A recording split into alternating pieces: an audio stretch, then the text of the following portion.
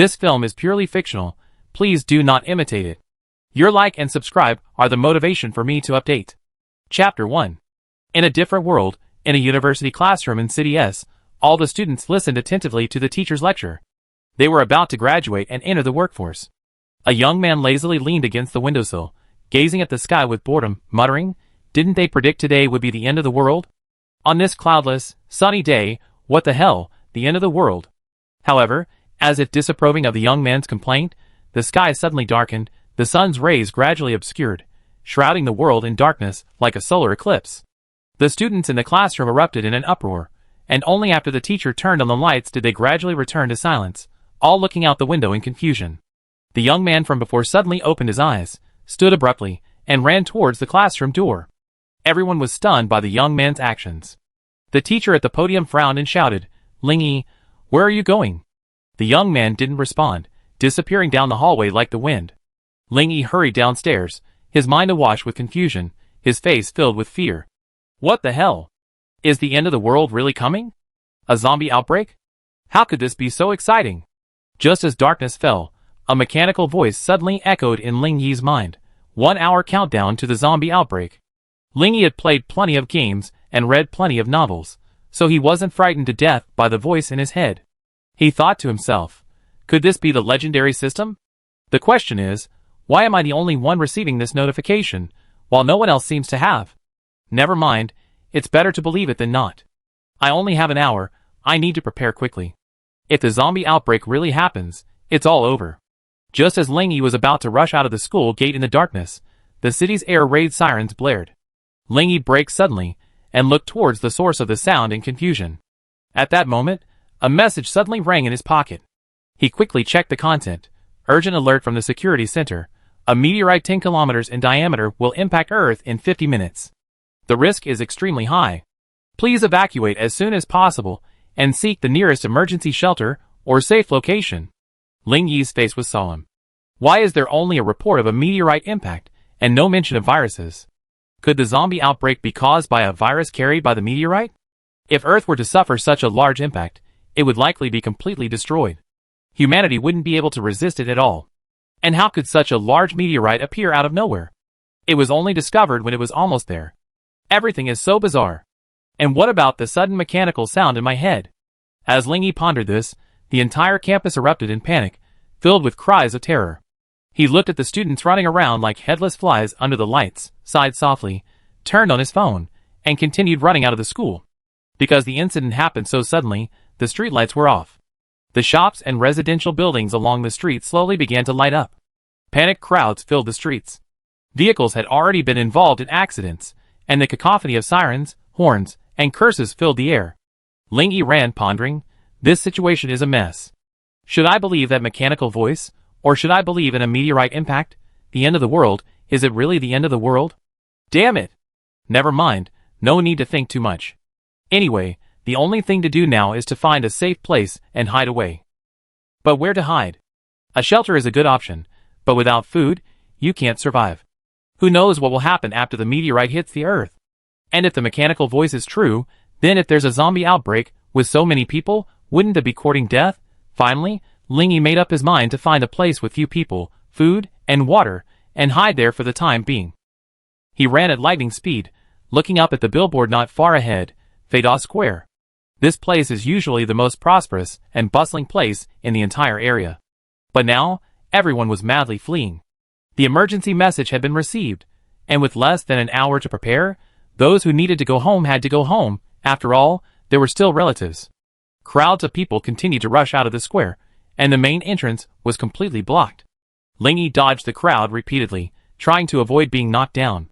With such a large flow of people, a stampede was a real possibility. He frowned at the frenzied scene. Damn it! There's no way I'm getting in like this. That's right, Lingyi chose to enter the mall. He wanted to go against the grain. Panic always leads people to return to where they feel safe, and the safest place is none other than home. There were no residential areas within the mall, so customers and staff alike were rushing to leave. Lingyi needed to enter the mall. His target was the large supermarket on the second basement floor. It not only had daily necessities, but also plenty of food and drinking water. He noticed a large warehouse inside the supermarket before. He could simply stay there, where he had enough food and drink, and wait for rescue after the disaster. Beep! A rapid horn blared, and Ling Yi's heart leaped with joy. Yes! I can enter through the garage entrance. Acting on his thought, he sprinted towards the nearby underground garage. The flow of people had noticeably decreased. Cars were slowly making their way up the basement in the opposite direction. Traffic regulations seemed to hold the panicked crowds back. The basement was filled with a cacophony of horns.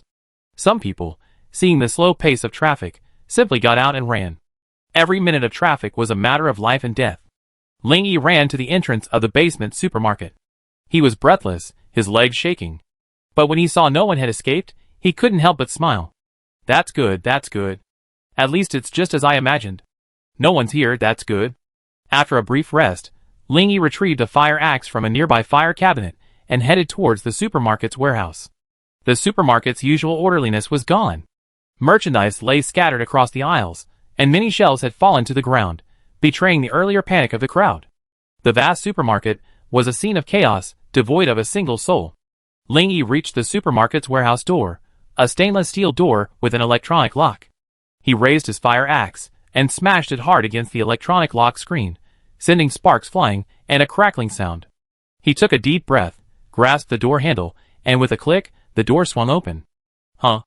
Luckily, I didn't lock it with a key, otherwise getting in would be a real hassle. Ling Yi breathed a sigh of relief as the door opened. Chapter 2. Ling Yi pushed open the door and entered the warehouse, gasping at the sight of the hundreds of square meters of goods. Even if only a third of it was food, it would be enough for him to squander. Casually setting his fire axe aside, he plopped down on a cardboard box. He was truly exhausted from running all the way here. After an unknown amount of time, a mechanical voice rang out in his mind. Zombie outbreak has begun. Host Ling Yi detected. Binding has begun. Binding successful. Congratulations to the host for activating the system. Ling Yi excitedly stood up, expecting the voice to continue, but the system remained silent, leaving him puzzled. Ling Yi muttered, suppressing his voice, System? Call the system? Turn on the system. Aside from his voice, the entire warehouse was silent. He slumped to the floor, speechless, muttering to himself, Are you kidding me? Why isn't there even an introduction? It's as if there's nothing. I was so happy for so long. After complaining for a while, Ling Yi resigned himself to his fate. If there's nothing, then there's nothing. At least he was safe now. He pulled out his phone and began browsing the news. Major websites were reporting on the meteorite impact. Surprisingly, the meteorite disintegrated upon impact with the atmosphere, transforming into countless meteors that flew to every corner of the world. It didn't cause significant harm to humans. The only problem was the appearance of a green gas in the atmosphere, which triggered a torrential green rain. Unlike ordinary rain, this one covered the entire globe. No one in the world paid much attention to the green rain. The fact that the Earth hadn't been destroyed was the best news. People from all over the world rushed out of their homes, cheering in the green rain, celebrating their survival. Ling Yi suddenly felt a bit awkward. If this was all, he'd be finished tomorrow. The entire supermarket was rigged with cameras, his every move monitored. His current actions were considered burglary, but if they were labeled as profiting from a national disaster, he'd probably be taken away by the police tomorrow. Damn it! This awful system. Ling Yi lamented, setting his phone aside. He seriously suspected he'd been tricked. This so-called system was bullshit. No matter how he tried, it didn't respond. The live stream continued, its laughter filling the warehouse. Ling Yi's mood grew increasingly depressed. He pondered his next move, turn himself in or leave quickly. At least he only broken a door and hadn't done anything else. Ah! Help! Oh my god! What is that? Monster! Monster! Don't bite me! Suddenly, a series of wailing sounds echoed through the phone. Ling Yi shuddered at the heartbreaking wails, and quickly picked up his phone to watch. The live-streaming phone must have fallen to the ground. It was unclear what was happening. There were only countless figures passing by, and all around were terrified shouts and unidentified roars. The scene suddenly shifted, the phone must have been kicked, and a side view appeared before Ling Yi's eyes. A person lay on the ground, and another person, with their back to the camera, was leaning over them. The person's legs twitched as they moved, apparently trying to provide a rescue. The rescuer suddenly turned his head to look at the camera, frightening Ling Yi so much that he fell flat on his face. The person's face was covered in sticky blood. His mouth, wide open, stretched to the back of his cheek, held a small piece of uneaten intestine between his sharp teeth, a few drops of blood still dripping from it. His chest was covered in blood, and a low growl like phlegm lodged in his throat emanated from him. His eyes, as pale as the belly of a dead fish, were terrifying. Ling Yi's face paled, and he pounded his chest repeatedly. I'm so scared. There really are zombies. Looks like the system didn't trick me. After a pause, he turned off his phone. The scene was truly horrifying.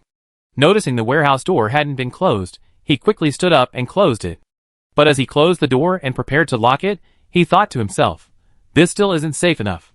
If zombies really appear, the entire city will fall sooner or later. Having played so many zombie games, I'm definitely well versed in apocalypse survival theory. Even if no zombies enter this supermarket, sooner or later, survivors will come searching for supplies. Zombies are unintelligent creatures.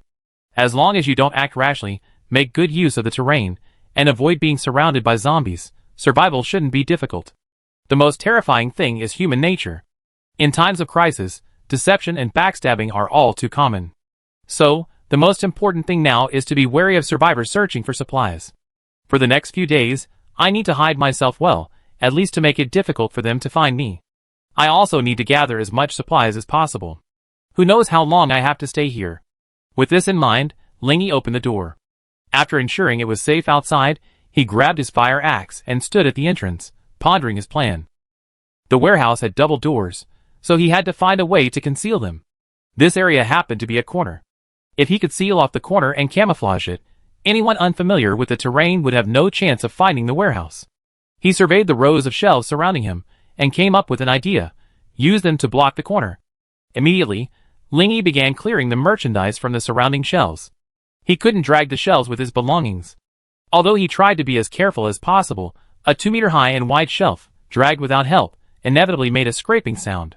The piercing scraping sound echoed throughout the silent supermarket, and Ling Yi was on edge, constantly glancing around, fearing a zombie might suddenly burst out. After sealing the corner flush against the wall with 2 shelves, Ling Yi climbed through the shelves to the top.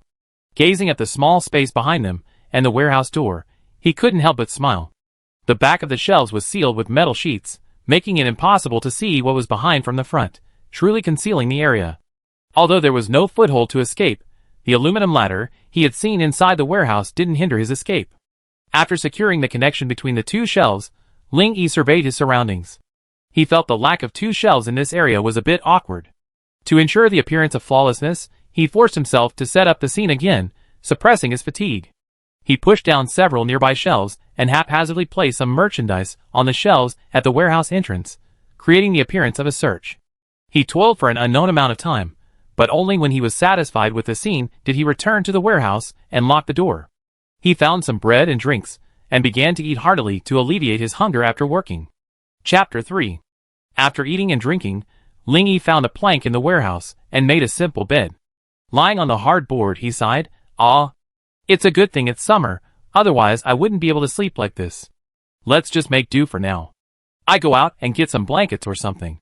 Perhaps exhausted from work, Ling Yi fell asleep before he knew it. Having drifted off, he heard a chaotic noise that jolted him awake. Ling Yi stood up, carefully opened the warehouse door, and listened. "Run! Those monsters are chasing us! Help! Ah! Bastards, don't bite me!" Hearing the noises outside, Ling Yi frowned. He slowly set up the aluminum ladder, and stealthily climbed to the top of the shelves. 3 men and 2 women were desperately fleeing the supermarket, followed by a dozen zombies, staggering and roaring in pursuit. Ling Yi's face darkened, and he cursed inwardly, "A bunch of idiots. They actually attracted over a dozen zombies. This supposedly safe supermarket has become a dangerous place." A man, seeing the zombies approaching him and about to be captured, looked fiercely ahead, grabbed the woman in front of him, and, ignoring her screams, ran straight ahead. Several zombies pounced on the woman on the ground, beginning their feast. The supermarket echoed continuously with the woman's screams, and the sound of zombies tearing into flesh. The sight of blood and flesh flying everywhere made Ling Yi feel nauseous. Although he had seen gorier things in games, the shock of witnessing it firsthand, and the stench of blood in the air were beyond the reach of games. The thick stench of blood, coupled with the heartbreaking screams, attracted even more zombies into the supermarket, making Ling Yi want to curse. Judging from the situation, the people who came in were definitely dead. He tiptoed back to the warehouse and locked the door, deciding to hide safely. He had originally considered trying to help, But after seeing the man's actions, he chose not to help. The twisted nature of human nature was perfectly displayed before him. Even if he saved the man, he couldn't guarantee that something would happen. Faintly, he could still hear the miserable cries outside. Ling Yi casually pulled out a bottle of drink, sat on the wooden plank, and took a swig. He shook his head and muttered to himself, "Oh, don't blame me for not helping. I'm afraid I get into trouble too. This is the end of the world. Less is more. Living safely is truly difficult." Ling Yi rested his head on the hard wooden plank, his hands resting on his head. He looked up at the dimly lit ceiling, his mind racing.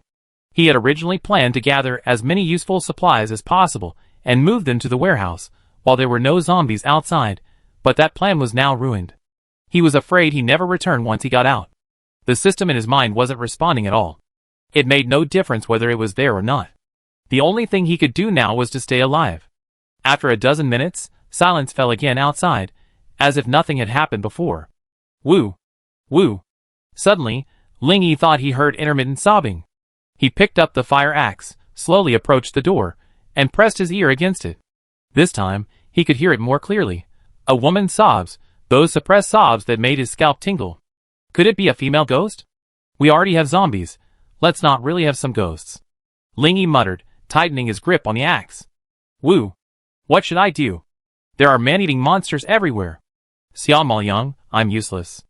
I can't protect you anymore. You must be well. Woo! The woman's voice was low, but Ling Yi could still hear it clearly. Xiao Maoyang? Damn it, she's just my deskmate. Is that her sister outside?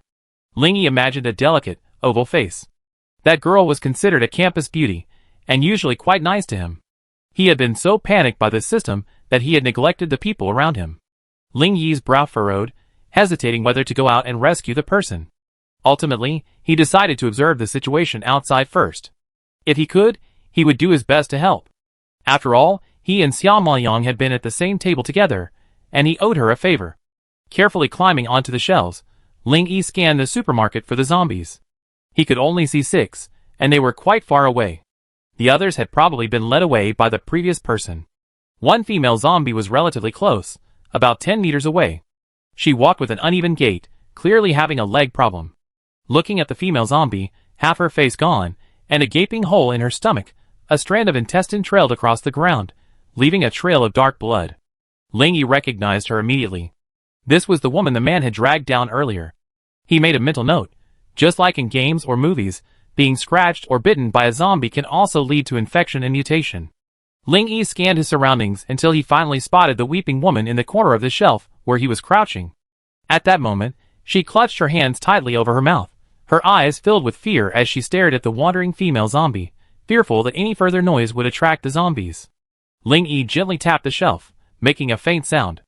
The woman looked up anxiously, only to see a handsome young man crouching on the shelf, gesturing for her to be silent, and then gesturing for her to climb up. A moment's pause passed over the woman's face, then she was overjoyed, carefully grasping the shelf and climbing upward. Ling Yi, however, kept a close eye on the zombies just in case. Whether from sheer nervousness or the joy of impending rescue, the woman had barely climbed halfway when she missed a step and fell to the ground, uttering a shrill cry of "Ah!" Ling Yi watched as the zombies suddenly turned their heads and began to charge in their direction, sending goods scattering along the path. Ling Yi's eyelids twitched at the sight, and he cursed inwardly, "Damn it! I knew I couldn't be a good person." He looked at the woman, still sitting on the ground, still unaware, then at the charging female zombie. Gripping his axe tightly, Ling Yi leaped off the shelf, yanking the woman up and saying, "Hurry up, or we all die." The woman, realizing she was in trouble, quickly climbed up using both hands and feet. Ling Yi looked up and caught sight of a pale pink panty beneath her short white skirt. While the spring scenery was beautiful, one had to be alive to appreciate it. The woman was clearly overly nervous, her movements completely uncoordinated. Ling Yi had no choice but to reach out, grab her hips, and forcefully push her upwards. Finally, she was on the shelf, and he was about to climb. The woman screamed in panic, "Watch out!" Ling Yi turned quickly, only to see the female zombie swooping down, less than 2 meters away. Chapter 4. Ling Yi's pupils narrowed, and he dodged quickly. The female zombie slammed headfirst into the shelf, spurting out dark, foul-smelling blood. Unafraid of pain, it trembled as it tried to stand again. Ling Yi placed a foot on its back, raised the fire axe, and chopped it down hard on the head. The female zombie's head split in two like a watermelon, and black blood splattered all over the floor. At the same time, the long-lost mechanical voice reverberated in his mind. "Host, activate the attribute panel and open the system backpack." Ling Yi froze for a moment, ignoring the system and quickly climbing to the top of the shelf. 5 more zombies were charging toward him, and the woman's scream had attracted a dozen more into the supermarket. He didn't think he could fight dozens of zombies. That would be like offering himself up. Ling Yi asked the woman to climb down the ladder and led her into the warehouse, where he locked the door. The two of them pressed against it, listening for any noise outside. Dozens of zombies charged forward, sniffing the air intently, trying to find the palate-pleasing scent of blood. However, the warehouse door was tightly shut, and they lost their target. After a moment's pause, they began to wander again. Ling Yi waited for a moment, and when silence settled outside, he breathed a sigh of relief. He placed the fire axe within easy reach, then sat cross-legged on the wooden plank, and said to the woman, "Find yourself something to eat and drink. Don't bother me for now. I need to think about something." Seeing the woman merely nod without saying anything, likely terrified, Ling Yi ignored her, lost in thought, and began to check the system. Previously, the system hadn't responded at all, but when he killed the female zombie, it popped up again. He looked at the attribute panel in his mind. Host, Ling Yi. Occupation, none. Attribute points, 0. Strength, 50. Defense, 20. Speed, 30. Spirit, 60. Ling Yi expressed confusion. There was no introduction, and he had no idea how to increase his attributes. He felt like this system was a 3-in-1 product, completely unreliable. Unable to understand the attributes, he could only focus on the system backpack. It was similar to the backpack in the game, with 100 slots. Ling Yi discovered something in the first 3 slots. Using his consciousness to retrieve it, a test tube appeared in his hand, filled with emerald green liquid labeled primary strengthening fluid. Shaking the test tube, Ling Yi muttered, "Can this thing strengthen me? The color looks like poison." Shaking his head, he set the test tube aside and took out 2 more items, a bottle of drinking water and a piece of bread. This left Ling Yi completely speechless. The system was truly stingy. Even a beginner's weapon or something would be fine. He was guarding a warehouse, so he couldn't afford these little provisions. After casually placing the 2 items back into the system backpack, he grabbed the fire axe and tried to put it in the backpack, but failed. This also made Ling Yi realize that the system backpack could only store and access items produced by the system, and could not transfer items from outside. Although a little disappointing, it was not a big deal. The woman remained motionless, staring blankly at Ling Yi, whose back was turned. She had no idea what the young man in front of her was doing. He seemed to be fiddling with something, nodding and shaking his head alternately. Ling Yi picked up the bottle of primary strengthening fluid again, his eyes filled with hesitation. Should he drink it? If it could truly strengthen his body, then he would undoubtedly be able to live better in the apocalypse. If not, Ling Yi shook his head vigorously, thinking, if even something as bizarre as a system could appear, and water and bread could appear out of thin air, then the existence of strengthening fluid must be justified. Thinking of this, he stopped dwelling on it, opened the test tube and sniffed it. There was no smell at all. Grinding his heart, he swallowed the green liquid directly in one gulp. The process was as simple as drinking water, and there was no discomfort at all. Suddenly, Ling Yi felt something was wrong. His stomach cramped, and the glass test tube in his hand fell, shattering on the floor. The noise startled the woman, and as she watched the boy writhing on the wooden board, clutching his stomach, she subconsciously took a few steps back. Ling Yi felt a burning sensation within him, as if being cut by a knife, his muscles aching inch by inch. The meridians in his body continued to swell, visibly surfacing on the surface of his skin, as if they would burst at any moment. Ling Yi gritted his teeth, his forehead covered in cold sweat, and a muffled, beast-like roar emanated from his lips. The woman trembled uncontrollably at the sight, fearing that this boy would also become a monster like the ones outside. What's wrong with you?" She felt her words tremble as she spoke. Ling Yi turned to look at the woman and forced out a few words. "Stay away from me." The woman saw bright red blood oozing from the corners of the boy's mouth. His bloodshot eyes, fierce and terrifying, stared at her like a savage beast. Terrified, she sank to the ground, supporting herself with her hands and backing away, trying to get as far away from the strange boy as possible. After more than half an hour, the pain in Ling Yi's body slowly dissipated, replaced by an overwhelming sense of exhaustion. He struggled to roll over, lying flat on the wooden board, breathing weakly. He thought to himself, This crappy system, with no introduction at all, nearly killed me with pain.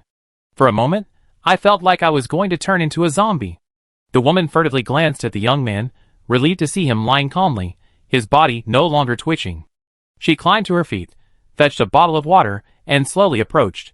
Seeing that Ling Yi looked normal aside from his pale and limp complexion, she breathed a sigh of relief again and timidly asked, "Do you need some water?" Ling Yi turned his head to glance at her and said weakly, "I'm going to get some sleep. You can do whatever you want. Don't go out." With that, he closed his eyes and began to rest. He was already exhausted from the tormenting of the enhancement fluid for so long. Listening to the long, drawn-out breathing coming from the wooden planks, the woman carefully examined the young man's features. His broad chest rose and fell rhythmically, his short hair abruptly sculpted, his face a perfect, sharp edge. His brows were slightly furrowed, his deep eyes now closed, his previous calm and resoluteness invisible. His straight nose framed his perfect profile. Perhaps due to exhaustion, his brows knitted tightly together, showing no sign of relaxation. A trace of dried blood clung to the corner of his mouth, making him look rather disheveled. Looking at the young man before her, the woman felt a sudden surge of excitement. She couldn't help but gently pat her face to calm her nerves, constantly reminding herself not to become infatuated. Chapter 5. The woman once again looked at the sleeping young man, thinking to herself, "Lucky I met him today, otherwise I'd probably be mauled to death by those monsters. The situation now is just like something out of a movie. Those are probably zombies." The woman surveyed the warehouse and muttered softly, "What kind of person are you? While everyone else was fleeing in terror, you were hiding in a warehouse with plenty of food and water, even slashing down a zombie without a shred of fear." Unable to comprehend all this, she shook her head, found a fresh towel nearby, soaked it in mineral water, and sat down beside the wooden plank, gently wiping the young man's face. At first, she felt awkward and shy. After all, she had never experienced such intimate contact with the opposite sex. But she kept trying to convince herself, "Don't overthink it. He's your savior, and it's my duty to take care of him. Besides, in this situation, I have no choice but to follow him. Going out alone would be courting death." Looking at the young man, whose frown gradually relaxed as she wiped his face, the woman's lips curled slightly into a smile. Ling Yi slept soundly and deeply, and when he woke, he didn't know how long it had been. He slowly sat up and looked at a woman nearby, who was boiling water with a kettle. The woman, noticing Ling Yi had sat up, smiled happily, "You're finally awake. Wait a moment, I make you some noodles to fill your stomach." Watching the busy woman, Ling Yi shook his head, his thoughts gradually becoming clearer. He had previously taken the strengthening fluid, which had caused him unbearable pain and had nearly killed him. Thinking about that heart-wrenching pain was terrifying. Ling Yi stretched out his hands and clenched them tightly, feeling a palpable increase in strength. He picked up the fire axe beside him. It had felt heavy before, but now it felt as light as a feather. This discovery delighted him, and he quickly opened the system panel to check his stats. Host, Ling Yi. Occupation, Enhancer. Attribute points, 0. Strength plus, 150. Defense plus, 120.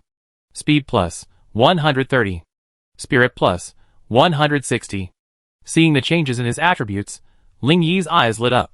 He had become an enhancer, with every stat increased by 100. This must be the effect of the enhancement fluid. While the process was painful, the rewards were immense. What Ling Yi didn't know was that the primary enhancement fluid didn't require immediate ingestion. Instead, it should be taken gradually, allowing the body to adapt and strengthen. While the effects would be diminished, it would still be safe.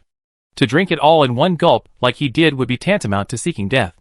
He was lucky he didn't explode and die. Directly consuming a test tube of the strengthening fluid is equivalent to injecting the zombie virus into the body. Life or death is entirely up to fate. The woman came to Ling Yi's side with instant noodles. Seeing that he was still in a daze, she softly called out, "Eat something first." Ling Yi finally came to his senses and looked up at the woman. Her features were very similar to Xiao Maoyang's, with a small, oval face and a light blush. Her large, amber eyes were limpid and flawless, and her pure aura carried an intoxicating allure. Her pink lips were slightly parted, a confused yet captivating expression. Her long, jet-black hair, mingling with her swirling hair, danced gracefully. Ling Yi took the instant noodles and said, "Thank you. I should be the one to say thank you. If you hadn't helped me, I might be dead," the woman said, waving her hand quickly. Perhaps tired from all the work, Ling Yi was growing hungrier. At the smell of instant noodles, his stomach began to growl. He gave the woman an awkward smile, and she responded with an understanding one. Ling asked as he ate, "Are you Xia Maoyang's sister?" The woman's hands fluttered nervously, and she hurriedly said, "Yes, Xia Maoyang is my sister. My name is Xia Mobing. Do you know my sister?" "Yes, she's my deskmate. If I hadn't heard you mutter her name earlier, I might have chosen to play it safe," Ling Yi said calmly. "Whatever the reason, you saved me, and I sincerely thank you," Xia Mobing said earnestly. Ling Yi waved his hand. "In the apocalypse, words of thanks are less practical than a piece of bread. What are you going to do next?" Xia Mobing tugged at her skirt and sat down beside the wooden plank with a melancholic look on her face. "I don't know. I want to find my sister, but I can't even leave this supermarket right now. Have you contacted her? Can you confirm she's safe?" Ling Yi asked, taking a sip of his soup. "I ran so fast I lost my phone." Xia Mobing's expression was dejected. Ling Yi silently took out his phone, dialed Xia Maoyang's number, and put it on speakerphone. He then handed it to Xia Mobing, saying, "I saved her number. Be prepared." Xia Mobing understood Ling Yi's meaning. If someone answered, it meant her sister was safe. If no one answered, there were only two possible outcomes: either she had lost her phone like her, or she had met with misfortune. Xia Mobing trembled as she took the phone. She listened to the beeping sounds, her heart beating involuntarily. Just as she was losing hope, the call connected. A faint female voice, clearly lowered deliberately, said, "Hello? Is this Ling Yi? Why did you run out of school without even saying hello? There are zombies everywhere. Are you okay?" Ling Yi couldn't help but curl his lips at Xia Maoyang's question, a hint of regret welling in his heart. He hadn't said hello to her when he ran out of school. This girl was just too kind-hearted, the kind who would still help count money even if sold. Xia Mobing's eyes were already moist. When she heard her sister's voice, she couldn't hold back her sobs any longer. "Woo-woo. Maoyang, are you okay?" A surprised, tearful voice came from the other end of the line. "Ah. Sister, why are you using Ling Yi's phone? I kept calling you, but no one answered. I thought something had happened to you. It really scared me to death." Ling Yi stood up and took care of the garbage, giving the two sisters enough time to talk. Then he walked around the warehouse, carefully checking the supplies. There was enough food and water for several people to eat and drink for a month or so. The only awkward thing was the lack of a bathroom, which was very inconvenient. You couldn't eat, drink, defecate, and urinate in there all the time. After a few days, it would become smoky and stinky. Ling Yi patted his head and sighed. "I had been thinking about just surviving before, but I hadn't thought it through. I had thought I could just muddle through on my own, stay as safe as possible, and wait for the army to rescue me. But now there was another woman around, and things became complicated." Chapter 6. Xia Mobing finally hung up the phone with her sister.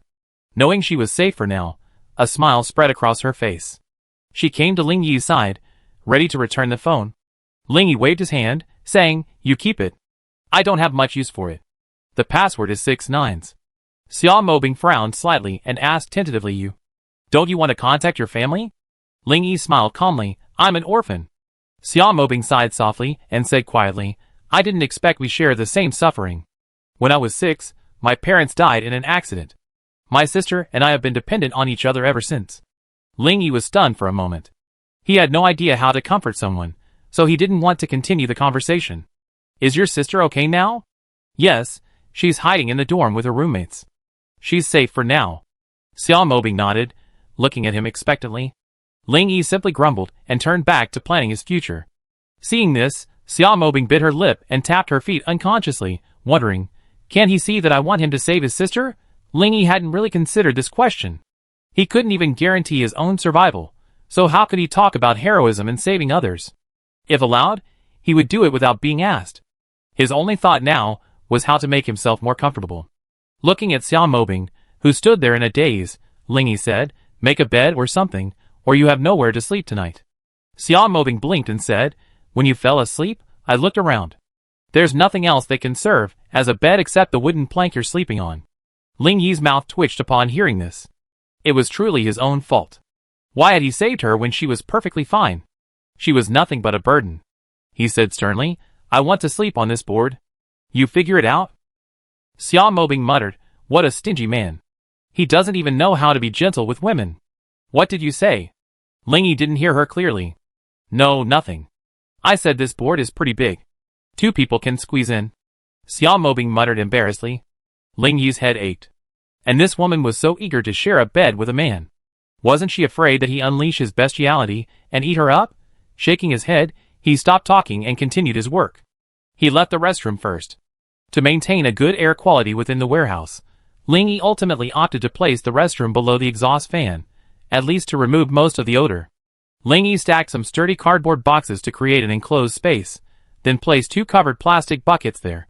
He could only make do with a makeshift toilet. Xia Mobing watched curiously and whispered, "What are you doing?" Ling Yi replied without turning back, "Making a makeshift toilet." "What? A toilet?" Xia Mobing's eyes widened, and she pointed at the 2 covered plastic buckets, a look of disbelief on her face. Ling Yi glanced at her coldly and said, "Sister, do you think you're here for vacation? If you have nothing to do, sort out the items in the warehouse. Save the food with a long shelf life first, and pick out the ones that are difficult to store and eat first." Xia Mobing asked tentatively, "My sister, can you?" "Wait!" Ling Yi interrupted her. The resolute words made Xia Mobing's face pale instantly, tears streaming uncontrollably. She muttered, "I beg you, please save my sister." "I'd do anything." Ling Yi's eyes narrowed slightly, his icy tone chilling. "Including your body?" Xia Mobing shuddered involuntarily at the words, biting her lip lightly with her teeth, clutching the hem of her clothes tightly. "As long as you agree, I can give it to you right now." Ling Yi frowned and chuckled sarcastically. Sisterly love is truly deep. Then, his voice suddenly rose. "This is the end of the world. Don't use your body as a bargaining chip. If I wanted it, you wouldn't even have the chance to resist." Xia Mobing collapsed to the ground, her eyes trembling with fear as she stared at Ling Yi. Looking down at the pale Xia Mobing sitting on the ground, Ling Yi sighed, his tone softening slightly. "Remember, in the end of the world, if a woman uses her body as a bargaining chip, her fate is to become someone else's plaything, and then be slowly discarded. The only way forward is to become strong yourself."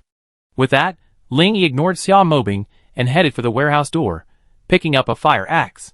Xia Mobing had been pondering her previous words. Seeing this, she anxiously asked, "Where are you going?" Ling Yi, who was about to open the door, paused. "To save your sister, you can only become stronger and kill zombies. If you can't even leave the supermarket, how can you save her?" Xia Mobing's emotions were like a roller coaster. She understood Ling Yi's intention. The young man had agreed to save her sister. Tears welled up in her eyes as she smiled, 2 small dimples forming on her face. She said happily, "Thank you. I go get the supplies right away. I won't be a burden." Ling Yi's lips curled as he added, "Remember to lock the door. Don't open it until you hear me." Xia Mobing nodded in agreement, like a chick pecking at rice. "Yes, yes, yes. Be careful too. I wait for you to come back." Ling Yi climbed to the top of the shelf and sat cross-legged.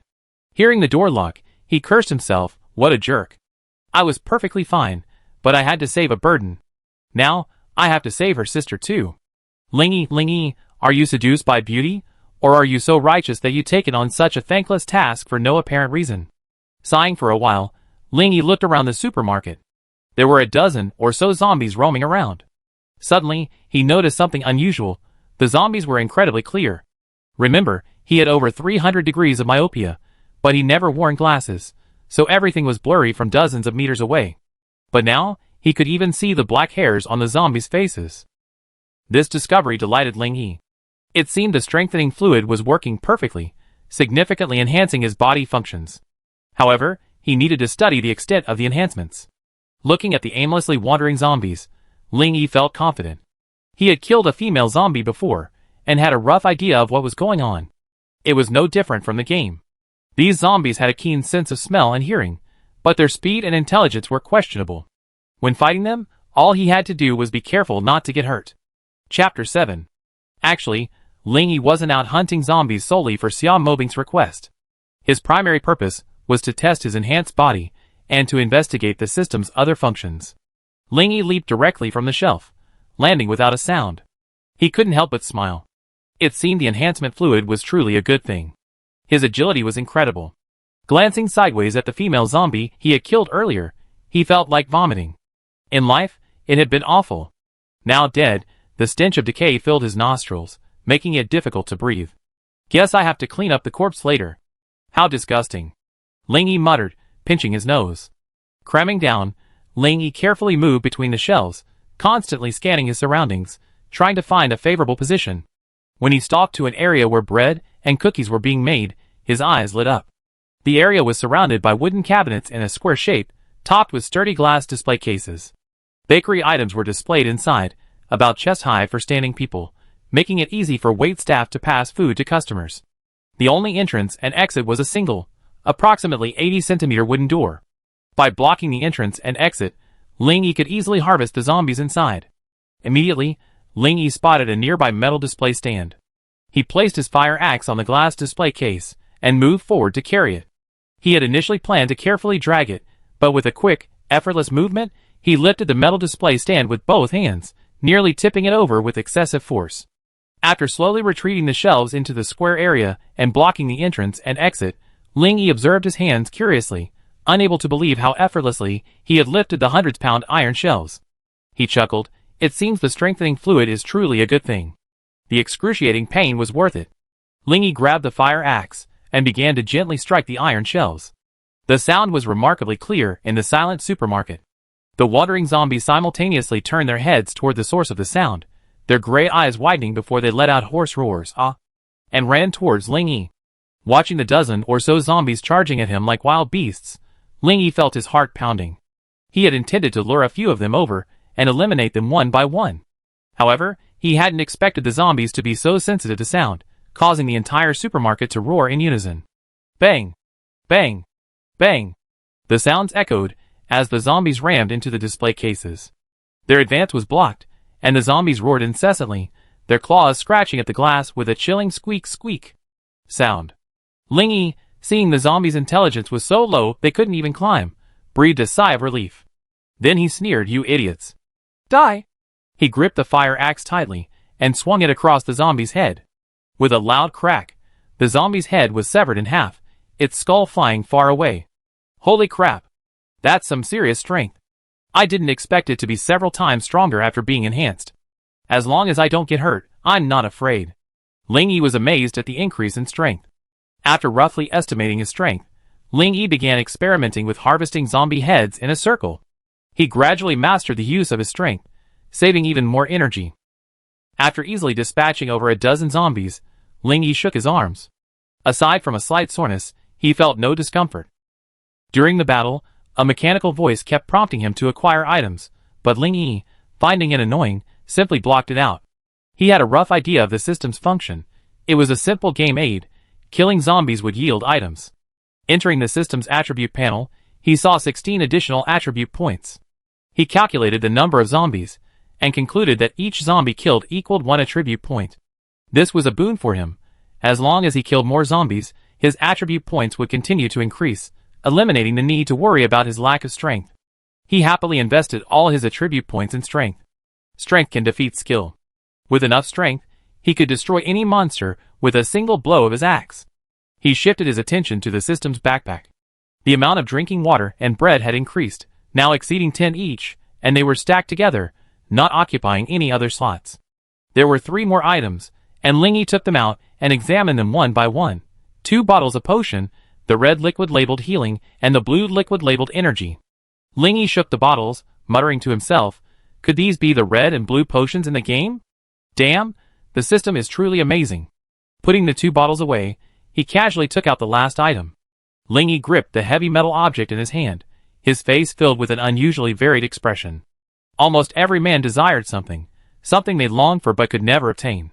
Yet, at this moment, Ling Yi was holding it. Yes, a gun, a golden yellow pistol, the Golden Desert Eagle. Ling Yi had previously bought a replica model, and was completely familiar with the gun's mechanics. He expertly manipulated the gun, unloaded the magazine, and counted it, 9 rounds. Ling Yi sighed softly. What a shame. Only 1 magazine. Who knows if it yield more bullets later? Forget it, I put it away for now. Better not brag about it for now. Just in case. Killing zombies could yield a few new items, which fueled Ling Yi's desire to fight. He banged on the iron frame with his fire axe, trying to attract more zombies, but for a long time, nothing happened. This frustrated Ling Yi, who thought, it seems the few people who escaped earlier have drawn away most of the zombies here. With his current strength, even if he fought head-on, as long as he wasn't surrounded by zombies, he shouldn't have any trouble. He had to get out sooner or later anyway, so it might as well be a case of exploring the area. Thinking of this, Lingy pushed aside the iron frame and headed towards the direction the others had fled, the parking lot outside the supermarket. Walking down into the basement, he saw the empty parking lot on the second basement floor. Only a few cars were parked, and not a single zombie was in sight. Lingy continued toward the ramp to the basement level, where he spotted a body lying at the entrance. He gripped his fire axe and slowly approached. The body was completely mangled, half its face torn off, and its entire body, like a rag bag, was riddled with dark holes and rotting flesh scattered across the floor. Lingy suspected this person was one of the escapees. Just as he was about to leave, the body on the ground suddenly twitched, sat up, and lunged towards him. Chapter 8. Lingy was startled, his axe cleaving the zombie's head in two as he blurted out curse words. "I was so scared. Even as a corpse, I'm still restless." Looking at the zombie still lying on the ground, Ling Chung muttered, "Next time, I must be careful. I must not let myself get into trouble." He struck the zombie's head a few more times with his axe before wiping the non-existent sweat from his forehead and continuing up the ramp. Because of this sudden incident, no zombie or enemy who died at Lingyi's hands would have their heads intact. And those who followed him, influenced by his influence, became even more brutal. There was no such thing as finishing off a kill, they would simply dismember the victim. Lingyi crouched at the entrance of the ramp, surveying the basement level. There were well over 100 zombies wandering about. He swallowed hard and thought to himself, looks like a head-on fight is basically a dead end. I better find a way to create opportunities and slowly eliminate them. Lingyi observed the design of the ramp and saw tires fixed to both sides of the wall, presumably to cushion the impact of vehicles sliding down the slope. A plan immediately formed in his mind. He returned to the second basement level and began collecting the hoses from the fire cabinets and transporting them to the ramp entrance on the first basement level. Then he connected the hoses to the tires on both sides, tightening them to chest height. He tied several more hoses at knee height, forming dozens of isolation zones. After completing these tasks, Lingyi felt thirsty and casually pulled out a bottle of drinking water from the system backpack. He gulped it down. Unlike ordinary mineral water, the water from the system tasted incredibly sweet, far superior to those mountain spring waters. Lingyi finished his bottle of water when he suddenly felt a chill in his stomach. The coolness coursed through his limbs, nearly making him groan in pleasure. As the chill receded, Lingyi felt a profound sense of relief, his entire body awash with fatigue. He excitedly stared at the empty bottle in his hand. This wasn't just water, it was clearly a stamina potion. Anything produced by the system had to be top-notch. At that moment, Lingyi couldn't help but love the system. He couldn't wait to wipe out the 100 or so zombies above, hoping the system would bring him more goodies. Lingyi pounded the empty bottle against the wall, making a resounding paw-paw sound that echoed throughout the basement. Suddenly, the zombies' roars merged, accompanied by the chaotic clatter of countless footsteps. Lingyi tossed the empty bottle aside, fire axe in hand, ready for action. As the clamor grew closer, the first thing he saw was a dozen or so zombies tumbling down. They were moving incredibly fast, probably because the slope was too steep, and they were being pushed to the ground by other zombies as they ran. Seeing a dozen zombies slicing through the barrier and heading towards him, Lingyi couldn't help but curse, miscalculated. I ignored it, and would roll down.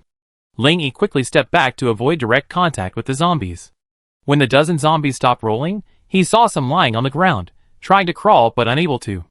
Lingyi couldn't help but laugh. These zombies were basically crippled from the high-speed tumble, with either a broken limb or a broken arm, and could only wriggle on the ground. Bang! Bang! Bang! 3 consecutive sounds rang out. Lingyi's pupils shrank. The 3 barrier strips were directly broken by the zombie swarm, and even the tires on the wall were blown away. The force of the large number of zombies rushing around was too strong. Lingyi was considering whether to retreat first. It was not until the zombies were blocked by the 4th water hose that he breathed a sigh of relief and laughed. I've been waiting for this moment. After that, he strode out, chopped off the heads of a dozen disabled zombies on the ground, and then got into the isolation zone to prepare to slowly eliminate the zombies. The zombies, smelling blood up close, grew even more frantic. Through the hoses, countless rotting hands waved at Lingyi, howling and wailing, disgusting mucus dripping from their fetid mouths, a terrifying sight. The fire hoses holding the zombies back were stretched straight, and felt ready to break at any moment. Hearing the screws creaking at the tires, Lingyi knew he had little time, and had to clean up the battlefield quickly. He raised his axe and slashed, flashing cold rays. Black blood and dried brains splattered, smearing the entire car ramp in pitch black. Ling Yi's skills grew more and more proficient, hacking and slashing with relentless joy. He slaughtered the zombies one by one, leaving only a pile of broken limbs on the ground. When the last zombie's head was smashed, yes, smashed, it signaled the end of the battle. Ling Yi glanced at the fire axe in his hand and smacked his lips. After a frantic clash, the blade was already dented and nearly worn flat. So, for the rest of the fight, Ling Yi would basically just smash heads in, blasting them apart. Ling Yi tossed the damaged fire axe aside, muttering, "I hope the system drops a better weapon. Ordinary weapons won't last a major battle." He had been about to drink a bottle of stamina-boosting drinking water he Raptor referred to as the stamina potion, but then he looked at himself, covered in dark blood, even on his face. He hadn't felt any discomfort during the intense battle, but now, he was overcome by a foul odor, accompanied by a wave of nausea. Ling Yi retreated to the basement garage, found a fire hydrant, and turned on the fire hydrant. Once the murky, rusty water had drained away, he stripped off his clothes and squatted naked under the stream, washing himself. It's the end of the world now, so there aren't so many rules to follow. Besides, the area is safe, and Ling Yi is alone. Why would he worry about his appearance? He just do whatever feels comfortable. After scrubbing himself from head to toe several times, Ling Yi closed the fire dam and drank a stamina potion. He was truly exhausted. Although his body had been strengthened, such a high-intensity battle still took its toll. Feeling his strength slowly returning, Ling Yi nodded with satisfaction and headed naked to the supermarket. He was going to find some suitable clothes to change into. As for the items revealed by the system, he better wait until he got back to the warehouse to study them later. There was no rush. Ling Yi changed his clothes in the clothing section of the supermarket and picked out a few more suitable outfits, which he packed into a backpack for easy carrying and changing. After a moment's thought, he helped Xia Mobing in the women's section, picking out a few sets of inner and outer clothing, each packed in a separate bag. Passing by the bedding section, he grabbed 2 quilts and 2 pillows before heading home. Chapter 9. When Ling Yi returned to the warehouse, he saw Xia Mobing opening the door. Her eyes were red, as if she'd just been crying. But the moment she saw him, she smiled again and helped carry the things inside, leaving Ling Yi baffled.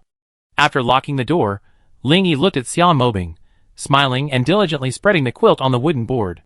He couldn't help but ask, "Were you crying?" Xia Mobing's hands trembled as she arranged the quilt, and her face flushed slightly. "You've been away for so long.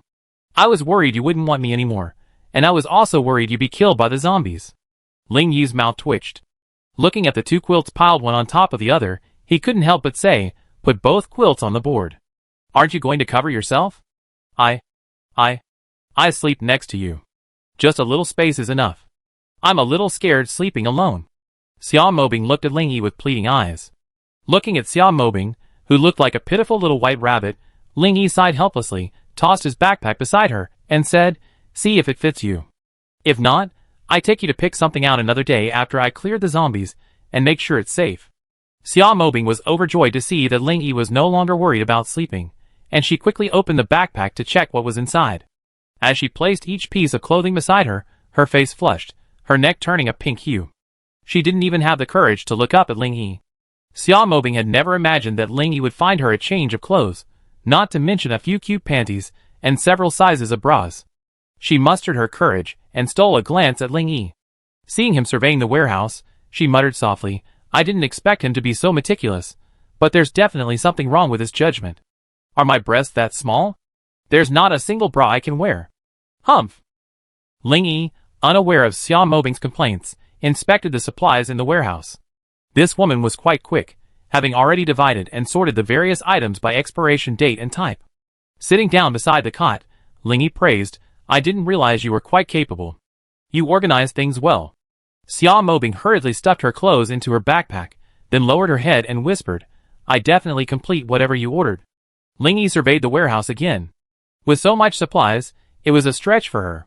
He hoped she'd take her time, but she was incredibly efficient and finished the job in a jiffy, probably exhausted. Ling Yi observed her nimble hands and could clearly see the slight tremor, evidently from the strain of her arms. Ling Yi sighed softly and said, "Unquestionable, give me your hand." "Huh? You mean your hand?" Xia Mobing was stunned. Ling Yi shook his head, stood up, and walked over to her. He took one of her hands, revealing several scratches on her palm, many of which had already scabbed over. Xia Mobing blushed slightly and tried to pull her hand back, but she lacked Ling Yi's strength, and after several attempts, she failed. Ling Yi frowned and looked at his other hand, which also bore scars. He felt the slight trembling of her hand, and silently released it. Then, with a blaming tone, he said, "Why don't you take your time packing supplies? You have to exhaust yourself and get yourself covered in bruises." Xia Mobing offered a faint smile. "It's nothing. Just rest a bit. I can only do what I can. I don't want to be a burden to you." Ling Yi's heart tugged at her innocent face. Growing up, he essentially kept to himself, without any friends or desire to interact with others. He relied on government subsidies to support his education, working part-time during holidays to earn a living otherwise. The woman's naivete made him feel that having someone to share his hardships wasn't bad. Xia Mobing felt a tinge of nervousness as she watched Ling Yi's intense gaze pierce her. Ling Yi removed his backpack, pretending to retrieve something, then pulled a potion of stamina from his system backpack and handed it to Xia Mobing. "Drink this." "I'm not thirsty," Xia Mobing replied. Ling Yi unscrewed the cap, brought the bottle to her lips, and forcefully said, "Drink." Xia Mobing quickly took the bottle, pouting softly, "Isn't it okay for me to drink? You're so bossy." Ling Yi glared at Xia Mobing, who stopped after a few sips. "Drink it all in one gulp." Sensing the anger in Ling Yi's tone, Xia Mobing's face paled, and she quickly tilted her head back to finish the rest. As soon as she set the bottle down, she felt a warm sensation throughout her body, and all her fatigue vanished. The comfort was so intense that she couldn't help but moan. Frightened, she began to wonder, what kind of water is this? It feels so good. Did he drug me? Why am I making such embarrassing noises? Xia Mobing's face flushed red as she looked at Ling Yi shyly, her hands tightly clenched as she spoke haltingly, "Actually, you don't have to be so troublesome. If you want, I'm always available." Ling Yi listened to her incoherent words and looked at her in confusion. "Are you sick, woman? You don't care about what you want or don't want. This water will help you regain your strength. Are you feeling less tired now?" Xia Mobing was stunned by the explanation. She felt her body and shook her arms. All the fatigue and aches she felt before vanished. She finally realized she misjudged her thoughts. She lowered her head and stuck out her tongue, feeling embarrassed and wanting to hide in a hole. Seeing that the stamina potion also worked on Xia Mobing, Ling Yi nodded secretly. It seems the system's products work on others too. To better verify this, he pulled out another healing potion. Looking at the bottle of red liquid, he thought to himself, "For minor injuries, I don't need to drink the whole bottle, right? Never mind, let's try a little bit first." Xia Mobing didn't realize that Ling Yi had already been using her as a guinea pig. She was still curious about what she drank to have such miraculous effects, but she was still too embarrassed to ask the reason. Only when Ling Yi called her did she look up. "Open your mouth," Ling Yi commanded. She looked at Ling Yi holding a glass bottle filled with red liquid. Although it felt strange, she trusted Ling Yi wouldn't harm her. She gently brushed her bangs with her hand, raised her head slightly, and parted her cherry-like lips. Her delicate tongue gently licked her thin, pink lips. Her large eyes fluttered at Ling Yi, their long eyelashes trembling slightly. Ling Yi stared blankly at Xia Mobing's face, almost forgetting what he was supposed to do. The gentle, charming, yet playful and ambiguous scene made him swallow hard. Chapter 10. Ling Yi actually felt like lowering his head and kissing those delicate pink lips. It took him a moment to come back to his senses, coughing awkwardly before frantically unscrewing the bottle cap. Seeing this, Xia Mobing's face flushed slightly, and the corners of her mouth curled up slightly. Ling Yi dared not let his thoughts wander any further. He carefully dripped 3 drops of the medicine into Xia Mobing's mouth, then nervously asked, "Do you feel anything on your hands?" Xia Mobing frowned, looking down at her hands uncertainly. She then offered her palms to Ling Yi and said, "It feels a little itchy around the wound." Ling Yi touched his nose and muttered to himself, "Is it not enough? Come on, keep going." This time, Ling Yi poured in about a spoonful of the medicine, and Xia Mobing let out "ah." They both looked at their palms, and an incredible scene unfolded. The scars on both palms were healing at a visible rate, and the previously scabby areas were falling off automatically. In a moment, no scars were visible on his palm, only the healed area. The skin was pink and tender, like a baby's. Ling Yi returned the healing potion to his system backpack, then grabbed Xia Mobing's small hand and repeatedly stroked the wound, muttering to himself, "Holy crap! It's really healed. This is amazing. It's completely overturned my understanding." Xia Mobing was also astonished. First, the fatigue-relieving water, and now the healing potion. This young man before her was full of mystery. Although she wanted to ask why, she was a smart woman. Now, only by relying on Ling Yi could she survive and have a chance to save her sister. She deeply understood a principle: never try to understand secrets you shouldn't know, or the consequences would be unbearable. Feeling Ling Yi's fingers sliding across his palm, Xia Mobing felt a tingling sensation, almost electric. She blushed and quickly pulled her hand back, hiding it behind her back. "You're making me so itchy." Ling Yi realized his intrusion and awkwardly scratched the back of his head, apologizing. Sorry, I got carried away." Xia Mobing pursed her lips and gave a sly smile. "I know you didn't mean it. You've been out for so long, you must be hungry. I get you something to eat." Watching Xia Mobing's retreating figure, Ling Yi sat cross-legged on the bed and began to count the spoils. After killing hundreds of zombies, the harvest must have been substantial. He checked his backpack system and found over 100 stamina potions and bread, over 10 healing and energy potions, and 3 primary strengthening potions. Flipping his palm, a silver metal syringe appeared, filled with black liquid and labeled zombie vaccine. Ling Yi rubbed his chin and muttered, "Zombie vaccine? Could this suppress the zombie virus? I can't test it right now, maybe try again when I have a chance." Putting away the zombie vaccine, Ling Yi took out his last item, a red sword with a scabbard. He drew the sword and touched the blade, only to be cut open. Blood spilled, absorbed directly by the blade. The system detects that the host is binding a unique weapon. Do you want to bind? Once bound, this sword will never fall off, will never wear out, and can be upgraded. Ling Yi's eyes lit up, and he thought to himself, yes. The sword in his hand suddenly flashed red. A dark red dragon, outlined on the pure black scabbard, coiled on the scabbard. He raised the hilt and drew the blade. The pale red blade was incredibly sharp, radiating a bloodthirsty glow. I gently weighed the knife and found it had become much heavier, about 100 pounds. The knife was about 1 meter and 2 meters long. Holding it in my hand, it felt as if it was connected to my blood, and I had an indescribable sense of closeness. "From now on, your name will be Xue Sha," Ling Yi said to the sword in his hand. Xue Sha seemed pleased with the name, the blade trembling and emitting a clear dragon's roar. Ling Yi's eyes lit up with admiration. He gently touched the scabbard, then set it aside. Opening the attribute panel and adding some strength, Ling Yi felt his strength increase by several hundred kilograms. He also calculated the effect of a few attribute points. 1 attribute point is equivalent to 1 kilogram of strength, and he estimated that the other attributes would be similar. Host, Ling Yi. Occupation, Enhancer. Attribute points, 0. Strength plus, 338. Defense plus, 120. Speed plus, 130. Spirit plus, 160. Looking at his strength attribute, Ling Yi nodded slightly. This translates to a strength of nearly 700 kilograms per hand. Consider this.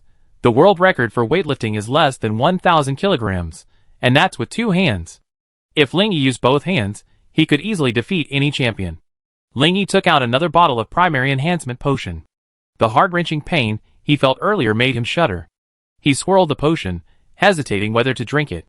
The benefits of increased strength were unimaginable, something he had already experienced deeply. After a long moment of hesitation, just as he made up his mind and was about to drink, Xia Mobing's voice rang out. "Ling Yi, I made some porridge in the rice cooker.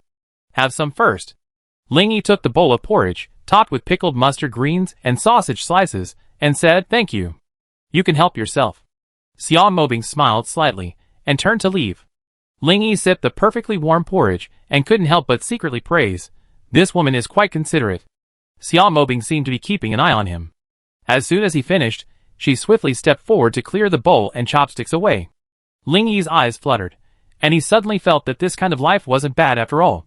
After picking up the primary strengthening potion, Ling Yi glanced at Xia Mobing and warned, "I might be in excruciating pain like before, so don't worry." Upon hearing this, Xia Mobing put down the dishes she was washing and hurried to the bedside, asking worriedly, "You looked so miserable earlier. Is something wrong with your body? What can I do to help you?" Ling Yi saw Xia Mobing's anxious expression and hesitated for a moment before holding up the potion in his hand and saying, "Drink this to become stronger, but the process will be painful." He didn't know why he had chosen to trust Xia Mobing, and even revealed his secret. Xia Mobing simply glanced at the potion, her eyes unchanged, their expression still filled with worry and anxiety. "If it's so dangerous, then don't drink it." Ling Yi shook his head helplessly. Without strength, you can only wait for death in the apocalypse. Some dangers must be endured. Although this is my first time experiencing such a harsh reality, my experiences in games and novels have taught me the same thing. In the apocalypse, only fists are the guarantee of survival. Chapter 11. Xiao Mobing looked at the determined young man. Fighting back tears, she bravely kissed Ling Yi on the forehead, sobbing firmly, "My only hope now lies in you. No matter what happens to you, if you live, I live, if you die, I die. We live and die together." Ling Yi felt the moisture on his forehead, a look of surprise on his face. Looking at the woman with tears in her eyes, he smiled faintly and reached out to touch her face. "Why do you make it seem like we're parting forever? Our relationship isn't so bad that you commit suicide for love, is it?"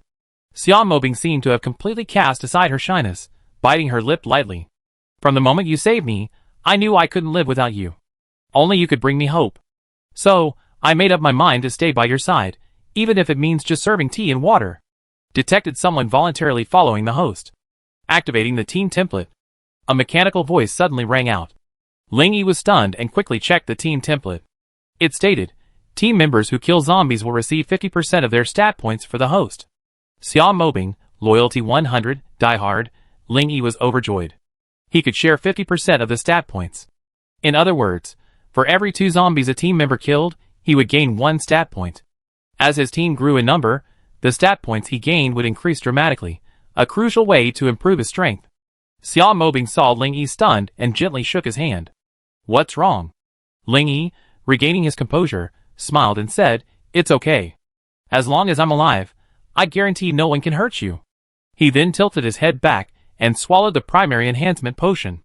Ling Yi's muscles unconsciously tensed, constantly on guard against any changes in his body. 1 minute, 2, 3. A full 5 minutes passed, and there was no reaction at all. Ling Yi was stunned. He hurriedly checked his stats panel, but nothing changed.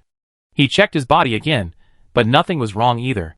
Xiao Mobing frowned as she watched Ling Yi frantically checking himself. "What's wrong? Is something wrong?" Ling Yi spread his hands in frustration. "I don't know what's going on. This potion isn't working. It's fine if it doesn't work, but I was really afraid you'd get into trouble. You looked so painful earlier, it scared me to death." Xiao Mobing breathed a sigh of relief. Looking at Xiao Mobing, who gently patted her chest with a look of relief, Ling Yi raised an eyebrow and pulled out another bottle of primary strengthening potion. "Why don't you try it?" Xiao Mobing waved her hands in fear. "No, I'm afraid of the pain." Ling Yi's mouth twitched. If this potion were given to anyone else, they'd probably be a fight for it. This woman's excuse was fear of pain. It was truly speechless. Suddenly, Ling Yi recalled the experience of using the healing potion before, and his eyes lit up. "If I drink it slowly, the effect won't be as strong." Thinking of this, he decided to give it a try, no matter what. Seeing Ling Yi staring at her like a wolf, his eyes gleaming with an eerie light, Xiao Mobing shuddered and turned to flee. But Ling Yi was quicker than she was. He grabbed her hand, dragged her directly to the bed, and then pulled her into his arms. Xiao Mobing trembled with fear, like a lamb to be slaughtered. Her head shook like a rattle, and she muttered, "No, no, I'm afraid of the pain." Ling Yi's mouth twitched.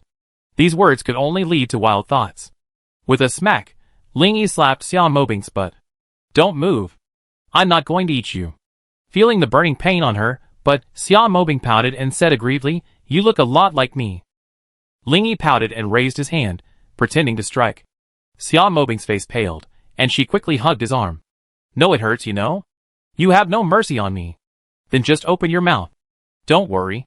I didn't know the situation before, and I swallowed too much at once, which is why the reaction was so intense.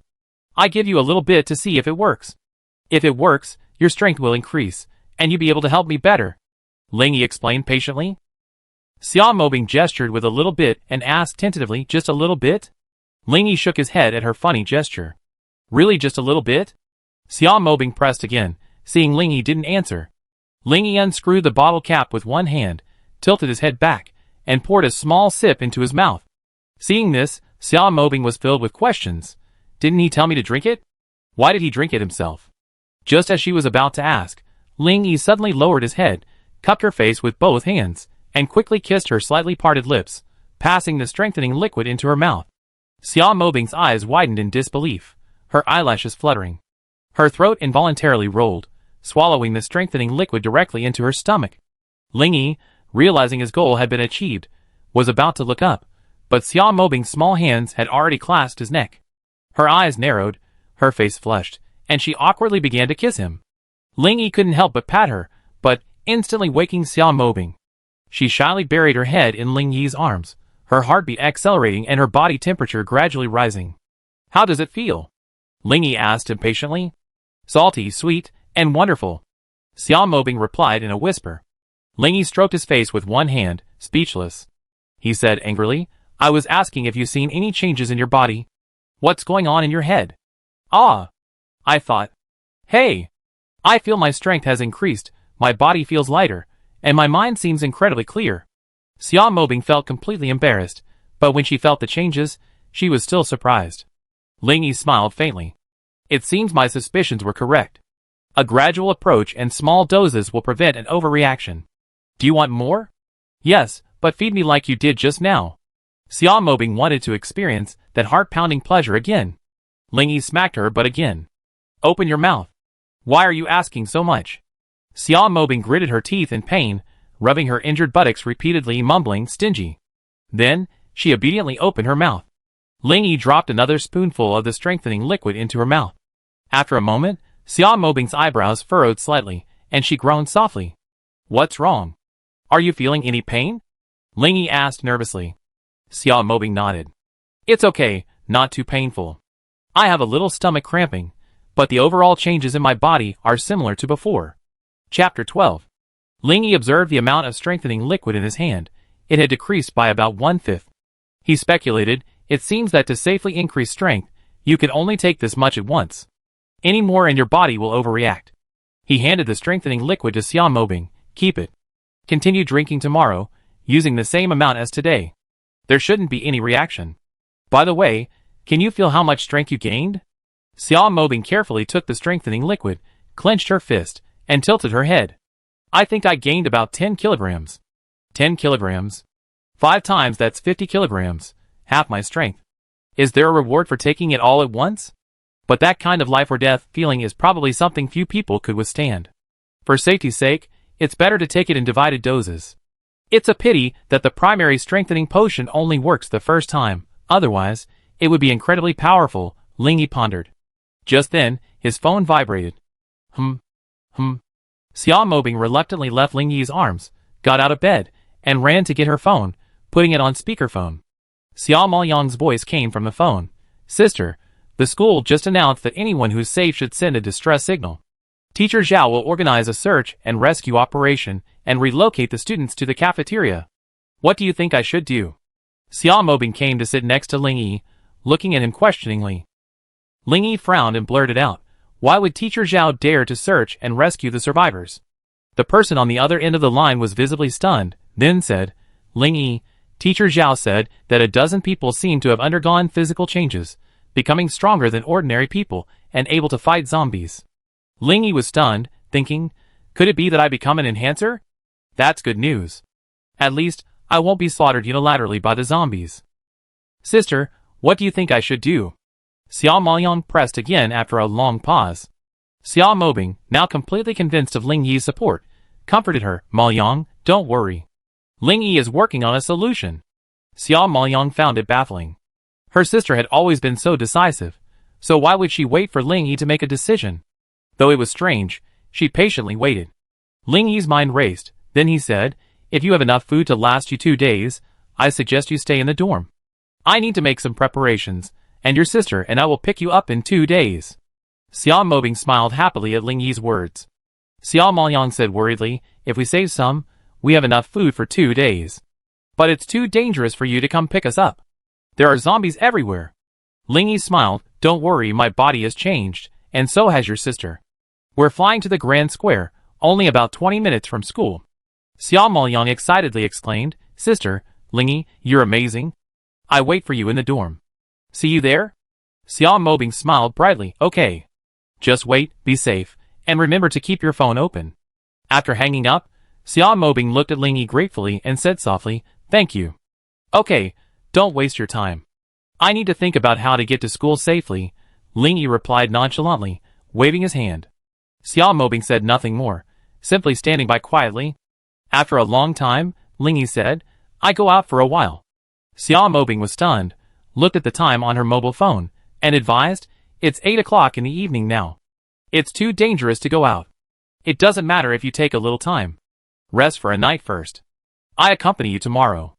I don't want to become a burden to you. Looking at Xiao Mobing with a determined look, Lingyi nodded. Xiao Mobing happily fetched water and waited on him throughout the entire process. This treatment made Lingyi feel that having a woman by his side was quite pleasant. Perhaps it was the hope for a better life, or perhaps it was the joy of first love, but Xiao Mobing found joy in everything she did. She no longer resented the simplicity of the bathroom, no longer worried about whether Lingyi would hear her movements, no longer feared he would ruthlessly abandon her. Although their time together was brief, Xiao Mobing was certain that Lingyi was a man of deep responsibility. Though he could sometimes speak harshly and act in a domineering manner, he was actually a man with a sharp tongue and a soft heart. The conditions were simple, and Xiao Mobing could only carry a basin of water, hide in a corner, and wash up briefly. She felt a mixture of anticipation and shyness at the thought of sharing Lingyi's bed. Lingyi sat cross-legged on the bed, pondering what to do tomorrow, when Xiao Mobing had unknowingly moved in front of him. His eyes lit up instantly. Looking at Lingyi's dazed expression, Xiao Mobing chuckled. These are the pajamas you picked out. Do they look good on me? Lingyi swallowed. Yes. Then Lingyi suddenly woke up. He suppressed the throbbing in his heart and cursed inwardly, damn it. There's no time for romance now. I don't even know if the sun will still be there tomorrow. I should just focus on living my life. How could I forget about Xiao Moyang when I ran away from school? I must save her. Lingyi rubbed his aching head and said slowly, Bing Bing, you're just in time. I was just about to discuss something with you. Xiao Mobing's face flickered with surprise. She hadn't expected Lingyi to remain so calm. But since he had spoken, she could only wait quietly. Lingyi said calmly, although we known each other for so short a time, you could count them on your fingers. But it's undeniable that in apocalyptic times like these, where there's no tomorrow, no one can guarantee survival.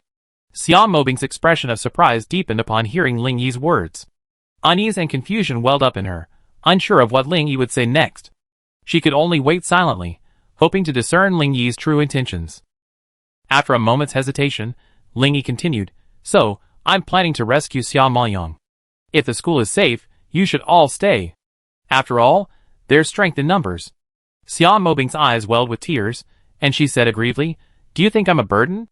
Lingyi looked at Xiao Mobing, her tears streaming down her face, and was momentarily at a loss. He quickly said, No, that's not what I meant. I just feel. But before he could finish his words, Xiao Mobing hugged him tightly, and a firm voice reached his ear, I'd be with you forever. Chapter 13. When Lingyi opened his eyes, he felt no sense of fatigue, only a sense of refreshment and an endless aftertaste.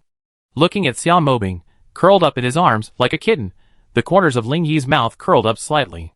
This woman had been truly bold and unrestrained last night. If it weren't for the blush left behind, he wouldn't have believed it was the first time. Lingyi gently stroked her long, smooth hair.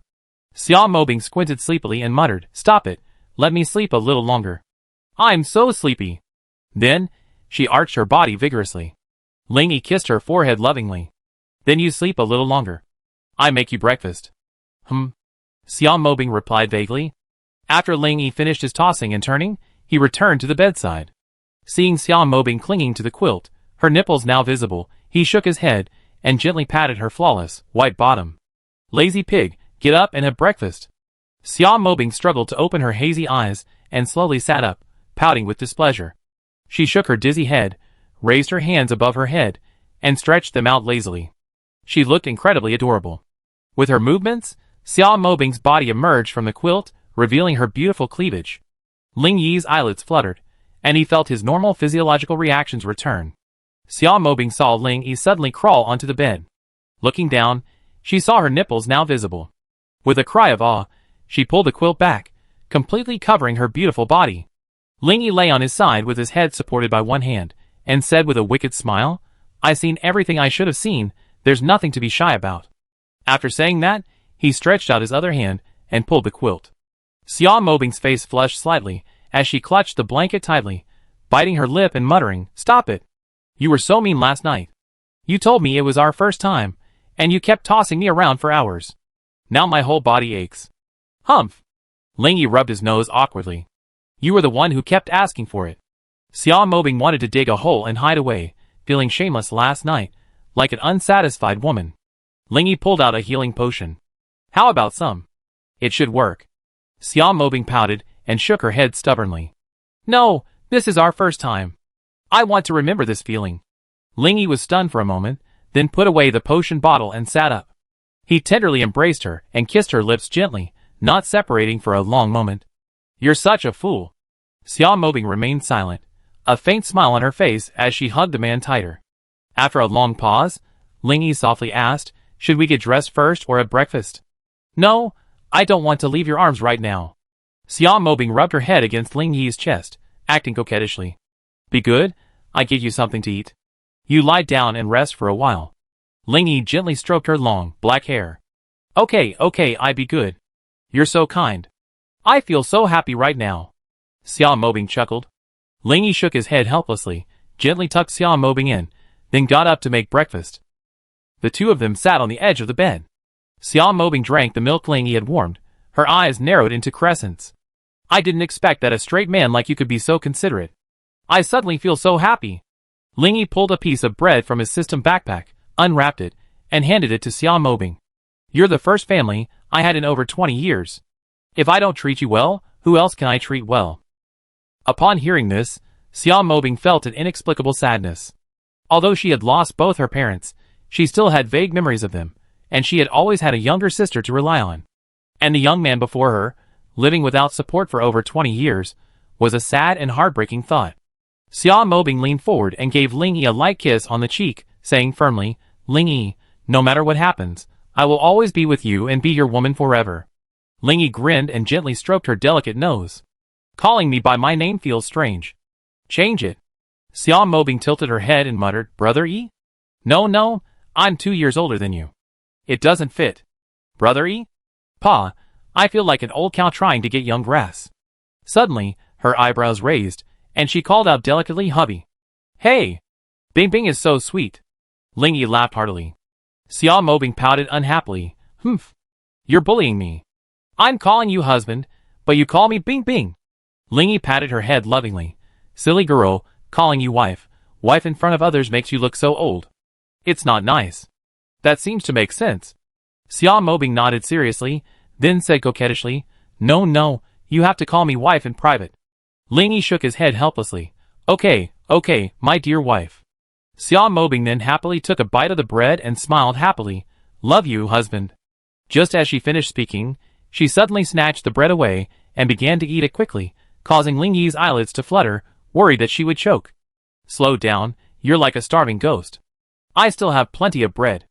After devouring the bread in a few bites, Xia Mobing burped contentedly, rubbing her hands against her stomach as she sighed. What delicious bread. I'm so stuffed. Ling Yi brought milk to her lips. Here, drink some milk to moisten your throat. Xia Mobing shook her head repeatedly, pointing to her slightly bulging belly. If I eat any more, my stomach will explode. I feel like I can go a whole day without eating. Ling Yi pulled out a piece of bread, puzzled. It was just so thin. Was it really that exaggerated? Could it have special effects like the stamina potion? Thinking of this, he tore open the package and took a bite. It melted in his mouth and tasted incredibly delicious. He could clearly feel a surge of pure energy entering his body. After finishing the bread in one gulp, Ling Yi's eyes lit up. The abundant energy in his body, coupled with a strong feeling of fullness, made him feel like he wouldn't be able to eat for the rest of the day. The exact time frame remained to be seen. Ling Yi also checked his stats panel. He had a feeling that the energy in his body was somewhat similar to that of the strengthening fluid. Sure enough, his stats had increased by 4 points. Unfortunately, he couldn't check Xia Mobing's stats, and didn't know how they were added. He could add points himself, so since he was given 4 stat points, he calculated that Xia Mobing should have gained a point in each of the 4 dimensions, corresponding to the 4 stat points. Regardless, Ling Yi was still excited. At least the stat increases were confirmed. While the increase might be slow, it would be long-term. Killing zombies would randomly grant him bread and stamina potions, and the drop rate was quite high. He wouldn't have to worry about food and water anymore. Eating a piece of bread every day and increasing his stats was a good idea. Chapter 14. Xia Mobing saw Ling Yi grinning with delight and asked curiously, What's wrong? Ling Yi excitedly smacked her cheek and said, This bread is a real treat. Not only does it keep you full, it also slightly increases your strength. Upon hearing this, Xiao Mobing waved her arms and said, "You don't feel anything?" Ling Yi tapped her head unhappily. "I told you it was a small amount. I'm surprised you can feel anything." Xiao Mobing rubbed her head with her small hands and cried out in pain, "Ah! It hurts." Then, blinking her eyes, she asked, "Hubby, where do all these magical things on you come from? They're so mysterious." Ling Yi didn't answer immediately. He was trying to figure out how to phrase it. Seeing Ling Yi remain silent, Xiao Mobing's eyes flickered with disappointment. "If you don't feel comfortable answering, I won't ask." Ling Yi looked at the disappointed Xiao Mobing, reached out and touched her face, and smiled. "Silly girl, I was just trying to figure out how to explain my secret to you. Let me put it this way. There's a system in my head. Whenever I kill zombies, there's a chance something will drop, just like playing a game." With that, he flipped his hand, and a bottle of healing potion appeared in his hand. Xiao Mobing's mouth dropped open in surprise at this sudden manifestation. She had always assumed Ling Yi had hidden these things in his pockets. "Would you like to drink some?" Ling Yi's lips curled slightly. Xiao Mobing knew it was the same potion he drunk before, one that could heal injuries. She glanced down at her private parts, but still stubbornly refused. "No. I just want to remember how miserable I was the first time you humiliated me. You stinky man, you have no sense of gentleness." Ling Yi shrugged awkwardly, put away the healing potion, and then asked in confusion, after drinking the strengthening potion, "Besides the increase in strength, no other changes?" Xiao Mobing took Ling Yi's arm and shook her head. "Nothing else. My husband is amazing, with such powerful abilities. I love you so much. We must not reveal this secret." Ling Yi nodded and said, "Yes, this secret must be kept secret. Otherwise, there will be endless trouble, even life-threatening. By the way, I give you a weapon for self-defense. Let's go try killing a few zombies later to see if there are any other changes in your body." Xiao Mobing's face lit up with anticipation. A golden pistol appeared in Ling Yi's hand. Xiao Mobing was startled. "My goodness! How come you even have a gun? It's contraband." Ling Yi curled his lips. "It's the end of the world. Laws are no longer effective. As time goes on, social order will inevitably collapse. As long as we survive, anything is possible." Xiao Mobing took the pistol curiously and played with it. "Isn't the gun heavy? Why do I feel so light?" Ling Yi explained. "You've taken a strengthening potion. Your strength has increased, and your senses will definitely be different. Remember to drink today's dose later. Strength is everything." Xiao Mobing nodded obediently, weighing the pistol. "Honey, do you think it's appropriate for a girl like me to wield a gun?" Ling Yi winked and fetched the bloody evil long sword from the bedside. "These are the only two weapons I have. You can use them as you wish." Xiao Mobing stared at the long sword in Ling Yi's hand in amazement, exclaiming, "What a beautiful sword." But when she tried to lift it up to examine it, she noticed something was wrong. She strained her hands with all her might, but the sword only wobbled slightly. She gasped, "This sword is so heavy." Ling Yi chuckled, "So you can use this gun first. Use it to shoot zombies during the day, and I give you another gun to play with at night." Xiao Mobing's eyes widened. "Do you have other guns? Show me. Didn't you just use one last night?" Ling Yi raised an eyebrow. Xiao Mobing looked puzzled. "I used it last night?" Following Ling Yi's gaze, she looked at her private parts. Suddenly realizing what was going on, her face flushed like a ripe apple, and she spat coquettishly, "You rascal." Ling Yi stopped teasing Xiao Mobing and began explaining how to use the pistol. Xiao Mobing studied diligently. She didn't want to be just a decorative element. She understood that Ling Yi, possessing such incredible abilities, was destined to be one of the world's top men. Although she was his only woman now, a man of such power would have plenty of women willing to pay him back, even if he wasn't unfaithful. There were plenty of women who were better, prettier, and younger than her. Just as Ling Yi had said, with the current social order crumbling, it was no longer a problem for a powerful man to have 3 wives and 4 concubines. If she wanted to stay by Ling Yi's side, she had to follow his lead. If she blindly sought his protection, she would surely regret it. Therefore, Xiao Mobing resolved to become a valuable person to Ling Yi, so that she could occupy a place in his heart and avoid being abandoned. After Xiao Mobing mastered the Golden Desert Eagle, Ling Yi urged her to drink a sip of the strengthening liquid. As expected, she could only safely take 2 spoonfuls. After the strengthening liquid was absorbed, Xiao Mobing clearly felt her physical fitness improve, and her lower body seemed to have recovered significantly, no longer aching with movement. After Xia Mobing got up and washed, Ling Yi began planning his next itinerary. Since he was going to the school to rescue Xia Maoyang, he had to have a thorough plan. He couldn't just rush out blindly. Although the school wasn't far away, there were bound to be many zombies along the way. Even if he could rush through with all his might, there was no guarantee Xia Mobing would be safe. He had considered leaving Xia Mobing alone in the warehouse until he had rescued her and returned. But after careful consideration, he felt that wasn't a safe option. If something went wrong, and he was trapped outside or in the school, Xia Mobing would be in danger. Since she was his woman, he had an obligation to protect her. Finally, Ling Yi decided to find a car first, rush into the school, and then find a way to leave after seeing Xia Maoyang. So the only thing left to do now was to go out and get a car. Thinking of the car, Ling Yi couldn't help but curse inwardly. Damn, I should have known not to block the zombies at the exit and kill them. Now we have to move the bodies. What a fucking bad luck.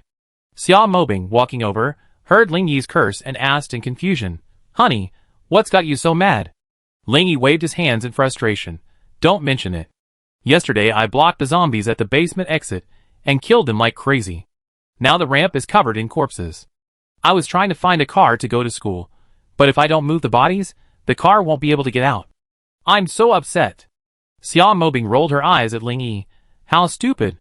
If the car can't get out of the basement, then we can look for it on the street. When I rushed in with the crowd earlier, there were so many cars parked at the mall entrance. Chapter 15. Ling Yi slapped his head. Oh, right. I'm still thinking in the same way as before, always thinking about how to avoid zombies, and playing it safe. I forgot that I now have the ability to fight zombies. Unless I encounter a large group of zombies, there's no need to hide and dodge.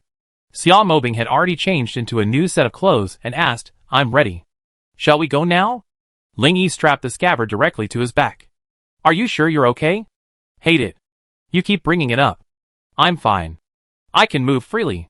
Xia Mobing wrinkled her nose and grimaced. Ling Yi chuckled. Then let's go! After leaving the warehouse, Ling Yi led Xia Mobing carefully through the supermarket. To say Xia Mobing wasn't nervous would be a lie. She followed Ling Yi closely, her hand gripping the gun pail. Ling Yi glanced back and soothed her. Don't worry, I'm here. Try not to shoot. The sound of gunfire will attract all the zombies nearby. Xia Mobing bit her lip and nodded. Ling Yi had originally planned to leave directly from the mall, but with the inexperienced Xia Mobing, he opted to exit through the garage for safety, having already cleared the entire basement. They made it safely to the basement garage exit.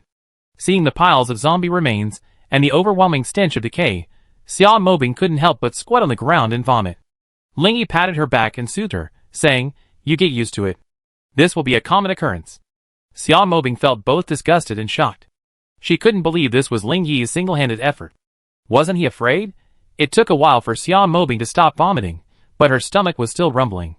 With nothing to throw up, she felt completely empty. Would you like some water? Ling Yi asked, supporting Xia Mobing. She paled and shook her head. In this kind of environment, I probably vomit as much as I drink. Ling Yi swept Xia Mobing into a princess hug. Caught off guard, Xia Mobing quickly threw her arms around his neck. Ah. What are you doing? You scared me. I'm carrying you over here, in case you fall and pass out, Ling Yi teased. You're such a good husband.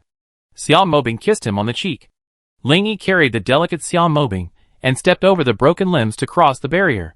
Fortunately, the ramp was sloping. After a night of flowing black blood, it had mostly dried up, making the trek easier. The only suffocating part was the overwhelming stench. They held their breath the entire way to the basement. Gently setting Xia Mobing down, the two of them breathed in deep gulps of fresh air. After a moment's rest, Ling Yi unsheathed the blood demon from his back and surveyed the underground level. Not a single zombie was there. There were no zombies wandering around the surface exit either. They must have been lured down there and dealt with yesterday. Xia Mobing suddenly patted Ling Yi and pointed in one direction. Ling Yi, expecting zombies, turned to look.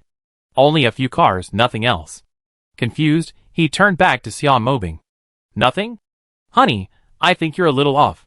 Xia Mobing complained, rolling her eyes. Ling Yi was completely bewildered, unable to react for a moment.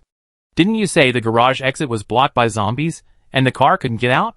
Xia Mobing prompted. Ling Yi was confused. That's right. Xia Mobing was speechless, pointing to the vehicle on the underground level. What is this? A car. Ling Yi frowned. What's that? Xiao Mobing pointed in another direction. Ling Yi turned around and replied naturally, the exit. Ling Yi finally realized why Xiao Mobing had asked such a strange question. He had always believed that the place designed to eliminate the zombies was the ground-level exit, and since he had never come up to see it, this mistake had occurred. Ling Yi scratched his head and chuckled. You were so busy destroying the zombies that you neglected the floor issue. Let's check if there's any cars with keys left. Xiao Mobing frowned. I seriously suspect there's something wrong with your thinking. Tell me honestly, can you drive? Ling Yi raised an eyebrow. I don't have a license, but I've been an apprentice mechanic for 3 years, and have driven at least 800 cars. With that, Ling Yi strode towards the car. Xiao Mobing watched Ling Yi's back, filled with curiosity and sympathy. She couldn't imagine the heartbreaking struggle this grown boy had endured over the past 18 years. She and her sister at least had their parents' savings to support them, but Ling Yi had worked his way up through hard work. She secretly resolved to be there for Ling Yi and make sure he didn't feel lonely anymore. After a brief stroll, Ling Yi sighed, everything's locked up tight. Guess I have to try my luck on the street. Who was it that boasted about being able to fix cars? In the movies, they just connect 2 wires and the car starts. Don't you know how to do it? Xiao Mobing mocked. Ling Yi retorted with a condescending air, you seen too many movies, haven't you? That's all bullshit. Cars these days have anti-theft systems. Even if you accidentally start the car, as long as the steering wheel anti-theft system is working, you can't drive it away. Young people, don't let your imagination run wild. Keeping your feet on the ground is the right path. Ling Yi finished speaking, tossing his head with disdain as he headed for the underground exit. Seeing Ling Yi's eccentricity, Xiao Mobing covered her mouth with a smirk, quickly following in small steps. Ling Yi crouched against the wall of the exit, peering out. Hiding behind him, Xiao Mobing whispered, what's going on out there? Nothing's happening yet. I guess there are survivors like you running around, distracting the zombies in this area. Let's quietly get out, find a car, and head back to the basement to prepare. We leave for school tomorrow. Stay close to me, and remember not to yell or you attract more zombies. At Xiao Moyang's nod, Ling Yi swung his long sword and headed for the street, his mind intensely focused. After all, the person behind him had no combat experience. The street was cluttered with various parked vehicles. Due to the traffic jam and the sudden outbreak of the zombie virus, many people had abandoned their cars and fled. The streets were deserted, devoid of movement, save for garbage bags carried aimlessly by the wind, creating a scene of profound desolation. Xiao Mobing looked around, a note of sadness etched in her voice. I never imagined the world would become so desolate overnight. As time passes, an even more desolate scene will unfold. Civilization will soon vanish, and humanity will fall from the top of the food chain, becoming mere prey for mutants and zombies. Ling Yi took over inside. Chapter 16. The road was a jumble of vehicles, from all sorts of brands, many with their doors wide open, a stark reminder of the owner's hasty escape. Ling Yi ignored the small sedans, which lacked space, horsepower, and crash resistance. He searched for a large SUV. Finally, a Land Rover came into view not far away. It was the latest model, reportedly boasting 530 horsepower, and a price tag approaching 3 million yuan. It looked so high-end and impressive that Ling Yi instantly fell in love with it. Seeing the door open, he silently prayed, hoping the key was still there. Ling Yi had just taken a step when his ears suddenly twitched, and his expression changed drastically. His enhanced senses had surpassed those of others. There was movement around the corner ahead, as if something was approaching. He closed his eyes and listened. He could hear the sound of a car, accompanied by the faint roar of a zombie. Shit! Which by **** is speeding. Isn't he just causing me trouble? Ling Yi cursed. What's wrong? Xiao Mobing asked, bewildered. As the noise drew closer, Ling Yi glanced back at the garage. It was too late to go back. Hiding in these cars would mean death. Just as Ling Yi was searching for shelter, Xiao Mobing pointed fearfully at the street corner. Oh my god!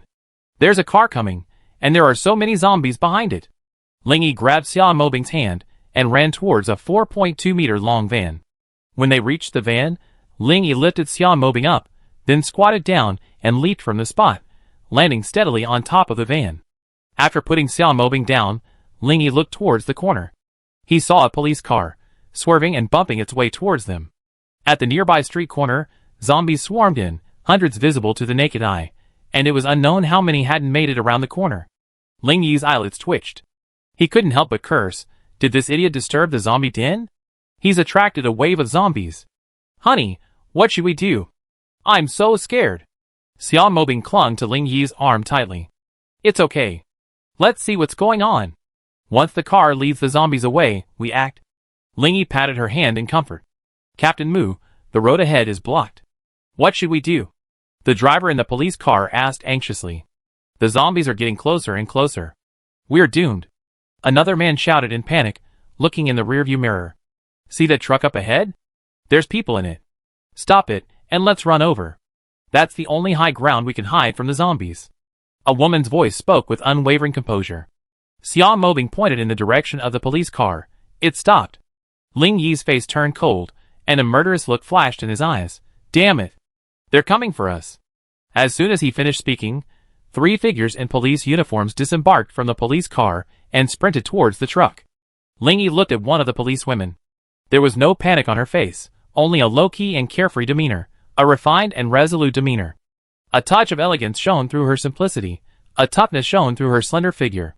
Even the navy blue uniform couldn't hide her curvaceous figure. Ling Yi frowned slightly and complained, "Why is this big-breasted, brainless woman here? What a nuisance!" Xia Mobing looked at Ling Yi in confusion. "Honey, do you know that policewoman?" Ling Yi nodded without explaining, staring blankly at the 3 men running towards him. Xia Mobing didn't press the issue, but tentatively asked, "Save them or not?" Ling Yi rubbed his temple, squinting as he surveyed the tide of corpses. He said in a deep voice, "I go get them. Don't move." With that, he jumped out of the truck and rushed towards the 3 men.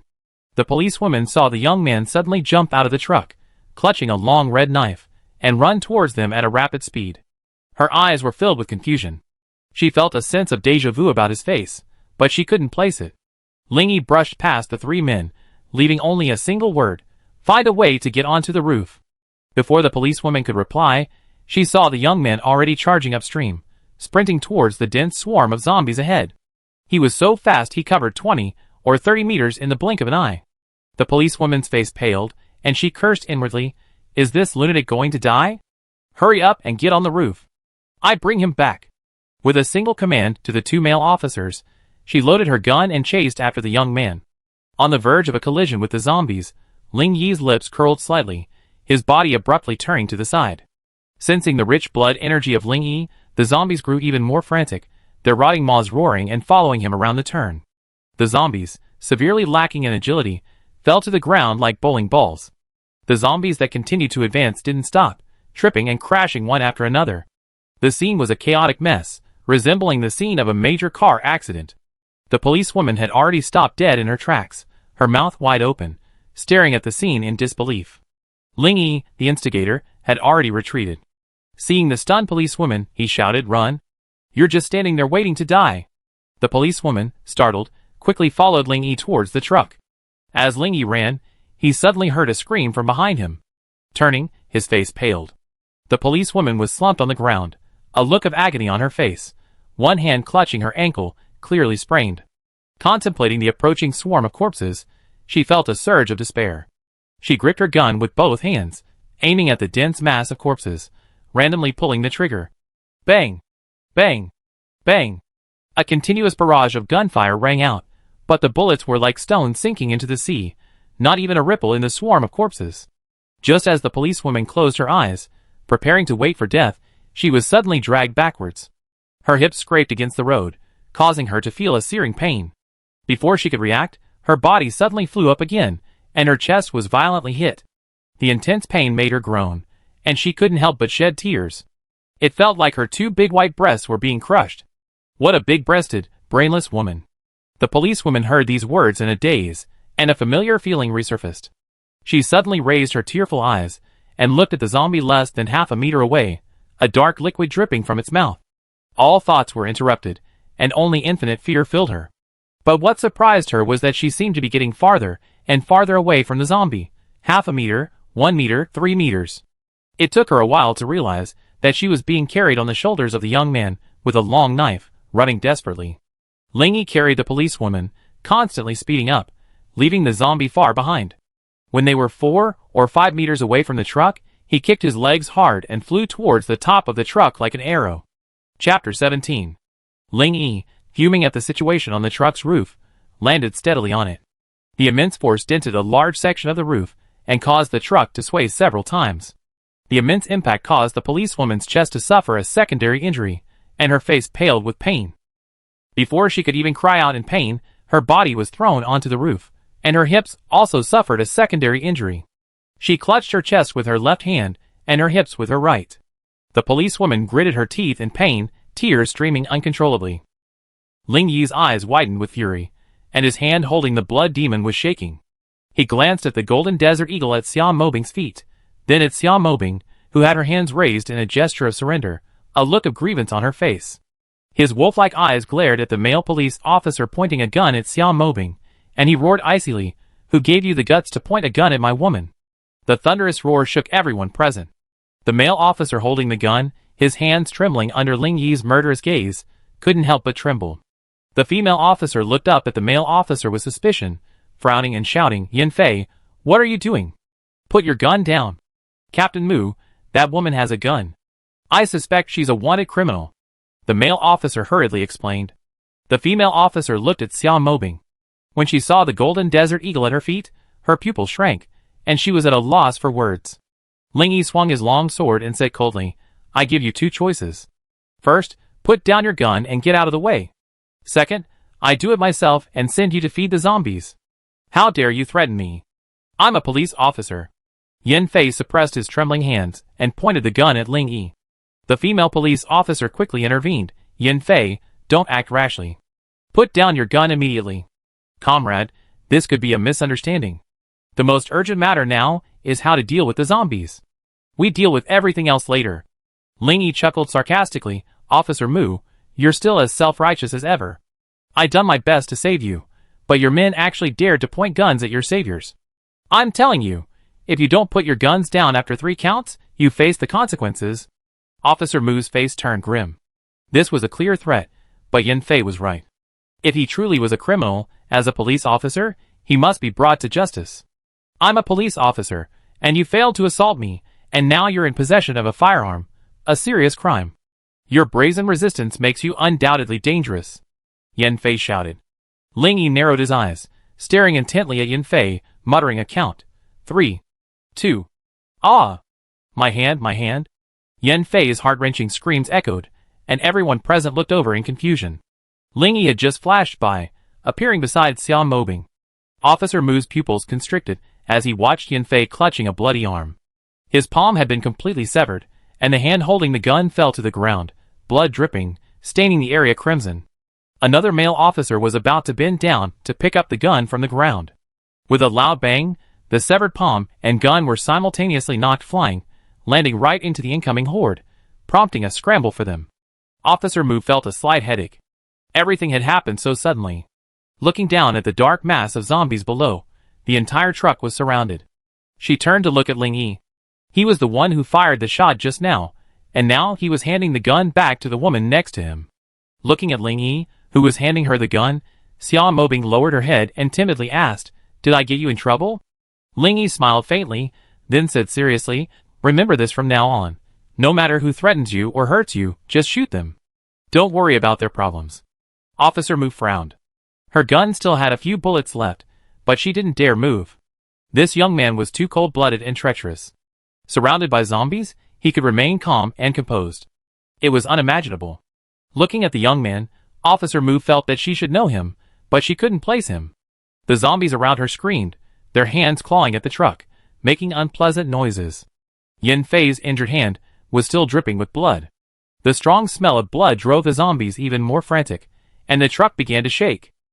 Officer Mu noticed this and quickly called out, "Gu Li, help bandage Yin Fei's wound. Zombies are very sensitive to blood." Hearing this, Gu Li quickly took off his coat and began bandaging. Officer Mu turned to look at Ling Yi again, gritting her teeth and demanding, "Why did you do that? Assaulting a police officer is punishable by law."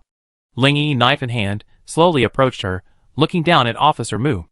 "If you, Mu Xia, hadn't been here today, I wouldn't even bother saving you." Mu Xia's eyes widened. "You know me?" Ling Yi's lips curled slightly. 3 years ago, one night, a self-proclaimed righteous policewoman insisted on sending a brave young man to the police station. "Do you remember?" Mu Xia murmured, reminiscing. 3 years ago. Suddenly, she remembered her first night patrol, fresh out of the police academy. She come across a robbery, and with the youthful energy of youth, she got a description from the victim and immediately set off in pursuit. In the darkness, she could only discern the color of the robber's clothing.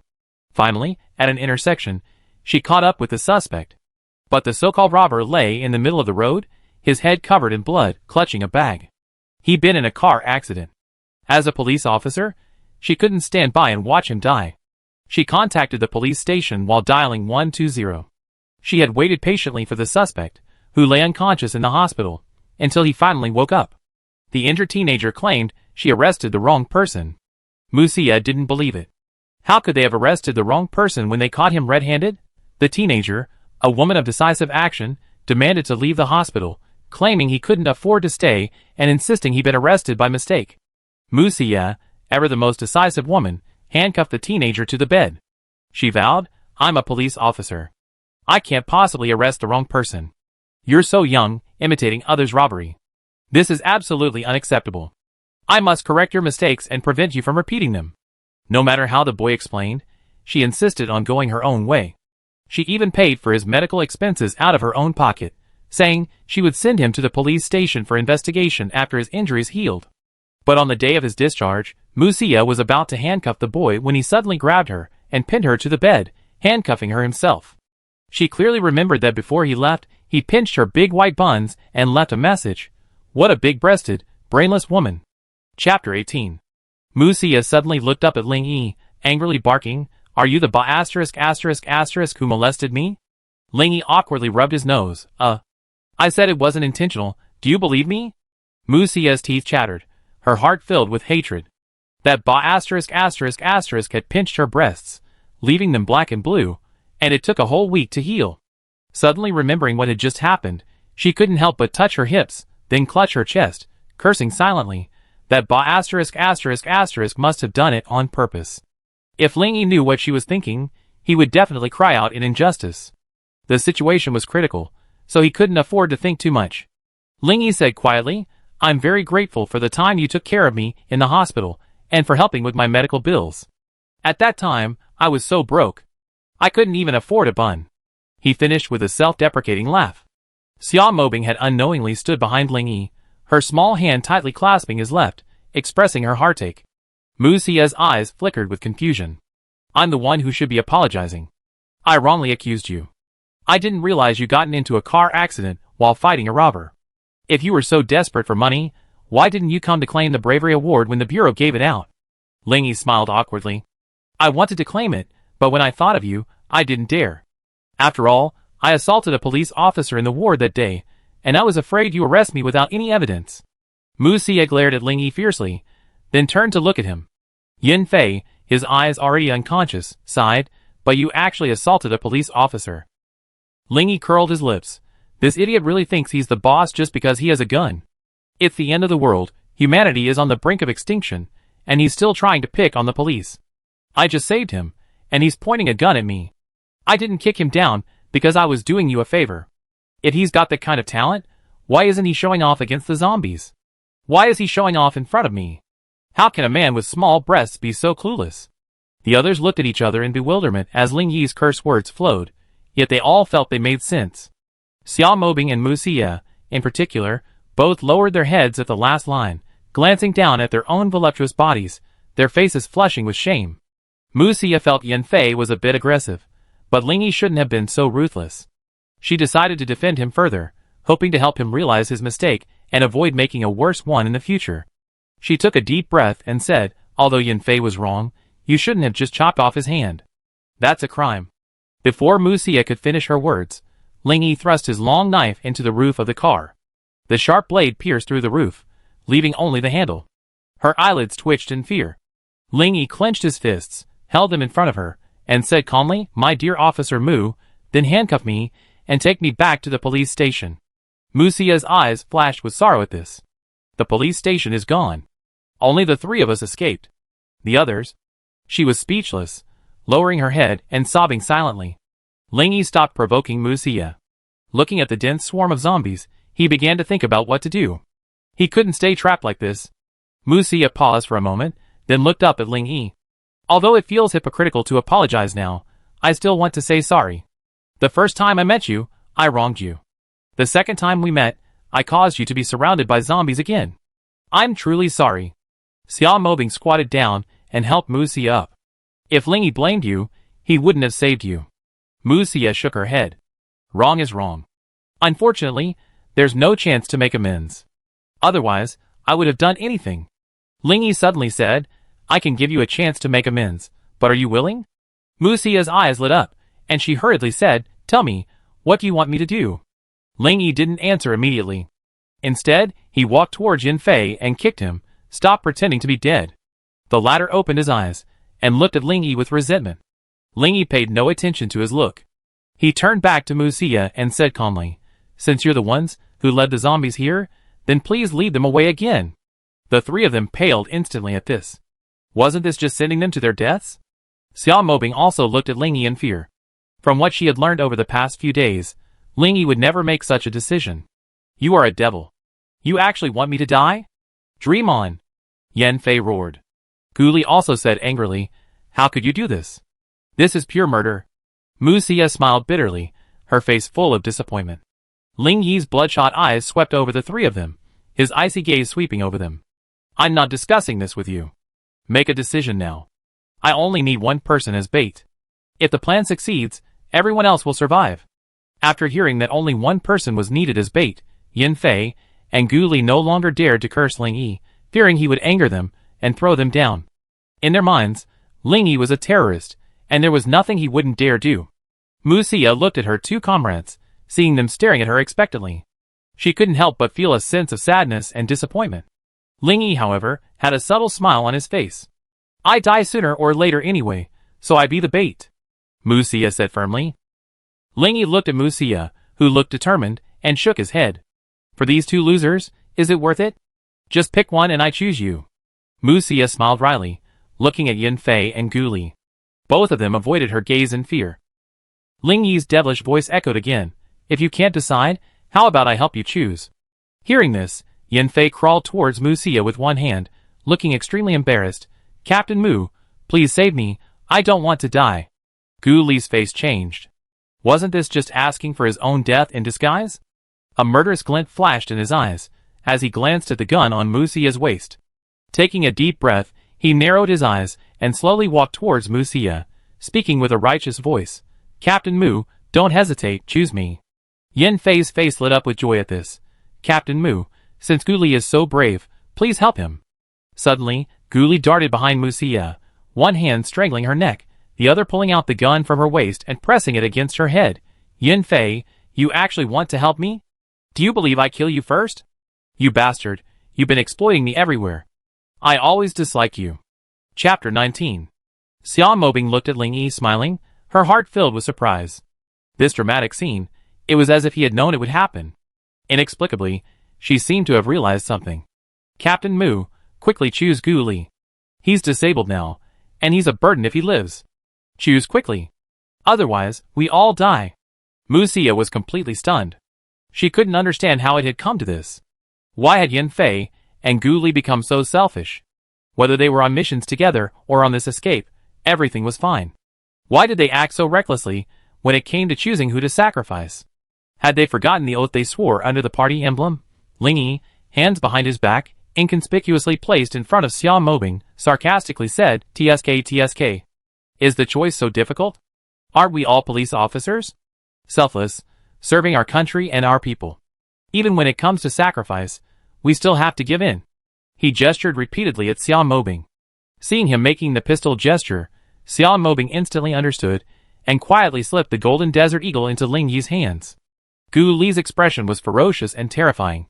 He pointed his gun at Lingyi and shouted, This woman sacrificed herself willingly.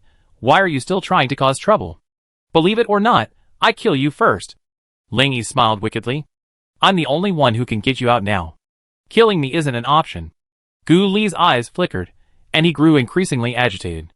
I can't help but feel you're deliberately trying to sow discord. You want us dead, and you have no power to lead us out. Lingyi flipped his wrist, stashing the golden desert eagle into his system backpack. Then, with a flick of his hand, the blood-red long sword lodged in the roof of the car suddenly flew out and landed securely in Ling Yi's hands. Frightened, Gu Li quickly lowered his head, shrinking back behind Mu Xie. What kind of sorcery is this? Put the sword down immediately. Ling Yi threw the knife directly onto the car roof and continued, hands behind his back. Perhaps you don't know yet, but after the zombie virus outbreak, many humans will also be enhanced, and I am one of them. Do you think I have the ability to save you? Xiao Mobing, standing behind, suddenly saw the golden desert eagle in Ling Yi's hand again. Her eyes lit up, and she thought to herself, so he's looking for an opportunity. Mu Xie looked at Ling Yi with confusion. She couldn't understand what he was up to. Every sign hinted at a conspiracy. Her voice was hoarse from Gu Li's firm grip on her neck. Ling Yi, please let me be bait. Did you hear? She's willing. Why don't you just agree? Gu Li shouted hysterically. Ling Yi's voice was filled with sorrow. Alas. You're still thinking about others until your death. You're truly a big-breasted, brainless woman. The more you act like this, the more I hate to see you die. Gu Li, right? Let me make a deal. I really like this silly girl. I'm planning on using her as a maid. Or maybe you should ask that cripple. You're kidding me, right? As long as I'm alive, I don't care who else is. Okay, I promise. Yan Fei, it's you. If you keep talking nonsense, I shoot you. Yan Fei gritted his teeth and said, you son of a bitch. I'd rather jump myself than be bait. Ling Yi narrowed his eyes, his right finger already on the trigger. Then, he said lightly, heard by everyone, it doesn't have to be a living person. A corpse can be bait too. Gu Li's eyes lit up, and he straightened his body, turning the gun towards Yan Fei, and said viciously, go to hell. Bang! Bang! 2 gunshots rang out simultaneously from the roof of the car. Mu Xie's ears were buzzing, and a warm, sticky liquid flowed from the back of her head and neck. Ling Yi curled his lips and said, that gun was incredibly powerful. It actually blew her head apart. Luckily, it didn't hurt that silly girl. He casually tossed the gun to Xiao Mobing, go help her clean up, and then we prepare to evacuate. Xiao Mobing nodded dazedly. Although she felt terrified, she stepped forward to help Mu Xie aside, took off her coat, and wiped the blood and flesh from her head with a clean cloth. Inevitably, she vomited again, leaving her face pale. Mu Xie looked at the bodies of Yan Fei and Gu Li, her eyes blurry as she kept muttering, why? Why did you do this? Slowly, she became hysterical, crying out to Ling Yi, why did you do this? You're killing people, committing a crime. Ling Yi slowly walked over to Mu Xie and squatted down. I want to remind you that it was your people who were killing each other. I was only punishing a murderer. Oh, and he's a police officer, breaking the law knowingly. Mu Xie's face was filled with tears. You're a bastard, a monster. If it weren't for your disguised coercion, they wouldn't be dead. This is all your fault. Ling Yi's gaze turned cold. He felt a pang of frustration. After all, he had saved her, yet all he received was self-righteous accusations. Ling Yi stretched out his right hand, pinched Mu Xie's cheeks, and pulled her directly in front of him. He ignored her painful expression and said coldly, Mu Xie, if it weren't for your kindness in the past, I would have killed you as well today. This predicament is all caused by you. I don't blame you, but it's all my fault. As for those 2 selfish guys, you saw it with your own eyes. Don't you see how sinister they are? They can sacrifice you at any moment. Staying with them, you foolish woman, will sooner or later become their plaything. Xiao Mobing gently stroked Ling Yi's hand. Hubby, you're hurting her. Let go. Ling Yi withdrew his hand unhappily and said, Bing Bing, you must remember what happened today.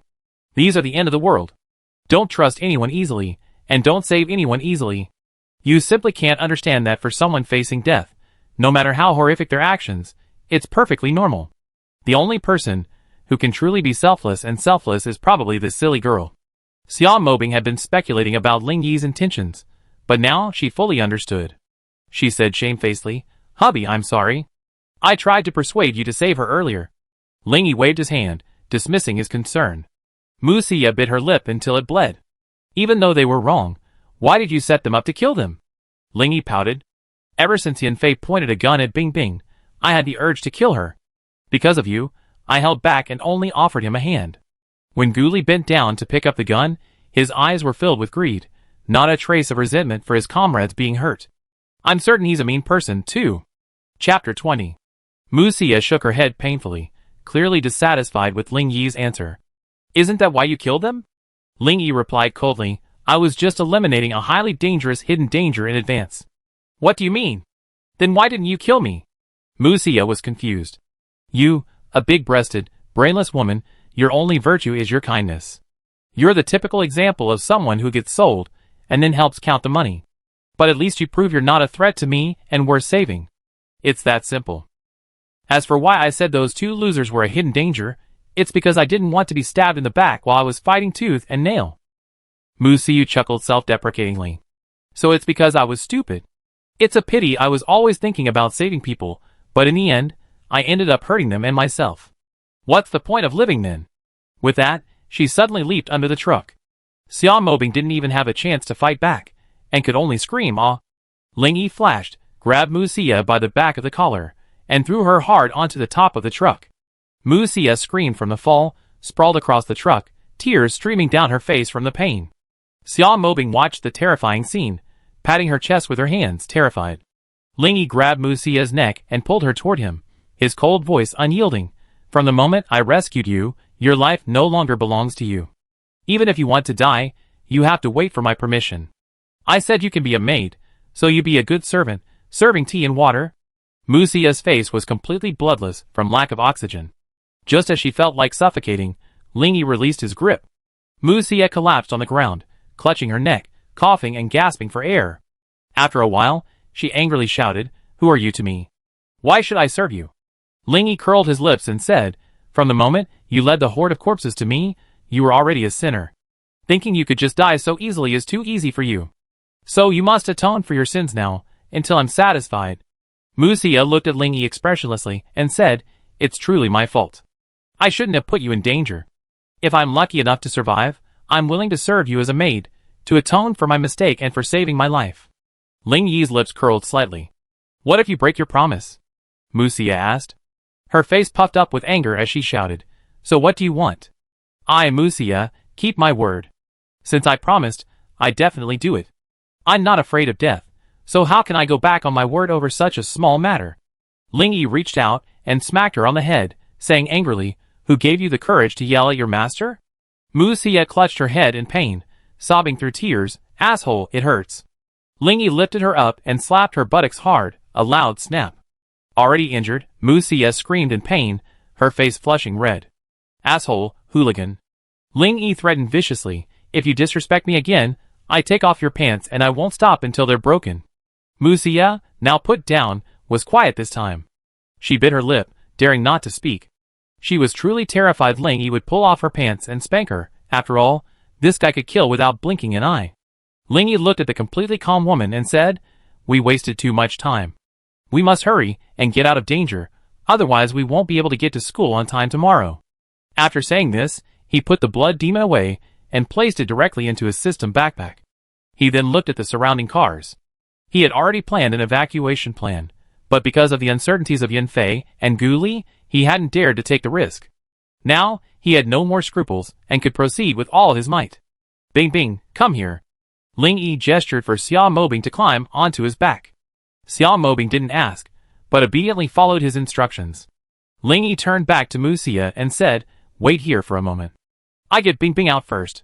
Musia pouted, "It's okay if you don't come back." Ling Yi frowned and threatened, "Still thinking about dying? I'm telling you, even if you die, I throw you to the zombies as food." Musia's face paled at these words. "You're shameless. I can't believe you're this kind of person. I won't let you succeed. If you become a zombie, I capture you and raise you. I find some male zombies to keep you company every day, and you give birth to a bunch of little zombies." Ling Yi continued to threaten. Musia looked at Ling Yi in horror and roared, "You're a fucking pervert." After that, Musia dared not think any more. She now felt that Ling Yi was a lunatic, capable of such a thing. She glanced at the disgusting zombies under the truck and thought about how living with them would be pure torture. Her body trembled uncontrollably, and she felt a chill down her spine. Xia Mobing blinked with curiosity. She leaned over to Ling Yi's ear and whispered, "Can zombies do such shameful things?" Ling Yi patted her plump butt and whispered, "I'm just trying to scare her. Hold on tight, don't fall." Ling Yi lifted Xia Mobing's hips with both hands, then took a deep breath, sprinted to the edge of the truck, and leaped directly toward a nearby car. With a loud bang, the immense force of the force slammed into the roof of the car, creating a deep crater. The nearby zombies, hearing the commotion, swarmed around the car.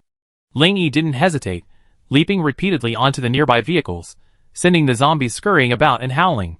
Mu Xia stared with wide eyes as she watched Ling Yi carrying Xiao Mobing, leaping onto various vehicles, her face filled with disbelief. She thought to herself, this actually managed to escape. Amazing. Ling Yi, carrying Xiao Mobing, headed for the main entrance of the plaza. His target was the platform above. Once there, they could enter the mall and then find their way back to the warehouse. Ling Yi glanced back. The zombies had been pulled away, and the traffic had separated the swarm, making it less dense.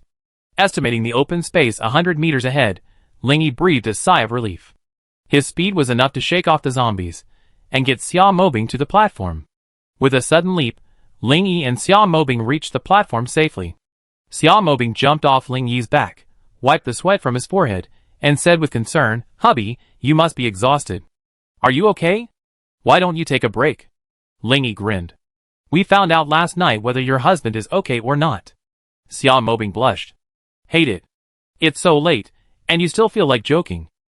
Chapter 21. Ling Yi took out a bottle of stamina potion and downed it in one gulp. While waiting to recover, he glanced down at the platform below. The situation wasn't looking good. The zombies chasing them were already a black mass, completely covering the area below. Breaking through this open space would be difficult. Ling Yi looked towards the truck and saw Mu Xia waving her hands. Over the zombies' roars, he vaguely heard her saying, "Don't come over here." Ling Yi pouted. This silly girl never thinks about herself. She's so silly and cute. Xiao Mobing laughed. "Hubby, are you attracted to her and wanting to take a concubine?" Ling Yi slapped her head. "What are you thinking about all day?" Xiao Mobing rubbed her head and said angrily, "Why hit me? I don't mind you taking a concubine." Ling Yi shook his head helplessly. "Just wait here obediently." He then took out the bloodshot and took a deep breath. There was no room for trickery now. He had no choice but to force his way through. At least he still had a zombie vaccine, which gave him a chance to survive. Xiao Mobing, a worried look on her face, said, "Honey, you must be careful. I'd be waiting for you here." Ling Yi kissed her forehead gently. Then, with a swipe of his long sword, he leaped off the platform. Before he landed, his feet crushed the heads of two zombies. He swung the long sword in his hand, severing the surrounding zombies at the waist, their rotting organs and other debris spilling onto the ground. Ling Yi, sword in hand, charged forward, furiously hacking at the zombies before him. At this point, he didn't care whether the zombies were truly dead, he just wanted them to stay where he was. With every step, a black footprint left its mark. The blood-curdling weapon in Ling Yi's hand flew, a dark mist of blood swirling around him. Wherever he passed, severed limbs and arms flew. The bloody evil blade seemed to absorb the power within the zombies. As it struck again and again, the blade's radiance grew increasingly dazzling. From afar, it resembled a dancing red ribbon. Just as Ling Yi was about to reach a car, a zombie grabbed his arm. He couldn't help but gasp, "Shit! It's over. Looks like the zombie vaccine is dead." Gritting his teeth, he chopped the zombie in half, then leaped onto the car's roof. Ling Yi quickly looked down at his grabbed arm. Surprisingly, it wasn't scratched, leaving only a faint white mark. This brought a sigh of relief, and he thought, "Scared me to death. Apparently my defense of over 100 is useful. If zombies can't break it, then I'm not afraid. I wonder if a bite would break it. Never mind. I don't want to try." By leaping from car to car, Ling Yi returned to the truck's roof. Mu Xia looked at Ling Yi, his body covered in black blood, and her eyes welled up. "Why did you come back to save me? I'm not worth it at all." Ling Yi panted heavily, took out another stamina potion, drank it, and then exhaled with relief. "I worked so hard to save a maid, and I haven't even had the pleasure of being served. How could I bear to see you die?" Mu Xia couldn't help but spit. A dog can't spit out ivory. Ling Yi smiled, put away his bloody anger, and pointed to his back. Mu Xia understood his meaning, of course, but the intimate contact of lying on Ling Yi's back made her squirm, and her face flushed. Ling Yi frowned and urged, "What are you daydreaming about? Hurry!" Mu Xia bit her lip, took a deep breath, then stepped forward, trembling as she lay on Ling Yi's back. A tingling sensation shot through her breasts, like an electric current, instantly freezing her, making her unable to move. Ling Yi lifted her hips, and stood up, squeezing them hard. Feeling the softness on her back, he even deliberately shook it, thinking, "So elastic, it seems bigger than Bing Bing's." Mu Xia instantly cried out in pain. Both of her private parts had recently been severely injured, and the pain from Ling Yi's torment was unbearable. Ling Yi asked, "What's wrong?" "No. Nothing." Mu Xia was too embarrassed to answer. "If you're fine, just hold my neck tight. If you fall and become a zombie, you be favored by the male zombies," Ling Yi said with a playful smile, thinking it was a good idea to tease this silly girl. Mu Xia glared fiercely at the back of Ling Yi's head, her teeth bared as if she was about to bite him, but her hands quickly clasped Ling Yi's neck. Ling Yi saw Mu Xia ready, and after a run-up, he leaped to his feet. Out of the corner of his eye, he caught an incredible sight. Yin Fei wasn't dead, but was now holding the pistol Gu Li had dropped, aiming at him. Ling Yi cursed inwardly, "Oh no!" Without time to think, Ling Yi forcibly turned in midair, unsheathed his bloodshot blade, and hurled it at Yin Fei. Bang! Bang! 2 shots rang out. Mu Xia's eyes narrowed as she saw Yin Fei, still holding the gun, pierced through the head by a blood-red blade. She had been wondering why Ling Yi had so forcibly turned in midair, but now she understood. He was afraid of being shot. Gun? Mu Xia quickly glanced at Ling Yi, seeing blood oozing from the corner of his mouth and sweat on his forehead. Although she couldn't see where Ling Yi was injured, she knew for sure he had been shot. Everything happened in the blink of an eye. Xia Mobing collapsed on the platform, sobbing in fear at the sound of gunfire. Seeing the two of them about to fall into the horde of zombies, Ling Yi gritted his teeth, grabbed Mu Xia's arm, and with a powerful swoop, flung her onto the roof of a truck 3 meters away. He himself slammed heavily into the horde, instantly surrounded and crushed by the zombies. Xia Mobing's breath was instantly choked by the sight, and she fainted on the platform. Mu Xia, who had landed on the roof, ignored the arm broken by Ling Yi's excessive force and the excruciating pain. Panicked, she scrambled to the edge of the roof and looked in the direction of Ling Yi's fall. With just one glance, tears welled up in her eyes, and she cried out heartbreakingly no. Her voice was so tragic and terrifying that Mu Xia fainted from the rage. From above, Ling Yi's figure was no longer visible, only the dense swarms of zombies roared and shrieked. Ling Yi lay on the ground, scratched and bitten by the zombies. He curled up as tightly as he could, protecting his vital organs from harm. The gunshot wound in his chest burned with pain, and the gushing blood only fueled the zombies' fury. If it weren't for his fortified body, Ling Yi would have been devoured by the zombies long ago. Ling Yi felt the zombies gnawing at him, ripping off chunks of flesh and blood. The excruciating pain nearly made him faint.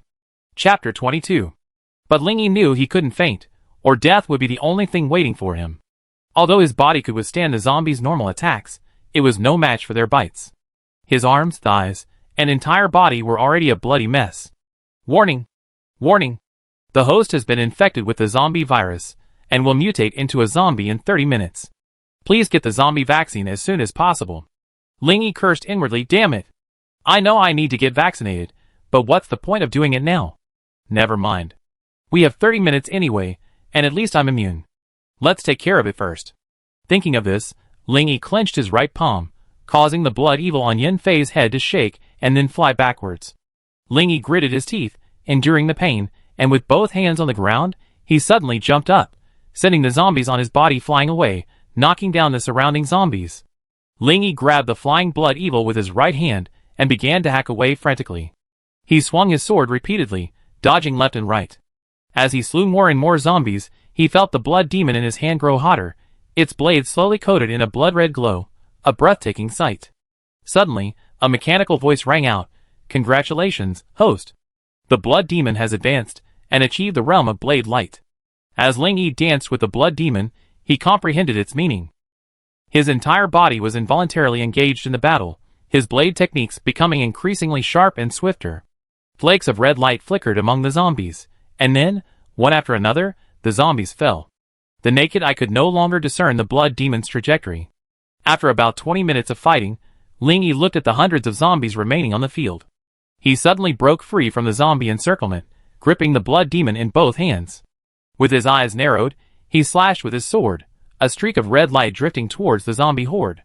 In an instant, the only sound in the entire space was the crisp sound of Ling Yi sheathing his sword. Hundreds of zombies froze in their tracks, motionless, even their roars ceased. The entire world seemed to stand still, hushed and silent. Snap! The sound of the hilt clashing against the scabbard echoed. Then, a startling scene unfolded. The zombie's head suddenly exploded, forming a bloody mist in the air that lingered for a long time. Ling Yi felt aches all over his body, ready to collapse at any moment.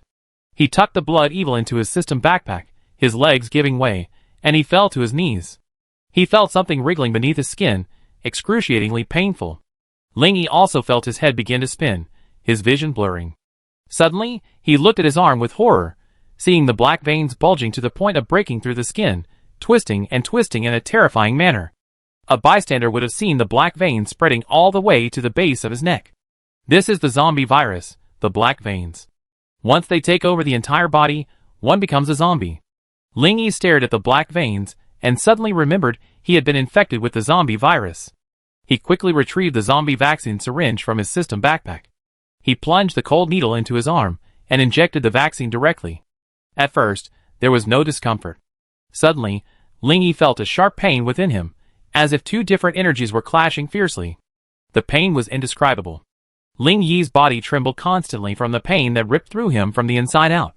He felt that none of the countless wounds on his body could compare to this pain. Finally, gnashing his teeth, Ling Yi could no longer bear it. His eyes widened, bloodshot. He cried out to the heavens, a mournful sound that lingered for a long time. Ah! Ah! Ah! Xia Mobing and Mu Xia were startled awake by a sudden scream.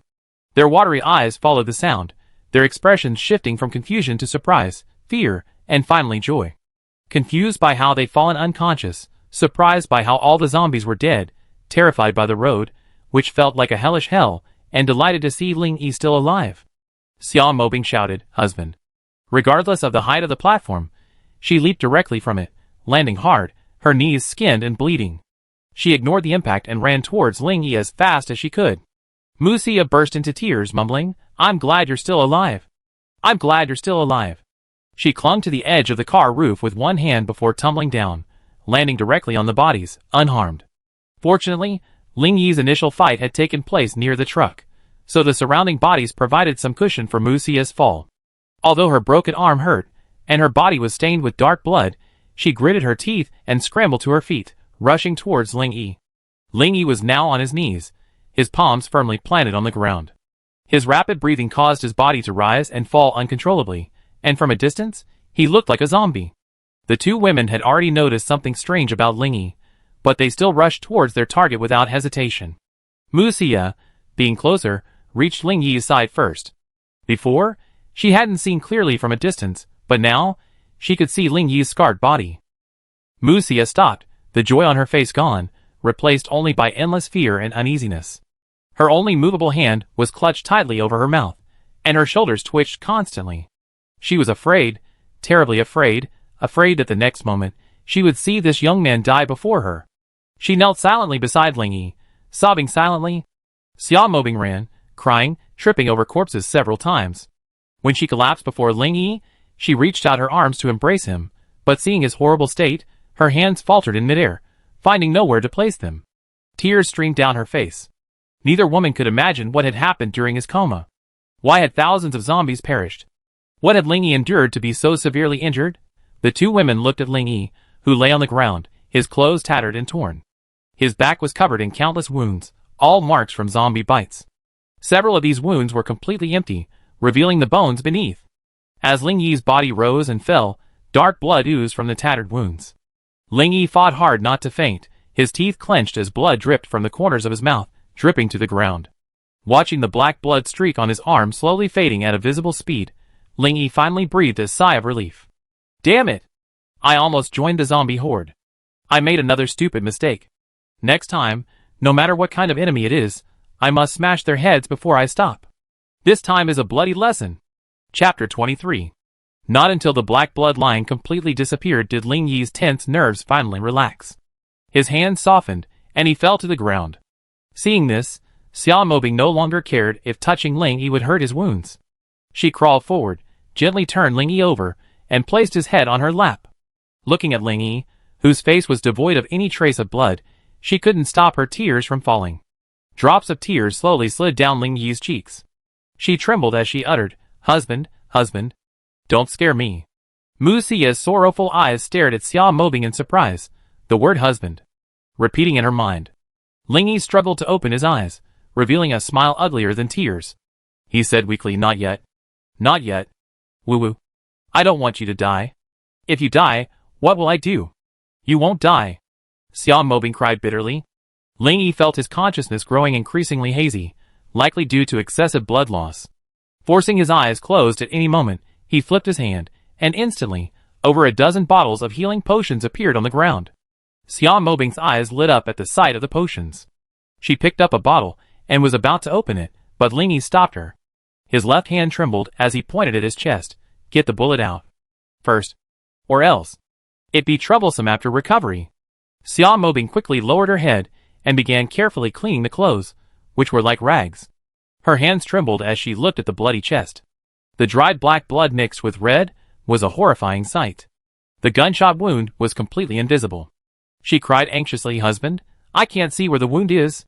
Mu Xia knelt beside him, her eyes red as she tried to locate the gunshot wound, but to no avail. There wasn't a single intact spot, only lacerated wounds everywhere. She couldn't imagine the sheer amount of pain Ling Yi must be enduring, all caused by his own efforts to save her. Mu Xia's heart trembled. Ling Yi raised his head with difficulty, glanced at his chest, then pulled out a few bottles of stamina potion and said, "First, rinse it." Mu Xia suddenly looked up and shook her head, trying to stop him. "No, rinsing the wound like that will make the pain unbearable. Find something to bite. If you delay any longer, I'll really die." Ling Yi spoke, panting and haltingly. The two women quickly looked around. Where could they find anything? They couldn't possibly use zombie remains. Suddenly, Mu Xia's eyes lit up, and she bit her lip, thinking, he nearly lost his life saving me. He even sacrificed his life, and yet I'm still hesitating over these formalities. Under the astonished gazes of Ling Yi and Xiao Mobing, Mu Xia gritted her teeth, ripped open her work shirt, and took it off. Seeing the shirt stained with dark blood, she threw it to the ground. A blush gradually crept onto her face, and then, closing her eyes, she ripped off the undergarment covering her large white rabbits, and tossed it to the stunned Xiao Mobing. "Hurry, and cover his mouth." "Oh! Oh! Oh!" Xiao Mobing, having regained her composure, shoved the undergarment into Ling Yi's mouth. Ling Yi felt the softness of the fabric in his mouth, and even smelled the rich aroma of milk. Watching Mu Xia squatting on the ground, preparing to rinse her chest with water, Ling Yi's eyelids twitched. Her large white rabbits bounced happily with her movements, intensely stimulating Ling Yi's vision. The water rushed down, and the intense pain shattered Ling Yi's thoughts. He bit his clothes tightly, feeling Mu Xia's small hand caressing his chest, waves of pain washing over him. "I can't see it. I still can't see it," Mu Xia said anxiously. Ling Yi shook his head slightly, raised a trembling hand, and pointed at two spots on his chest. Mu Xia gently turned the flesh, and found two bloody holes. Her fingers trembled as she touched one of them. She looked at Ling Yi, took a deep breath, and warned, "I'm going to start." Seeing him nod, she gritted her teeth, inserted a finger into the hole, and began to search for the bullet's location. The moment her finger entered his chest, Ling Yi's body trembled, but he didn't feel much. Compared to the pain from the other wounds, this was nothing. Beads of sweat, the size of beads, oozed from Mu Xia's forehead, trickling down her cheeks, across her fair neck, and across her alluring cleavage. It was a pity that no one appreciated this thrilling sight. Her heart was filled with fear now. Fear that she wouldn't be able to find the bullet, fear that she hurt Ling Yi, and even more fear that Ling Yi would die. Finally, she touched the bullet, gritted her teeth, found the right spot, and with a snap of her fingers, she slowly drew the bullet through the bloody hole. The sudden pain hit Ling Yi, and his eyes widened. The small garment in his mouth creaked as he bit it. He clenched his hands, his body involuntarily tensing, causing blood to flow continuously from the wounds. Terrified, Xiao Mobing quickly hugged his head, pressing it tightly against her chest, crying, "Gentle, gentle." Mu Xia's brow furrowed, tears welling in her eyes. She searched for the second bullet, her voice trembling as she replied, I know. After successfully extracting it, Mu Xia breathed a sigh of relief and collapsed to the ground. Her nerves, tense as ever, now felt completely limp. Okay. Xiao Mobing quickly ripped the small garment from Ling Yi's mouth, then opened a bottle of healing potion and softly called out, Husband, drink the potion." Unfortunately, Ling Yi had already fainted from the pain. Holding on until now was his limit. If it weren't for his enhanced body, such a severe injury would have killed him long ago. Xiao Mobing, seeing Ling Yi unconscious, was overwhelmed with concern. She murmured in panic, "What should I do? What should I do?" Mu Xia looked at her bewildered expression and said, feed him. As a police officer, she had a strong character. If Mu Xia hadn't been there today, waiting for Xia Mobing to treat Ling Yi's injuries would have been enough to kill him several times over. Reminded, Xia Mobing hurriedly fed Ling Yi the healing potion, mouthful by mouthful. She didn't know how much to use, but she continued bottle after bottle until she finished 10. Only after Mu Xia stopped did she stop. Mu Xia stared at Ling Yi's body in disbelief. The wounds kept surging, slowly enveloping the surrounding missing flesh. The scabs that had already formed sloughed away, then began to heal visibly, leaving no scars. The only difference was the distinct color difference between the new growth and the surrounding skin. Chapter 24. Mu Xia's mouth opened slightly, and she muttered to herself, "How is this possible? It's incredible. Such a serious injury healed in the blink of an eye. Anything is possible for Ling Yi. Have you ever thought about him swimming upstream to save you? Have you ever thought about him willing to be shot to save you? Have you ever thought about him being able to slaughter thousands of zombies alone? But he's actually just a little man who's been deprived of love since childhood." Xia Mobing said slowly, as she wiped Ling Yi's face with water. Mu Xia's eyes flickered as she looked at what Xia Mobing was holding. She was actually using her underwear to wipe Ling Yi's face. Suddenly, she remembered that she was still naked. She quickly grabbed her shirt from the ground with one hand, struggled to put it on, and then buttoned the few buttons that remained. Suddenly, Xia Mobing looked at Mu Xia, her eyes cold as she spoke. "I don't care what happens in the future. Even if you become his woman, I don't care. But you must never betray him, or I promise to kill you." Gently caressing Ling Yi's face, she murmured, "I don't want to see him heartbroken. He's suffered enough over the years." Mu Xia listened to Xia Mobing's words, and slowly sat down beside Ling Yi. Her eyes were firm as she said, "Like he said, my life no longer belongs to me. For the rest of my life, I will live only for him." The two women's gazes met in the air, each seeing the determination in the other's eyes. Amidst the broken limbs, the two women sat silently, a young man lying on a woman's lap. The scene was indescribably eerie. After a long pause, Mu Xia asked, "Can you tell me about his past?" Xia Mobing tilted her head as if reminiscing, then chuckled self-deprecatingly, "Actually, I don't know anything about his past either." Mu Xia looked puzzled. "Don't you call him husband?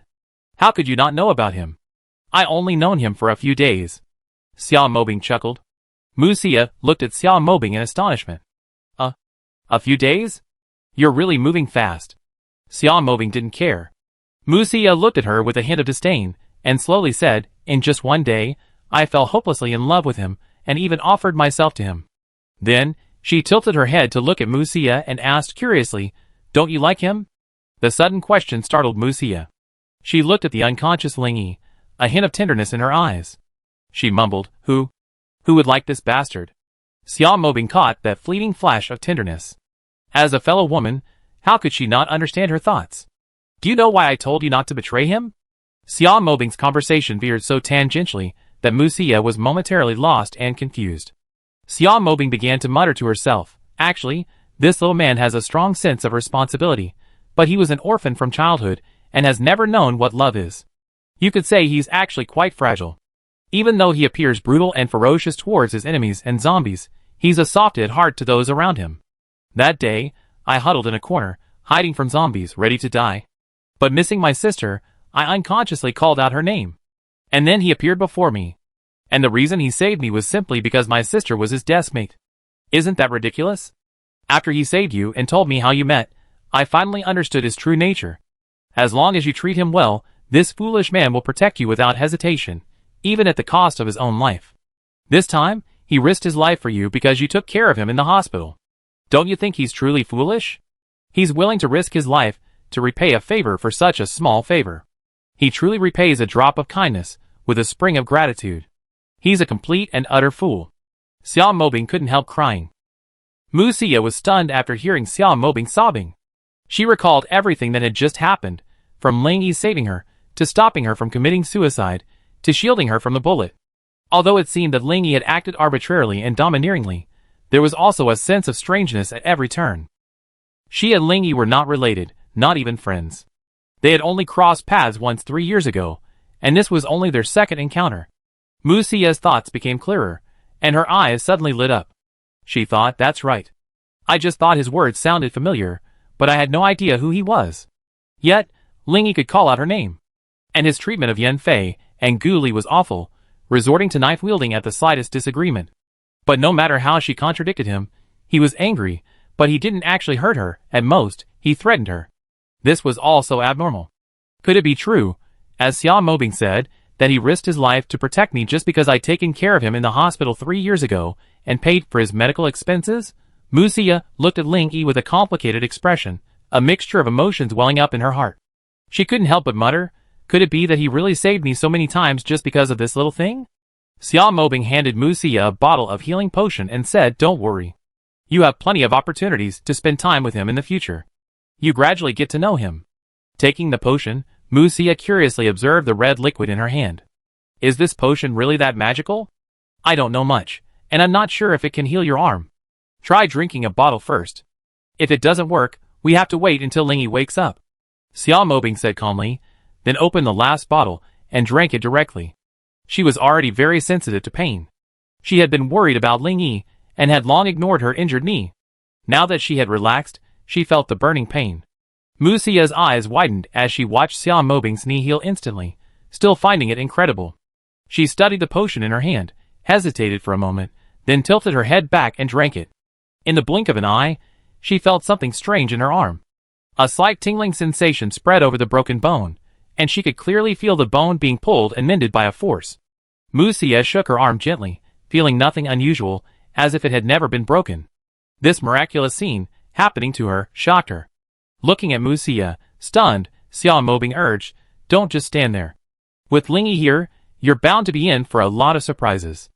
Our most urgent priority now is to find a way to get him back to the basement's shelter. If more zombies come, we won't have time to escape. Chapter 25. The two women wanted to carry Ling Yi back together, but they were afraid his internal injuries hadn't fully healed, so they didn't dare to move him rashly. Xia Mobing scanned the surroundings, trying to find any equipment to carry him. Suddenly, she saw a Land Rover not far away and turned to Mu Xia. Can you drive? Mu Xia nodded. Great. We were originally looking for a car, but we didn't expect to find ourselves in such a life-or-death situation. See that Land Rover? Ling Yi's favorite. If you can find the keys, we can drive straight down to the basement. Luckily, the Land Rover's keys were still there. Mu Xia took the wheel, carefully avoiding the scattered vehicles, and driving over the zombie wreckage to Xia Mobing's side. The two women carefully lifted Ling Yi into the car. Stop at the basement ramp. There's a barrier set up by Ling Yi, and there's a pile of bodies there. We need to clear it, or we won't be able to get down, Xia Mobing reminded Mu Xia as she drove into the basement. At the basement ramp, Mu Xia parked the car and turned to Xia Mobing, saying, take care of him. I clean up. Then, she prepared to get out. Wait, take your gun. Even if it's low on bullets, it's enough for self-defense. Xia Mobing handed over the Golden Desert Eagle, and Mu Xia didn't refuse. Anything could happen now, so it was better to be prepared. Mu Xia, gun in hand, slowly and cautiously walked down the ramp. When she saw the piles of bodies stacked in the isolation zone, she was still shocked. Her stomach began to churn, and she felt a nauseous urge to vomit. Although the battlefield above was even bloodier, her mind was so focused on Ling Yi that she didn't feel much. But now, looking at those disgusting corpses, and smelling the pungent stench, her face turned pale and weak. Mu Xia fought back her vomiting and began removing the fire hose Ling Yi had secured. After more than 10 minutes, she jogged up the ramp and squatted beside it, retching profusely. She could no longer hold it in. Mu Xia's legs were weak from the vomiting, and she scrambled back to the driver's seat. Xia Mobing teased, I thought police officers could handle it better than ordinary people, but I didn't expect you to vomit too. Mu Xia glanced at Xia Mobing with annoyance. Police officers are human too, and I'm a woman too. There are too many bodies down there, and we can't clean them up. Hold on tight, I drive straight through. Xia Mobing quickly hugged Ling Yi tightly.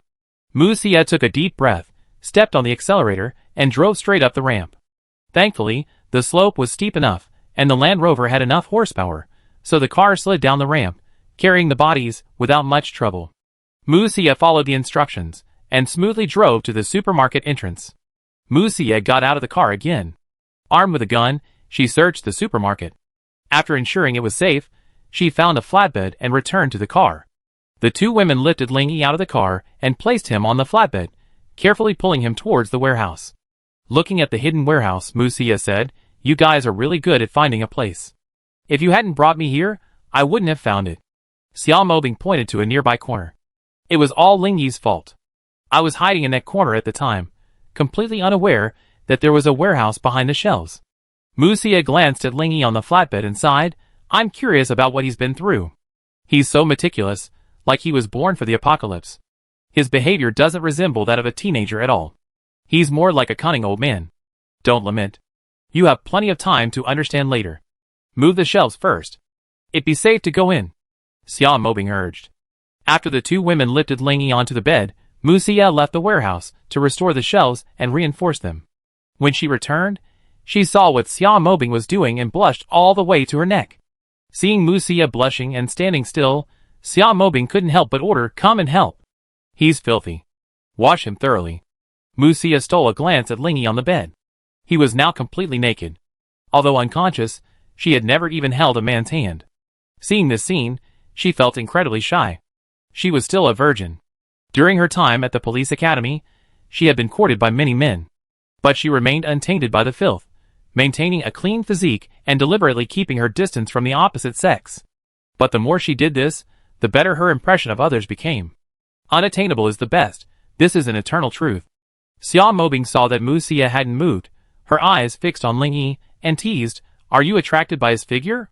There will be plenty of opportunities to meet him in the future. Let me tell you a secret, he's quite strong. I can't handle him alone, haha. Mu Xie was so embarrassed she wanted to find a hole to hide in. She shyly stepped forward to help pour water, chastising him, don't you know how to be ashamed? Showing off your mans. That in front of another woman. Haha. You be her woman soon too. We're sisters, what's there for me to be shy about? Xiao Mobing said with a smile. Who is his woman? He made me a maid, serving tea and water, Mu Xie retorted. Xiao Mobing chuckled, rinsed the towel, and continued wiping Ling Yi's body, muttering, I think she's more like a personal servant, the kind with a warm bed. Mu Xie opened her mouth to retort, but thought better of it. Further talk would be pointless. The warehouse suddenly fell silent. Xiao Mobing wiped Ling Yi's body, while Mu Xie continuously replaced the dirty water. The two of them worked in perfect harmony. Looking at the 4 or 5 empty 5-liter mineral water bottles at her feet, Mu Xie smacked her lips. Don't you think we're being a bit extravagant? Water is so precious these days, and we're actually using mineral water to bathe him? Xiao Mobing glanced at her, with the look of a country bumpkin entering the city. What's a little water? Do you know what the water used to clean Ling Yi's wound does? It's like a healing potion, with magical effects. Ling Yi calls it a stamina potion. Drinking it can restore your strength and refresh your mind. As long as you follow Ling Yi, you have bread and water. So, this ordinary water can only be used for cooking and bathing. Bread and water? Mu Xie always felt strange. But she couldn't deny her curiosity about Ling Yi, those strange things were so mysterious. You're so incompetent, girl. Why are you always distracted? Come and help him turn over. I'm going to rub his back, Xiao Mobing said, looking at Mu Xie, who was lost in thought again. Chapter 26. Oh! Mu Xie, having regained consciousness, hurried forward to help. Although she was still a little shy looking at Ling Yi's body, at least he was unconscious, so there wasn't much embarrassment. Ling Yi drowsily opened his eyes, and found himself in a familiar warehouse. He couldn't help but breathe a sigh of relief. He'd been really worried about something happening after being unconscious. Sitting up, he realized he was naked. He looked up and glanced around the warehouse. The two women were gone, they'd probably gone to the supermarket to loot. Ling Yi wasn't worried. At least the zombies in the area had been mostly cleared out, so there shouldn't be any danger. Ling Yi checked his body, it was fine, he'd fully recovered. The only thing that bothered him was his empty stomach. He took out a piece of bread and ate it. The instant fullness made him burp. Taking advantage of his free time, he began to check the system's results. In this life-threatening battle, he killed at least 1,000 zombies, so the reward should be substantial. First, he opened the attribute panel. A whopping 23 attribute points were available, which made Ling Yi beam with joy. The high-risk, high-reward strategy had indeed paid off. Ling Yi had originally planned to evenly increase the first 3 attributes. After all, he had experienced the benefits of all 3. But after the previous battle, he decided to increase his spirit as well. While in the Blade Light realm, the Blade Light skills he unleashed required spiritual support. It was this lack of spiritual support that had left him so weak after the battle. After careful consideration, he simply allocated points evenly. Host, Ling Yi. Profession, Enhancer. Attribute points 0. Strength plus 896. Defense plus 625. Speed plus 635. Spirit plus 665. Watching his attributes grow exponentially, Ling Yi felt incredibly refreshed, eager to immediately test his abilities against a group of zombies. He felt confident that if he could repeat the previous battle, he could completely annihilate the horde without suffering any casualties. Ling Yi continued to examine the system's backpack. This one glance made him smile from ear to ear. Primary strengthening fluid *10. Healing potion *180. Stamina potion *1784. Energy potion *156. Bread *1820. Zombie vaccine *3. The sheer number of these known items filled Ling Yi with hope for life in the apocalypse. As long as he didn't do anything daring, dying would be difficult. Ling Yi again pulled out a few unfamiliar items. 3 marble-sized beads, 1 blue, with the word water engraved inside. 1 green, with the word wood engraved inside. And 1 white, with the word wind engraved inside. Ling Yi examined each one, still unable to figure out what they were used for. He couldn't help but complain about the system. This crappy system is ridiculous. It doesn't even have any of the necessary hints. Every time something drops, I have to guess for ages. It's driving me crazy. He then pulled out another bottle of orange potion with the word rage labeled on it. A question mark crossed Ling Yi's mind. He tossed the items back into his system backpack, ignoring the guesswork. There were still dozens of long and short cold weapons left, but Ling Yi didn't feel like messing around with them, so he just dumped them on the bed. Then, he got out of bed and headed naked for the makeshift toilet. Xia Mobing and Mu Xia returned to the warehouse, each carrying 2 large packages. Seeing Ling Yi, who had been lying on the bed, gone, their faces paled. Xia Mobing began to call out anxiously, her voice distorted. Husband, husband. What are you doing? It was like a ghost howling, so frightening I almost held my shit in. Ling Yi's disapproving words echoed. The 2 women breathed a sigh of relief. Xia Mobing threw her backpack onto the bed, sat on the edge, and swung her fair legs. Husband, we're girls. Can you please stop being so vulgar? Ling Yi finished cleaning himself up and staggered back. Mu Xia let out a sharp awe, and quickly turned around, covering her face. Ling Yi, upon seeing Mu Xia, remembered he was still naked. His face flushed, and he said, sorry. Xia Mobing pulled out a set of clothes and walked towards Ling Yi giggling. What's there to be embarrassed about? She's seen you all. Mu Xia stamped her feet in shame. Bing bing. What are you talking about? Shut up. After Ling Yi finished dressing, he smiled. I'm glad you're here this time. Otherwise I'd probably be going to heaven to see the Buddha. Xia Mobing snuggled in Ling Yi's arms, pouting. Don't talk nonsense. I'm glad you're okay. Mu Xia blushed, lowering her head and whispering softly. I'm the one who should say thank you. If you hadn't saved me, you wouldn't have been so badly injured. I'm sorry. Ling Yi waved his hand and said seriously, just know that. Be good and don't try to kill yourself. It wasn't easy for me to take you in as a servant. I almost lost my life. If you don't satisfy me in the future, I spank you every day. Mu Xia blushed slightly and murmured, I definitely be good and obedient from now on. I do anything you ask me to do. Ling Yi was stunned. He expected Mu Xia to retort, but she was as docile as a sheep, leaving him speechless. Unbeknownst to Ling Yi, Mu Xia had already been enlightened by Xia Mobing, so there was no way she was going to argue with him now. Xia Mobing looked at Ling Yi's constipated expression and chuckled, surprised? Unexpected? Ling Yi looked at the 2 women for a moment before uttering 2 words. You're sick. Then he began to tidy up the bed. Xia Mobing winked at Mu Xia and gave her a thumbs up. Mu Xia nodded and smiled in return. Xia Mobing looked at the things Ling Yi was packing and couldn't help but ask, Honey, did you just find these? A bunch of junk. I don't know what they're for. Ling Yi was still upset that the system hadn't prompted this question. Xia Mobing's eyes lit up, and she asked tentatively, Honey, can Sister Xia and I pick some? We don't have any weapons to defend ourselves. Ling Yi glanced at her.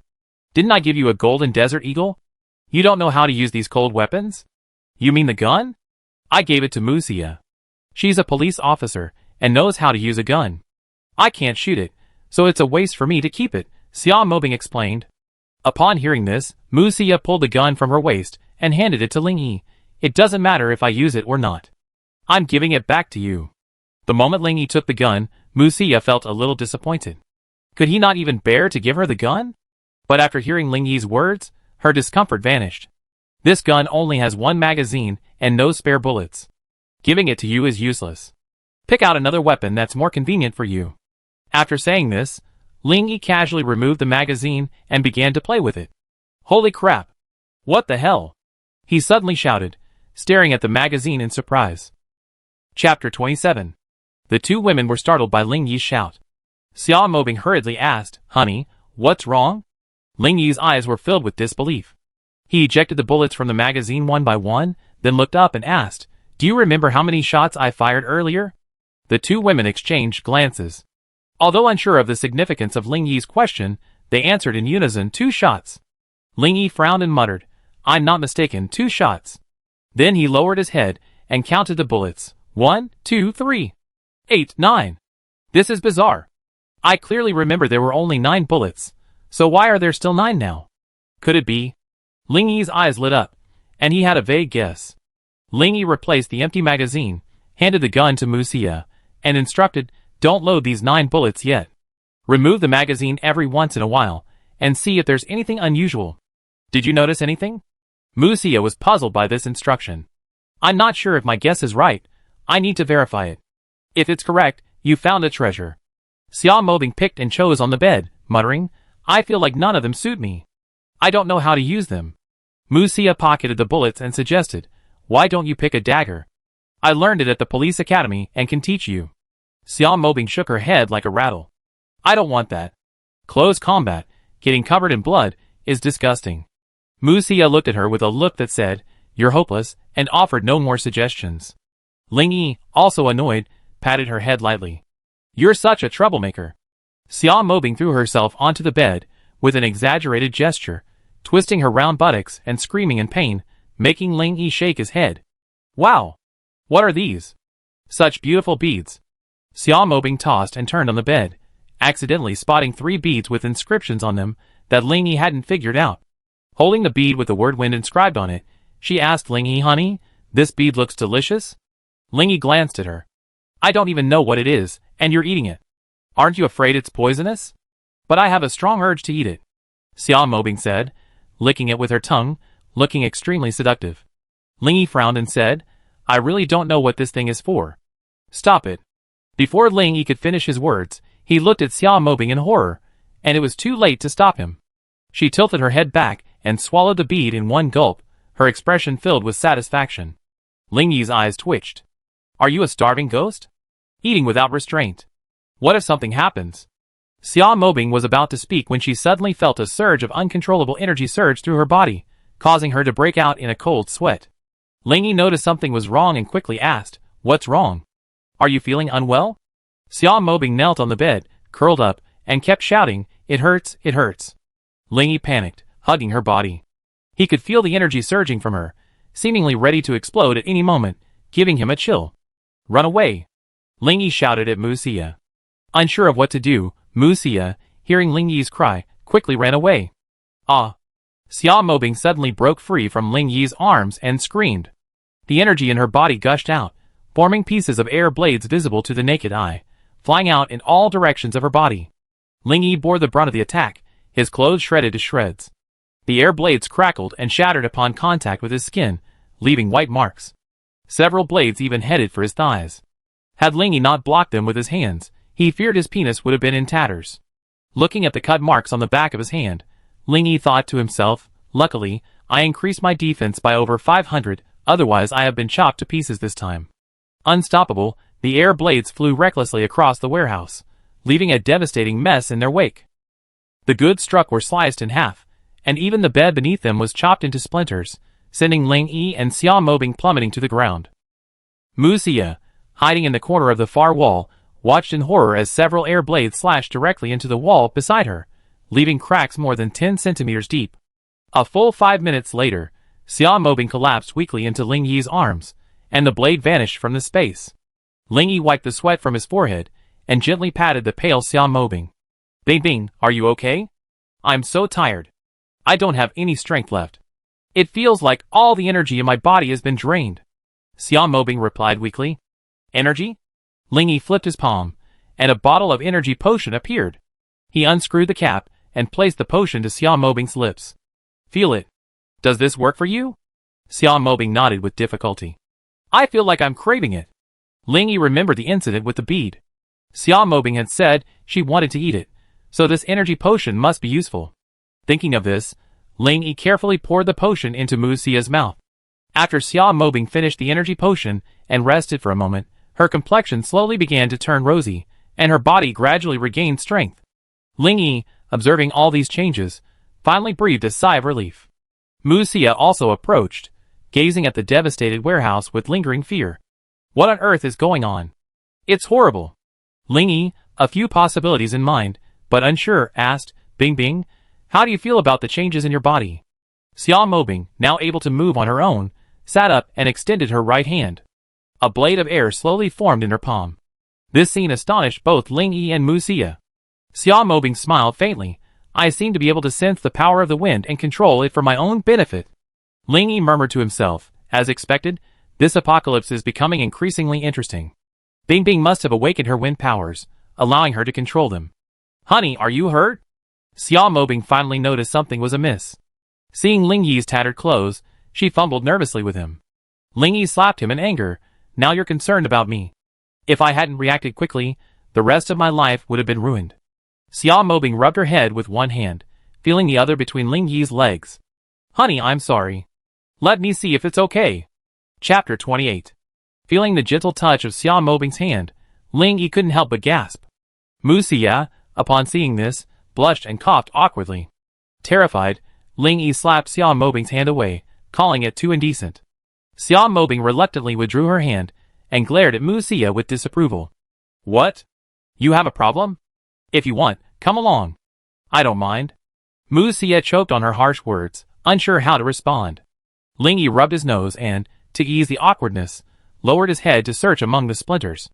After a while, he finally pulled out the wooden and water beads and handed them to Xia Mobing, saying, Take them and feel them to see if they still have any effect. Xia Mobing took the 2 beads, sensing them for a moment before shaking her head. It's just a feeling of repulsion, completely different from the wind beads. Ling Yi took the beads and murmured, Could it be that only one superpower can be awakened? Why don't I feel anything at all? Is it because the attributes don't match, or is it because I'm an enhancer?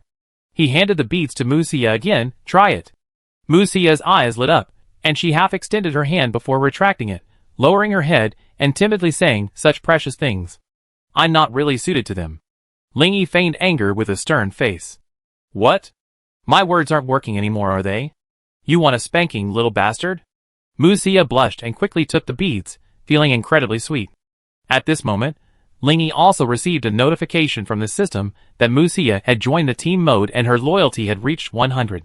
Mu Xia held a bead in one hand. Suddenly, she looked at the bead with water engraved on it in her right hand, her eyes filled with longing. Ling Yi raised his eyebrows, thinking, Looks like there's a chance. After returning the wooden bead to Ling Yi, Mu Xia clutched the water bead tightly. I'm tempted to eat it too. I feel like I regret it forever if I don't. Xia Mobing nodded quickly. Yes, that's exactly what I felt just now. Ling Yi stared at the water bead and muttered, Water? Could it be that you awakened your water powers? Don't rush to eat it yet. Let's go to the underground garage first. I was scared just now. It's safer outside. The 3 of them left the supermarket and reached the garage. Ling Yi gestured to Xia Mobing to stay away, then had Mu Xia take the water bead. The awakening symptoms were similar to before, the only difference being the different attributes and the skills released. From Mu Xia's body erupted a dozen water dragons, charging through the basement with overwhelming force. Ling Yi deliberately withstood the water dragon's might, only to discover that, despite its immense power, its lethality wasn't particularly significant, far less destructive than Xia Mobing's. After Mu Xia's energy was fully released, her legs gave way, and she was on the verge of falling. Ling Yi took a single stride, instantly appearing beside her, embracing her and offering her an energy potion to drink. Mu Xia blushed as she finished the potion, her body struggling to escape Ling Yi's embrace. Don't move. Wait until you fully recovered, Ling Yi said, gently patting her buttocks. Mu Xia felt the warmth of Ling Yi's palm against her buttocks, and shyly buried her head between her breasts, daring not to move. After a long moment, Mu Xia whispered, I'm fine now. Ling Yi nodded, then released his grip. How do you feel? Mu Xia extended her small hand, revealing a spinning ball of water. I can control the power of water, but it doesn't seem very powerful. Ling Yi smiled and said, water powers are primarily gentle, so their power certainly can't compare to other powers, but they do have their reasons. I believe as your powers grow, their power will surely increase. Xia Mobing skipped over to the two of them and said happily, honey, that's great. Now Sister Xia and I can help you. We're finally no longer a burden. Ling Yi smiled faintly, yes. I'm going to hug your long legs tight from now on. Superpowers. I'm so envious. Xia Mobing's eyes curved into crescents, and the corners of her mouth curled up. She stretched one of her long legs out in front of Ling Yi, gently swaying it. Come here, let me hold you. How shameless. Mu Xia observed the scene, unable to help but complain. Ling Yi slapped Xia Mobing, tears welling up in her eyes. She said aggrievedly, hubby, stop hitting me on the head all the time. It make me stupid. I told you to keep provoking me. I was going to teach you a lesson tonight, but now the bed's ruined and there's no place to sleep. I haven't even come to terms with you yet. Thinking of the mess in the warehouse, Ling Yi's head ached. Xia Mobing hunched her neck and playfully stuck out her tongue. Mu Xia, hearing Ling Yi's words, felt helpless and embarrassed. You two are flirting. Can't you consider my feelings? You treat me like air? Xia Mobing narrowed her eyes and smiled slyly. Hee hee. From now on, before you go to bed, remember to warm the bed beforehand, my personal maid. Why? Mu Xia's face was filled with dissatisfaction. Xia Mobing put her hands on her hips and said, because I'm the mistress, huh? You say so? We haven't even started. Mu Xia pressed on. Pa! Pa! Two sounds rang out. Ling Yi looked at the two women rubbing their buttocks simultaneously, his face stern and feigning anger as he said, from now on, we both keep each other warm. There won't be so much trouble. Xia Mobing quickly hugged Ling Yi's arm and said happily, okay, honey. Mu Xia gritted her teeth and whispered, yeah, I understand. Ling Yi looked at Mu Xia in confusion, his face filled with surprise. Why has this girl changed? Shaking his head, he suddenly asked, by the way, how long was I unconscious? 3 days. Xia Mobing took out her phone and checked the time. Ling Yi's face paled. Oh no! Something must have happened to your sister. Xia Mobing was touched to see Ling Yi still thinking about her. She said softly, don't worry. I contacted my sister and briefly explained our situation. I asked her to contact the school for help. She's safe now. Ling Yi breathed a sigh of relief. After a moment's thought, he said, we can't delay any longer, or we have more trouble. Let's go back and pack up, and then leave for school. With my current strength, nothing should go wrong. Xia Mobing responded happily, okay. I go back and pack up now. The Land Rover you've been eyeing is parked outside the supermarket. We grab some necessary supplies, and we be ready to go. Back in the warehouse, Ling Yi searched among the rubble of the broken bed for weapons. While they were useless to him, there was no guarantee they would be useful to someone close to him in the future. Chapter 29. Before, Ling Yi had been feeling depressed because of the lack of system notifications, so he hadn't paid much attention to the weapons. Now, as he collected each one, he couldn't help but examine them. He discovered that the weapons the system unleashed were far harder and sharper than anything current technology could produce. They also possessed a wide variety of functions, some with hidden mechanisms that made them difficult to guard against. At this moment, he was examining a black ring with a rustic texture. It featured a skull carved into it.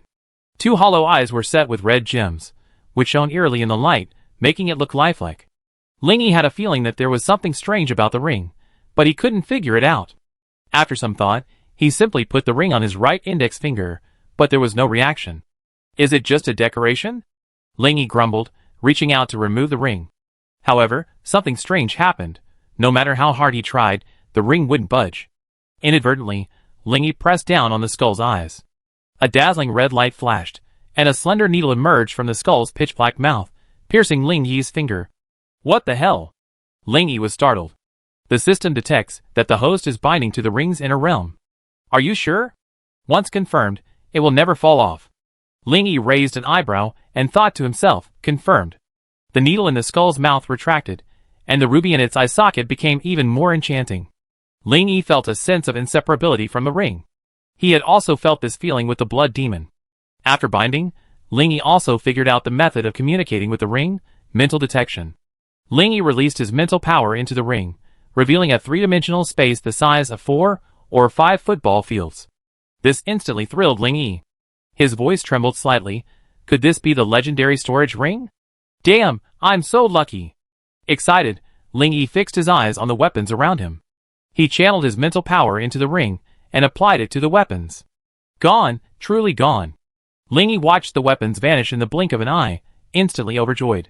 He hurriedly checked the space within the ring, and sure enough, the weapons were there, neatly stacked in a corner. Ling Yi's face bulged with joy. He had always worried about not being able to store real-life items in his system backpack. After all, the system backpack had limited space. What if all the space was filled with random things? Now, the important items were in the system backpack, and the rest were in the ring. Double insurance, what a treat. To test whether real-life items could fit into the ring, Ling Yi approached a pile of goods, a dozen cardboard boxes filled with bread. He waved his right hand at the boxes, and the objects vanished. He then checked the ring's interior, and it worked. Ling Yi was once again ecstatic.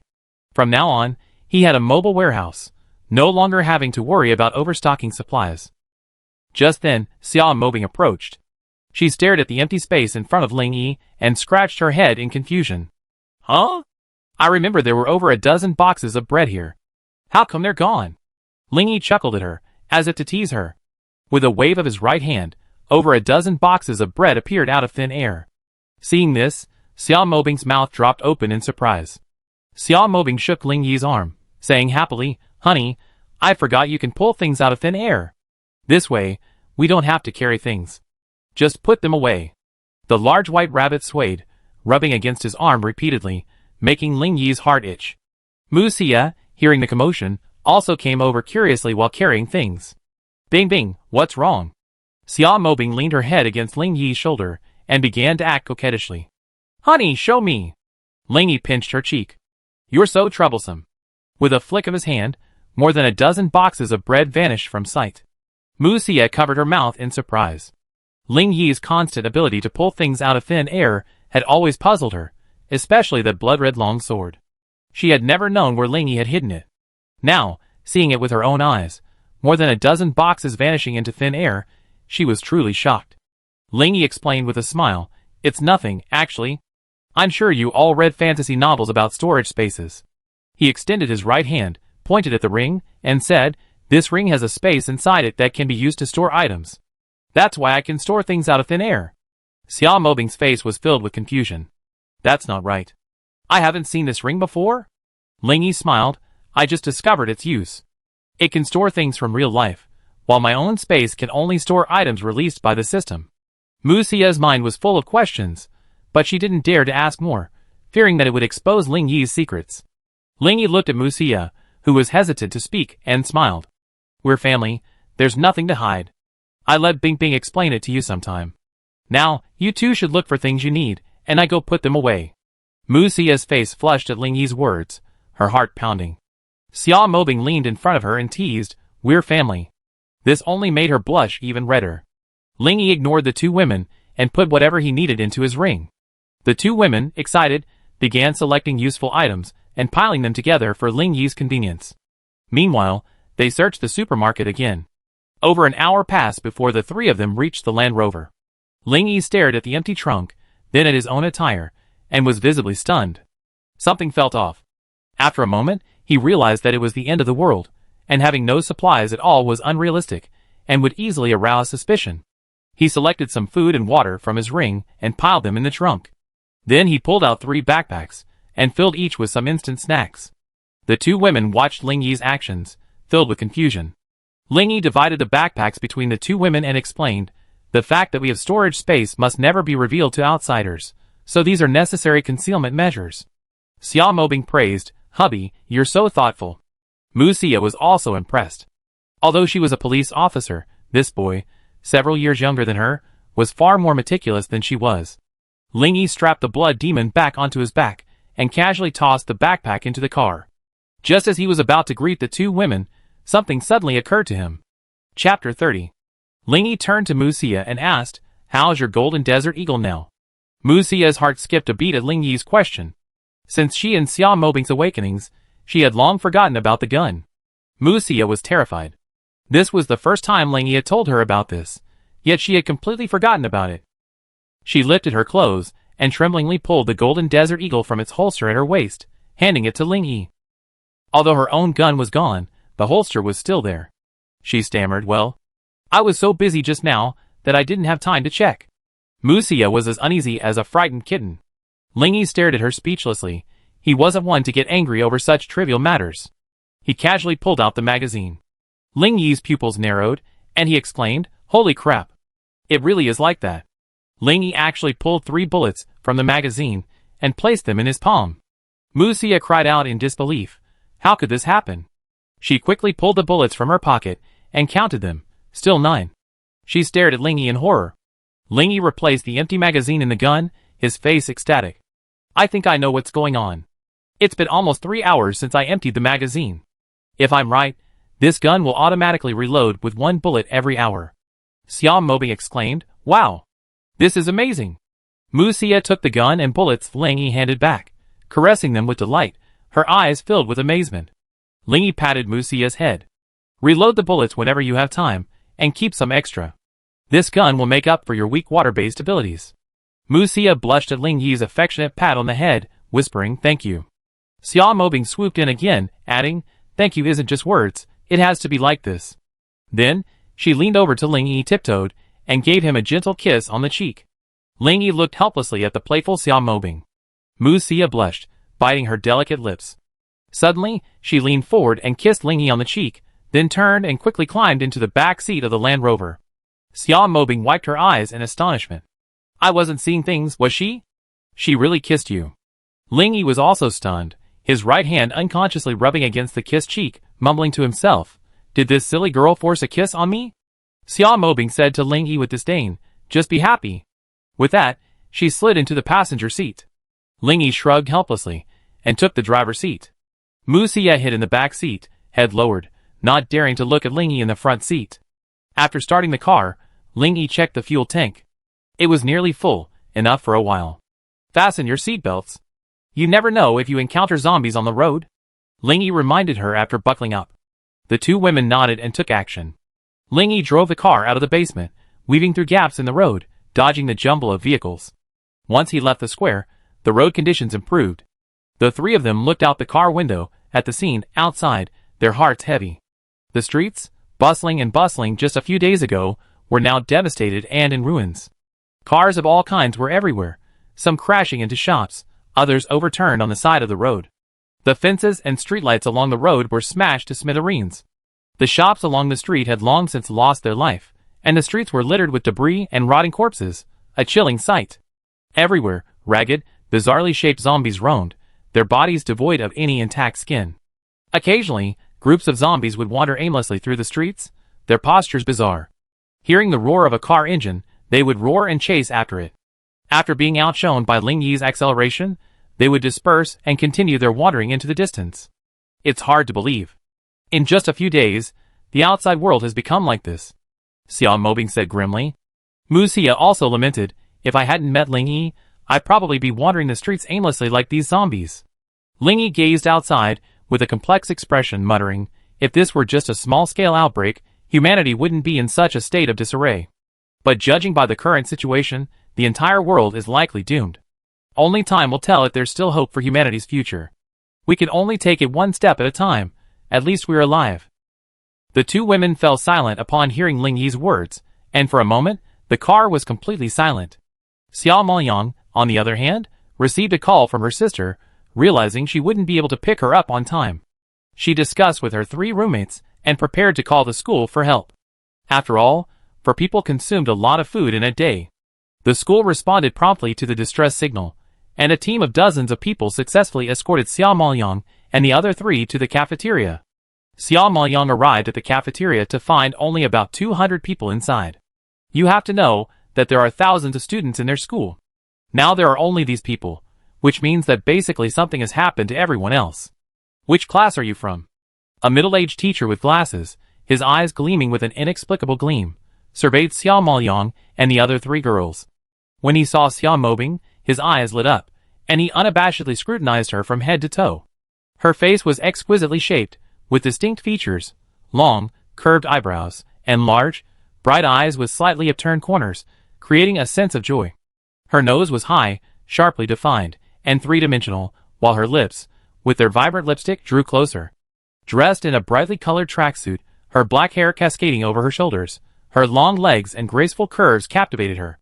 Her figure was neither too bony nor too plump, showcasing a striking, perfect figure. The middle-aged teacher muttered softly, "Excellent." Xiao Maoyang didn't hear the muttering. Her large eyes fluttered as she replied, "Teacher, we're from Class 1, Grade 3. What's your name?" The middle-aged teacher's gaze was obscure, fixed on Xiao Maoyang's round breasts. "My name is Xiao Maoyang." "My name is Natsum." Xiao Maoyang had barely finished answering when her roommate interrupted. The middle-aged teacher glanced at Natsum, frowning fiercely and saying, "I'm not asking you, don't interrupt." Natsum was stunned. The middle-aged teacher glanced back at Xiao Maoyang and smiled, saying, "Xiao Maoyang, right? What a great name. I arrange accommodations for you right away." Chapter 31. After the middle-aged teacher arranged Xiao Maoyang's arrangements, he reluctantly said, "Xiao, remember to see me if you need anything. My last name is Zhao." Xiao Maoyang bowed and smiled faintly. "Thank you, Teacher Zhao." Through the loose collar of her neckline, Teacher Zhao caught a glimpse of a round white light. Her eyes narrowed into a line, and she said, "You're welcome." Then, looking back every few steps, she walked away, looking very dedicated. "Maoyang, Teacher Zhao is looking at you with a lecherous look. You better be careful," a girl whispered to Xiao Mobing. "Xixin, you're overthinking it. Teacher Zhao is so kind to us. Look how dedicated he is," Xiao Maoyang said disapprovingly. "Who told you to be beautiful? It's normal for someone to care about you." Natsum, who had been scolded by Teacher Zhao before, looked jealous. "Natsum, how dare you talk like that?" Another girl glared at her. Natsum glared back, "Xiyun, don't think you're so great just because you're class monitor." The girl who had warned Xiao Maoyang earlier quickly intervened, "All right. Stop arguing. We finally made it here, and we have to support each other. Xie Xixin, if you hadn't insisted on listening to Xiao Maoyang and waiting for her sister to rescue us, we wouldn't have starved for 2 days, and would have been here long ago," Natsum shouted. Xiao Maoyang's eyes were filled with apology. "I'm sorry, Natsum, it's my fault." Natsum snorted, turning and heading for the bunk bed. Xie Xixin and Xiyin both pulled Xiao Maoyang to comfort him. "I'm fine. Let's get our sleeping area ready first." Xiao Maoyang forced a smile. The school had set up a shelter in the cafeteria. The conditions were rudimentary, simply dismantling the dining table and haphazardly spreading it on the floor as a bunk bed. Fortunately, it was summer, so even without a blanket, they could still get by. Everyone in the cafeteria wasn't just sitting around waiting for food. After all, with over 200 people, the consumption was high. Almost everyone was assigned a task. Some cleaned, some helped with cooking, some sorted supplies, and some followed the awakened ones out to collect supplies. For the first 2 days, Teacher Zhao even assigned Xiao Maoyang and the other 3 the easy task of counting supplies. But that evening, Xiao Mu suddenly left without warning. On the 3rd day, Teacher Zhao assigned the 3 of them to search for supplies in a nearby men's dormitory. He assured them that the zombies had been cleared out and it was safe. The 3 women had no suspicions, though they were puzzled by the 3 of them, when other teams had dozens of people. But considering it was just next door, and people were searching there regularly, it shouldn't be dangerous. So they simply set off with their empty bags. Teacher Zhao returned to his own private room and stood by the window, watching the 3 women leave. A sly smile curled his lips. These girls are so young, especially Xiao Maoyang. Later, follow the plan. You lead them to the room on the top floor. You get something for them. Teacher Zhao's face held an ambiguous expression. If Xiao Maoyang and the others were here, they'd be shocked. This woman was the departed Natsum. She was kneeling before Teacher Zhao, carefully pinching his thigh.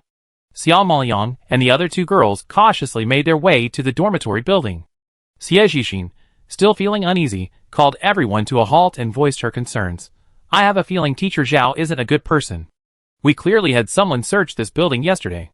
When I was counting supplies, I heard someone complain that there was nothing left." Xiyun's face was filled with solemnity after hearing this. "Are you sure you heard correctly?" Xie Xixin nodded gravely in response. Xiao Maoyang, however, said nonchalantly, "Are you overthinking it? Isn't Teacher Zhao a good person?" Xie Xixin looked at her with dismay. "You're just too kind-hearted. You always treat others as good. That's why you always get the short end of the stick." Xiyun nodded in agreement, then said, "If that's the case, then we be careful." The 3 women searched room by room, finding nothing of value. Just as they were approaching the top floor, preparing to return, Natsum suddenly appeared. Xiao Maoyang exclaimed in surprise. Natsum, where have you been these past few days? I was so worried. Xie Zhixin and Shi Yun also looked at her in confusion. Natsum glanced around like a thief, then approached the three women and whispered, I overheard a rumor that Teacher Zhao is going to harm you, so I'm secretly telling you to find a way to hide. Shi Yun frowned and asked, Are you sure? Natsum nodded, then glanced behind him and said anxiously, When I got here, I saw Teacher Zhao was already heading this way. Let's quickly find a place to hide. Xie Zhixin felt something was amiss, and was about to ask something when suddenly, footsteps sounded on the nearby stairs. Natsum whispered, They're coming. Let's run. Then, grabbing Xiao Maoyang's hand, she ran to the rooftop. Xie Zhixin and Shi Yun exchanged a glance and followed.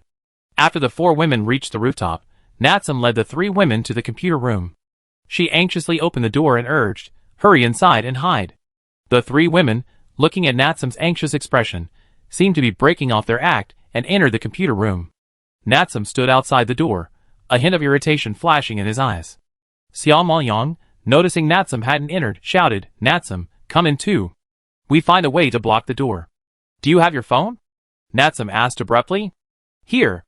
Xiao Maoyang took out her phone and waved it, only to have it snatched away by Natsum. A strange smile suddenly crossed Natsum's face. Just wait here and die, she said, closing the door and inserting the iron bolt. The three women, trapped inside, banged on it constantly. Xiao Maoyang shouted, Natsum, let us out. Haha, forget it. I'm not letting you out. Natsum replied coldly. TSK. Good job. I give you some meat when we get back. Teacher Zhao approached slowly. He stood outside the door, his lips curled up as he chuckled, Three little beauties, aren't you scared in there? Xie Zhixin's expression changed. He certainly has bad intentions, but I didn't expect Natsum to help him. Shi Yun sighed. Alas! Who knew Natsum would betray us? Xiao Maoyang cried, Teacher Zhao, why did you do this? Why? Hey, I just want to sleep with you. If you just listen to me, you have a good life. Otherwise, you starve to death in there. Chapter 32. After Teacher Zhao finished speaking, he took Natsum away. Trapped in a jar, he waited for the three women to kneel and beg for his favor. The three women now collapsed to the ground, their faces pale with fear. Xiao Maoyang was completely stunned by Natsum's actions, muttering, How could Natsum become like this? Why did she treat us like this? Xie Zhixin gritted her teeth and said, This shameless woman. We even shared our food with her in the dormitory. I didn't expect her to be this way. Shi Yun sighed, Alas. People's hearts are unpredictable. We could have contacted Maoyang's sister for help, but now we can only wait for Teacher Zhao's humiliation. How abominable. No, we can't just sit there and wait for death. We must find a way to escape. I don't want to be humiliated by that disgusting Teacher Zhao. Xie Zhixin clenched her fists, a look of resentment on her face. Xiao Maoyang's face was filled with determination. If we hold out for a few days, Sister and Ling Yi will definitely come to rescue us. We absolutely cannot compromise. Inside Teacher Zhao's room, those three little girls haven't given in yet? It's been 2 days, and they're still so stubborn. I'm really impressed. No, well, it's been 2 days. I hear they're talking so weakly, they must be starving. Teacher Zhao, if you go now, you'd definitely be in great shape. Natsum tentatively suggested. Teacher Zhao slapped Natsum's round buttocks hard, causing her to scream in pain. A bright red handprint remained on her round buttocks, and they were visibly swollen. Hey, what's the rush? Let's starve them for another day. I don't like to force them. I like people like you who come to me on their own initiative. That's what's fun. In the cafeteria, four girls gathered, looking in the direction of the sound with disgust on their faces. They stamped their feet fiercely, then turned and left. Another uneventful day passed. That afternoon, Teacher Zhao and Natsum were preparing to visit Xiao Maoyang and the other two girls. A man, moving incredibly quickly, suddenly appeared before him, breathlessly reporting, Teacher Zhao, this is bad. Team 3 reports a strange zombie herd of over 1,000 is heading towards the school. They're almost there. Teacher Zhao narrowed his eyes. What idiot has done this? The man paused and said, It seems Lu Zi's team was trying to take over the small supermarket not far from the school, but they gotten into trouble. Teacher Zhao spat fiercely. It's those bitches again. If they weren't also enhancers and still had some use for me, I have destroyed them long ago. Orders are in place to hold the cafeteria and slowly fight off the zombies. After the man left, Teacher Zhao said bitterly, What a bummer. I deal with them once this is over. As for Ling Yi, he was already not far from the school. He had discovered strangely that the zombies on the street were completely unmoved by the vehicles. Small and large groups of zombies seemed to be moving forward with purpose. Something's wrong. These zombies give me the feeling they're being controlled by someone, Ling Yi muttered. That seems to be the case. They were desperately chasing the car before. Xia Mobing blinked her eyes, watching the zombies on the road. Mu Xia frowned. Didn't you notice that these zombies seem to be heading towards the school? Upon hearing this, Ling Yi observed the situation carefully. Holy crap! They're really heading to the school. What's going on there? Hold on tight, we have to hurry. If anything goes wrong, we'd be in trouble. With that, Ling Yi floored the accelerator, and the car roared towards the school like a mad beast. A few scattered zombies blocked the road, but Ling Yi's car simply flew away. The school's main gate was already visible, but the zombies were increasing in number. Ling Yi stared at the zombies filing into the school gate, then at the wide-open iron gate. He gritted his teeth and said, I'm going to charge right in. Once we stop, remember to get out of the car in time, and don't let the zombies attack you. Ling Yi gripped the steering wheel tightly, stepped on the accelerator, and drove the car relentlessly into the school gate. The immense force of the car sent the zombies flying or crushing them, leaving pools of dark blood in its wake. Stop them! Stop them! How come these zombies seem to have intelligence, charging right at the weakest points? Teacher Zhao shouted angrily from the second floor of the cafeteria. This can't go on like this. Dozens of people have already died, and the zombies outside are still flocking in, numbering over 2,000. A boy said anxiously. Yeah, especially that zombie with the bloodshot eyes in the distance. Its speed and strength are insane. Just now, our first squad charged and lost several enhancers, all killed in a single blow by it. Another boy pointed at a zombie sprawled on the ground in the distance and shouted. Look, what's that? It looks like a car. Holy crap.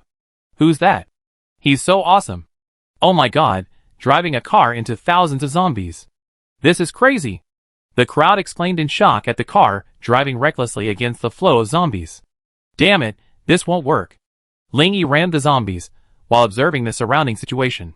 Suddenly, his eyes lit up, and he took a deep breath. Under his control, the car spun in a high-speed circle, then rushed towards the cafeteria's main entrance. What is he going to do? Fuck, he's going to hit us. Retreat, retreat. This lunatic. The crowd at the first floor entrance, holding off the zombies, was in an uproar and retreated.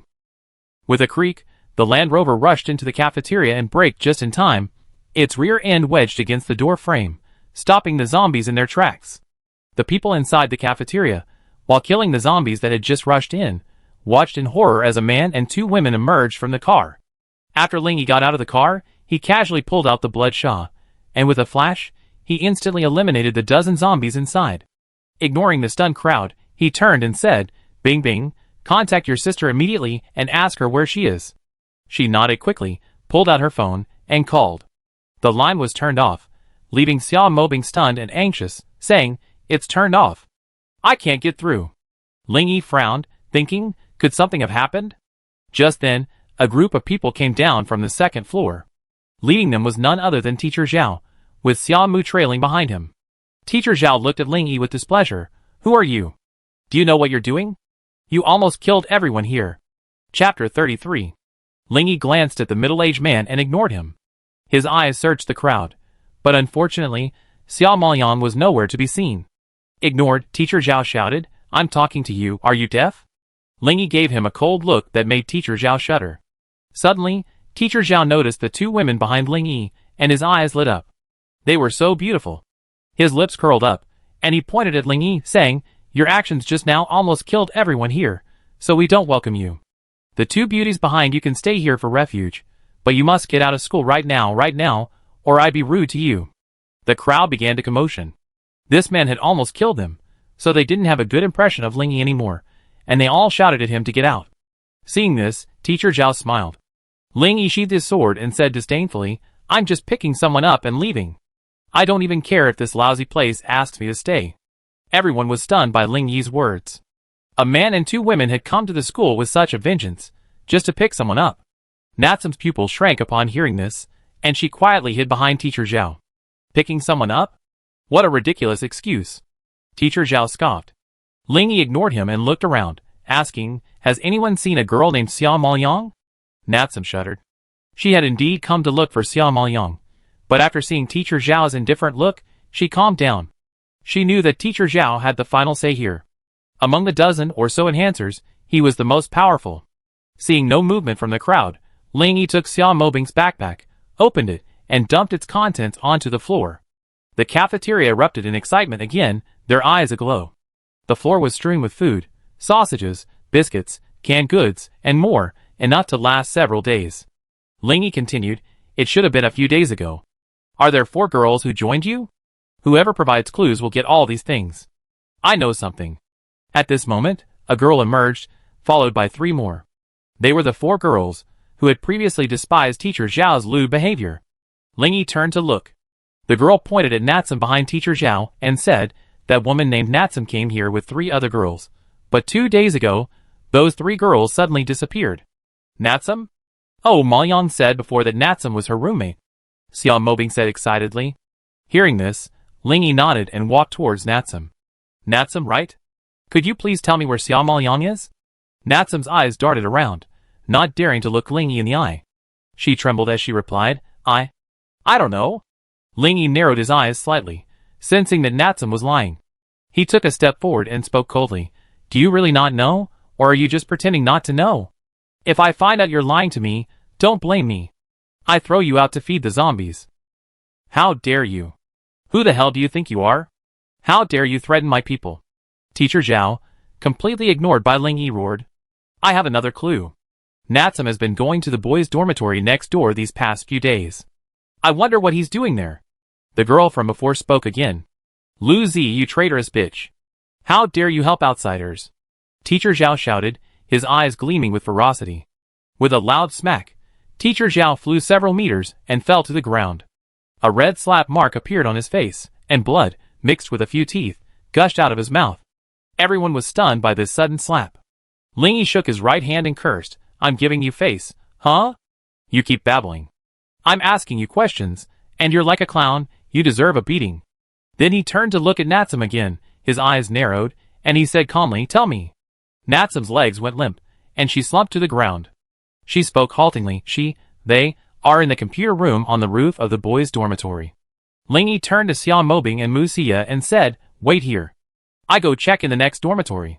Without waiting for a response, Ling Yi prepared to leave. At this moment, the girl who provided the clue, Lu Zi, suddenly said, "I suggest you subdue them first, otherwise it's dangerous." "Bitch, I kill you." Teacher Zhao suddenly exploded, charging at Lu Zi. With a bang, Teacher Zhao flew again, this time crashing directly into the distant wall. Her fall to the ground stained with blood.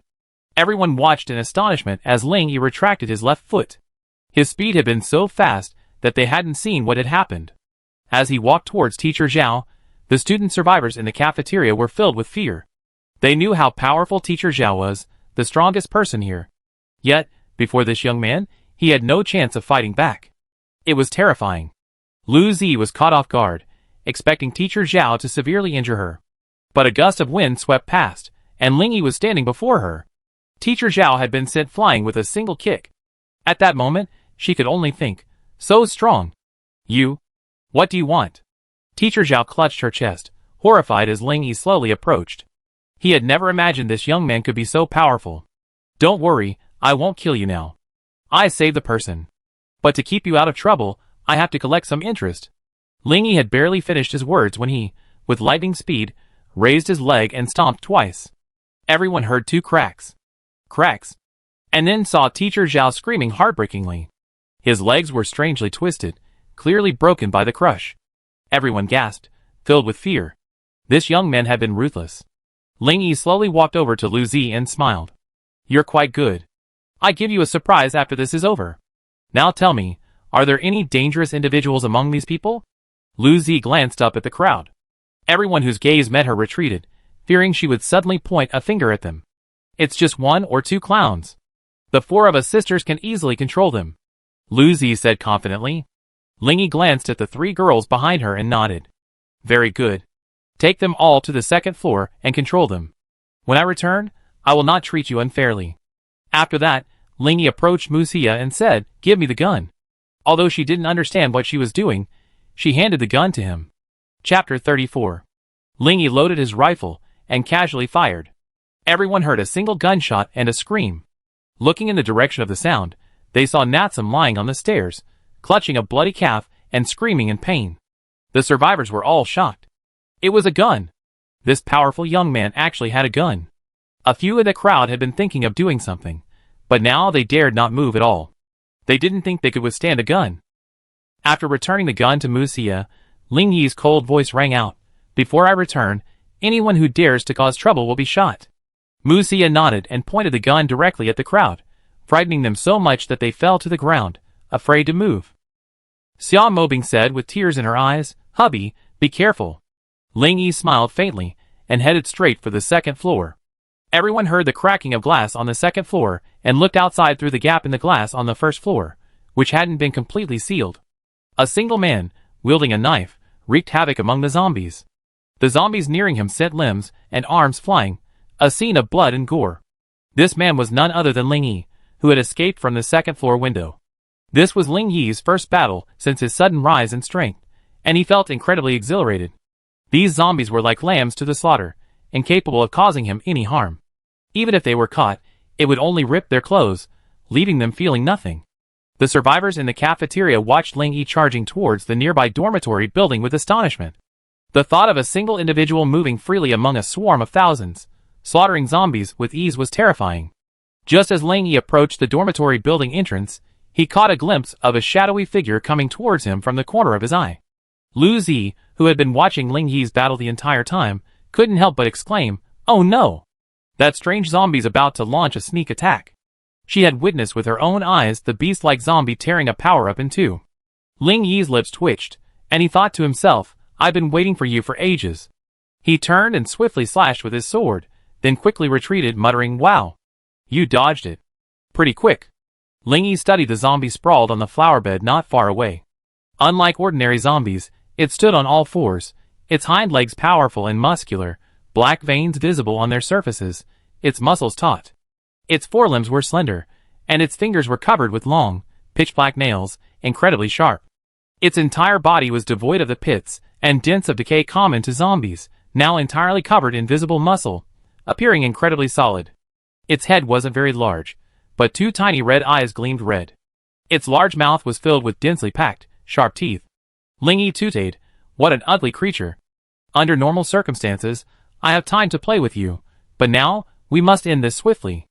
As soon as he finished speaking, Ling Yi narrowed his eyes, grasped his sword with both hands, and shouted, "Slash!" The people in the cafeteria saw only a flash of dazzling red light, their eyes momentarily blinded by the irritation. When their vision returned, they stared outside in confusion. Ling Yi had vanished, while the zombies that had surrounded him, as well as the strange one, were frozen in place, motionless.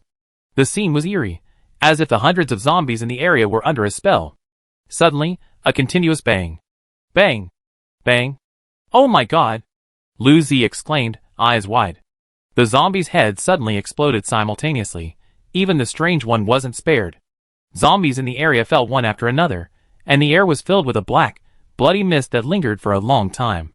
Xia Mobing looked at Musia in surprise. "Wow! My husband is getting more and more amazing." Musia was also deeply moved. "He always surpasses my understanding. It's amazing how he does it." Lu Zi clenched her hands and made a secret decision. "If I want to survive safely, I have to follow him. Although he may seem a little cruel, it's better than those hypocritical hypocrites." Ling Yi rushed all the way to the top floor, looked at the locked door of the computer room, and slashed the lock with his knife. The moment he pushed the door open, a disgusting stench filled the air, causing Ling Yi to frown. He stepped into the computer room and saw three girls huddled together, their heads drooping. It was unclear whether they were asleep or unconscious. There was some excrement in a corner not far away. The three girls must have been unable to resist their instincts and resorted to this desperate measure. Ling Yi squatted beside Xia Maoyang, gently rocking her. From her dazed state, Xia Maoyang felt someone pushing her, and frightened her quickly opened her eyes. Seeing a young man squatting before her, she shook her head with difficulty and muttered, "Am I hallucinating again? Why is Ling Yi here?" She looked at Xia Maoyang, whose eyes were hazy, her face pale, her lips peeling and puckered from prolonged dehydration. Ling Yi's eyes were icy, and murderous intent emanated from him. He thought to himself, "Luckily, we arrived in time today."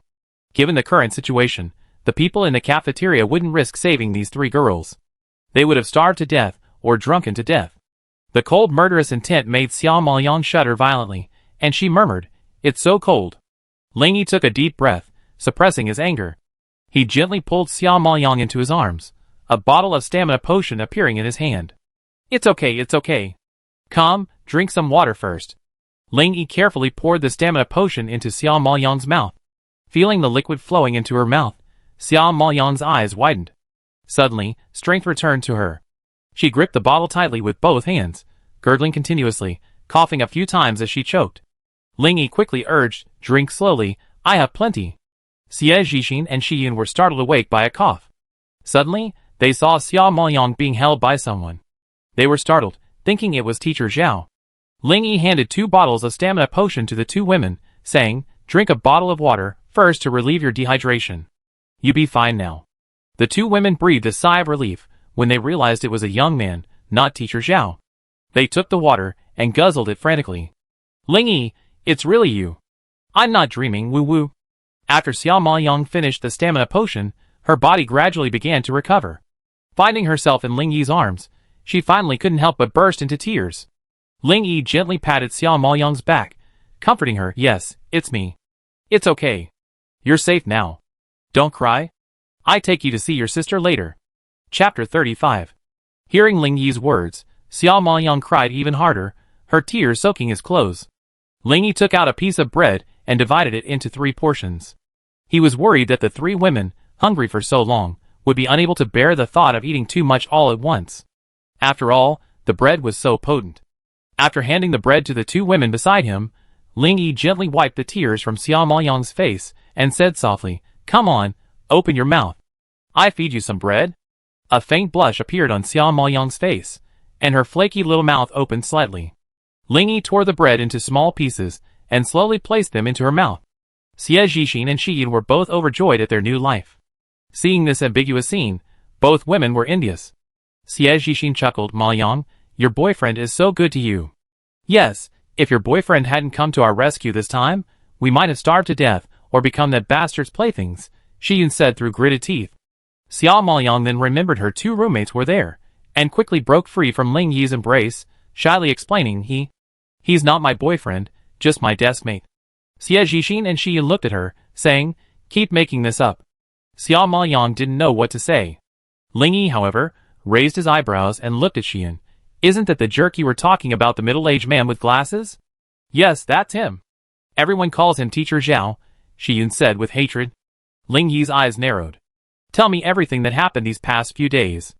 The 3 women spoke one after another, recounting the entire story. Ling Yi was furious. "It's a good thing I held back, otherwise they would have gotten away with it. How are you feeling now? If you're okay, I take you to get revenge." The 3 women nodded, indicating they were fine. In reality, they themselves couldn't understand why they had recovered so quickly. Taking the 3 women downstairs, Ling Yi observed the situation outside and found that the zombies, having lost their target, had begun to wander again. He had a vague idea.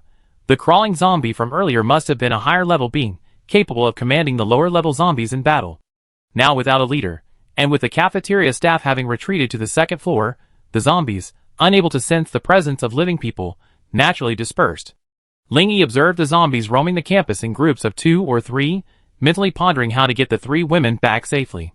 When Xiao Maoyang and the other 2 women peeked outside, they saw the ground littered with headless corpses and couldn't help but scream. Frightened, Ling Yi shuddered and cursed inwardly, "Damn! This is just asking for trouble." Seeing the zombies drawn in by the noise, the 3 women realized their folly and quickly covered their mouths, refusing to make a sound. Looking at the 3 terrified women, Ling Yi said angrily, "Covering your mouths is no use. Maoyang, quickly climb onto my back, and you 2 stand on either side of me." Xiao Maoyang felt a little shy upon hearing this, but the situation was critical, and she didn't dare to pause for a moment as she hurriedly climbed onto Ling Yi's back. This action inevitably involved physical contact, and a thought suddenly crossed Ling Yi's mind. This girl seemed smaller than her sisters. Instantly, Ling Yi shook his head, shaking off his wild thoughts, and said to Xiao Maoyang, "Hold my neck tight, and clamp your legs around my waist. Don't fall." Xiao Maoyang obeyed immediately. Feeling the softness on his back, Ling Yi looked at the long legs that completely wrapped around his waist, and couldn't help but sigh. Why didn't I realize before that this girl has such a great figure, and her legs are so long and slender? The zombies are coming. Xiao Maoyang warned Ling Yi, seeing him frozen in place. Ling Yi regained consciousness and directed Xie Zhixin and Xiyun, standing on either side, bent down. The two women looked puzzled, but immediately obeyed. The moment they bent down, Ling Yi grabbed each of their waists with one hand each, tucking them under his armpits. The two women tensed in fear. Ling Yi took a deep breath, stomped his foot, and charged forward. Look, Ling Yi's back! Mu Xie shouted joyfully, pointing outside from the second-floor window. Xiao Mobing hurried to the window. Seeing Xiao Maoyang on Ling Yi's back, she burst into tears. Great! Great! My sister's okay. Lu Zi stared blankly at Ling Yi, her brow furrowed. She thought to herself, he's so willful. Since the three girls are okay, he should have let them hide first. It wouldn't be too late to take him in after we eliminated all the zombies. With this thought, she quickly said, we need to find a way to get him back. Otherwise, he's in big trouble. However, just as she finished her words, there was a bang. And Ling Yi, carrying one woman on his back and two women under his arms, had landed firmly on the edge of the windowsill. The sheer force of the impact cracked the windowsill, extending all the way to the corner of the wall. What are you all standing there for? Help! Ling Yi shouted angrily at the group of people standing there in a daze. Mu Xie and the others finally came to their senses and hurried forward to help the two women under his arms into the house. With his hands free, Ling Yi climbed into the house and gently patted Xiao Maoyang's butt. Let go! You're strangling me to death. My waist is about to break. Xiao Maoyang reluctantly climbed down. Upon seeing Xiao Mobing, her eyes reddened, and she rushed over. Sister, I thought I'd never see you again. It's okay now. Xiao Mobing's eyes were also red as she spoke in comfort. Ling Yi turned to Lu Zi with a cold expression. Where are those two scumbags? Lu Zi, still recovering from the shock of the previous scene, was startled by the cold question and quickly called out to the sisters behind her to bring them over. Looking at Teacher Zhao and Natsum being dragged over, some people's eyes flickered with sympathy. Their current state was truly horrible. Although they had been simply bandaged, a trail of blood remained on the ground where they had been dragged. Ling Yi stared at the two men left in front of him, his eyes blazing with fury, as he spoke in an icy voice. One is a teacher, yet you acted like an animal, and the other is a close friend, yet you stabbed me in the back. I really don't know how to describe you two scumbags. If I hadn't arrived in time today, 3 people would have starved to death because of you two. Do you have any conscience left in your hearts? Hearing Ling Yi's furious words, everyone present looked at the two men lying on the ground in confusion, unaware of what had happened. Some of the girls, however, stared at Teacher Zhao with resentment. Chapter 36. Teacher Zhao chuckled bitterly. Just kill me if you want to. Why all that nonsense? Ling Yi curled his lips and ignored him, pacing over to Natsum. The latter, terrified, dragged his injured leg back. Ling Yi crouched down, a wicked smile playing on his lips. Have you figured out how to atone for your sins? What I hate most is betrayal. Although you didn't betray me, you betrayed those close to me, so you're still unforgivable. Don't say I didn't give you a chance. How about this? I have several ways to die. How about you pick one? No, I was wrong. Please forgive me. I won't do it again. I don't want to die. Natsum begged in terror. Ling Yi shook his head and said quietly, don't be impatient. Listen to me first. The first way to die is relatively merciful. I slit the arteries in your limbs with a knife, then place you in a bathtub and let you enjoy the blood that flows from your body. Everyone's heart trembled, staring at Ling Yi's back in fear. This man was a complete psychopath. Natsum's face turned pale, and she cried, no, you can't do this to me. Please spare me. Ling Yi glared at her and shouted, shut up. If you dare cry again, you won't even have a chance to choose. Natsum's sobs abruptly stopped, and she covered her mouth with her hands, sobbing silently. The second way to die is, I cut off your limbs and find a zombie to bite you. This way, you mutate into a zombie without arms or legs. Now, I really want to see how a zombie without arms or legs moves. Natsum struggled to crawl over and tried to grab Ling Yi's feet, but he kicked her to the ground. Everyone was shocked by these words. They could never have imagined that Ling Yi had such a dark heart. Natsum was terrified. She called out repeatedly to Ling Yi, please spare me. It's all his fault. He forced me to do this. I didn't mean to hurt anyone. She raised her hand to accuse Teacher Zhao. Ling Yi pulled up a chair and sat on it with a dagger in his hand. Tell me everything from beginning to end. Natsum hurriedly said. It was this beast. He had his eye on Xiao Maoyang, but he has a habit of not forcing women. He likes them to beg him.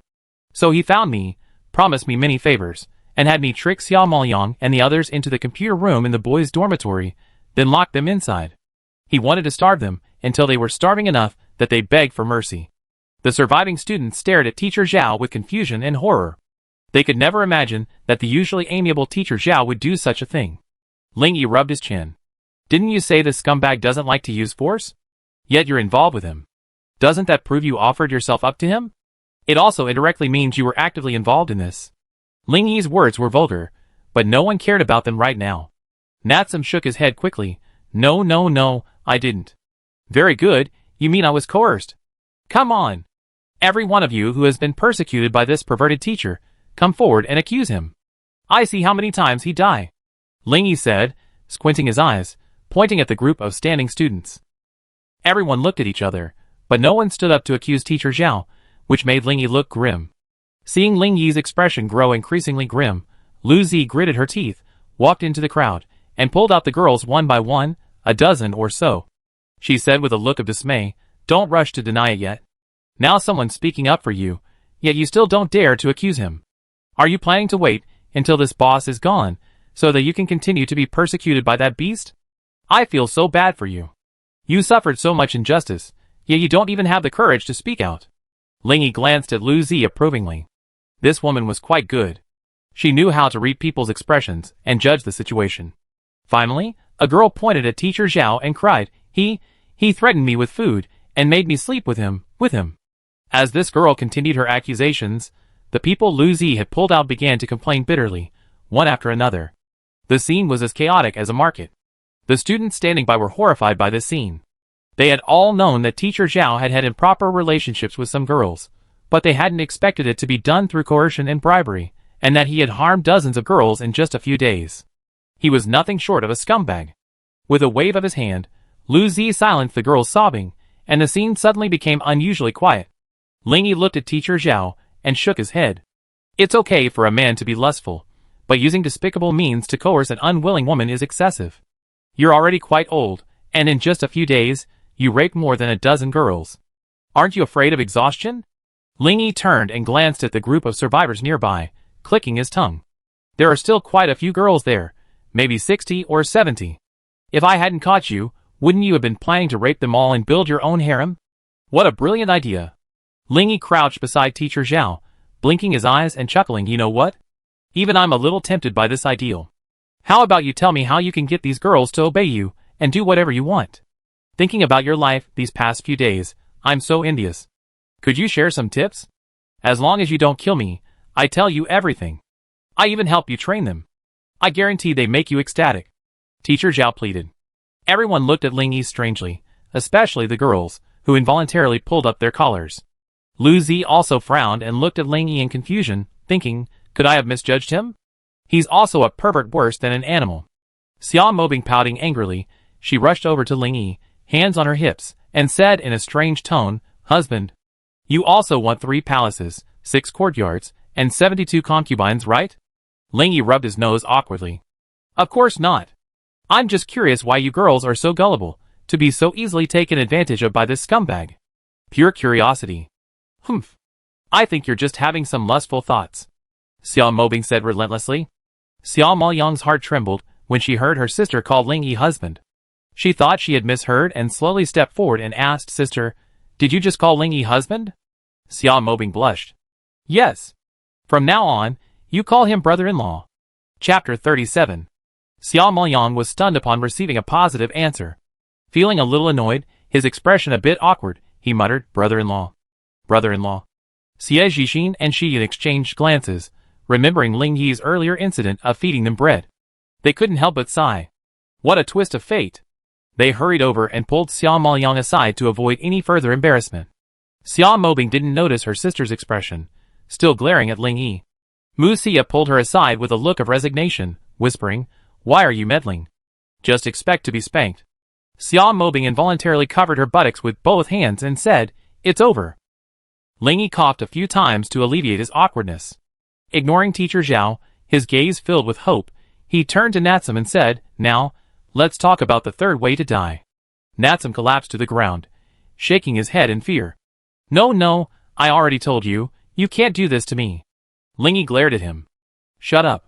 Natsum quickly hushed his voice. "Since you say you were forced into this, I'm sure you hate this scumbag too much. So, I give you a chance to atone for your sins and, by the way, to seek revenge. I decided that you personally carry out the third way to die." Lingyi smiled a wicked smile. Teacher Zhao trembled at the sight of that smile. Lingyi gave Lu Zi a few instructions, and she soon found a long rope, about the thickness of a thumb, and began to bind Teacher Zhao's hands. Teacher Zhao struggled and screamed. Lingyi frowned and said, "Gag him first. He's crying out now, because he's exhausted. It won't be fun later." Upon hearing this, Lu Zi glanced around, then looked down at her legs. She bent down and, without hesitation, peeled off a pair of white stockings, rolled them into a ball, and used it to stuff into Teacher Zhao's mouth. Freed from the restraints of the stockings, Lingyi saw a pair of white, slender legs, swaying as they swayed, tempting him to touch them. He then looked at the stockings in Teacher Zhao's mouth and muttered softly, "I wonder if they smell good or bad." No one else heard Lingyi's words, but Lu Zi, crouching nearby, heard everything clearly. She followed Lingyi's gaze with confusion. Her face flushed instantly, and she wanted to run away in embarrassment. She had never imagined Lingyi had such a wicked taste. After Lu Zi, blushing, tied Teacher Zhao's hands, she tied the other end of the rope around Natsum's waist. Then, with her head bowed, she stood aside, fiddling with her fingers, not daring to look Lingyi in the eye.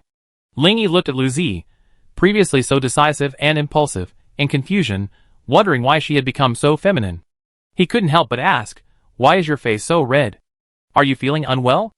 "Ah, nothing. Nothing." The sudden question startled Lu Zi. "You're so frightened when nothing's wrong. You're sick." Lingyi pouted. Lu Zi bit her lip in grievance, cursing inwardly, "It's all your fault, you pervert.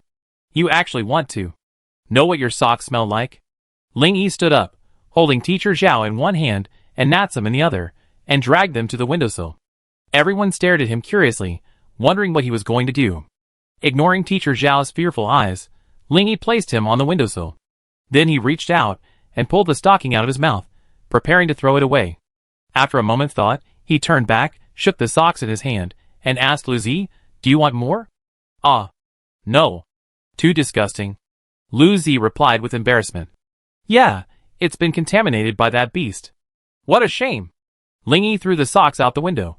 Everyone was baffled by Lingyi's incoherent words. However, Lu Zi heard the hidden meaning, and her face flushed again.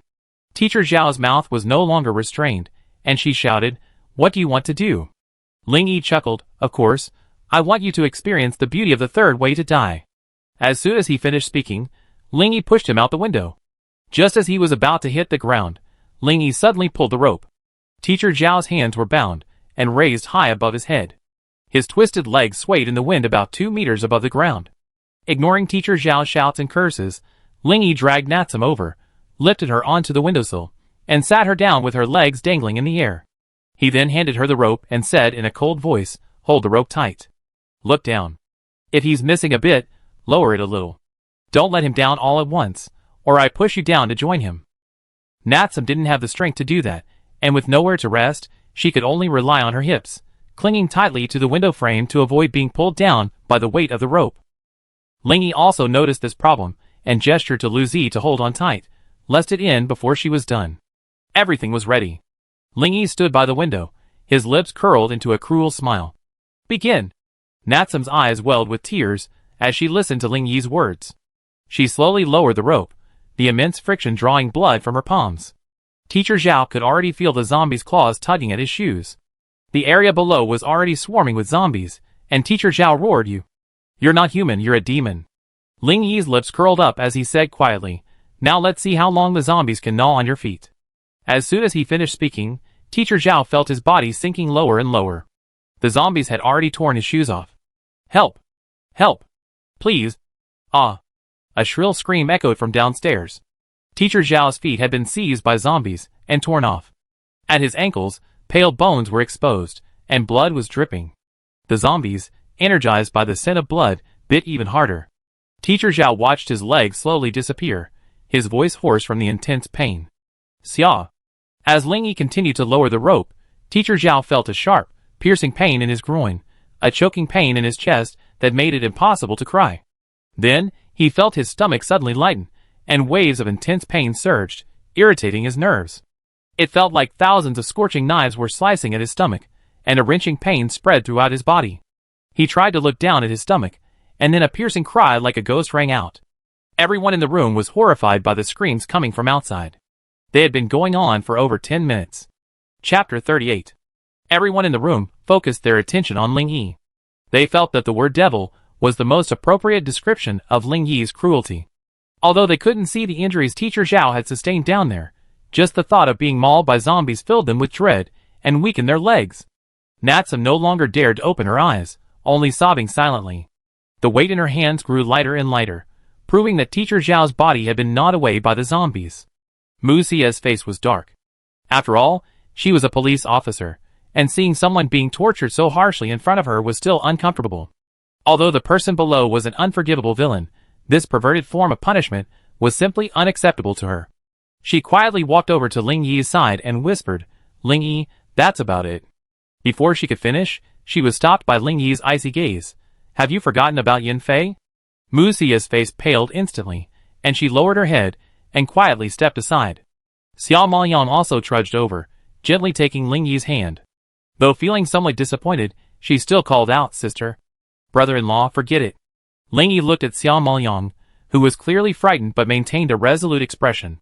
Then he glanced at Mu Xia, who had stepped aside with a dejected look on her face. He thought to himself, alas! These two silly women, both so soft-hearted. Ling Yi let out a breath, looked at Lu Zi, and said calmly, "Let's end the game." Lu Zi looked at Ling Yi in confusion.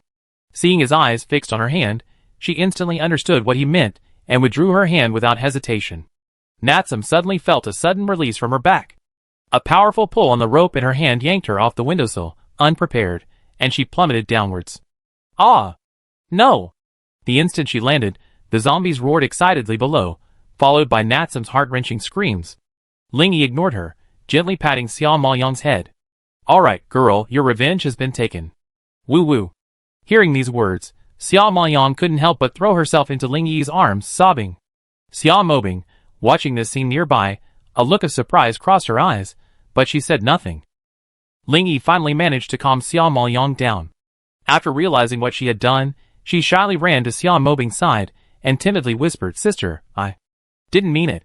Xia Mobing caressed her head lovingly, "Little fool." Ling Yi glanced at the students standing nearby and said calmly, "You all go about your business. I won't be staying here much longer. After I'm gone, you still have the final say on this place. But right now, I need to rest upstairs. Is that okay with you?" A group of people quickly shook their heads. "Just kidding. Who dares to disagree? The zombies outside haven't had their fill yet." Watching Lu Zi begin to arrange for people to go downstairs, Ling Yi said, "I give you all the food in the trunk. Consider it my reward for using the upstairs. But anyone who dares to take a taxi will be made to suffer. Lu Zi, right? When you're done, bring your sisters upstairs." Lu Zi, delighted, nodded in response and began to arrange for people to go downstairs with her three sisters. Ling Yi looked at the group of women standing there in a daze, and couldn't help but feel a headache. They were all women, and none of them were worry-free. He sighed and said, "You guys should clean up here quickly. I guess we'd be staying here for a while." Upon hearing this, the women dispersed to clean and tidy up the house. The small room Teacher Zhao had previously occupied was actually just a storage room. The women decisively abandoned the house, dumping all their useless belongings inside, determined not to live in a place where animals had lingered. Ling Yi looked at the women busily engaged, shook his head, and gazed at the zombies swaying outside, feeling bewildered. Although he had some strength now, being surrounded by a group of powerless women wasn't a long-term solution. He could protect one or two, but not everyone. This apocalypse would only become more and more dangerous. Just like the crawling zombie they encountered today, it was clearly not something that ordinary people could handle. Even ordinary enhanced users wouldn't be able to handle it. This proved that as time went on, the zombies would become stronger, making it even more difficult for human survival. Ling Yi also considered finding a gathering place with more survivors, so that everyone could gather together to resist the zombies. But he was used to being alone and didn't want to listen to anyone telling him what to do. Given his personality flaws, He doubted anyone would want to work with him. The more Ling Yi thought about it, the more his head ached. The return of Lu Zi and the others brought his thoughts back. Looking at Lu Zi, who was staring at him excitedly, Ling Yi blinked and teased, "What's up? Why do I see desire in your eyes? Do you want to eat me or something?" Lu Zi blushed, but remained silent. Ling Yi touched his nose, pulled out 5 bottles of healing potion, and said, "Thank you so much for your help this time. Without it, I wouldn't have been able to rescue them safely. These 5 bottles are given to you as a reward. You take 2, and the rest of you get 1 each." Lu Zi and the other 3 didn't reach out to take them. They just stared blankly at Ling Yi, making him fidget. He muttered, "Don't underestimate these little bottles. As long as you're still breathing, just 1 bottle will definitely heal your injuries in a few minutes. It's like having another life." They stared in shock at the 5 little bottles in Ling Yi's hand, but still didn't reach out to take them. After a while, Lu Zi spoke solemnly, "We don't want any reward. We just want to be by your side." The women busy working nearby turned to look at him. Ling Yi was also taken aback. He looked at the 4 girls before him. They were all good-looking, with a minimum score of 85. Lu Zi should be able to score above 90, comparable to Xia Mobing and the others. Facing the 4 women with stern expressions, Ling Yi put aside his playful urges and said seriously, "My own life is in jeopardy. Following me means wandering and constant danger. Just like them, I'm desperately trying to find a safe place to stay." At Ling Yi's words, the women put down their work and slowly gathered in front of him. Looking at the 9 heads before him, all with expressions of grievance and resentment, Ling Yi felt his scalp tingle. "What do you want?" Xia Mobing, with a sorrowful expression, spoke first. "Hubby, do you think I'm a burden and don't want me anymore? Just tell me, and I'd be out feeding the zombies." Chapter 39. "No, I didn't say." Ling Yi was interrupted by Mu Xia before he could finish his words. "I owe you several lives. No matter where you go, I follow you. Wherever my sister goes, I go." Xia Maoyang interrupted. The others also expressed their determination to follow Ling Yi, uncompromising. Looking at the 9 chattering women, Ling Yi sighed. The system prompts had just been ringing, and the lowest loyalty of the 9 women was 80, which meant they were definitely assigned to the team. Ling Yi was torn. On the one hand, he was worried that he couldn't protect them well, and on the other, he was afraid that they wouldn't be able to survive without him. He was truly torn. Seeing Ling Yi seemed interested, Lu Zi's eyes flickered as she spoke. "Although we can't do much by your side, washing, cooking, making the bed, massaging legs, those chores are definitely better suited for women. They can also help warm the bed." Mu Xia interrupted, making all the girls blush and look at her unhappily. "Just think about it, don't say it out loud." Ling Yi's mouth twitched. What the hell is going on? Why is this like the Emperor's selection of concubines?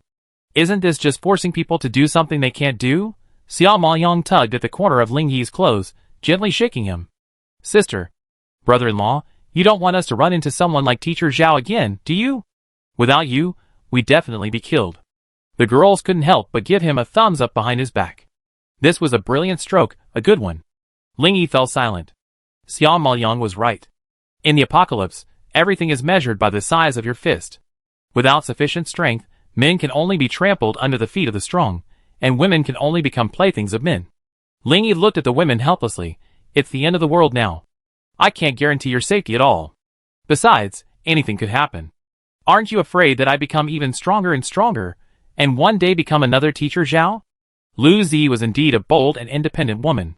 She looked at Ling Yi affectionately and said, "Rather than being abused by those weird uncles and perverted old men, I rather choose a young and promising man like you.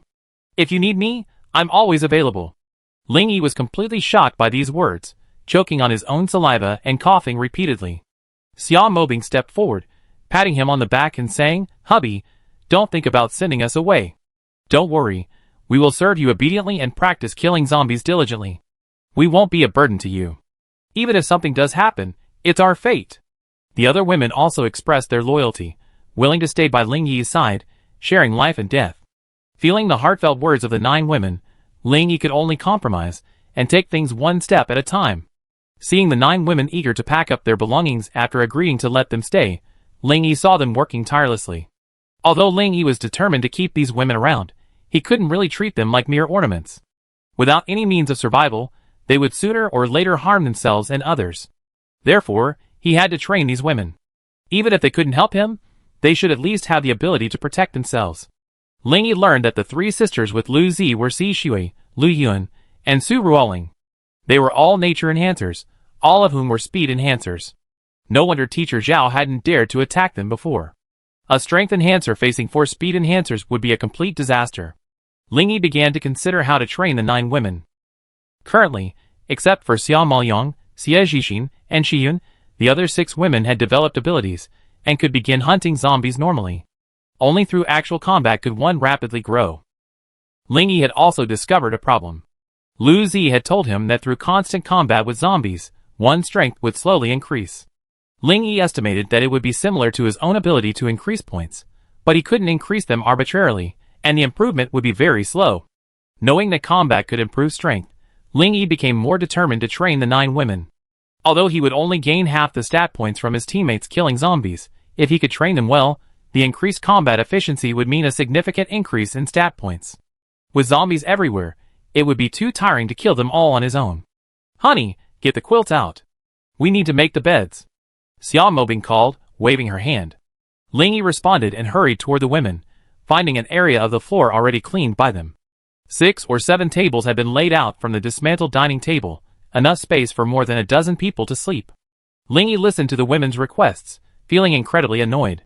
Without thinking, he simply took out some of the daily necessities and food from his ring and piled them across the 7 tables before him. He casually said, "Pick whatever you want. I collect them when I'm done." The women, unaware of the situation, were astonished to see Ling Yi pull things out of thin air, and they all demanded to know how he did it. Ling Yi was so overwhelmed by the women's questions that he almost regretted agreeing to take them in. He could only say to Xia Mobing, "We're all family." "You explain?" Then he turned and fled. The women giggled at Ling Yi's shambling escape. Ling Yi ran all the way downstairs. When he stepped into the lobby, everyone was visibly stunned, then stopped what they were doing, not daring to move. It was no wonder they were in this state. The fear Ling Yi had inflicted on them was too profound. The ruthlessness and heartlessness displayed by this young man, only a few years their senior, was enough to crush their resolve. Ignoring their attitude, Ling Yi asked, "Who's in charge here now?" A boy raised his hand tremblingly. "Boss." "Boss, it's me." Ling Yi nodded and instructed, "Take a few people, and find a way to open a door on the first floor. Just enough for one person to get through. Tomorrow I begin clearing out the zombies outside. Remember to take precautions to avoid being invaded by zombies in the middle of the night."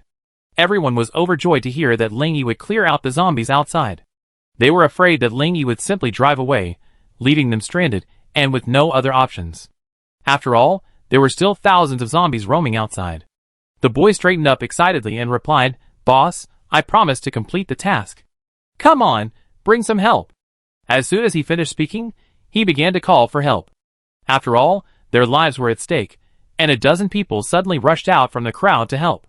Seeing these people start working, Ling Yi said nothing more and staggered back to the second floor. Chapter 40. It's true that strength comes from numbers. The 9 women had a clear division of labor. It had only been a short while. Their sleeping area was already neatly arranged, with the quilts neatly spread out on the bunk bed. The supplies had also been sorted and organized, and now the 9 women were gathering around the table, preparing the electric hot pot. Ling Yi had originally considered giving everyone a piece of bread, but seeing the smiles on their faces, he changed the idea and thought to himself, "Never mind. In the apocalypse, this kind of atmosphere is quite pleasant. Let them have some fun." Noticing Ling Yi's arrival, Xia Mobing quickly said, "Honey, your space actually has a fresh keeping and freezing effect. The vegetables and meat haven't gone bad. I remember putting a lot of frozen food in there. Take a look. We don't have enough food outside." Ling Yi's eyes lit up. The space in his ring actually had this effect. He had previously put a lot of frozen food in there just for testing, but he would have forgotten about it if Xia Mobing hadn't reminded him. He hurriedly removed all the frozen foods from the space and discovered that the ice hadn't melted. It was truly miraculous. He secretly wondered, could it be that time in the ring space is frozen? Otherwise, there's no way to explain this freezing effect. This discovery delighted Ling Yi immensely. Previously, at the supermarket, he'd been afraid the fruits and vegetables would rot and wouldn't last long, so he'd been hesitant to collect much. Now that he knew of the ring's miraculous effects, he could collect large quantities of fruits, vegetables, and frozen foods. Even if he didn't eat them himself, it would be nice to share them with the women in front of him to satisfy their cravings. The 9 women were delighted to see the large amount of frozen food. They hadn't tasted chicken, duck, fish, or meat in almost a week. Ling Yi sat quietly waiting for dinner, his eyes wandering as he watched the bustling, smiling women. After living so alone for so long, the sudden appearance of a group of attractive women around him felt surreal to Ling Yi. He had never imagined he would one day be surrounded by so many women, nor had he ever imagined he would possess powers far beyond those of ordinary people. Before the apocalypse, he struggled almost every day to make ends meet, never a moment like now, calmly waiting for his meal. Back then, he was like a homeless person, lacking everything. It wasn't that he didn't want to make friends, nor was he deliberately distancing himself from the women around him. It was simply because of financial constraints. Without money, how could he have any friends? The apocalypse might be a disaster for everyone, but for Ling Yi, it was his opportunity, his rebirth. World civilization would be reset, and an era of strength would begin. With the system's assistance, he could easily carve out a niche in this world with enough effort. Originally, he hadn't wanted to interact with anyone, figuring it would be nice to be a lone ranger in the apocalypse, where one person could eat and the whole family could be full. But fate had a twist. After he relented and saved Xia Mobing, all his plans went off the rails. "Hubby, what are you daydreaming about? It's time to eat." Xia Mobing's sweet voice brought Ling Yi back to his senses. Admiring the 9 women's beauty and the lust for food in their eyes, Ling Yi smiled. Actually, this kind of life wasn't bad. At the dinner table, Ling Yi's chopsticks never once touched the food himself. Instead, they were simply feeding him. The women took turns scooping up food, piling the bowl in front of him high. Even with his heart full, Ling Yi couldn't finish his bowl, demonstrating just how passionate the 9 women were about him. The 9 girls were particularly happy at this dinner, which was the best meal they had ever had since the apocalypse. They had completely let go of their fears of the apocalypse, and with Ling Yi, a powerful young man, as their protective umbrella, they truly felt the tranquility of the post-apocalyptic world. After the girls cleared the table, Ling Yi invited everyone to take their seats. Since he had chosen to bring these women with him, he needed to make plans for the future. Seeing Ling Yi's serious expression, the 9 girls subsided their playful expressions, and quietly waited for his words. "Since you have chosen to trust and follow me, I also have a corresponding responsibility to you. I cannot be by your side all the time. Therefore, starting tomorrow, I will begin training you, and everyone must participate," Ling Yi said solemnly. "Honey, I'm afraid of pain," Xia Mobing whispered, raising her small hand. Ling Yi's eyes widened and he shouted, "Stand by my side." Xia Mobing was stunned, not expecting Ling Yi to be so aggressive all of a sudden. With a pout, she came over to Ling Yi's side. Ling Yi didn't say much, simply pressing her onto his thigh. His hand slapped back and forth across her buttocks, causing Xia Mobing to cry out in pain. The women stared at Ling Yi in bewilderment, never expecting him to have such a wicked taste. As Xia Mobing's buttocks gradually swelled, they gasped. He spanked her so hard. "Are you still afraid of the pain?" Ling Yi asked. "Woo-woo. Not anymore. Woo-woo," Xia Mobing cried. Ling Yi helped her up and said coldly, "Go back and sit down." Xia Mobing sobbed, cautiously covering her buttocks as she walked back. As her bottom touched the stool, she exclaimed, "Ah, it hurts." "Oh, it doesn't hurt, it doesn't hurt." Ling Yi's face twitched, and the women, wanting to laugh but not daring to, blushed crimson. Xia Mobing stuck out her tongue, looked at Ling Yi timidly, and said, "I can't sit down." "Then stand." Ling Yi's eyes twitched, and he wished he could drag her over and give her another beating. "Oh!" Xia Mobing pouted, her face full of displeasure. Ling Yi glanced at the women. "From now on, if you make a mistake, she'd be your role model.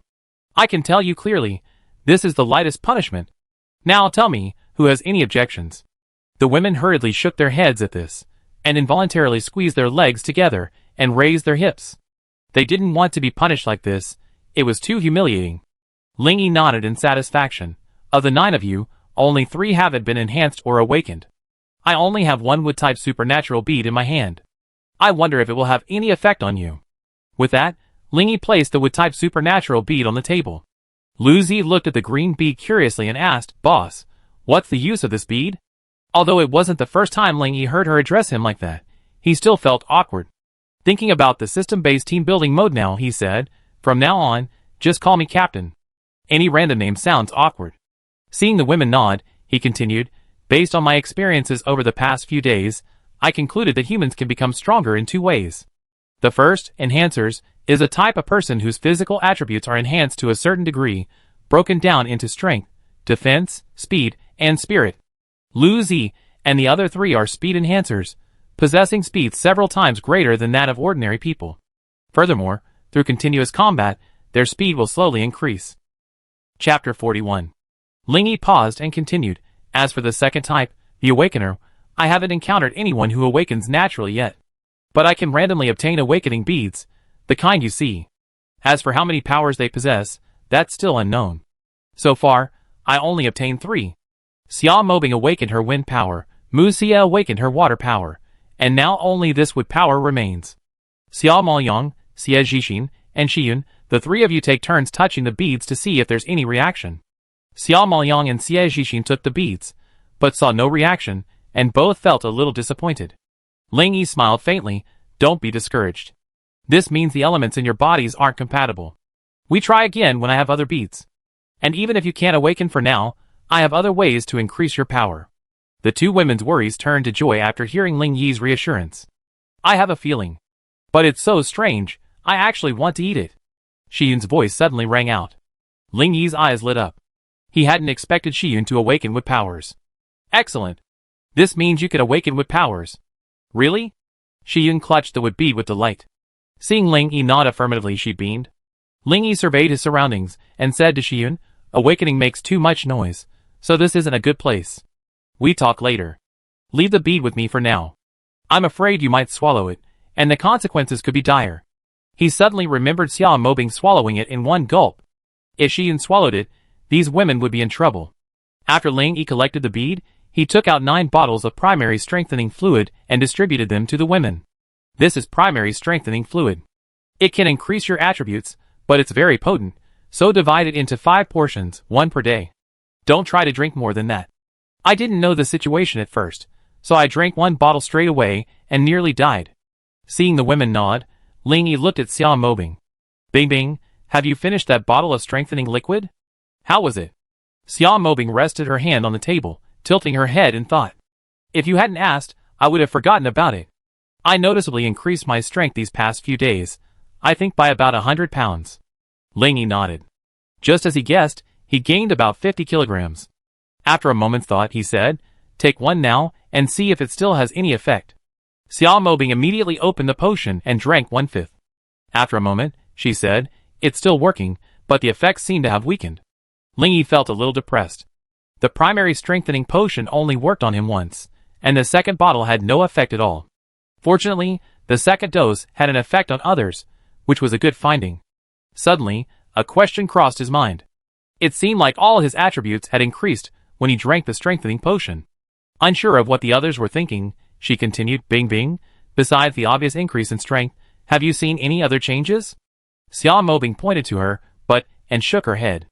Not really. Look, it's swollen from all the beating. Ling Yi's mouth twitched, and the girls couldn't help but laugh. Ling Yi coughed awkwardly. Except for Bing Bing, who's already had a drink, all of you take a sip first, and then tell me the changes in your stat points. The girls had long wanted to try this primary strengthening potion. Knowing that Xia Mobing drank it, and that it increased her strength by over 100 pounds, who wouldn't be envious? Since Ling Yi hadn't given the green light, they didn't dare to act rashly. In fact, they were already feeling a pang of pain, like a scratching cat. Upon receiving the order, they all happily imitated Xia Mobing and drank a sip, then sat there, eyes closed, feeling the changes within their bodies. After a long moment, the women opened their eyes one after another, excitement on their faces. Gazing at Ling Yi's curious gaze, they described their changes one after another. Most of them saw noticeable increases in strength and speed, while defense and mental strength saw minimal gains. This made Ling Yi frown, unable to understand the reason. The women were all curious about their own improvements in strength, especially Xia Maoyang and the other 2. Still ordinary, they were more excited than anyone else to have the opportunity to grow. Ling Yi pondered for a long time, but could not come up with a solution. He simply gave up, unwilling to waste any more brain cells. He said to Xiyun, Xiyun, come with me. Ah! Now? Xiyun came to Ling Yi's side and glanced out the window. It was dark, it was night. Ling Yi nodded and said, everyone, wash up and get ready. I take Xiyun out to awaken first. With that, he swept Xiyun into his arms like a princess, ignoring her shy screams as he leaped out the window. Ling Yi's current speed, was too much for the zombies to catch up with. He carried Shiyun all the way to the rooftop of the boys' dormitory. Shiyun, after being set down by Ling Yi, blushed. She looked at where she was, then glanced at the nearby computer room, feeling a sense of unreality. Before, in that room, she had been filled with sadness and resentment towards life. But from the moment this young man appeared before her, she had regained hope. Shiyun looked at Ling Yi gratefully. "Captain, I wanted to say thank you since the moment you saved me, but I never had the chance. We're all family now. No need to be so reserved." "Come, swallow the wood bead," Ling Yi said casually, unconcerned. When Shiyun heard Ling Yi say one of us, she felt a surge of joy. She smiled charmingly, reaching out her hand and taking the wooden bead from Ling Yi's palm. Then, as if possessed, she gently brushed her fingers across his palm. Ling Yi was startled by this alluring smile and the strange feeling in his palm. He thought to himself, "These women are all seductive. They look at me so strangely, making me look like Tang Sanzang." What Ling Yi didn't know was that the higher the loyalty of those identified by the system as team members, the more dependent they become on their captain. The system didn't just randomly assign anyone to a team. It measured loyalty based on a standard of 80. Team members with a loyalty level above 80 wouldn't defect, even under coercion or bribery, unless their captain violated their boundaries. When the loyalty level reached 100, they were considered diehards. While they still had their boundaries, they would obey the captain's decisions unconditionally if they couldn't change them. So when Teacher Zhao was being tortured, Mu Xie and Xiao Maoyang, out of their kindness, tried to persuade him, but they still followed Ling Yi's decision. This was the perverse nature of the system. It could make even the most loyal team members completely and unreservedly support their captain's every action. Chapter 42. Ling Yi still doesn't know one thing. Due to the system's perverse nature, the 9 women are now completely devoted to him. The team members share a life and death bond, and will never betray one another. Even if Ling Yi proposed sleeping together, something inappropriate for children, the 9 women wouldn't refuse. They would simply submit to his request without any jealousy. However, the system is still relatively humane, and hasn't completely transformed the team members into mindless puppets, hence the scene where Shiyun teases Ling Yi. Shiyun, however, saw Ling Yi startled by her little gesture, and couldn't help but chuckle. Then she swallowed the wood bead in one gulp. "It might be a little painful, but wait until the energy in your body is depleted. Just bear with it, and it will pass," Ling Yi said as he stepped back. Shiyun had just flashed a charming smile, when her expression suddenly changed. Her long hair danced without the wind, and her body was enveloped in a green light, slowly forming a solid cocoon. Soon, the green cocoon burst open. She braced herself on the ground, and countless vines suddenly erupted from the ground around her, swarming up and down like crazy. The concrete floor was instantly shattered, and holes the size of bowls appeared. Ling Yi observed the effect and nodded in satisfaction. The power was quite good. It was very effective against a group attack, but the attack range seemed a bit limited, only about 5 meters. He wondered if it would expand as her strength increased.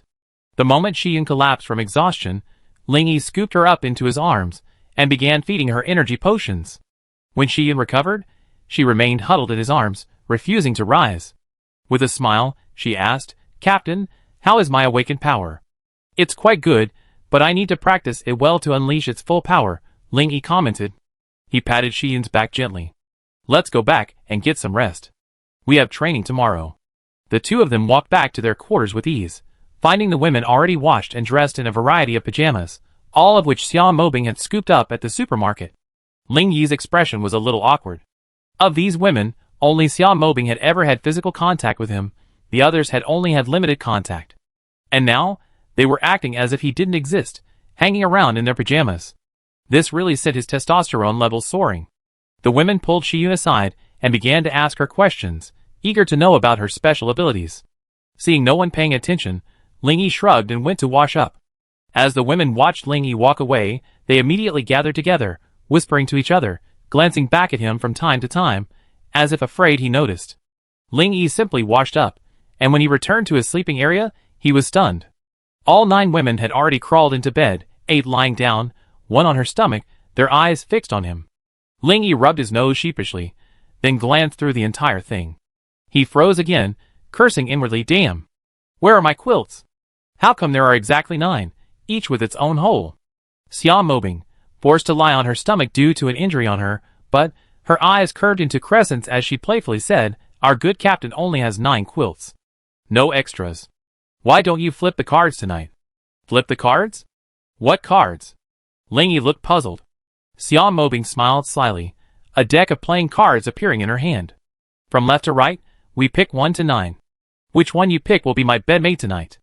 Ling Yi's eyes twitched, and he cursed inwardly, I love to flip the cards, but the thought of me doing that to 9 women is too sinful, and I can't bear the shame. Ling Yi walked towards Xiao Mobing, and the 9 women's hearts pounded with anticipation and fear.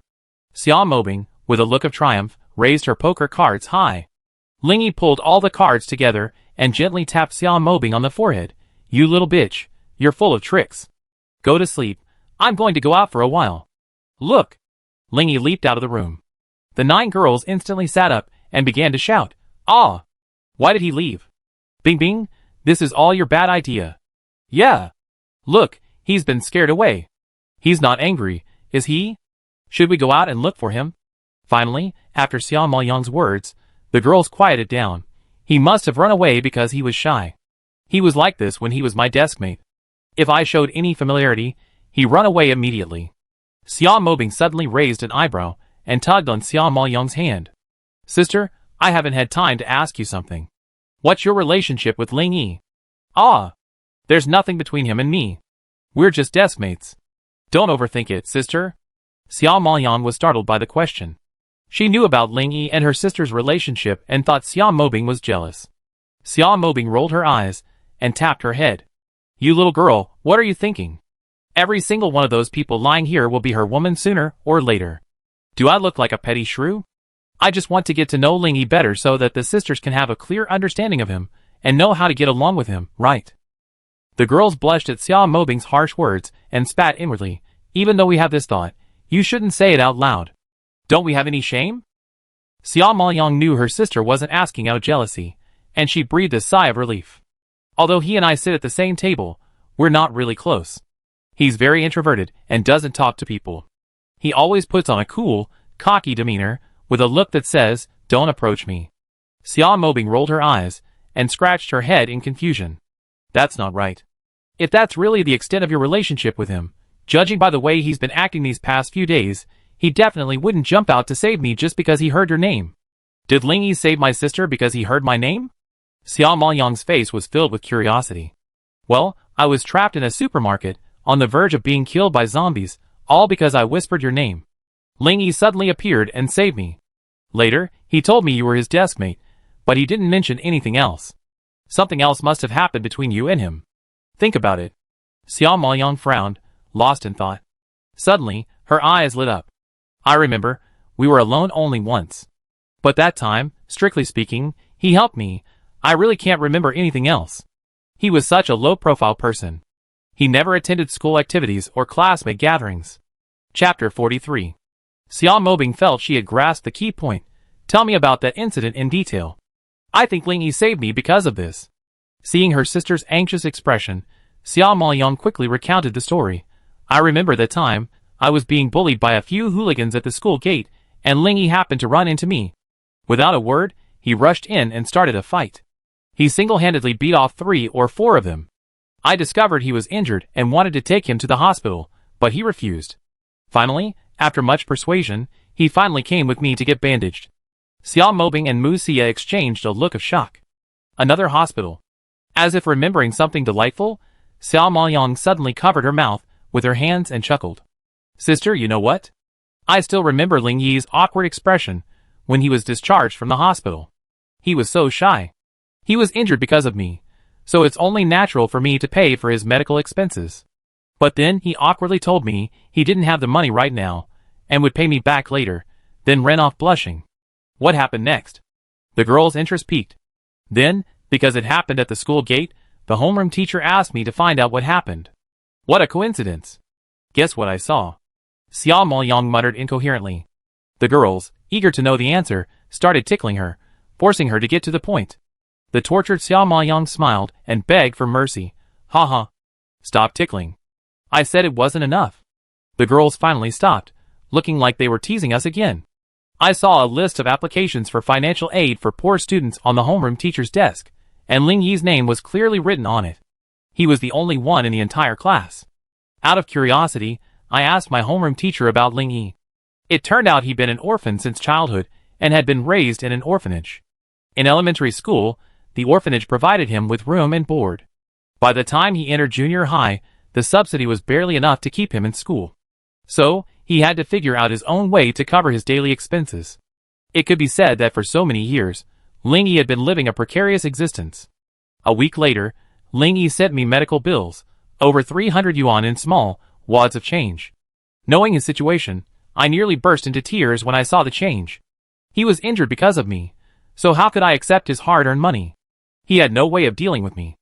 I refused several offers, and eventually, the matter was dropped. Xia Mobing slapped her thigh and exclaimed exaggeratedly, "That's right. It was because of this incident that he saved me when he heard your name. I didn't expect my life to be worth only a little over 300 yuan. How cheap." Mu Xia's eyes flushed after hearing the story. What a fool. Others only did a trivial favor, but he paid with his life. Xia Maoyang was confused and asked, "Sister Xia, why do you say that?" Mu Xia sighed. "I also met him by chance 3 years ago, over a trivial matter like paying for medical expenses.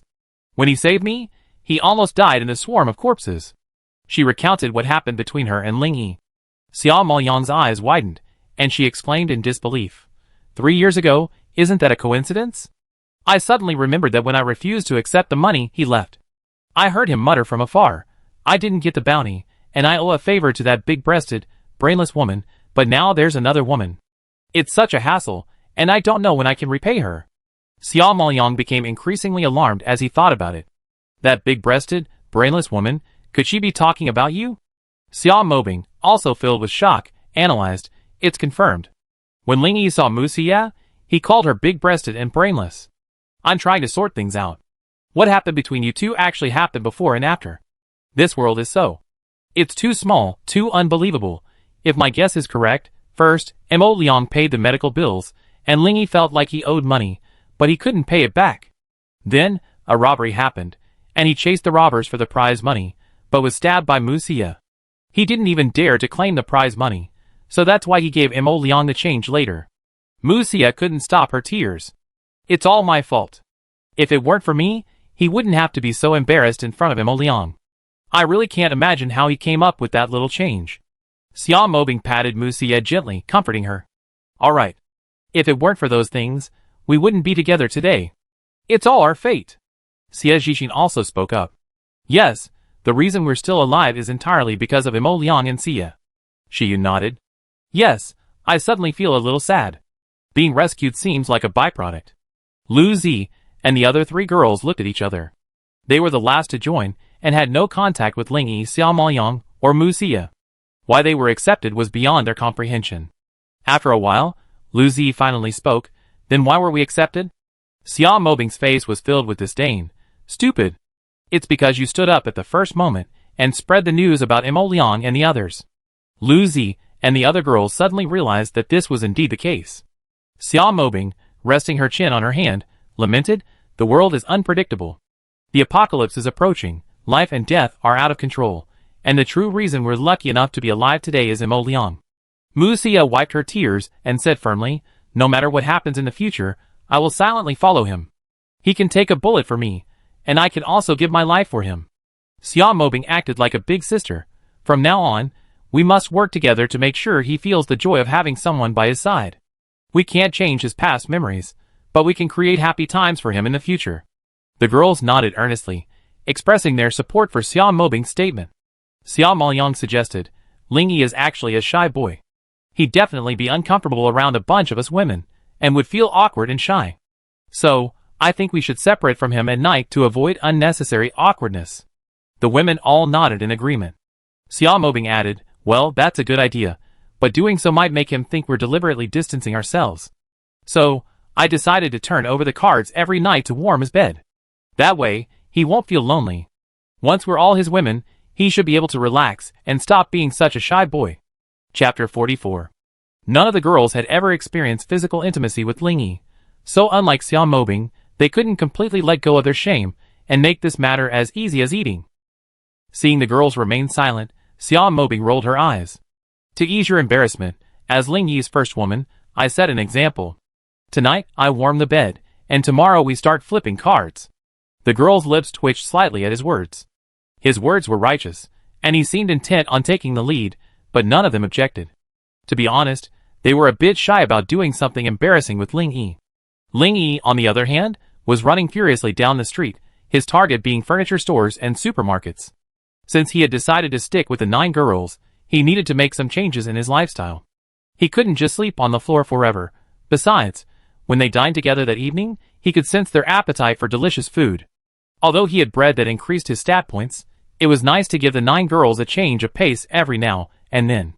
Ling Yi, sprinting down the street, felt incredibly refreshed as he watched the zombies trying to catch up but failing. He couldn't help but admire himself. I'm free to move around alone. I don't have to worry about anything. I can do whatever I want. Finally, Ling Yi stopped at the entrance of the furniture market and casually took out a stamina potion and drank it. Looking back at the road he had come from, he couldn't help but sigh. Over 10 kilometers, and I arrived in about 10 minutes. That's pretty impressive. Ling Yi observed the situation inside the furniture market. There were only a few zombies in security uniforms milling around. It seemed that there weren't many people here before the disaster. He took out the blood demon and leisurely made his way into the market. Sure enough, there were very few zombies inside, which made Ling Yi feel more at ease. As he casually dispatched the zombies, he picked up some high-end Simmons beds and put them into his ring. Since he had plenty of space, it wouldn't hurt to have more. If he ran out of space later, he could just throw them away. It was better to have a backup plan. After selecting over 20 beds, Ling Yi thought for a moment and randomly picked out some tables and chairs. He didn't know what they would be used for later, so if he had to camp outdoors, he could move them out for meals or rest. Just as Ling Yi was about to leave, he suddenly noticed something unusual. He felt like a pair of eyes were staring at him. However, he searched around but couldn't find anything.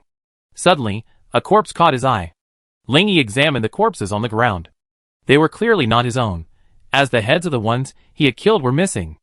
The corpse on the ground, on the other hand, had only a hole in the top of its head, as if it had been hollowed out by something. Driven by curiosity, Ling Yi headed towards a shop in the market, having spotted numerous corpses with the same cause of death, which led him directly to that shop. Standing in the darkness inside, Ling Yi narrowed his eyes. Hundreds of zombie corpses lay piled there. All had a dark, bloody hole in their heads, the only difference being the bite marks evident from a battle. Ling Yi's pupils suddenly constricted as he gazed at the corpses. Not far away, he spotted the carcass of an animal. Looking closely, it looked like a rat, but he couldn't be certain. It was over a meter long and quite plump. Ling Yi couldn't help but curse inwardly. This world is truly abhorrent. Even rats can mutate. But he felt relieved that the mutant beasts and zombies were enemies. If they were in cahoots, humanity would be doomed. But seeing only a dozen or so mutant rat carcasses at the scene, Ling Yi's brow furrowed again. Clearly, the mutant beasts were more powerful than the zombies. This was bad news. Just as Ling Yi was about to retreat, a cat suddenly meowed. Meow. The feeling of being watched resurfaced. Ling Yi glanced sideways at a nearby corner. A black cat, the size of a leopard, lay there, its enchanting purple eyes narrowed at him. Squeak! Squeak! A chaotic chorus of rats followed. Ling Yi's eyes were filled with fear. Suddenly, countless red dots of light appeared in the pitch-black shop, constantly moving. Suddenly, a fat mutant rat darted out of the shop. Its body was over 2 meters long, even larger than the black cat from earlier. Its massive incisors gleamed, their sharpness evident. The mutant rat seemed to ignore Ling Yi's presence, or perhaps even disdain it. It squeaked at the nearby black cat, as if declaring war. Then Ling Yi saw the red dots of light from the shop burst out like a gust of wind.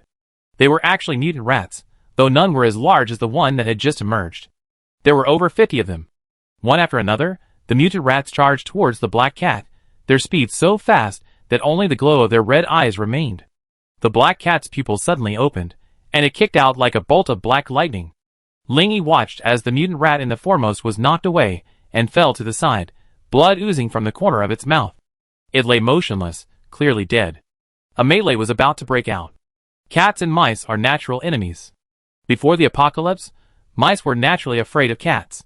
Afterward, while they still felt a bit afraid, the side effect of their mutations was brutality and bloodlust. Thus, the mutant mice had the courage to challenge the cats. Watching the mutant mice fly out of the battle circle, Ling Yi saw the mutant mouse next to him, probably the rat king of this group. It seemed to be growing restless, its short, sturdy legs constantly digging at the ground, leaving cracks in the marble. The mutant rat king suddenly let out a sharp cry, and Ling Yi felt a tremor beneath his feet. Then, a hole over 2 meters wide appeared in the ground, from which countless mutant mice continuously emerged. The mutant cat seemed to sense something was wrong, and its attack speed suddenly increased, accompanied by a series of meows. But 2 fists are no match for 4 hands, let alone countless sharp teeth. Ling Yi could see from a distance that the mutant cat's body was covered with countless wounds, some so deep that the bone was visible. Ling Yi quietly raised his leg, preparing to retreat. He was well aware of the situation. If the mutant cat was killed, he would be the next target. While the mutant rat king wasn't looking, Ling Yi turned and ran, reaching his maximum speed. However, a brown figure, even faster than him, blocked his path. Ling Yi stopped, groaning inwardly, "This damn rat is even faster than me. I guess I have to fight." Ling Yi held his sword and engaged the mutant rat king. But to his surprise, the mutant rat king didn't attack, instead squeaking twice. Chapter 45. As the mutant rat king's cries ceased, Ling Yi's face turned green with rage as he watched the mutant rats surrounding him. This mutant rat king had no intention of engaging him, seemingly looking down on him. The mutant rats it summoned were noticeably smaller than those attacking the mutant cat. Ling Yi curled his lips and cursed, "I didn't want to get involved in this mess, but you forced me to. I won't stop until I slaughtered this whole brood of rats." With that, he wielded his bloodthirster and charged into the nearby swarm of rats. Every blow was bloody and fatal, leaving the rats shrieking and screaming. Perhaps it was because this rat king's reproductive capacity was too high, but Ling Yi kept killing as many as he could, leaving them no chance to breathe. Although these ordinary mutant rats couldn't break his defenses, the crunch bites on his body were unpleasant. Ling Yi felt that fighting the mutant rats was significantly more tiring than battling zombies. Zombies move slowly, so you just need to kill them slowly. However, these mutant rats are incredibly fast, poised to bite you if you're not paying attention. Ling Yi's clothes were already riddled with holes. The long battle had left him physically and mentally exhausted. Searching for a break, Ling Yi took out his stamina potion and drank it. The consumption was too great. But just then, the mutant rat king attacked unexpectedly, with such speed that Ling Yi didn't even react. Looking at the deep claw mark on his chest, which was visible to the bone, Ling Yi's pupil suddenly shrank. "Shit! My defense is broken." Terrified, he quickly reached for his healing potion, but just as he reached it, he felt a tremendous force blast his body backwards, sending him flying. He fell directly beside the mutant cat, spitting out a mouthful of blood, and the healing potion in his hand shattered on the ground. Ling Yi clutched the wound he'd been struck by, coughing violently. His face was pale, and he silently groaned, "This is over. I thought I was quite strong, but I'm nothing more than a frog in a well, unable to defeat even a mouse." Ling Yi lay on the ground, watching the surrounding rats, who were not attacking, and then the mutant rat king, who was slowly approaching with a swagger. He didn't dare to move a muscle. It was clear that the mutant rat king possessed a certain level of intelligence, otherwise, he wouldn't have chosen to attack while he was drinking the potion. He glanced sideways at the mutant cat lying beside him. It was in even worse shape than he was. Not a single part of its body was intact, and its once glossy black fur was now like weeds. The mutant cat, in turn, was observing Ling Yi, a trace of sadness in its purple eyes, and a soft meow escaped his lips.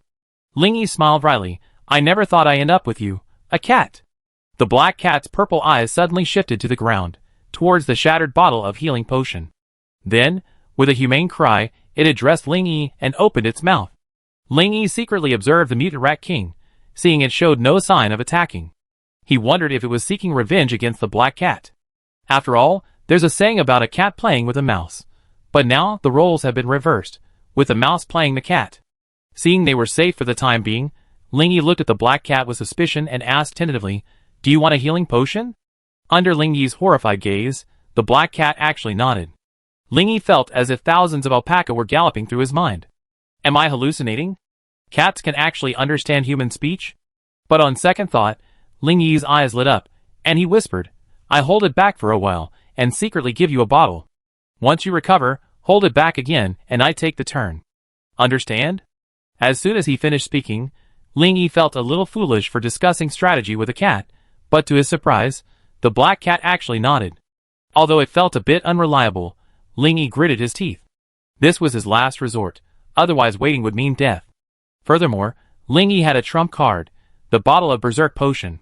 He didn't know what it was for, but now he had no choice but to give it a try. At this thought, a cold glint flashed in Ling Yi's eyes. He suddenly turned over, flinging a bottle of healing potion back with his right hand. Then, with both hands, he slashed at the mutant rat king. A clang echoed as the bloody evil spirit in Ling Yi's hand collided with the mutant rat king's front teeth. At that moment, the black cat, exerting all its strength, leaped out, opened its jaws to seize the healing potion, and with a crack, swallowed it whole, along with the glass shards. Seeing his attack blocked, Ling Yi turned and slashed diagonally, but the mutant rat king dodged sideways. Then, its tail, as thick as an arm, swept across his waist with such force that it sent Ling Yi flying 4 or 5 meters away. The mutant rat king seemed enraged, too, leaping at Ling Yi, ready to kill him. Ling Yi spat out another mouthful of blood, and seeing the brown figure charging at him, he thought to himself, "It's over." At the critical moment, a black figure burst forward, knocking the mutant rat king from the side. Then, the two figures, one black and one brown, engaged in a swift clash. Ling Yi breathed a sigh of relief. The black cat had finally struck. However, just as he was about to reach for his healing potion, countless black figures descended from the sky. Ling Yi's pupils constricted, and he quickly fell face down to his knees. Bang! Bang! The sound continued as Ling Yi was completely overwhelmed by the swarm of mutant rats. Ling Yi, lying on the ground, ignored the rats' bites. They couldn't break his defenses. He quickly drank the healing potion, feeling the healing of his injuries. He hurriedly took out the bottle of berserk potion, the effects of which were unknown. After a moment's hesitation, he swallowed it in one gulp, just in case it worked. As the berserk potion entered his body, Ling Yi felt a surge of energy surging through him, his meridians rupturing inch by inch, and blood seeping from his skin. The energy grew stronger, and the pain emanating from his body made Ling Yi roar repeatedly, roaring like a wild beast. The mutant rat king and the black cat, sensing this violent force, both showed fear in their eyes. The mutant rat king, fearful of this energy, rolled his bowl-sized eyes, fainted, dodged the black cat's attack, and fled into the distance. But before it could take a few steps, it realized that no matter how it ran, its limbs were digging in the same place, not moving a single step. It turned its head, and saw its gallbladder shattered. Its tail was being held by the human single hand. Ling Yi's face was now grim, his eyes gleaming an eerie blood red. A wicked smile curled his lips. "Where are you trying to run to?" As soon as he finished speaking, he suddenly raised his hand, sending the mutant rat king soaring uncontrollably into the air before slamming heavily to the ground. Before it could react, Ling Yi had swung his body like a windmill, charging directly into the swarm. A flurry of blows and slashes sent the mutant rats fleeing in panic, causing heavy casualties. Chapter 46. The mutant black cat had long since hidden away, its purple eyes gazing fearfully at Ling Yi. It huddled in a corner, trembling. The mutant rat king, dazed from the blow, uttered a series of agonizing squeaking cries. Hearing the rat king's cries, the mutant rats grew even more frantic. Although they knew they were no match for the human before them, they still charged towards Ling Yi without hesitation. From the black hole in the ground, a seemingly bottomless pit of mutant rats continuously emerged. Ling Yi laughed maniacally. "Come on! Come on! Watch me wipe out your entire nest." Ling Yi had discovered a problem. As long as the mutant rat king survived, the other mutant rats would continue to attack and attempt to rescue him. So, he seized this opportunity, and was determined to wipe out this rat's nest. He swung his right hand at the mutant rat king, pounding it hard. After all, its skin was thick and it couldn't die. His left hand wielded the blood evil, occasionally unleashing a slashing blade, sending swarms of mutant rats falling. Now, he felt his energy was inexhaustible. Normally, it was only enough for him to unleash a single blade slash. The more Ling Yi killed, the more exhilarating it became. The corpses of rats piled up layer upon layer around him, leaving no room for a single step. He wreaked havoc for nearly half an hour, and not a single mutant rat emerged from the hole in the ground. Ling Yi also felt his body reaching its limit, threatening to faint at any moment. He dragged the mutant rat king to him. The latter's eyes were spinning, unable to tell east from west. As the blood evil pierced the mutant rat king's head, Ling Yi's eyes rolled back, and he fell to the ground. After an unknown amount of time, the mutant black cat hiding in the corner tiptoed over to Ling Yi's side. It surveyed the piles of dead rats, its eyes filled with surprise and fear. The black cat cautiously crouched beside Ling Yi and licked his face. After a long wait, seeing Ling Yi still motionless, a puzzled look crossed the cat's face. The black cat slowly stood up and circled around Ling Yi several times, sniffing him for something. After a while, it suddenly picked up Ling Yi's body and flung him onto its back. After taking a few steps, it suddenly turned back to look at the bloody evil spirit on the mutant rat king's head.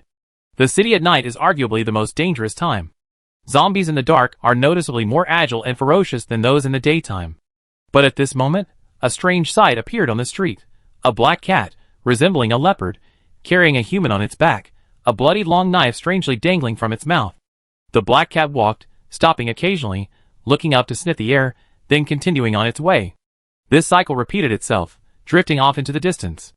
Along the way, the zombies, seeing the black cat passing, took refuge to the side, not daring to approach even a little. It's almost dawn. Why hasn't he come back yet? Xia Mobing, dark circles under her eyes, crouched on the windowsill, gazing at the campus under the night sky. Could he have left alone? Xie Zhixin speculated in fear. That's impossible. He's been so loyal and righteous these past few days. He wouldn't abandon us for such a small matter. Mu Xie retorted firmly. We should prepare for the worst. Is he in danger? Lu Zi frowned. Then what should we do? Should we go out and look for him? Xia Maoyang asked anxiously. Shi Yun walked to the windowsill and looked up at the sky. A ray of dawn had already broken through the clouds. She suggested, let's all get ready. At daybreak, if he hasn't returned, we go out and look for him together. Xia Mobing nodded and said, right. Without Ling Yi by our side, we all die sooner or later. No matter the cost, we must find him. The 9 women's faces were filled with determination. They all stood up and began to change clothes and search for weapons. Even Xia Mobing, who had been clamoring not to engage in close combat, grabbed a kitchen knife. The sound of hurried footsteps echoed up the stairs. The surviving students below looked at the 9 women, fully armed, in surprise. But they didn't see Ling Yi. Curiosity flared in their hearts, but no one dared to approach to inquire. The 9 women stood in front of the makeshift doorway, each with a solemn expression. Just as they were about to push the door open, someone among the survivors suddenly shouted, "Look! The zombies outside are running away." The 9 women, upon hearing this, looked up through the cracked glass. They saw the zombies truly running around like headless flies, gradually disappearing from view. Lu Zi's eyes lit up, and she shouted, "Great opportunity! Let's get out!" The 9 women quickly grasped their weapons and filed out. As soon as they reached the open space, the women stopped in their tracks, staring in horror at a dark figure in the distance. A pair of purple eyes, gleaming eerily, swayed towards them. What is that? A cat or a leopard? Xia Maoyang asked fearfully. Look, it looks like Ling Yi's knife is in its mouth. Xia Mobing exclaimed, eyes widening. The women immediately turned their attention to the knife. There seems to be a person on that monster's back. Lu Zi, with her sharp eyes, spoke up. As the black figure drew closer, the women could clearly see Ling Yi on the mutant cat. They burst into tears of joy, yet were also filled with fear. They didn't know what the monster was planning to do. The mutant cat squinted its eyes, its gaze filled with vigilance. About 10 meters away, it stopped and spat the blood in its mouth onto the ground. Then it looked back at Ling Yi, then at the women, its eyes revealing a hint of reluctance. Mu Xie watched in amazement. Its eyes are so human. I actually see reluctance. The women nodded in agreement. Finally, the mutant cat turned around, picked up Ling Yi, and gently placed him on the ground, licking his face. After doing this, the mutant cat called out to the women, meow. Then it slowly retreated, stopping after retreating several dozen meters. Seeing this, the 9 women couldn't help but understand the monster's intention. Oh, it was the black cat, albeit a larger one. They dropped their weapons and rushed towards Ling Yi. The 9 women squatted on the ground, forming a circle around Ling Yi, each crying out his name with tears in their eyes.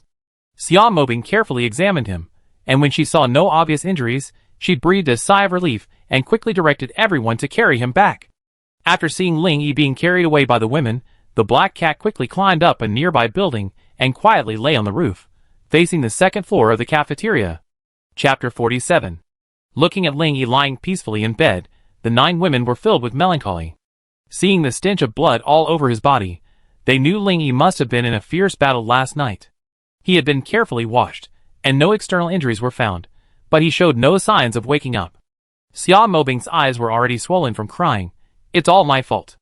If I hadn't been so naughty, he wouldn't have gone out last night. Sister, it's not your fault. We're all responsible. Xia Maoyang soothed, and the other women joined in their counsel. Mu Xie sighed, ultimately, it's all because we're too weak. If we were strong enough to fight alongside him, he wouldn't have to fight so hard alone every time. Lu Zi nodded affirmatively. That's right. From now on, we must find ways to become stronger. We can't let him act alone anymore. Shi Yun suggested. From now on, we take turns caring for Ling Yi while the others train their abilities and kill zombies. With the division of labor established, the women immediately began their respective training plans. Time flew by, and half a month had already passed. That day, Si Shui had just finished feeding Ling Yi water when the other girls returned to the second floor, carrying large and small bags, and began unloading and sorting the various foods. Xia Mobing wiped the sweat from her forehead and sat down on the edge of the bed. Still the same? Si Shui nodded helplessly. Xia Maoyang lay on the windowsill, curiously gazing at the black cat on the rooftop opposite. What do you think of this cat? Except for a short time every night, it just lies there motionless. Lu Zi frowned and said, it seems to be guarding Ling Yi, but I haven't seen it approach lately. I wonder what its relationship with Ling Yi is. Yeah. It's moving, coming this way. Xia Maoyang suddenly exclaimed. The women all turned to look at the black cat, which floated in the air like a black ghost before leaping directly into the window. After landing, the black cat glanced at the women and walked directly to Ling Yi's side. Then, it gently lay down beside the bed, the purple light in its eyes growing brighter and brighter, and two beams of purple light shot directly at Ling Yi's head. Xia Mobing was about to stop it, but Mu Xie grabbed her and pulled her back.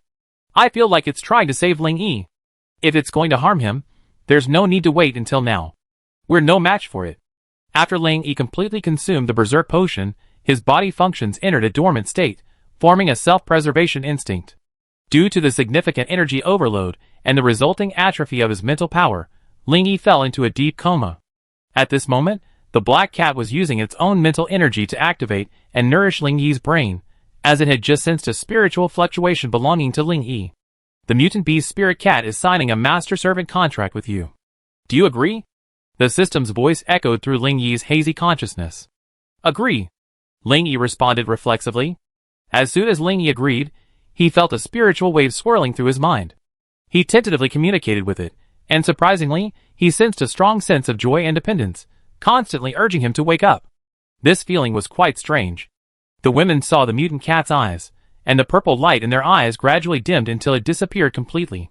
Then, its body slumped limply beside the bed, its pale purple eyes anxiously gazing at Ling Yi. Ling Yi, however, was about to communicate with the spiritual force within his mind again, when it suddenly dissipated. It conveyed only a sense of sadness and reluctance, as if bidding him farewell before death. Ling Yi suddenly opened his eyes, and sat up, startling the women to the point of paleness, thinking he had resurrected. Meow. A weak cat meow reached Ling Yi's ears. He turned to look at the black cat lying beside the bed. A familiar feeling in his mind made his eyes flutter. Celestial cat. Feeling the energy within the spiritual cat depleted, and its spiritual power gradually dissipating, Ling Yi quickly took out a bottle of energy potion and poured it into its mouth. As the potion nourished the spiritual cat, its energy slowly began to increase, and the purple light in its eyes gradually regained its luster. It closed its eyes slightly, and slowly fell asleep. Ling Yi breathed a sigh of relief. Seeing the 9 women looking at him with tears in their eyes, Ling Yi smiled and said, Why are you all so snotty? Xia Mobing threw herself into Ling Yi's arms. Honey, you're finally awake. We were so scared. Ling Yi gently stroked her hair and asked, puzzled, how long was I unconscious? And how did I get back? The women gathered around him, each one telling the story of the past 2 weeks. After listening, Ling Yi sighed and gently stroked the civet cat's head. I didn't expect it was the one who brought me back. How amazing! Lu Zi asked, Captain, what on earth were you doing out there that night? You were so badly injured. The women looked at Ling Yi curiously, awaiting his answer. Ling Yi patted the bed beneath him with a gloomy expression. Oh! Forget it. I saw you sleeping on the floor, and it didn't seem right, so I decided to go out and get some beds. Everything was going well, but out of curiosity, I stumbled into a mutant rat's nest, stumbling upon a cat-and-mouse fight, and was dragged into the fray. 9 women listened to Ling Yi's brief remark, but they understood the danger involved. It was definitely far more serious, otherwise he wouldn't have been in a coma for half a month. Woo-woo. It's all my fault. It's my fault. If I hadn't been so foolish, you wouldn't have gone out, and such a dangerous situation wouldn't have happened. Xia Mobing apologized profusely. Ling Yi smiled faintly. How could I blame you? This incident has also served as a warning to me. The apocalypse isn't as simple as we imagined. Plants and animals will mutate, and I discovered that mutant beasts are far more powerful than zombies. The mutant rat king I encountered this time was completely powerless against me, even with my current strength. The most terrifying thing is that mutant beasts are intelligent, unlike the dumb zombies. Lingy paused and looked at the civet cat. Take the civet cat, for example. It actually understood me. If we hadn't coordinated our attack, we might have all died at the hands of the mutant rat king. The 9 women also looked curiously at the civet cat, which slept quietly with its eyes half closed. They had been far away before, so they couldn't observe it up close like they did now. Every feature of its body resembled a cat, but its size was more like a leopard. Lingy inadvertently noticed the piles of supplies and packages not far away, and his eyes were filled with confusion. Chapter 48. What's with all the supplies? Lingy asked curiously. Of course, we sisters went out and collected them. Xiao Mobing beamed with pride. Mu Xia smiled faintly. You were unconscious for half a month, and the supplies you left behind are barely enough for over 200 people. We have no choice but to go out and search, or we starve to death. Hearing the number of over 200, Lingy raised an eyebrow. These girls were so kind, even thinking about the survivors down below. But he didn't say anything. At least the 9 girls were standing safely before him, and that was enough. Lu Zi also explained, we had originally planned to stay within the school, but when we went out, we couldn't see a single zombie within a 3-kilometer radius, so collecting supplies was easy. No zombies within a 3-kilometer radius? Lingy frowned. He needed to understand the situation, otherwise he would be uneasy. Xiao Moyang interrupted, analyzing, actually, I always suspected that all this might be caused by the civet cat that brought my brother-in-law back. When the civet cat first arrived, the zombies in the school seemed terrified and ran around everywhere. After that, the civet cat kept perched on the rooftop across from us, spending the rest of the time there, save for a few times at night, presumably to forage. From that moment on, we haven't seen any zombies around. So, I think all this was the civet cat's doing. It drove the zombies out of the area to protect my brother-in-law. After hearing her analysis and recalling their experiences, the girls nodded in agreement. Lingy, too, stared at the civet cat beside him in amazement. Could it really be that powerful? All right. The captain's awake. That's great news. Sisters, don't you think we should prepare a nice dinner to celebrate? Xie Zhixing clapped her hands. Yes. Let the captain rest for a while we prepare dinner. Lu Zi echoed. Watching the women happily depart, Lingy couldn't help but shake his head, a hint of a smile playing on his face. He stroked the spirit cat's head. Its ears twitched, but there was no sign of waking. Lingy muttered to himself, what kind of abilities do you possess? In the previous battle, you didn't seem particularly powerful, but being able to repel zombies is truly remarkable. Lingy surveyed the busy women, his eyes alight with a thirst for strength. If he wanted them to live a carefree and safe life, he had to become even stronger. He clenched his fists and thought to himself, I thought I had the system's assistance, so I could rest easy. I almost got killed by a stinky rat. Just thinking about it makes me feel suffocated. At this point, Lingy realized whether killing mutant rats would earn him any attribute points. He quickly opened the attribute panel to check. When he saw the long list of attribute points, he was stunned. Host, Lingy. Profession, Enhancer. Attribute points, Strength plus, 896. Defense plus, 625. Speed plus, 635. Spirit plus, 665. Holy crap! How could there be over 13,000? Did I kill that many rats? It shouldn't be. Even at the most basic estimate, it should only be around 5,000. Could it be that killing mutants gives more attribute points than zombies? That makes sense. If each mutant gains 2 attribute points, then with over 5,000, it wouldn't be surprising to have over 10,000. Lingy grew increasingly excited as he thought about it. This battle was worth risking his life. After a moment's reflection, Lingy decided to allocate points evenly. Every attribute was important. One might bring down the entire battle. Thus, his attribute panel became Host, Lingy. Profession, Enhancer, Level 3, Attribute Points, 0. Strength plus, 4297. Defense plus, 4025. Speed plus, 4035. Spirit plus, 3465. Lingy was overjoyed as his attributes turned into 4 digits. The word Level 3 also appeared. He speculated that 1,000 attribute points was the first level. As for why it wasn't the 4th level, it was probably because his spirit points hadn't reached 4,000. Whether that was true or not, he would confirm his hypothesis once his spirit points reached 4,000. Ling Yi felt the power within him, that explosive energy filling his entire body. If he fought the mutated Rat King again, Ling Yi felt he could crush it single-handedly. Judging by its strength, the mutated Rat King must be a level 2 mutant. He glanced at the spirit cat again. This creature dared to challenge the mutated Rat King, so it must also be a level 2 creature. Ling Yi deduced some of the criteria for leveling from his own strength fluctuations. His advancement method should be that all 4 attributes must exceed 1,000 and remain at the same level to be considered an advancement. Thinking of the women's situation, Ling Yi frowned in confusion again. The system allowed him to add points and strengthen himself at will, but the others seemed to only excel in one attribute. Whether advancement occurred when a single attribute exceeded 1,000 remained a questionable matter. Too many questions to wrap his head around. Ling Yi could only shake his head and began to examine the spoils from the previous battle. Primary Strengthening Fluid 185. Healing Potion 3,800. Stamina Potion 3,784. Energy Potion 1,560. Bread 1820. Zombie Vaccine 10. Mutated Meat Jerky 4598. Earth Beads 12. Fire Bead 1. Light Bead 1. Rat King Coat 1. Rat King Pants 1. Rat Leather Coat 15. Rat Leather Pants 15. Strange Bead 1. Surveying the items in his system backpack, Ling Yi suddenly felt the urge to exterminate another rat den. The harvest was truly rich. He casually pulled out a bag of mutant meat jerky. It looked no different from beef jerky. After tearing open the package, a rich, meaty aroma wafted out, making him want to eat it immediately. Ling Yi didn't hesitate, stuffing the meat into his mouth and began to chew. The texture was excellent, the aroma was rich, and it was better than any jerky he had ever found before the apocalypse.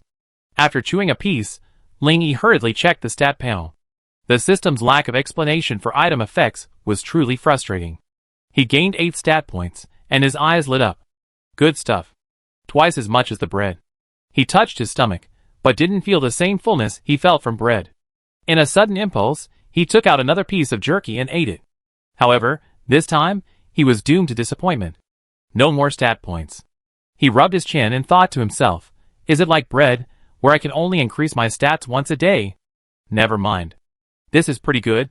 1 piece of bread and a piece of jerky a day gives me 14 stat points, and it's sustainable. Giving these girls long-term support, combined with the primary strengthening fluid, would significantly increase their combat power. After figuring this out, Ling Yi took out the Rat King jacket and trousers. Looking at the fluffy black outfit, his face twitched. In the middle of summer, wearing this outfit wasn't warm enough? Chapter 49. Ling Yi touched the Rat King's coat and, to his surprise, it felt quite pleasant. He reflected on the system's nature and concluded that its products couldn't be inferior. Just like those cold weapons he despised, their sharpness and strength were beyond the reach of current technology. With this in mind, he decisively put on the Rat King suit and stood up to feel it. Unexpectedly, the suit automatically began to shrink until it fit perfectly, which amazed Ling Yi. The suit looked quite thick, but it felt like nothing on him, not even uncomfortable at all. He felt a chill, as if he were in an air-conditioned room. Ling Yi couldn't help but exclaim, the system's products are truly amazing. It's amazing. I wonder if there are any other functions. I tried them out. Ling Yi put on the hood of his coat, then walked to an open space to the side and called out, Bing Bing, get a basin of water. Upon hearing this, the women all turned to look at Ling Yi and burst into laughter. Xia Mobing was holding a basin of water, her entire body shaking with laughter, causing the water to overflow. Honey, are you cosplaying? How did you turn yourself into a rat? Is it funny? This is something that just came out. Let me see how it works. Ling Yi asked, bewildered. Xia Mobing's laughter broke out, and she pulled Ling Yi to a mirror. Look for yourself. Ling Yi stared at the mirror in confusion, unable to contain his own laughter. He hadn't examined it closely before, but now that he was wearing it, it was clear. The hat was decorated with a lifelike rat head, and oddly enough, there was a long tail swaying from its rear end. From head to toe, it was covered in black fur. As long as he lowered his head and couldn't see his face, he looked like a rat. Ling Yi stared speechlessly at his outfit, then at the women beaming with glamour. He sighed helplessly. He already put it on, so he tried it out first. He instructed Xia Mobing to pour a basin of water over his head. A surprising scene unfolded. The water flowed down his fur, leaving no trace. The women were stunned. Xiao Mobing even began to caress it, exclaiming, "Wow! It feels so good. I seen mink coats worth tens of thousands of dollars in the mall before, and they didn't feel anything like this." The women dropped their work and rushed forward, touching Ling Yi from head to toe, showering him with praise. Ling Yi growled in frustration, "Get out of here. What are you touching?" Xiao Maoyang pouted and muttered, "Humph. Stingy." A vein throbbed in Ling Yi's forehead. "You little girl, why are you touching my clothes, you little girl? Why are you touching my genitals?" The women were stunned, then looked at Xiao Maoyang with indignation, daring to do such a treacherous thing. Xiao Maoyang blushed and timidly replied, "No way, he's just talking nonsense." Anyone with a discerning eye could tell the truth from the bashful expression. Ling Yi dismissed the women, then picked up a fruit knife from the table and gently slashed his arm. Another strange scene unfolded. When the fruit knife made contact with the black hair, it suddenly hardened. Rubbing against the fruit knife, it made a metallic sound, yet none of the black hair broke. Ling Yi was overjoyed. This was a real treasure. It was waterproof and had amazing defensive power. It was also fireproof. He did it as he thought. He took out a lighter and lit a hair. However, the black hair floated happily in the flame without even a trace of burning. Waterproof and fireproof, with decent defensive power, it's truly a treasure. Ling Yi couldn't let go of his Rat King suit. Gazing at the women's India's faces, Ling Yi chuckled, "I have more. While the effects may differ slightly from mine, they should be similar." He then produced 8 more brown rat skin suits and distributed them to the women. When Xiao Maoyang arrived, her eyes widened as she looked at Ling Yi, who was left with nothing. "Where's mine?" Ling Yi glanced at her. "No more." "Ah! Why are there none left for me?" Xiao Maoyang looked displeased. "I told you not to touch me," Ling Yi said fiercely. "Ah! Brother-in-law. I didn't mean to. It was an accident. Please forgive me this time." Xiao Maoyang approached coquettishly, her 2 large white rabbits rubbing against Ling Yi's arms, almost causing him to accidentally fire a shot. He quickly handed her a rat-skin suit. Looking at the flustered Ling Yi, Xiao Maoyang curled his lips. "I told you not to bully me." Then, he hurriedly began to strip off his clothes. Terrified, Ling Yi quickly averted his gaze, thinking to himself, "This girl, she doesn't know how to avoid suspicion." However, before he could finish his thought, he was shocked by the scene before him, his jaw nearly dropping. The other 8 women had already stripped off their clothes and pants, leaving only the simple fabric covering their private parts. Ling Yi coughed forcefully a few times and said awkwardly, "Can't you be more reserved? After all, I'm a man here." "Reserved? Can that thing be eaten?" Xiao Mobing turned to Musia and asked. I don't know." Musia was still a little shy. "Reserved is not edible. It seems to me that the captain wants to eat us." Lu Zi giggled. Upon hearing this, the women burst into laughter, their boundless beauty unreservedly displayed before Ling Yi's eyes. Seeing this, Ling Yi almost couldn't help himself, and did something worse than an animal. Ling Yi felt his blood boiling, his erection rising to the sky. He couldn't leave or stay, so he just stood there awkwardly. "Wow! So cool! So light, I can't feel the weight at all. So fun, so cute. The tail moves on its own. It even grows and shrinks to fit my body." The women were astounded by the magical effects of the rat-skin suits. The 9 women in the suits were all jumping and playing with each other. Ling Yi couldn't help but laugh. Has this turned into a rat's nest? After playing for a while, the women fell in love with the suits and didn't want to take them off. Wearing the suits, they returned to their work. Ling Yi looked at the scattered clothes and pants scattered on the floor, discarded by the 9 women, and couldn't help but smile bitterly. Are women always so fickle? They should be put away when they're no longer worn. Why are they just throwing them on the floor and leaving them there? He bent down and began to pick them up one by one. When he picked up a pair of pink lace panties, Ling Yi frowned, thinking, "Whose are these? They're not even wearing panties." In his mind, he kept thinking, "Oh my god. Why didn't I notice whose they were?" Chapter 50. After Ling Yi finished packing the women's clothes, he suddenly remembered something he hadn't researched. He pulled up a stool and sat down, then pulled the strange bead from his system backpack. The bead was the size of an egg, and 10 colors intertwined and swirled inside. Ling Yi observed the colors intently: red, orange, yellow, green, brown, white, gold, black, yellow, and transparent. He muttered to himself, "What does this mean? What does this bead do?" He held it in his hand, observing it. Meow. Ling turned around and saw a civet cat squatting beside him. He reached out and stroked its head. The civet cat squinted its eyes, its face radiating enjoyment. Ling smiled faintly. Civet cat, this time it's all thanks to you, otherwise I would have died in a rat's nest. The civet cat rubbed its head against his arm, a gesture of affection, then looked at Ling with its purple eyes. Suddenly, Ling sensed the spirit cat's mental fluctuations. You want me to communicate with this bead through my mental power? The spirit cat meowed and nodded. Ling looked at the spirit cat curiously, then turned to look at the strange bead in his hand. He began to release his mental power to envelop the bead, and a strange scene instantly unfolded. The 10 colors within the bead began to spin frantically, making strange noises and cracking visibly. Then, with a loud bang, they exploded. Freed from the bead's constraints, the 10 colors, drawn by Ling Yi's mental power, instantly rushed into his mind, nearly causing Ling Yi to cry out in fear. Then, he felt a blank space in his mind. In the blink of an eye, the blank space was filled with the 10 colors, interweaving together, just as it had been within the bead. Just as Ling Yi was lost in confusion, he felt the energy within him begin to stir, as if ready to burst forth at any moment.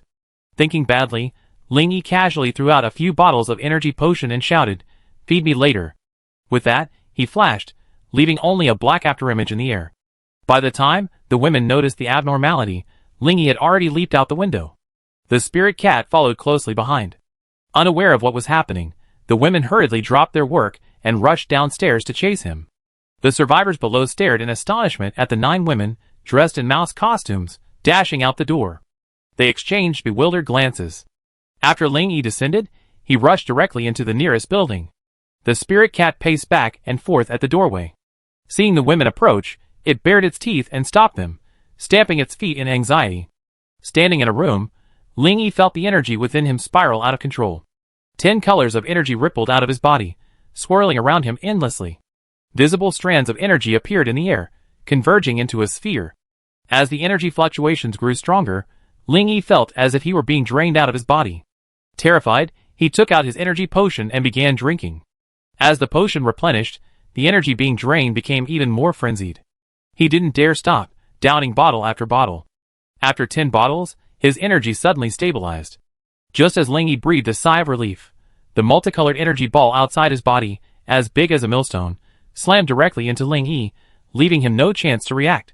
As the energy entered his body again, Ling Yi's face shifted color. The energy within him became bone-chillingly cold, then unbearably hot, then vibrant with life.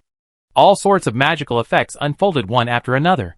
Finally, when the 10 transformations converged into one, Ling Yi's eyes snapped open, and the energy within him burst forth frantically.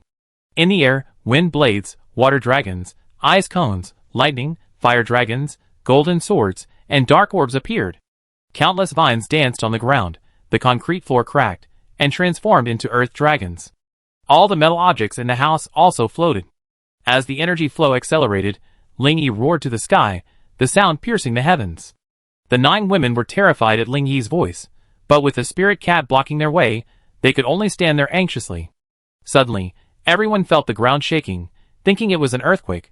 Seeing the building before them swaying constantly, the 9 women instinctively rushed inside, but were once again blocked by the spirit cat. The cat's eyes were filled with fear and apprehension, and it began to meow continuously, its face ferocious and bared, forcing the women to retreat. The survivors also gathered at the cafeteria entrance, staring intently, their faces etched with terror. Suddenly, the building Ling Yi was in collapsed, leaving the women in shock. A dark figure slowly rose from the rubble. It was Ling Yi. He closed his eyes, and various supernatural powers raged around him, attacking the entire 50-meter radius. Rocks flew, dust filled the air, and everything within the 50-meter radius was repeatedly bathed in supernatural powers. A full half-hour passed before Ling Yi finally fell from the air. The spirit cat instantly transformed into a streak of pitch-black lightning, accurately catching Ling Yi and carrying him towards the 9 women. The 9 women and the survivors were all wide-eyed and gaping. Gazing at the 50-meter area that had become a completely empty space, everyone's minds went blank. A gentle breeze swept past, quietly carrying away the dust clouds. The collapsed ruins were gone. Within a 50-meter radius, not even a brick could be found, as if nothing had ever existed in the first place. The ground had been scraped away for over 3 feet, creating a desolate scene. The spirit cat gently placed Ling Yi in front of the 9 women, motioning for them to give him an energy potion, awakening the stunned women. They frantically began feeding Ling Yi the energy potion. Slowly waiting for his recovery, Ling Yi looked at the 9 women, their faces filled with worry, and smiled faintly. "Don't worry, this is a blessing. It's a great opportunity for me." The women, relieved, heard this and helped Ling Yi back. The survivors stared at Ling Yi with awe. This man was truly terrifying. Ling Yi lay in bed, feeling incredibly weak. Thinking back on his recent experiences, he couldn't help but feel extremely depressed. It seemed as if he had spent most of his time dealing with his bed. Gazing at the 9 enchanting women in a variety of poses not far away, Ling Yi sighed inwardly. "Alas! I'm surrounded by a group of beautiful women, and yet I only picked one flower, and that's just once. All my time is wasted lying alone in bed. How tragic. This damn system, I almost wonder if it's deliberately tormenting me. Why do others recover in a flash, while I'm half dead?" The spirit cat suddenly nudged Ling Yi's cheek with its head. You said I'm very powerful, very powerful. The energy within me scares you?" Ling Yi looked at the spirit cat curiously, then said, "Come on. If I were truly powerful, I wouldn't be lying in bed all the time." Chapter 51. Ling Yi ignored the spirit cat's compliments. He pulled up the attribute panel and began to check his current status. Host, Ling Yi. Occupation, Ability Enhancer, Level 3, Attribute Points, 8. Strength Plus, 4297. Defense Plus, 4025. Speed Plus, 4035. Spirit Plus, 3465. Gold, 500. Wood, 500. Water, 500. Fire, 500. Earth, 500. Wind, 500. Ice, 500. Thunder, 500. Light, 500. Dark, 500. Ling Yi's eyes grew dizzy as he stared at the attribute panel. After awakening, many methods and skills related to using superpowers had appeared in his mind, but he had never imagined there would be 10. Are these the only 10 superpowers available to superpower users? Then wouldn't I have awakened all of them? Wow, this is quite exciting. Ling Yi was filled with excitement.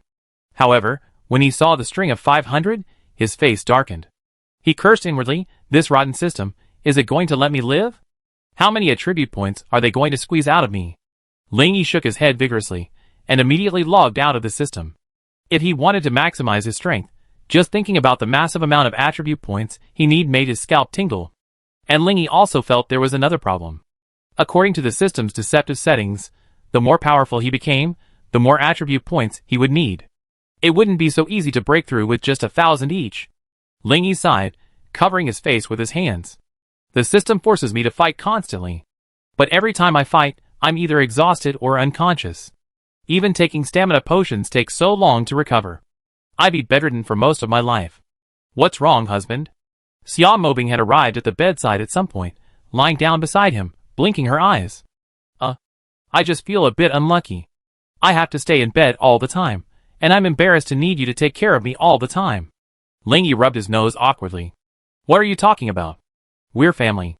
You protect us from harm, so taking care of you is what we have to do, Xia Mobing said, giving him a sweet kiss.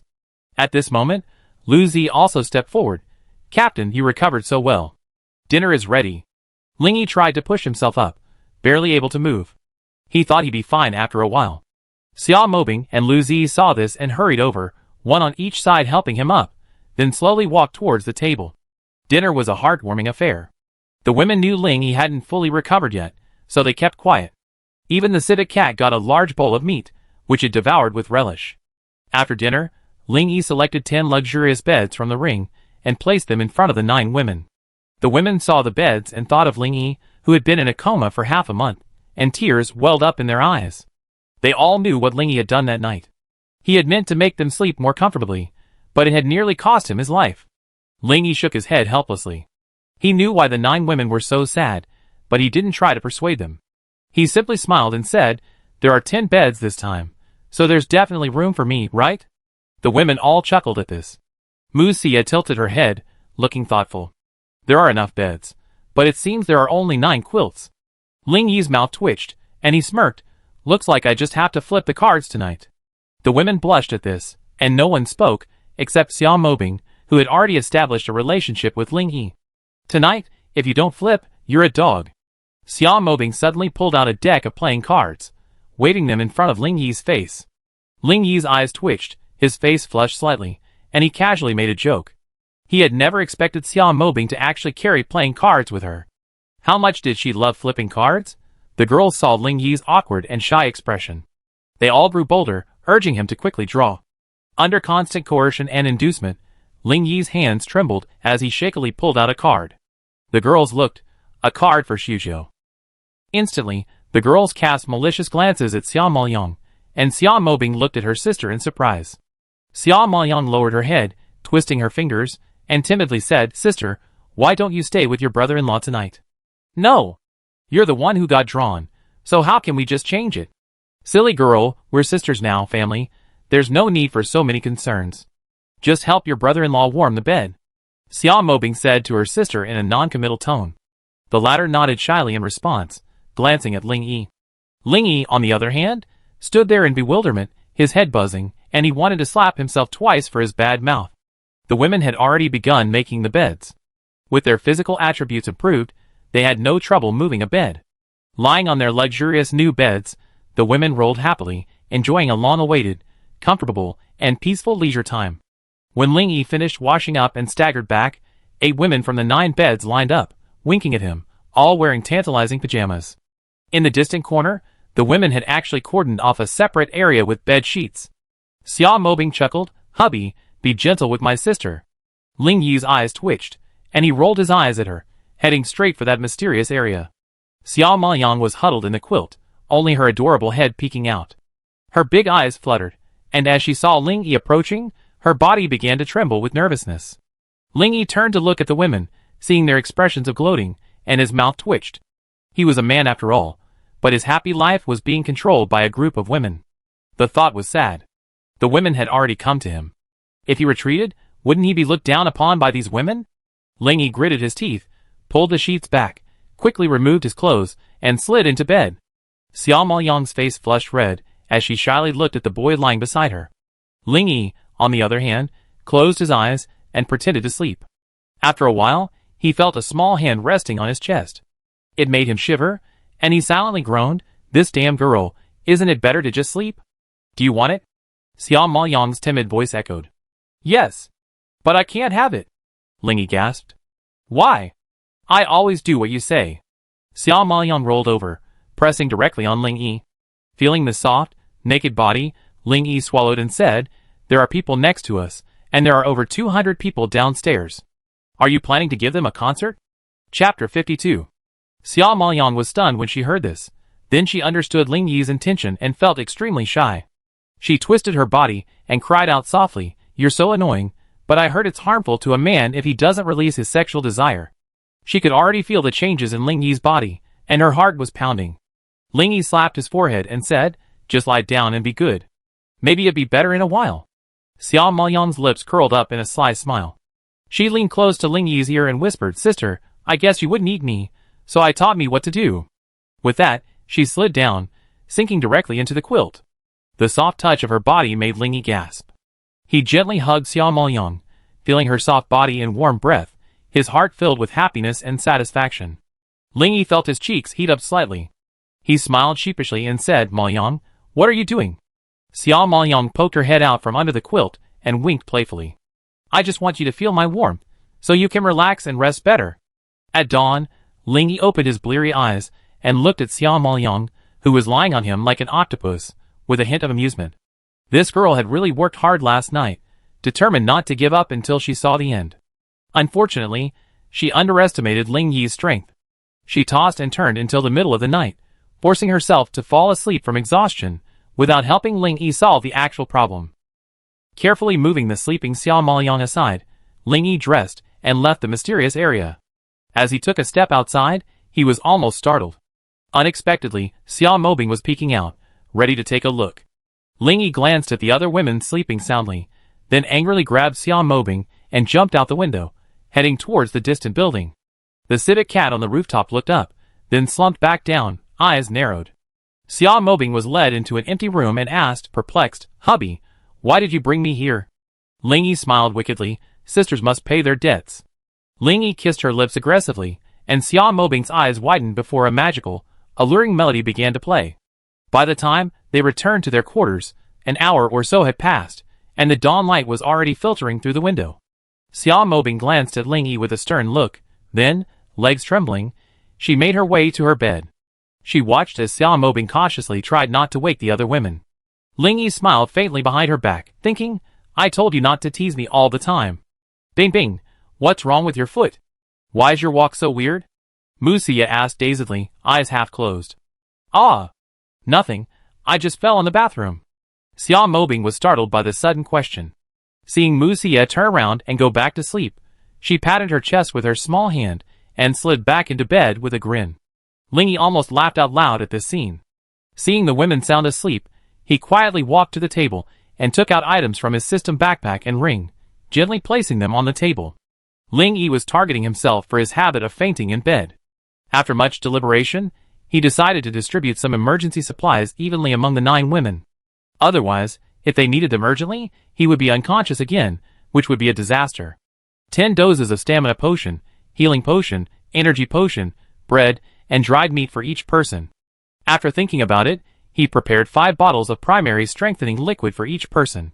After allocating daily necessities, Ling Yi began selecting weapons suitable for the 9 women. Killing mutant rats only drops clothing. Do you think killing zombies only drops equipment? What a bizarre system. Ling Yi complained.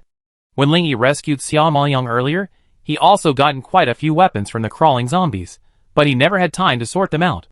So, he took this opportunity to transfer them all to his ring. Looking at the hundreds of weapons in his ring, Ling Yi felt a headache. Mainly because the system didn't provide any introductions, leaving him to explore on his own, and he had no idea what some of the more bizarre weapons actually did. Rubbing his aching head, Ling Yi decided to categorize them and study them all. If he missed any powerful weapons, it would be a waste of time. This knife wished it were sharper. This iron spear is too long. This shield is pretty sturdy. This axe is on par with Chung Yojin's. Holy crap! Why does this hammer look so familiar? A thunder hammer? No lightning, it must be a knockoff. Ling Yi piled the weapons he had researched at his feet one by one.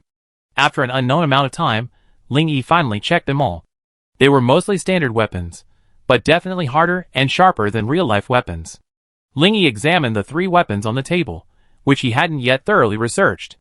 They were, first, a peculiarly shaped sniper rifle, remarkably technological.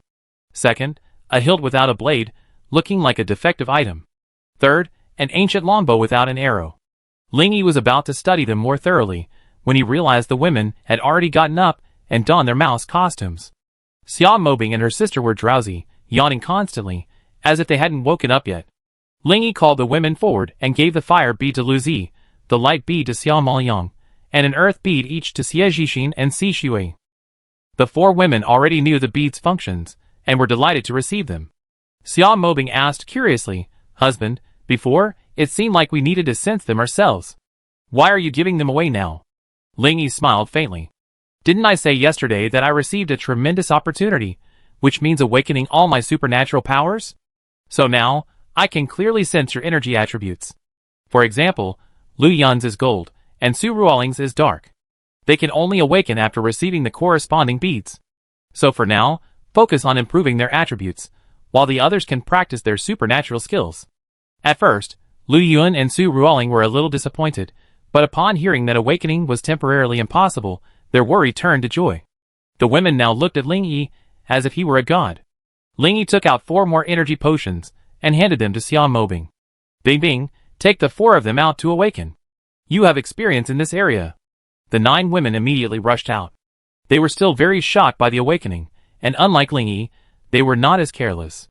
Watching the women leave with faces full of joy and excitement, Ling Yi shook his head and muttered, a bunch of women making a fuss. Sister Lu, are you going out to search for supplies? A boy asked upon seeing the 9 women coming downstairs. He was the leader of the survivors downstairs, the one Ling Yi had asked to build the makeshift door. His name was Ming Shen. Unfortunately, this door was no longer useful. Since the zombies had vanished from the campus, the 9 women had driven the Land Rover out, and the main gate had been repaired by Ming Shen and his team. Chapter 53. Lu Zi shook her head. No, we're going to the courtyard to do something. Feel free to do as you please. She didn't elaborate, This was their secret, after all. Mengshen smiled shyly, not daring to ask further questions. He knew that if Lu Zi hadn't been one of them before, she probably wouldn't have bothered to talk to them. Mengshen and the others were curiously examining the women in the courtyard. Suddenly, upon seeing the strange changes in Lu Zi and the other 3 women's bodies, they all expressed shock. Yesterday, the godlike man seemed to possess this superpower.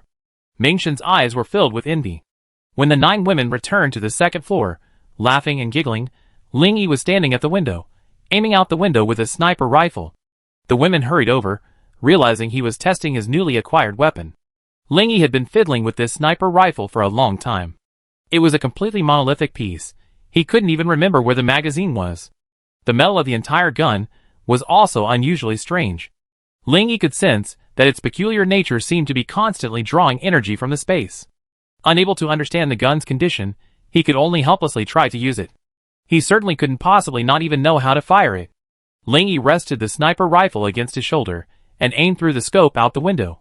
When the civet cat appeared in the scope, it suddenly felt a sense of danger, its fur standing on end, its eyes darting toward the source of danger and terror. Seeing Ling Yi, it relaxed and slowly lowered itself. Ling Yi finally found his target, the large clock outside the nearby teaching building. As he pulled the trigger, a powerful recoil ripped through the gun. If it weren't for his current strength and defense, the blow would have shattered his shoulder blade. The women heard only a muffled thunder-like boom, and then saw a blue beam of light blast out from the gun's muzzle like lightning. The scene that followed stunned everyone, including Ling Yi, who stared at the clock from before. In the center of the clock, he saw only a fist-sized hole, extending through the entire building, revealing the scene behind it. Oh my god! There must be 5 or 6 walls in this building. This can penetrate them. It's incredibly powerful. Ling Yi stroked the gun, utterly excited. Huh? I remember there was a blue horizontal bar on the side of the gun. Why is it gone now? Ling Yi touched the side of the gun in confusion. Then he saw that the blue bar was slowly growing. As if something had dawned on Ling Yi's mind, he quickly raised the gun and pointed it outward, pulling the trigger. However, no matter how hard he tried, he couldn't fire again.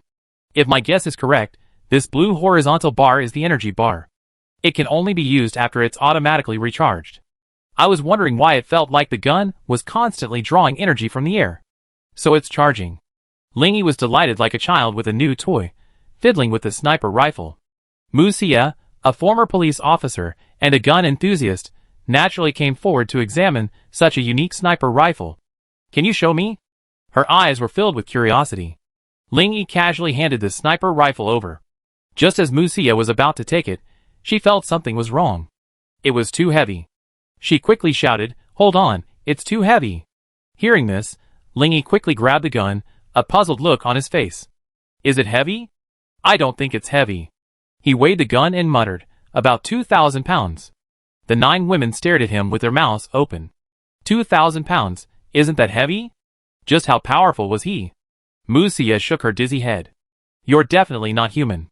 Hearing this, Ling Yi put his gun back into his system backpack and slapped her on the butt with a stern smile. You deserve a beating, don't you? Mu Xie jumped up in pain. Ling Yi walked over to the table and examined the hilt and bow. He could clearly sense the presence of supernatural powers. The hilt radiated light energy, while the bow radiated wind energy. These were definitely not ordinary weapons, but he just couldn't figure out how to use them. Xia Maoyang grabbed the hilt and asked in confusion, "Brother-in-law, it's just the hilt, and you still think it's a treasure?" She casually waved the hilt. With a hum, a golden beam over a meter long suddenly appeared from the hilt, startling Xia Maoyang so much that she dropped it to the ground. The golden beam suddenly vanished upon landing, transforming back into the hilt. Ling Yi's pupil shrank, and he thought to himself, I told you it wasn't that simple. He picked up the hilt, and looked at Xia Maoyang curiously. What did you do just now? I don't know. Maybe it's because I just awakened. When I held the hilt, some light energy just overflowed, and that's what happened. Ling Yi flipped over the hilt, muttering to himself, energy overflow? Light? Light energy fluctuations? I think I get it. His eyes suddenly lit up, and he figured out the key. Ling Yi grasped the hilt, then mobilized the light energy within him, slowly injecting it into the hilt. A magical scene occurred. A golden beam over a meter long extended from the hilt, transforming directly into a lightsaber. Ling Yi swung his sword a few times out of curiosity, and the lightsaber hummed. He then picked up a long sword from the ground and slashed it down with it, creating a metallic clang. Observing the notch on the sword, Ling Yi nodded inwardly. The destructive power was quite good. The women simply watched in amazement, not saying a word to interrupt, though they all found it quite amusing. After Ling Yi cut off the light energy output, the golden lightsaber returned to its hilt shape. It's a very good weapon, Ma Yang. I give it to you. Your light energy is just right for activating it. To use it, simply draw on your internal light energy and continuously inject it. Xiao Maoyang's face lit up as he joyfully took the lightsaber and, like a child, he kept experimenting with it, never tired of playing with it. After understanding the lightsaber's principles, Ling Yi turned his gaze to the longbow, already forming a hypothesis. Bing Bing, try activating the longbow with wind energy. Ling Yi handed the longbow to Xiao Mobing. Oh! Let me try. Xiao Mobing, already envious of her sister's weapon, quickly drew her bow and injected wind energy into it. As the longbow absorbed the wind energy, a transparent arrow suddenly appeared as Xiao Mobing pulled the string, surprising everyone. Ling Yi, as if to be expected, said, "Great. Let's see how powerful it is." Xiao Mobing happily walked to the window, drew the string, and with a whoosh, the transparent arrow shot at a tree in the yard at breakneck speed. Everyone gasped as they watched. If it had hit them, it would have been disastrous. Chapter 54. A small crater had been blasted out at the foot of the tree. Well, I was clearly aiming for the trunk. Xiao Mobing gave an awkward laugh. Ling Yi nodded. The arrow only has a blasting effect, which is not bad. Practice your accuracy more often to avoid accidentally injuring your teammates during battle. Hearing Ling Yi's comments, the women all burst into laughter. Leading the women back to the table, Ling Yi pointed at the supplies and said, "Take these 9 supplies. They'd be useful for saving yourself and others.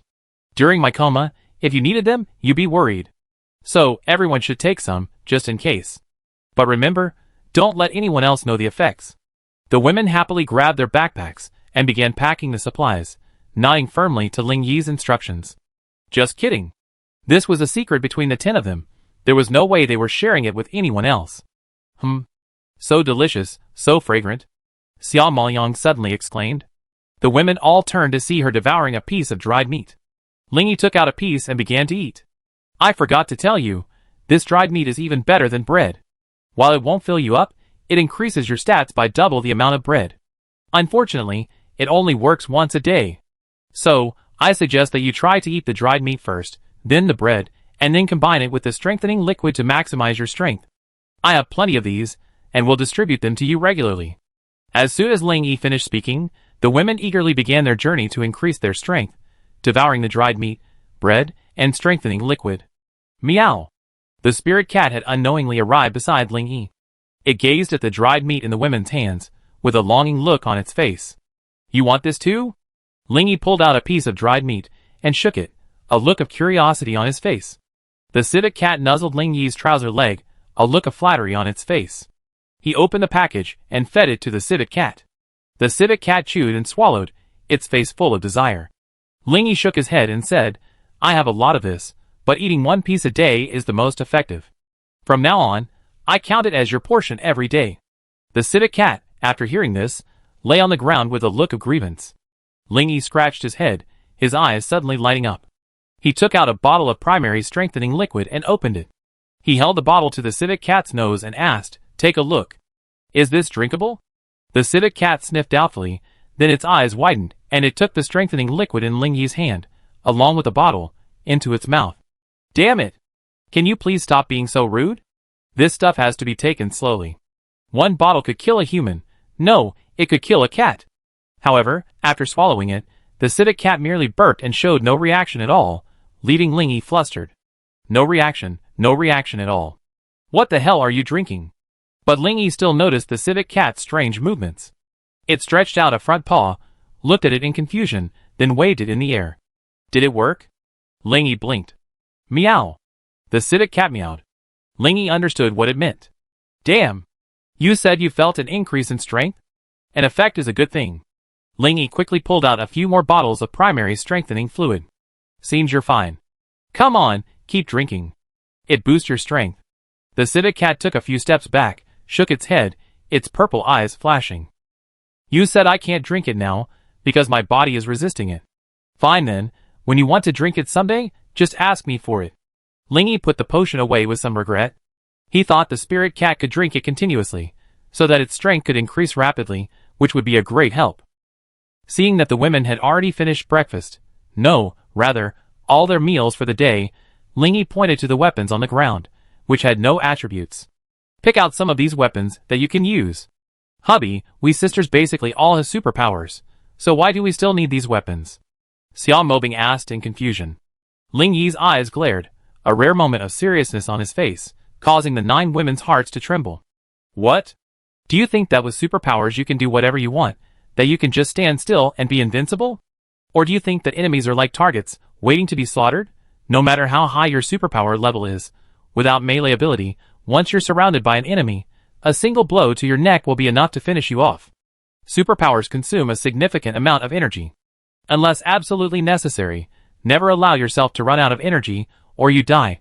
Therefore, learning close combat is an essential life-saving skill. I don't want to see you die in close combat one day. Do you understand? After hearing Ling Yi's explanation, the women understood his good intentions and replied in unison, "Understood, Captain." They then bent down and began selecting weapons of their choice. Even Xiao Mobing and Xiao Maoyang each chose short weapons for self-defense. Although they already had special weapons, they still needed energy to support them. The 9 women generally chose lightweight, short sword-like weapons. After all, without systematic training in cold weaponry, knives were more convenient. They could chop, slash, and even stab. Seeing the women ready, Ling Yi waved his hand and said, "Let's go. Our destination is the fruit wholesale market, 5 kilometers away." The women jumped for joy. They had forgotten what fruit tasted like during this time. Ling Yi led the 9 girls to the Land Rover and frowned. "There's not enough room in one car. Forget it, let's just walk. We get a few more cars when we can." The survivors watched a group of rats, from behind, a single black rat leading 9 brown rats, accompanied by a giant black cat, head out of the school. Mengshen hesitated for a moment, but mustered up the courage, ran up to Ling Yi, and cautiously said, "Boss, if you're going out to search for supplies, could you take us with you? We're running low on supplies." Ling Yi pondered for a moment, then turned to Lu Zi. "What do you think?" Lu Zi was stunned. She had never expected Ling Yi to ask her that question. Suddenly, she realized Ling Yi was being considerate. After all, she and her 3 sisters had been on the opposing side before. Lu Zi figured it out, her eyes filled with tenderness. She smiled at Ling Yi and said, "During your coma, Mengshen and the others took great care of us sisters. If the situation allows, you might consider it." Mengshen glanced at Lu Zi gratefully, and she nodded in response. Ling Yi looked at Mengshen and said, "How many of you are leaving?" "Not many, just about 10. 7 enhancers, and 8 who dare to fight zombies," Mengshen replied respectfully. Hearing this, Ling Yi was visibly stunned. He turned to look at the 200 people in the cafeteria, feeling a sense of sadness. Chapter 55. Over 200 people, relying on just a dozen of you to support them. How exhausting, Ling Yi said sarcastically. It can't be helped. They're all students. They're scared of zombies, let alone fighting, Mengshen said helplessly. Ling Yi curled his lips and said, "You act like you're not students. Remember, this is the end of the world. You can support them for a day, but not forever. If there's no food, I'm afraid they eat you." After saying this, Ling Yi turned over, sat on the civet cat's back, and led the team forward, muttering, "Flowers in a greenhouse can't withstand the onslaught of a violent storm." Mengshen froze in thought. When he looked up again, Ling Yi and his group had already walked some distance. He hurried back to the cafeteria, took a deep breath, and said, "Besides the 15-man searcher team, is there anyone else joining us to search for supplies?" The survivors looked at each other, but no one responded. A trace of sadness flashed in Mengshen's eyes. Were these people truly beyond saving? He glanced around and spoke calmly, "From today on, those who left together will have their supplies doubled. The rest will only have enough food and clothing." The survivors' eyes widened at this, their ears trembling in disbelief. They began to clamor. "Why? Why should our supplies be reduced? Only enough to ensure food and clothing. How can this be possible? Mengshen, you're going too far. Don't think just because we listen to you, you can do whatever you want. We won't agree." Most of the people began to shout, while only a few seemed to be thinking. Listening to these words, Mengshen recalled Ling Yi's words, "You can feed them for a day, but not forever. If they run out of food, I'm afraid they eat you."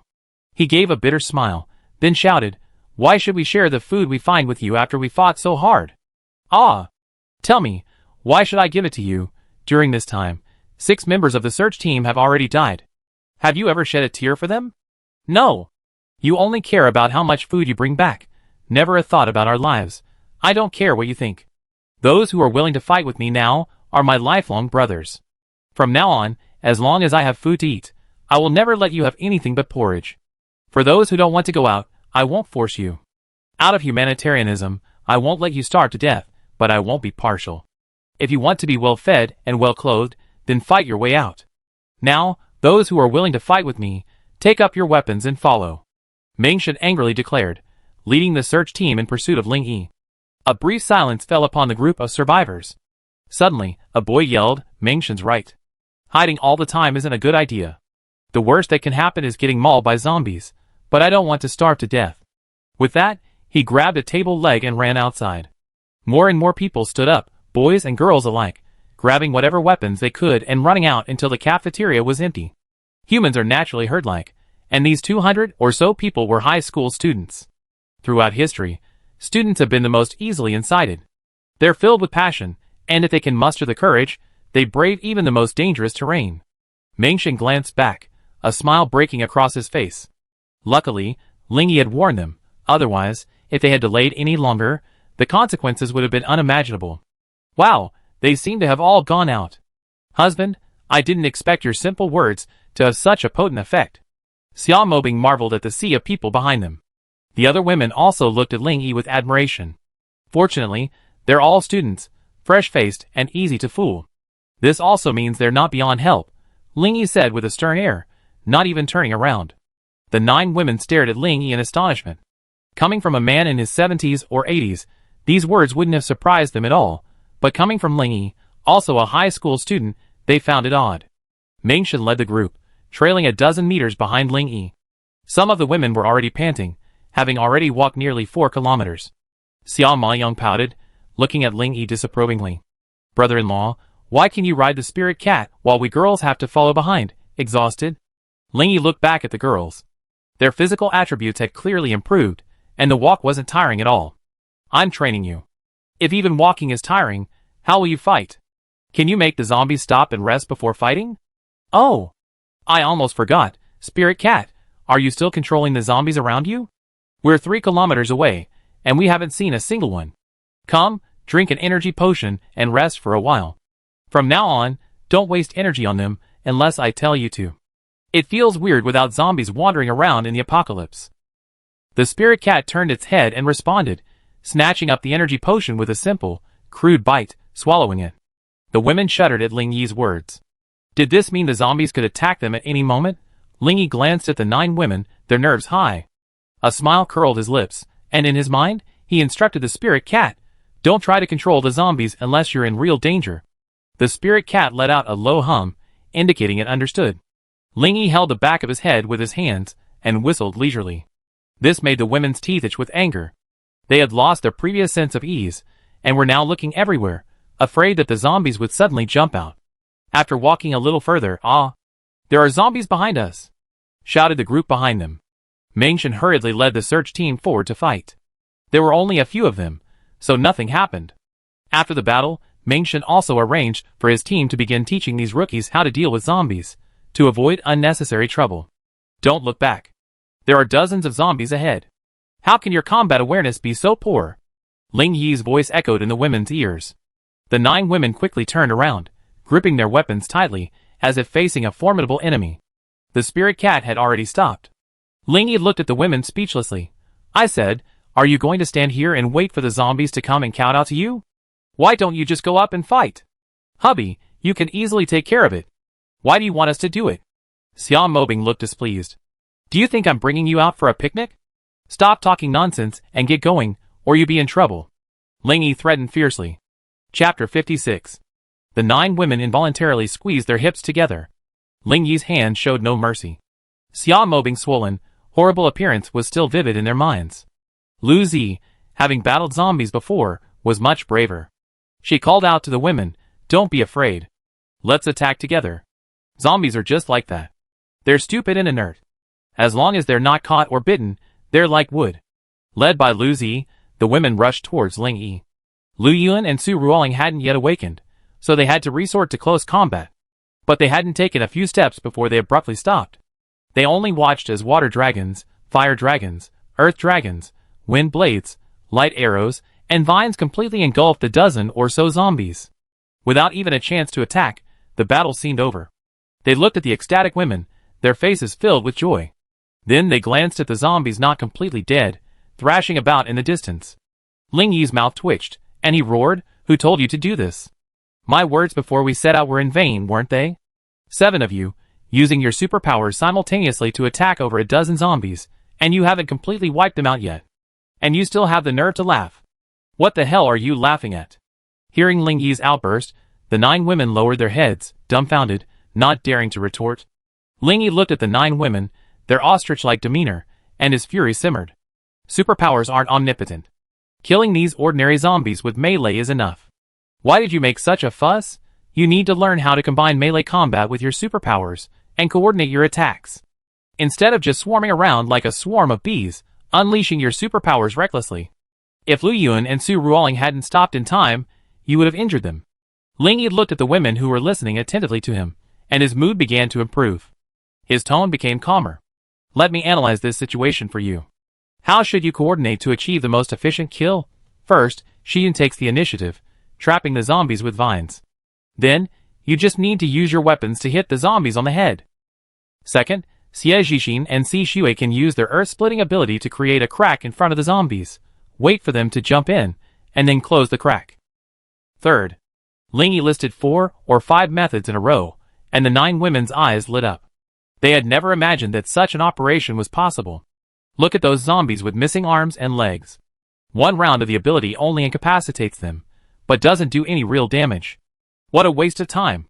Just kill them quickly. It's annoying. Ling Yi looked at the women with a look of disappointment. The women all stuck out their tongues and rushed forward to finish them off.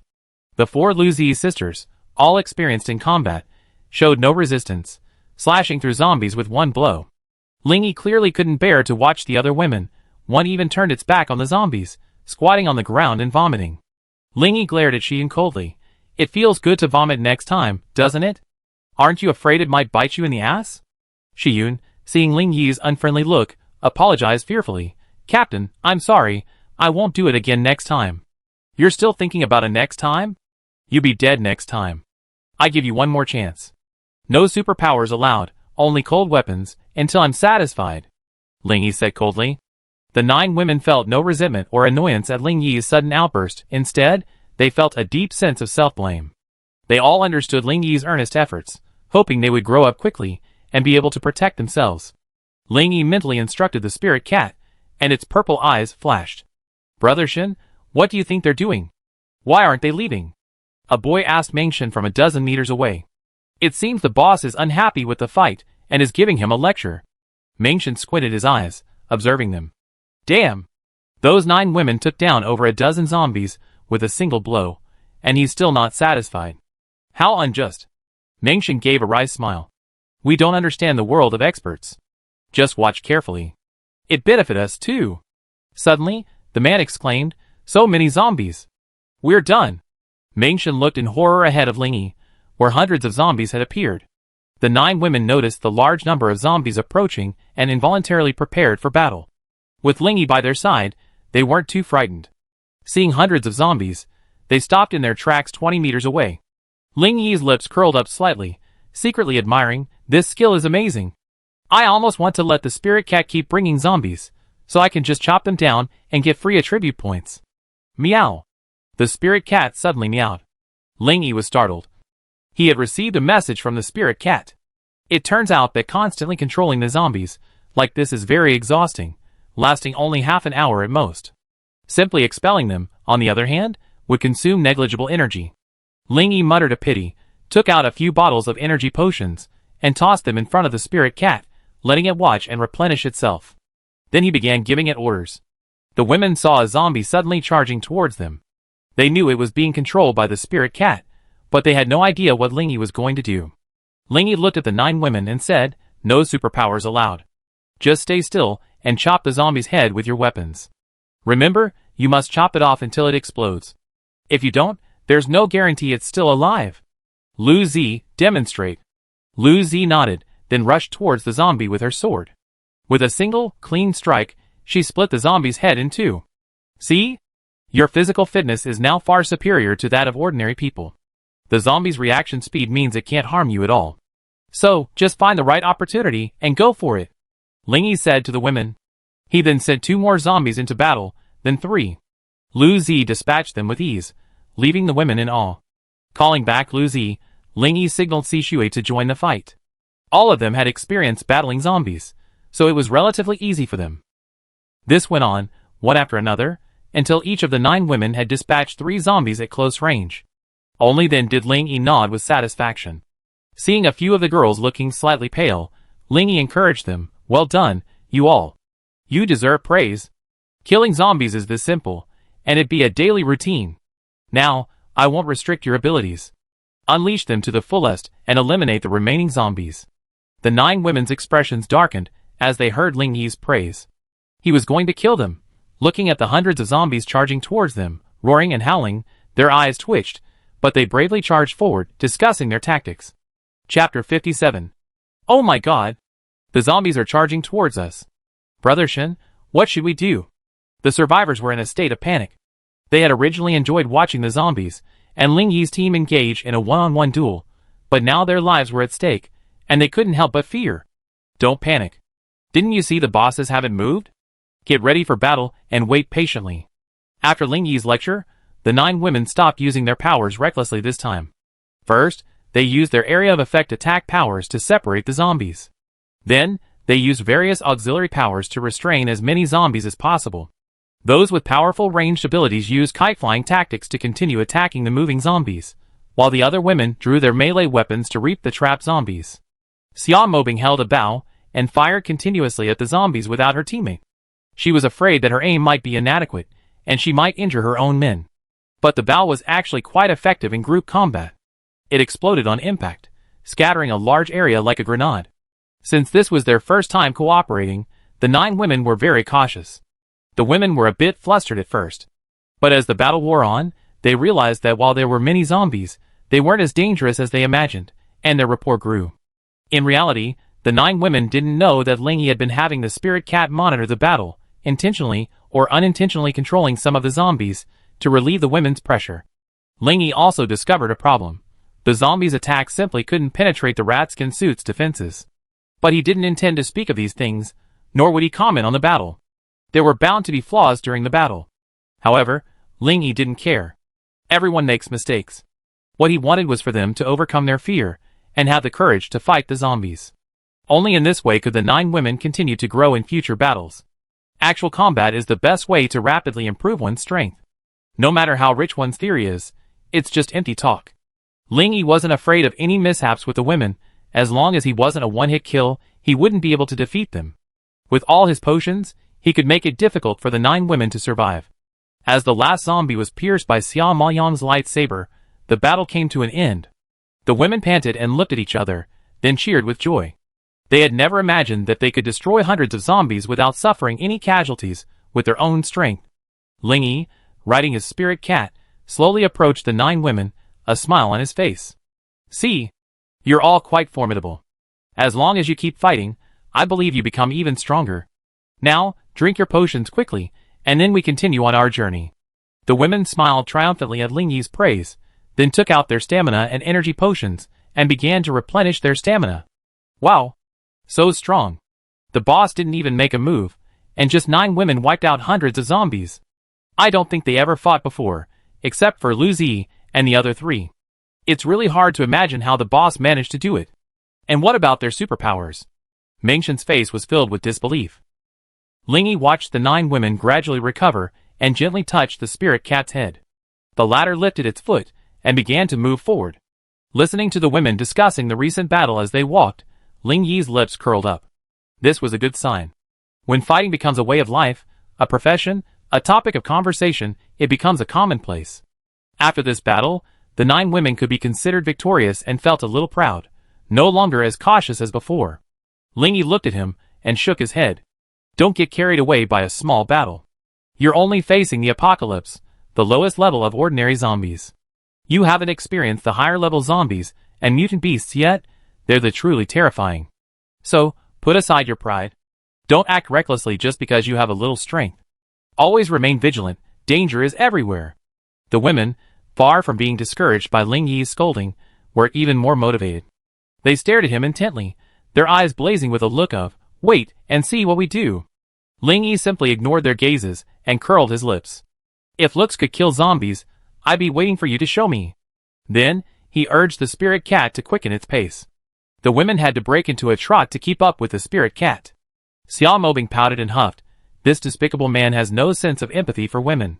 If being empathetic means killing zombies, I'm waiting for your demonstration. Lu Zi said, mimicking Ling Yi's tone, making the girls giggle.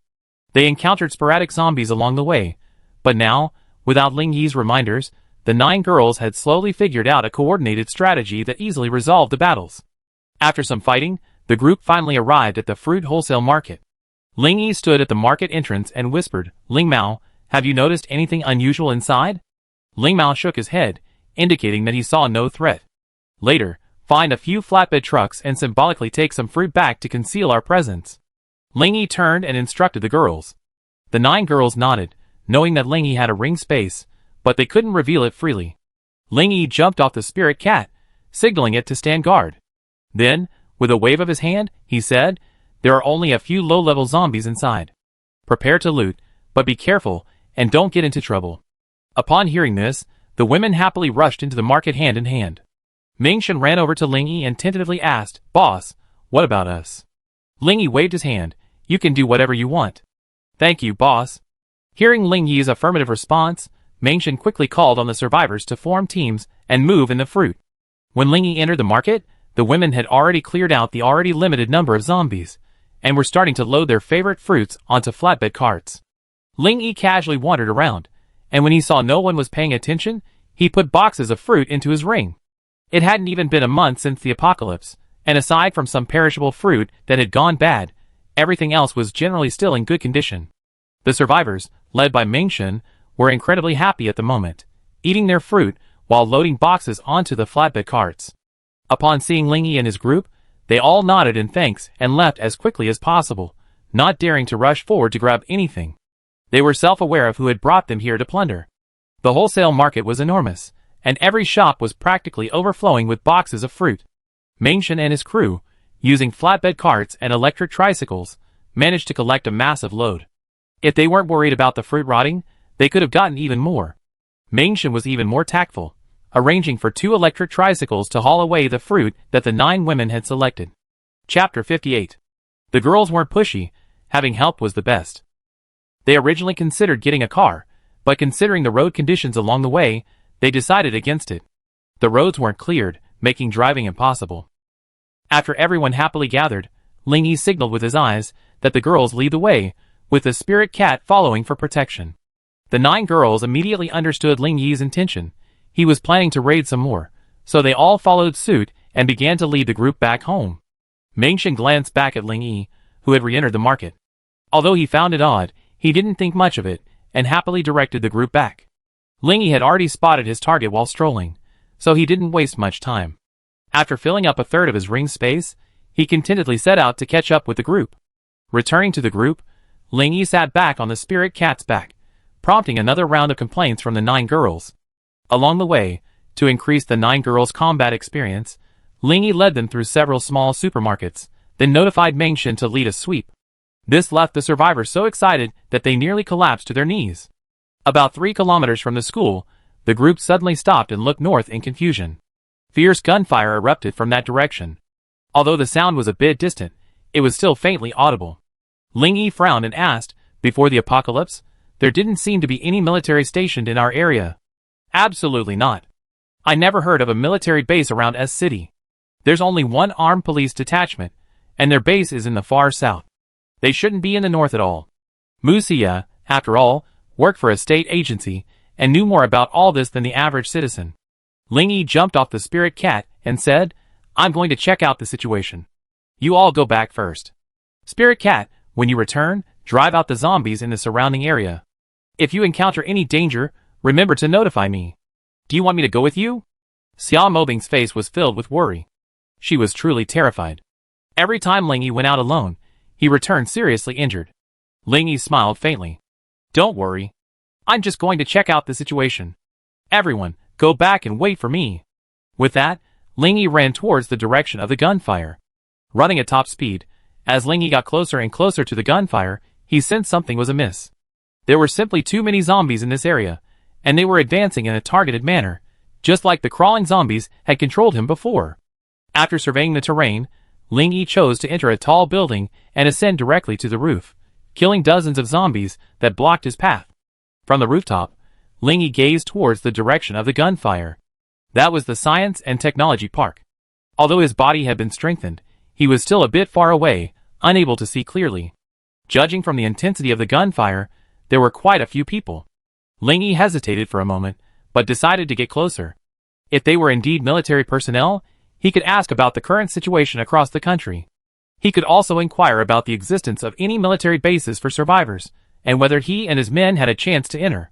The gunfire intensified, occasionally accompanied by the sound of exploding grenades.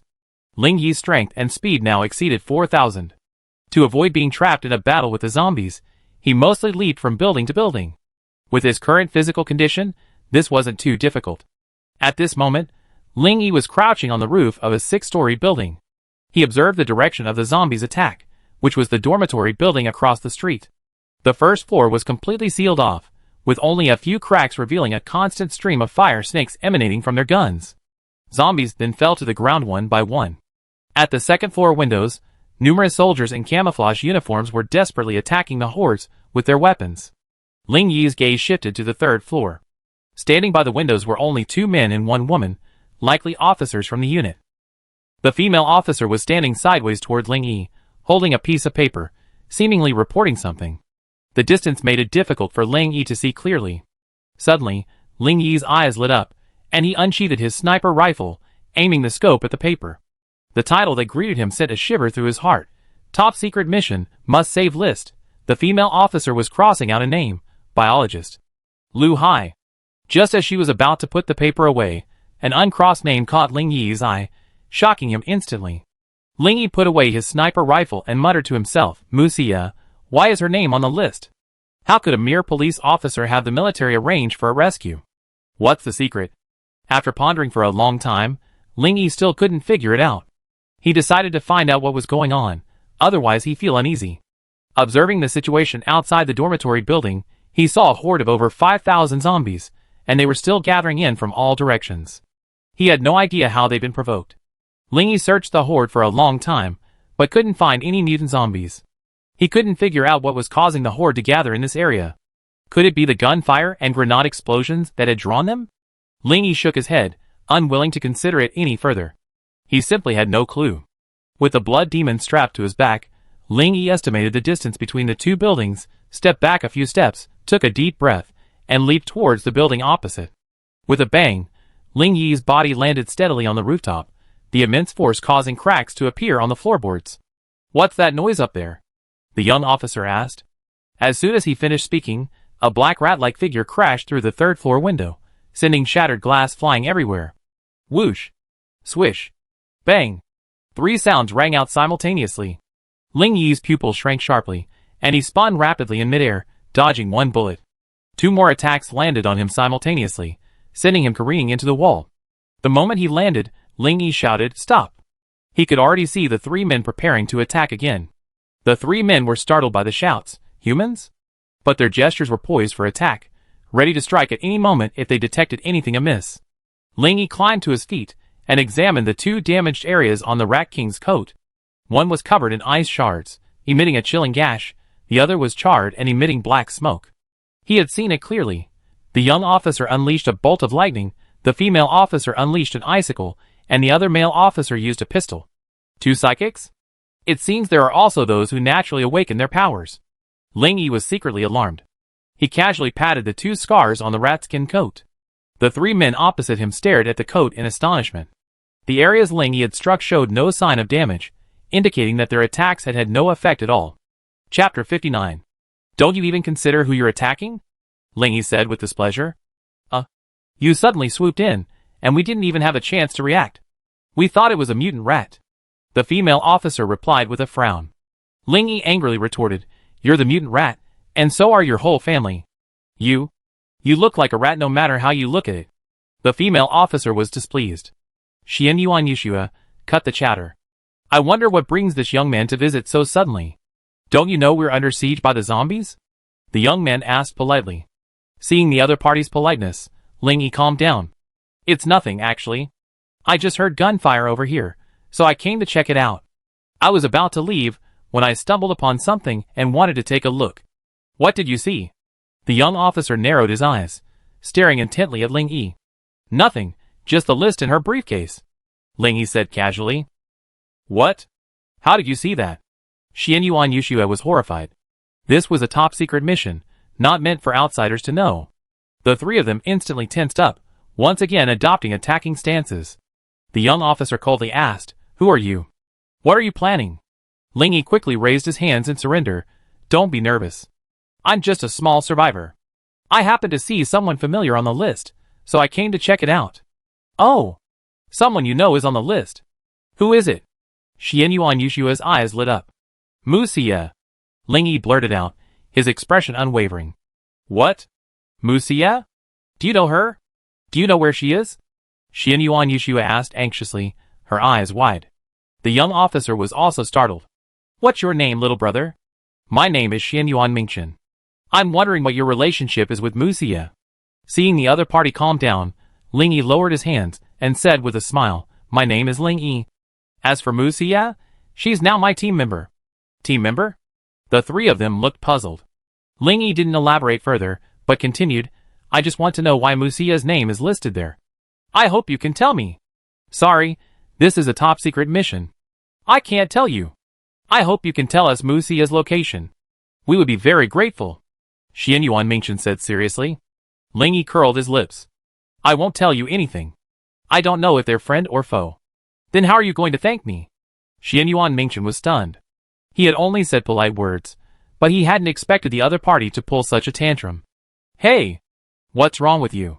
My brother is talking to you nicely, and you're such a scoundrel?" Xian Yuan Yushua said angrily. Ling Yi glanced at her and said coldly, "I can't be sure of your intentions towards Mu Xie. How could I possibly tell you so easily? I order you to tell us the target's location immediately, or you be in trouble." Another male officer pointed his gun at Ling Yi. Ling Yi narrowed his eyes slightly, a hint of murderous intent in his gaze, and spoke in an icy voice, "I'm increasingly suspicious of your motives. If you dare point a gun at me again, I destroy you. Han Yudao, put your gun down. You have no say here." Xian Yuan Mingchen shouted angrily. The latter gritted his teeth unwillingly, and put his gun away. "Ling Yi, right? I apologize for our team's recklessness. We have military orders, so we really can't reveal too much information, but we can assure you that we're here to rescue Mu Xie." Xian Yuan Mingchen lowered his posture, and explained to Ling Yi. "Southwest, Experimental High School. Mu Xie is there. If you make it alive, I personally verify its authenticity." Ling Yi refused to explain further, and jumped out of the window. The three people inside were shocked. This was too much. There were zombies everywhere. However, when they saw Ling Yi, they were stunned, staring at the scene in disbelief. A black figure, wielding a blood-red long sword, charged through the horde of zombies, unstoppable. Then he leaped onto a building, leaping swiftly from one building to another, gradually disappearing from the sight of the three. "He's so powerful," Xian Yuan Yushua murmured. "Who the hell is this Ling Yi? He actually has such power. Han Yudao, you done a great job today. When we get back, I report this to the higher-ups in full," Xian Yuan Mingchen scolded sternly. A subtle glint of meaning shone in Han Yutao's eyes. When Ling Yi returned to his residence, the women were happily enjoying various fruits. Seeing him return, they offered him fruit, one after another, making Ling Yi extremely embarrassed. After a brief commotion, the 9 girls prepared to go out for training. They had already experienced the benefits of strength, and now they didn't need Ling Yi's urging, they were eager to constantly improve their skills. Ling Yi left Mu Xie alone, causing the other 8 girls to stare at them with smirks, making Mu Xie blush. After the 8 girls left, Mu Xie felt a little uneasy, unsure why Ling Yi had called her in alone. Her heart was pounding like a deer. "Come and sit." Ling Yi sat on a stool, and waved at Mu Xie. "Ah! It's daytime now. Musia suddenly blurted out. What do you mean by daytime and nighttime? That's ridiculous. Stop dawdling. Come here. I have something to ask you. Lingyi urged impatiently. Musia realized she misjudged her thoughts, and quickly sat down next to Lingyi, not daring to speak again. Looking at Musia, who sat upright, Lingyi shook his head. These women were getting more and more insane day by day. Are you hiding something from me? Lingyi asked casually. Ah. No. Musia, baffled by the question, looked at Lingyi in confusion. Like your background? Lingyi asked with a blink. Musia bit her lip lightly, rolled her eyes at Lingyi, and said softly, I thought you were talking about something. You never asked me, so how could I have kept it from you? I guess so. Lingyi thought about it. Besides knowing she was a police officer, he really had never cared about anything else. The same was true for the 8th girl. It was entirely because of the system's loyalty that he overlooked it and focused on learning about the past of the 9th girl around him. Ahem. It's my fault. I didn't get to know you well enough. Lingyi scratched his head awkwardly. You're just a piece of shit, a straight man. Musia tilted her head. Actually, I want to ask you, are there any important people among your elders? Lingyi asked with curiosity. Musia frowned slightly. Important people? What do you mean? Oh. Let me be direct. Do you know a soldier named Xianyuan Mingchen? He has a sister named Xianyuan Yuxue? Lingyi asked bluntly. Chapter 60. Musia, upon hearing this, abruptly stood up. With a look of excitement on her face, she grabbed Lingyi's arm, tears welling in her eyes. Do you know where they are? Looking at Musia's intense excitement, Lingyi was almost certain that Xianyuan Mingchen's words were true, and he wasn't deliberately lying. The gunfire earlier was caused by them. Now, we're surrounded by over 5,000 zombies in the science park. Lingyi didn't hide it, but seeing Musia's excited and nervous expression, he felt a strange discomfort. Are Mingchen and Yuxue okay? Musia, overcome with excitement, clutched Lingyi's arms tightly. Although Lingyi felt no pain, he could clearly sense the increasing strength. Lingyi's expression darkened. Mingchen? What's your relationship with him? The three of us grew up together. He's like an older brother, always taking care of me. Musia answered without hesitation. After hearing this, Lingyi felt a pang in his heart. He didn't understand what was wrong with him. Wasn't it just a normal thing? Why was he so upset? In truth, Lingyi hadn't really thought about his relationship with Jiu Nu. After spending so much time together, he had subconsciously defined Jiu Nu as his own private woman. It was just that he was too shy to show it openly. Hey! Childhood sweethearts, you like him? Lingyi sighed weakly, like a deflated ball. What childhood sweethearts? Musia's emotions had stabilized somewhat by now. She could tell Lingyi's tone was off, and his words were inconsistent. Seeing Lingyi's expression of despair, Musia was taken aback. A faint blush rose on her face, as if something had occurred to her. She timidly asked, Are you jealous? Lingyi was about to retort, but Musia leaned forward, her cherry lips shutting him down. After a long moment, their lips parted. A hint of a smile played on Musia's lips. You little men are just being pretentious. If you want it, just say it. I'm not against it. Lingyi was completely bewildered. He hadn't expected the always adorable Musia to have such a wild side. Lingyi could only smack his lips, speechless, not knowing what to say. Musia brushed her bangs back. Okay. I won't tease you anymore. Actually, Mingchen and Yuxue are my grandfather's guards. And my grandfather is Mu Tianxiong, the commander of the South China military region. Lingyi's eyes widened. Holy crap. You have such an impressive background, and you're actually working as a police officer here? Would your parents even agree? Musia shrugged. They can't do anything about me. I just love being a police officer. I got in through my own merit. So what do your parents do? Are they in the military too? Lingyi looked at Musia with a strange expression. With such powerful backers, there was nothing wrong with her wanting to be a police officer. Well, my dad is the commander of the Capital Guard Brigade, and my mom is the dean of the Capital Army Medical College, Musia said calmly. Hearing these titles, Lingyi's mouth dropped open. He could never have imagined that Musia had such a powerful background. This woman, always full of justice, sweet and kind, actually had a whole family of soldiers, all holding high positions. What's with that expression on your face? You act like you never seen anything in the world. Musia had never seen Lingyi look so dumbfounded, and she found it hilarious. Well, Ahem. A little shocking. I'm wondering if I really need to keep you well fed. If you ever get upset and complain, I'm afraid your family will bring their troops to kill me. Humph. Now you're scared. I told you not to bully me, Musia said with a look of I know what's going on. However, she was greeted with Ling Yi's palm. Ah! You bastard, you're bullying me again. What? Stop it, it hurts. Ling Yi's palm was still on Musia's buttocks, pinning her against his thighs so tightly that her breasts were practically deformed. Just because I praised you, you're showing off. You deserve a beating, Ling Yi said sternly. Looking at Musia, who was gritting her teeth, Ling Yi raised his palm. She immediately pursed her lips, daring no further provocation. Ling Yi's palm gently rubbed her slightly swollen, round buttocks. All right. Enough of the fussing, let's get down to business. Your two childhood friends aren't in danger right now. They're currently locked in a stalemate with the zombie horde. They both awakened their special abilities, so breaking out shouldn't be a big problem. Musia felt the warm hand caressing her buttocks. The tingling sensation actually thrilled her, and her entire face flushed.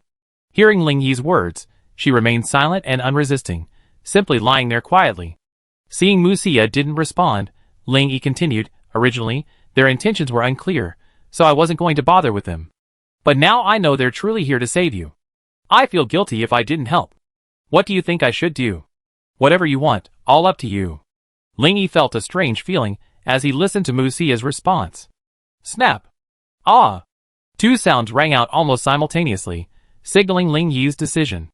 In his excitement, he slapped down with his hands, earning Musia a cry of pain and a wail of consciousness. I decided. We go rescue her now. If nothing goes wrong, it'd be fine. But if something does, you definitely feel guilty, Ling Yi said firmly. Musia gently rubbed the blow, feeling a sweetness in her heart. Ling Yi wasn't concerned with the danger, but rather with his perspective in deciding to rescue her. This deeply touched her. Helping Musia up, Ling Yi rushed to the window and shouted to the 8 women training outside, stop training. Come back and pack your equipment. Get ready to leave immediately. The 8 women were startled, then hurried back upstairs. After Ling Yi restocked the women's supplies, he led the 9 women downstairs. Mengshan ran forward, a puzzled look on his face. Boss, are you leaving? Do you need our help? Ling Yi waved his hand. Just stay here. With a swarm of over 5,000 zombies, going there is just asking for death. With that, Ling Yi strode out of the cafeteria, mounted his spirit cat, and led the 9 women north. Mengshan, still dazed, stared at the direction they were leaving, wondering if he had misheard. As they marched, Musia briefly explained the situation. The women showed no fear, instead, they were filled with fighting spirit, each pondering how to kill more zombies. Ling Yi sat on the spirit cat's back, his expression grim. He hadn't wanted to take the 9 women with him, fearing they would be in danger. But then he thought about the battles, which would surely intensify. He could hide for a while, but not forever. Chapter 61. Looking back at the 9 women, who were so elated, Ling Yi chuckled to himself. I keep urging them to be independent, yet I'm constantly worried about them getting hurt. This conflicting mentality is truly a headache. I need to be ruthless. If I don't tap into their potential, they suffer sooner or later. While the apocalypse is just beginning and the zombies and mutants aren't that powerful yet, I must find a way to train them to be independent individuals. This is the only way they can survive. At least I have the system with me now. If I'm not around one day, they face a true life or death situation. Thinking of this, Ling Yi suddenly turned back to the 9 women and said, this time, I'm going to fight head on. You follow me and charge forward. Got it? The 9 women were stunned. Head on against a horde of over 5,000 zombies? Xiao Mobing said anxiously, honey, isn't that too reckless? The other 8 women nodded repeatedly. Ling Yi smiled faintly. Don't worry, you won't die following me. I admit, I was a little timid before, always worried you get hurt. But in the apocalypse, who can escape injury? Just like I experienced before, only by risking my life can I become stronger. I hope you can live a happy and joyful life in the apocalypse, but this requires strong strength as a backing. I can't always be by your side. If you can't protect yourselves, even if I'm out fighting, I won't feel at ease. Now I'm giving you a glimpse, so you can better understand your strengths. Don't worry about this or that. Just open your heart, keep fighting, gain experience, and strengthen yourself. First, your ratskin suits are more than enough to withstand attacks from ordinary zombies. Just protect your exposed parts. Second, as long as your injuries aren't fatal, healing potions can completely heal them. So what's there to be afraid of? Third, just expend your energy in battle. With energy potions to replenish, why worry about your superpowers not lasting long enough? Fourth, if your superpowers feel too slow to release, use your weapons to relentlessly attack the enemy. With stamina potions to support you, why worry about yourself collapsing? Finally, even if you're unlucky enough to be bitten by a zombie, I have a vaccine, so turning into a zombie won't be a problem. Of course, during combat, accidents can happen at any time. Remember, try not to fight alone. Otherwise, you might not have the opportunity to use all the tricks you have. I've been wrong several times. So, with these life-saving methods at our disposal, tell me, is there anything in this vast world we can't explore? The 9 women were stunned after hearing Ling Yi's words. They had been using the supplies Ling Yi provided them, but had never thoroughly understood them. Only after hearing such a complete explanation did they realize how powerful they truly were. The 9 women stared at Ling Yi in amazement. His eyes, while shimmering with emotion, seemed to harbor an undisguised, peerless brilliance. The wicked smile that curled his lips revealed the domineering aura of a king, his every gesture exuding dominance. Mu Xia, captivated, couldn't help but utter a single phrase: "If you win, I accompany you to conquer the world. If you lose, I help you make a comeback." Upon hearing this, the other 8 women simultaneously repeated aloud: "If you win, I accompany you to conquer the world. If you lose, I will help you make a comeback." The loud and loving voice drifted away with the breeze and lingered for a long time. Ling Yi froze for a moment, then burst into laughter, saying with immense dominance, "Ha ha! Fine. Then let me conquer a kingdom for you, my beloved concubines." His words set the 9 women into fits of laughter. "Brother, we're running low on ammunition. What do you say we should do?" Xian Yuan Yushua said anxiously. "This is indeed a bit troublesome. There must be high-level mutant zombies among the horde, and they're psychotropic. Otherwise, they wouldn't be able to control so many ordinary zombies." Xian Yuan Mingchen frowned deeply. "High-level psychotropic mutant zombies? Why don't I see any?" Xian Yuan Yushua appeared outside. "They must be hiding. Psychotic zombies are more intelligent, but their combat power is relatively low. They won't appear until the very end." Xian Yuan Mingchen analyzed helplessly. "Have the soldiers retreat to the 2nd floor and seal off the 1st floor passage. We just have to wait it out for now." Xian Yuan Mingchen couldn't think of a good solution.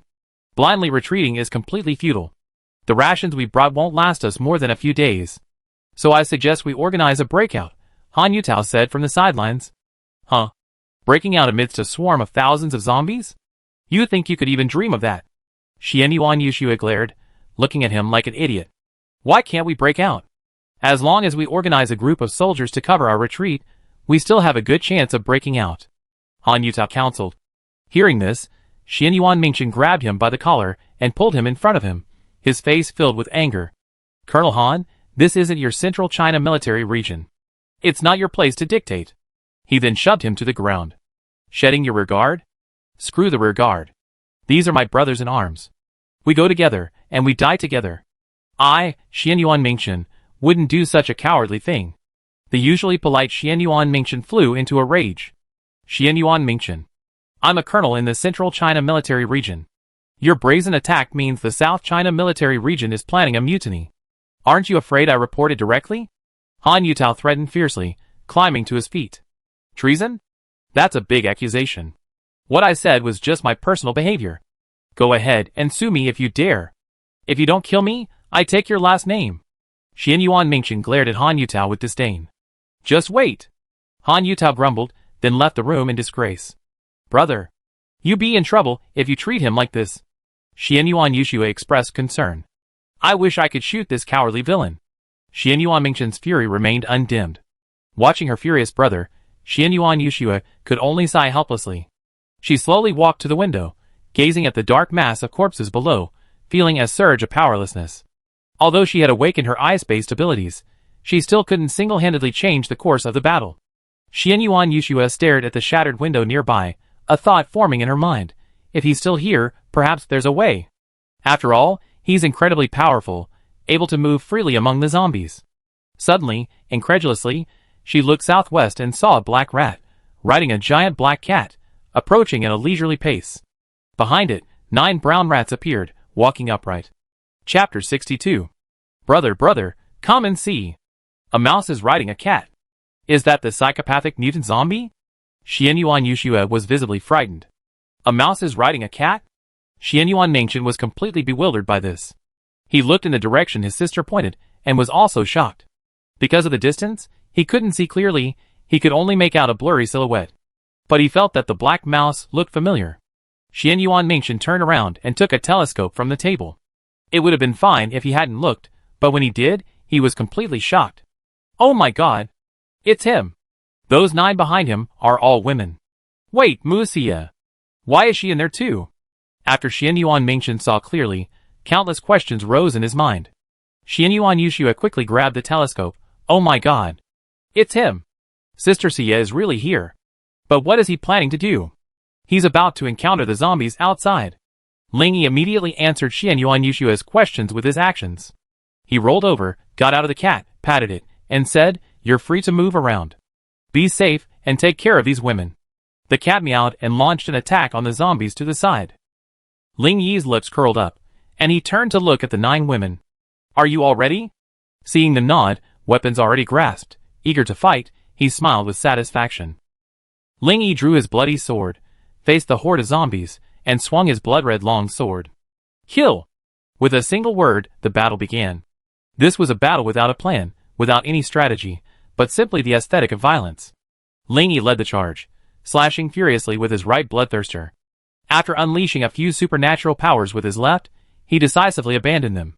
Without any attribute points added, the power was truly unimpressive.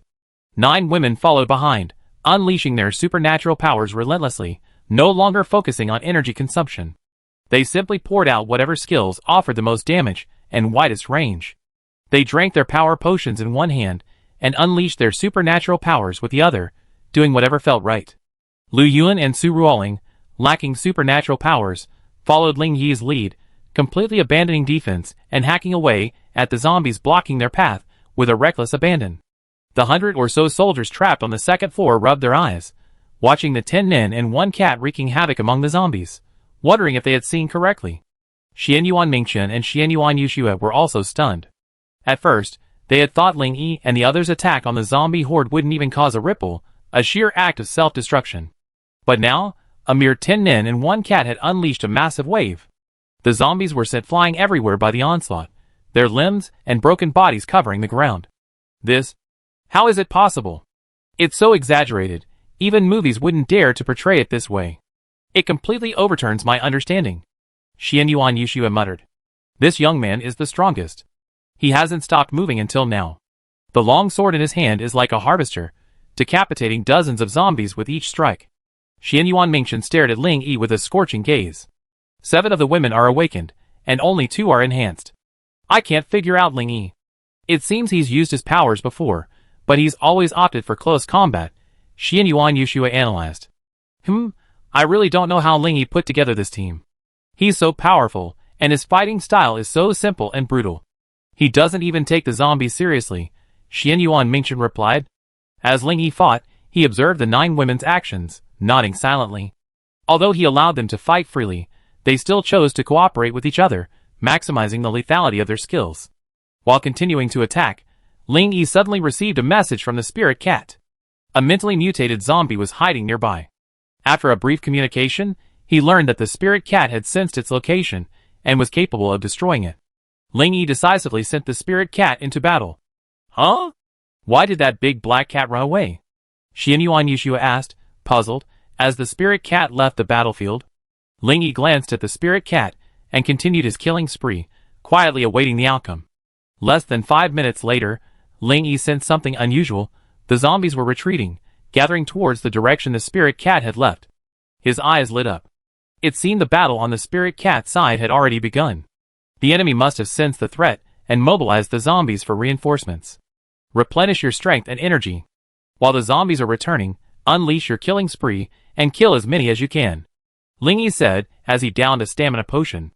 The women hurriedly obeyed. Ling Yi surveyed the battlefield, then looked at Xianyuan Mingchen and his group still watching the battle. He shouted, Xianyuan Mingchen, have you had enough of the show?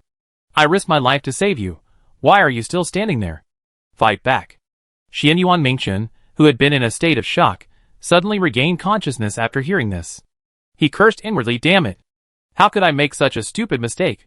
They're so kind to come to our rescue, and we just stand by and watch. How disloyal. Glancing at the battlefield, he also noticed something was amiss with the zombies. Recalling the direction the big black cat had left, his pupils narrowed and he roared, "That big black cat has found the mutant zombies. They're coming back for reinforcements. Tell everyone to go out and engage in hand-to-hand combat if you run out of ammunition. Quickly." With that, Xianyuan Mingchen, accompanied by his sister and 100 or so soldiers, immediately dropped their defenses and pursued Ling Yi and the others, attacking in the direction the zombie horde had retreated.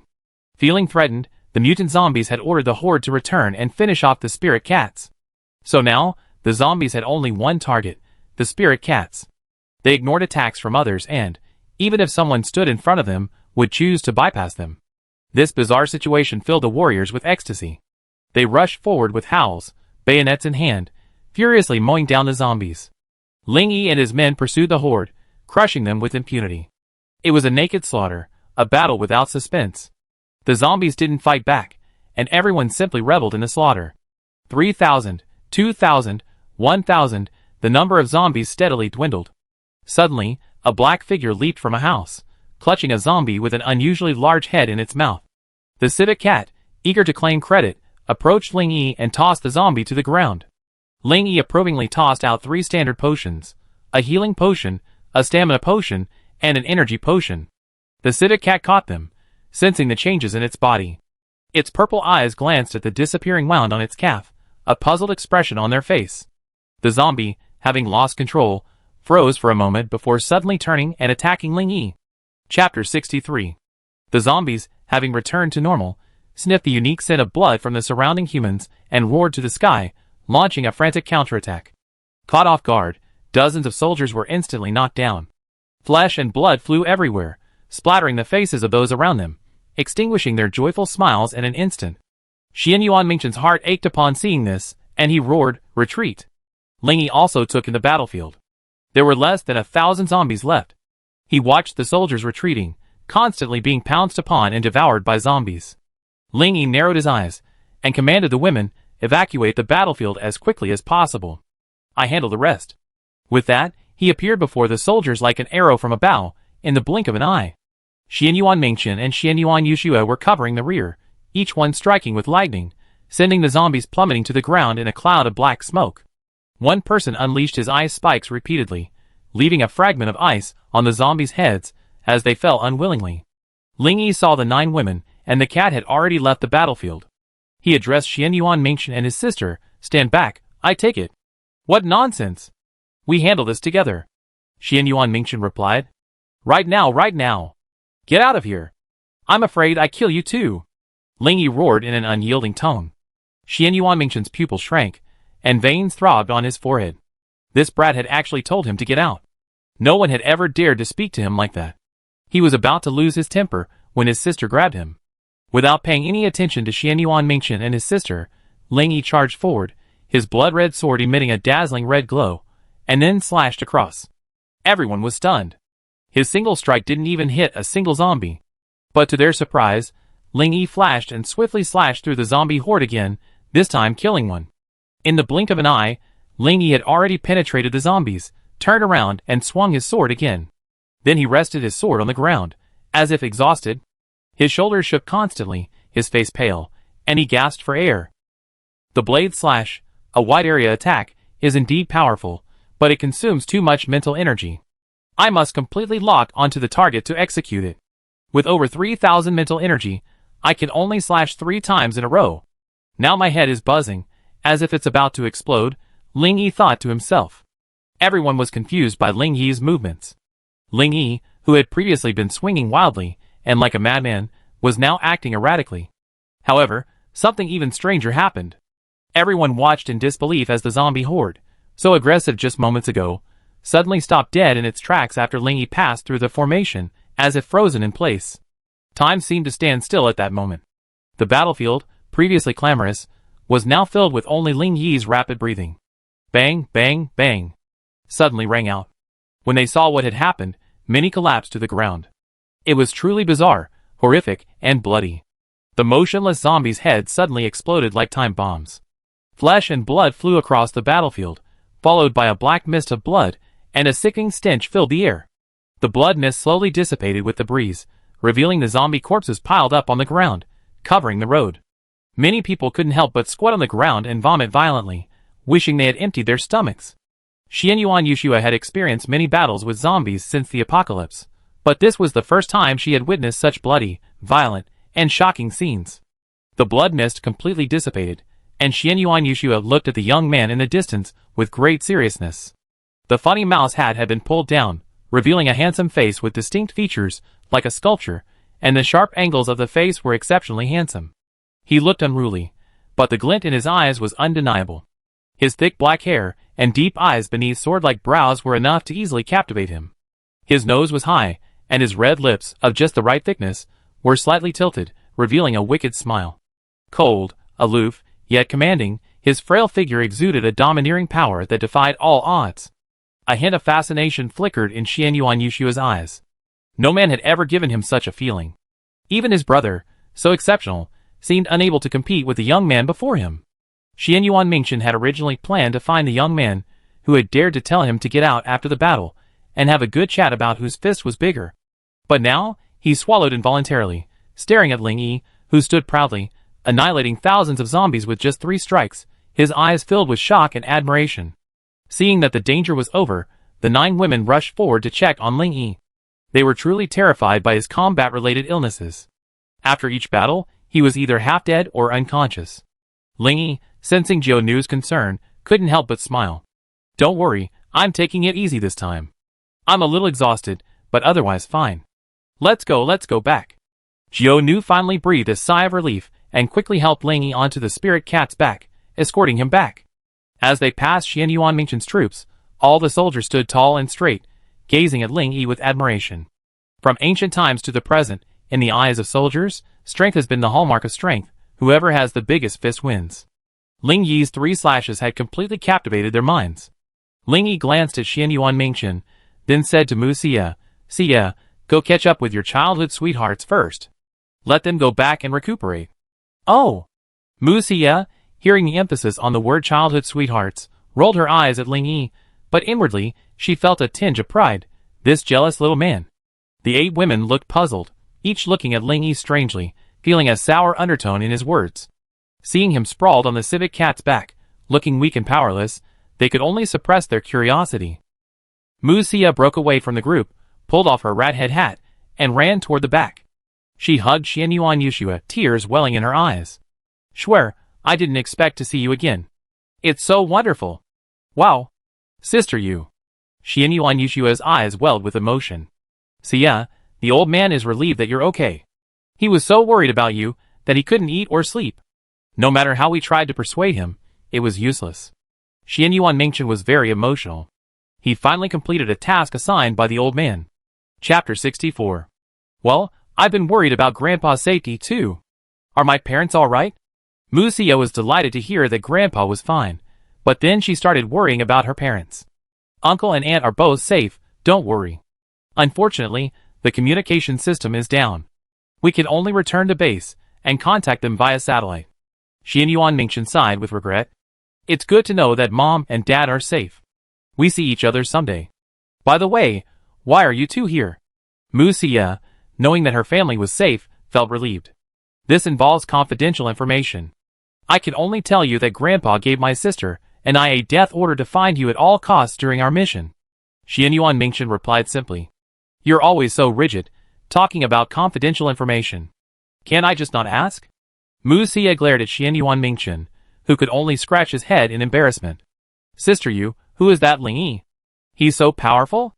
Xianyuan Yushua was clearly curious about Ling Yi. "We talk about this as we walk. I take you to your temporary accommodation first," Mu Xia said, looking back at the group as they gradually receded. Xianyuan Mingchen nodded and began to direct the troops to depart. However, he suddenly noticed something was amiss and asked, "Has anyone seen Colonel Han?" The soldiers shook their heads.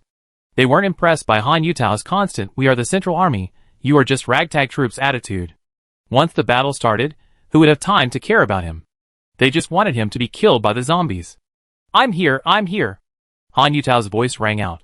Xianyuan Mingchen looked in the direction of the voice, his brow furrowed. Looking at Han Yutao, who had escaped from his previous garrison. Anyone with a discerning eye could tell that he hadn't participated in the battle at all, he was just hiding. Everyone present stared at Han Yutao with disdain. Xian Yuan Mingchen gritted his teeth and cursed inwardly. I'm leading my men, fighting at the front, and this **** is hiding. Xian Yuan Mingchen ignored him, and gave orders to the team. Everyone, follow me and run. The group of less than 100 people began to pursue Ling Yi, leaving only Han Yutao's resentful gaze. As they marched, Mu Xia briefly recounted what had happened recently, of course avoiding Ling Yi's secrets. The Xian Yuan Mingchen siblings were deeply moved after hearing this. Good deeds are rewarded. That saying has certainly come true in your case. I never expected him to risk his life to save you so many times for such a trivial matter. I really can't describe what kind of person he is. Xian Yuan Yushua gazed at the young man's back not far away, filled with curiosity. He's a man of deep loyalty and righteousness. I really want to have a drink with him and chat about life. Xian Yuan Mingchen laughed. Humph. That's all you can say. Xian Yuan Yushua retorted disdainfully. Mingchen had been lingering at the school gate, his heart awash with mixed emotions. He was truly terrified that Ling Yi and the others would never return. Honestly, without the formidable fighting power of Ling Yi and the others, he had no confidence he could survive with over 200 people. After waiting for so long, finally, just as the sun was about to set, a group appeared on the street corner. Mingchen felt tears welling up in his eyes. He quickly arranged for food to be prepared for them, and the others wouldn't object. These things had originally been Ling Yi and the others, and they had easily taken them. After Mingchen's thoughtful exhortation, they also understood a truth. If they wanted a good life in the future, clinging to Ling Yi's support was paramount. Mingchen and a few others trotted over to meet Ling Yi's group. Seeing a group of fully armed soldiers behind them, they were all surprised, but hope ignited in their hearts, thinking, could it be the army sent here to search and rescue? Ling Yi, carried by the spirit cat all the way, had almost recovered and was in a much happier mood. Overall, the outcome of this battle was quite good. At least, he didn't have to stay in bed to recuperate. Having the 9 women assist him in the battle certainly made things easier for him, freeing him from the pressure of fighting. This gave him a slight urge to train more team members. Looking at Mingchen, who ran to his side, with an excited look on his face, Ling Yi smiled, a rare smile, and said, Mingchen, you found a treasure. You're smiling so happily. Ling Yi's enthusiasm left Mingchen stunned. He couldn't understand why the always cold and aloof boss had suddenly changed his attitude towards him. But then, he was overjoyed. At least this was a good start. Mingchen, regaining his composure, smiled broadly. Boss, see what you're saying. It's not that I'm too weak to help. I just wanted to prepare some food so I can eat it when you and the skinny guys return, and not go hungry. When the 9 women heard the word sisters-in-law, their eyes lit up, and they looked at Mingchen approvingly, as if to say, you're not bad. Xian Yuan Mingchen and Xian Yuan Yushua, on the other hand, looked stunned, wondering if they had misheard. Han Yutao narrowed his eyes, and glared at Ling Yi with envy, thinking, who's this kid? He's got 9 stunning beauties by his side, dominant, Lolita, cute, and I don't even have one. Ling Yi heard Mingchen's words, and was about to correct him. Xia Mobing chuckled, you have good taste, you have a bright future. I'm optimistic about you. Thank you, sister-in-law. Mingchen exclaimed with a delighted bow. Aren't they? Ling Yi was interrupted again. Mingchen, now that the food is ready, let's hurry back. We're really hungry. Lu Zi glanced at Ling Yi, his mouth hanging open, her lips curled slightly. The other women also started to complain about their hunger, their faces full of amusement. All right, sisters-in-law, please. Mingchen's face lit up, secretly congratulating himself on his successful flattery. Watching the women follow Mingchen, Ling Yi's face twitched, and he sighed inwardly, what the hell is going on? You guys should at least explain it. It's so confusing, people will think I'm a jerk. He turned to look at Xian Yuan Mingchen and his sister, only to see them both with expressions of shamelessness on their faces. I said only 2 of them were related to me. Do you believe me? Ling Yi said, blinking. Scumbag. Humph. Xian Yuan Yushua snorted angrily, stalking after Mu Xia. Brother, even though it's the end of the world and there aren't so many rules, you still have to take it easy. Xian Yuan Mingchen said with a serious expression. A gust of wind blew, and Ling Yi was completely disoriented, unable to explain himself. Before entering the cafeteria, Ling Yi took out a piece of dried meat, and several dozen pounds of leftover pork for Ling Mao. Then, feeling depressed, he entered the cafeteria. Chapter 65. Boss, I didn't expect so many soldiers to be with you. The food might be a little limited, but there's plenty of fruit. Mengshen had no idea Ling Yi would bring 100 or so soldiers with him on his trip. They were already short on food, and the only thing they had left was the freshly brought back fruit. Looking around at the 300 or so people in the first floor cafeteria, Ling Yi patted Mengshen's shoulder and said, I'm sorry to bother you. Tomorrow I take you out for a sweep and replenish your supplies. It's not a problem, it's not a problem. We got all this thanks to you, boss. Mengshen was delighted to hear that Ling Yi would lead them to gather supplies. Brother, we still have some dry food left, enough to last a few days. Tomorrow we go out together to search for supplies, as a token of our gratitude for your help, Xian Yuan Mengshen said. Okay, let's go out together tomorrow. Ling Yi had food in his space, but he couldn't take it out. With so many people watching, he didn't want to reveal his cards. There was little staple food, but plenty of fruit, and everyone enjoyed their meal. After dinner, Ling Yi looked at the crowded room and said, Mengshen, the school is safe now. There's no need to stay in the cafeteria. Let's move everyone to the dormitories. The conditions there are better. Mengshen quickly complied. Xian Yuan Mengshen also called someone and led the group upstairs. Should we move? Ling Yi asked the 9 girls. Moving around is troublesome. You never know when we have to leave. Xiao Mobing said. The other 8 girls nodded in agreement. Ling Yi turned to look at Xian Yuan Mengshen and his sister. Why don't you two go upstairs and talk? He then led the way upstairs. When everyone reached the stairs, Ling Yi glanced at Han Yutao, who was trailing last, and said coldly, This is a private residence. No entry for outsiders. Han Yutao saw everyone staring at him, his face darkening. Xian Yuan Mengshen and the others are together. What does it have to do with me? Get the hell out of here. Ling Yi said dismissively. You, Xian Yuan Mengshen, aren't you going to say anything? Han Yutao glared at Ling Yi resentfully, but he didn't dare curse the killer, fearing he'd strike him down. He could only shift his focus. The host said no entry for outsiders, so there's nothing I can do. Xian Yuan Mengshen shrugged and spread his hands, expressing his helplessness. Xian Yuan Yushue chuckled, amused by her brother's humorous side. Han Yutao was furious. He uttered a harsh remark and walked away dejectedly. You're all good. Just wait. Your subordinate has quite a temper. Ling Yi glanced at Xian Yuan Mengshen. He sneered. I can't command him. He's from the Central Army and looks down on us non-staff. Aren't we from the same team? Interesting. Ling Yi said, heading upstairs. Xian Yuan Yushue arrived on the 2nd floor and saw the row of luxurious beds. She exclaimed, Wow! You really know how to enjoy life.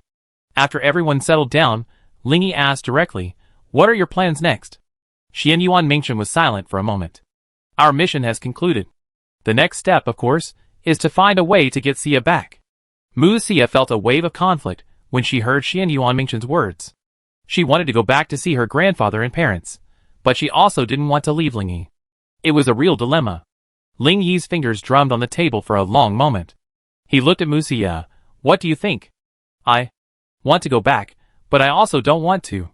Mu Xia lowered her head, not daring to meet Ling Yi's gaze. Xian Yuan Yushue suddenly interrupted. Sister Yu, you must return with us and leave S City within 2 weeks. Otherwise, it will be very dangerous. Swear. Xian Yuan Mengshen shouted anxiously. Ling Yi's eyes flickered between the siblings, secretly speculating, it seems there's something fishy going on. These 2 siblings' mission isn't just about rescuing people, it seems they're hiding a secret. Ling Yi narrowed his eyes slightly, staring intently at Xian Yuan Mengshen. Are you hiding something? Soldiers. It's inevitable that there are missions you can't reveal. Xian Yuan Mengshen mumbled. Oh. In that case, there's nothing more to discuss. You can leave tomorrow. Ling Yi's tone was calm, yet it exuded an undeniable seriousness. Okay, we take Xia tomorrow and leave early. Xian Yuan Mengshen didn't elaborate. Who gave you permission to take Mu Xia away? Ling Yi's cold voice echoed. One of my missions is to rescue Xia. You have no right to interfere. Xian Yuan Mengshen was also slightly angered by Ling Yi's attitude. First, you have to understand. It was me who saved Mu Xia, not you. Second, I have no control over your mission. She's my team member now. You can take her away if you want. Do you respect me? Third, have you ever asked Mu Xia about her choice? Ling Yi's tone remained calm. I, Xian Yuan Mengshen, have never considered anyone's expression before. I must take her away. Xian Yuan Mengshen stood up, his eyes filled with fighting spirit. With a loud bang, Ling Yi slammed his palm down on the table, shattering it into several pieces with such force that everyone quickly dodged. No one can take my woman away unless I die. If you don't believe me, try it. Ling Yi stood up and walked toward Xian Yuan Mingchen, undisguisedly releasing a bloodthirsty murderous aura. The 9 women stared at Ling Yi in stunned silence, wondering why he suddenly flew into a rage and openly declared that Mu Xia was his woman. Hadn't he always been evasive about relationships? This was very unusual. Mu Xia's mind kept repeating Ling Yi's words. The corners of her mouth curled up slightly as she stepped forward, her small hand linking Ling Yi's arm. She said to Xian Yuan Mingchen, "I do as he says. Tell Grandpa I definitely come back when I have time." Xian Yuan Mingchen smacked his lips, staring blankly at Mu Xia. This girl, whom he had watched grow up, had fought with the old man, fallen out with her parents, and even come to a city alone just to become a police officer. Such a strong girl, now so gentle, clinging to a man like a little woman, it was incredible. But, you absolutely cannot stay. You die? Xian Yuan Mingchen felt torn. On one side was the order, and on the other was the old man's beloved. Brother, do you really want to see Sister Xia perish here? Even if the old man could forgive you, I won't. What's there to hide? The decision from above will sooner or later be known to everyone. If you don't want to talk about it, I tell you. Chapter 66. A gleam flashed in Ling Yi's eyes, and he muttered to himself, "There's a secret." Xian Yuan Mingchen sighed deeply and said dejectedly, "Never mind, I tell you. Even if it means going to court-martial, I accept it." Just then, a roar rang out. "Xian Yuan Mingchen, you dare. Leaking military secrets, I shoot you right now." Ling Yi's figure flashed, and a click accompanied by a scream echoed. Everyone turned to look and saw Ling Yi holding Han Yutao's neck with one hand. Han Yutao, on the other hand, had one arm drooping, and a pistol fell to the ground. Ling Yi smiled wickedly. "I've been annoyed with you for a long time. You're asking for your own death, so you can't blame anyone else."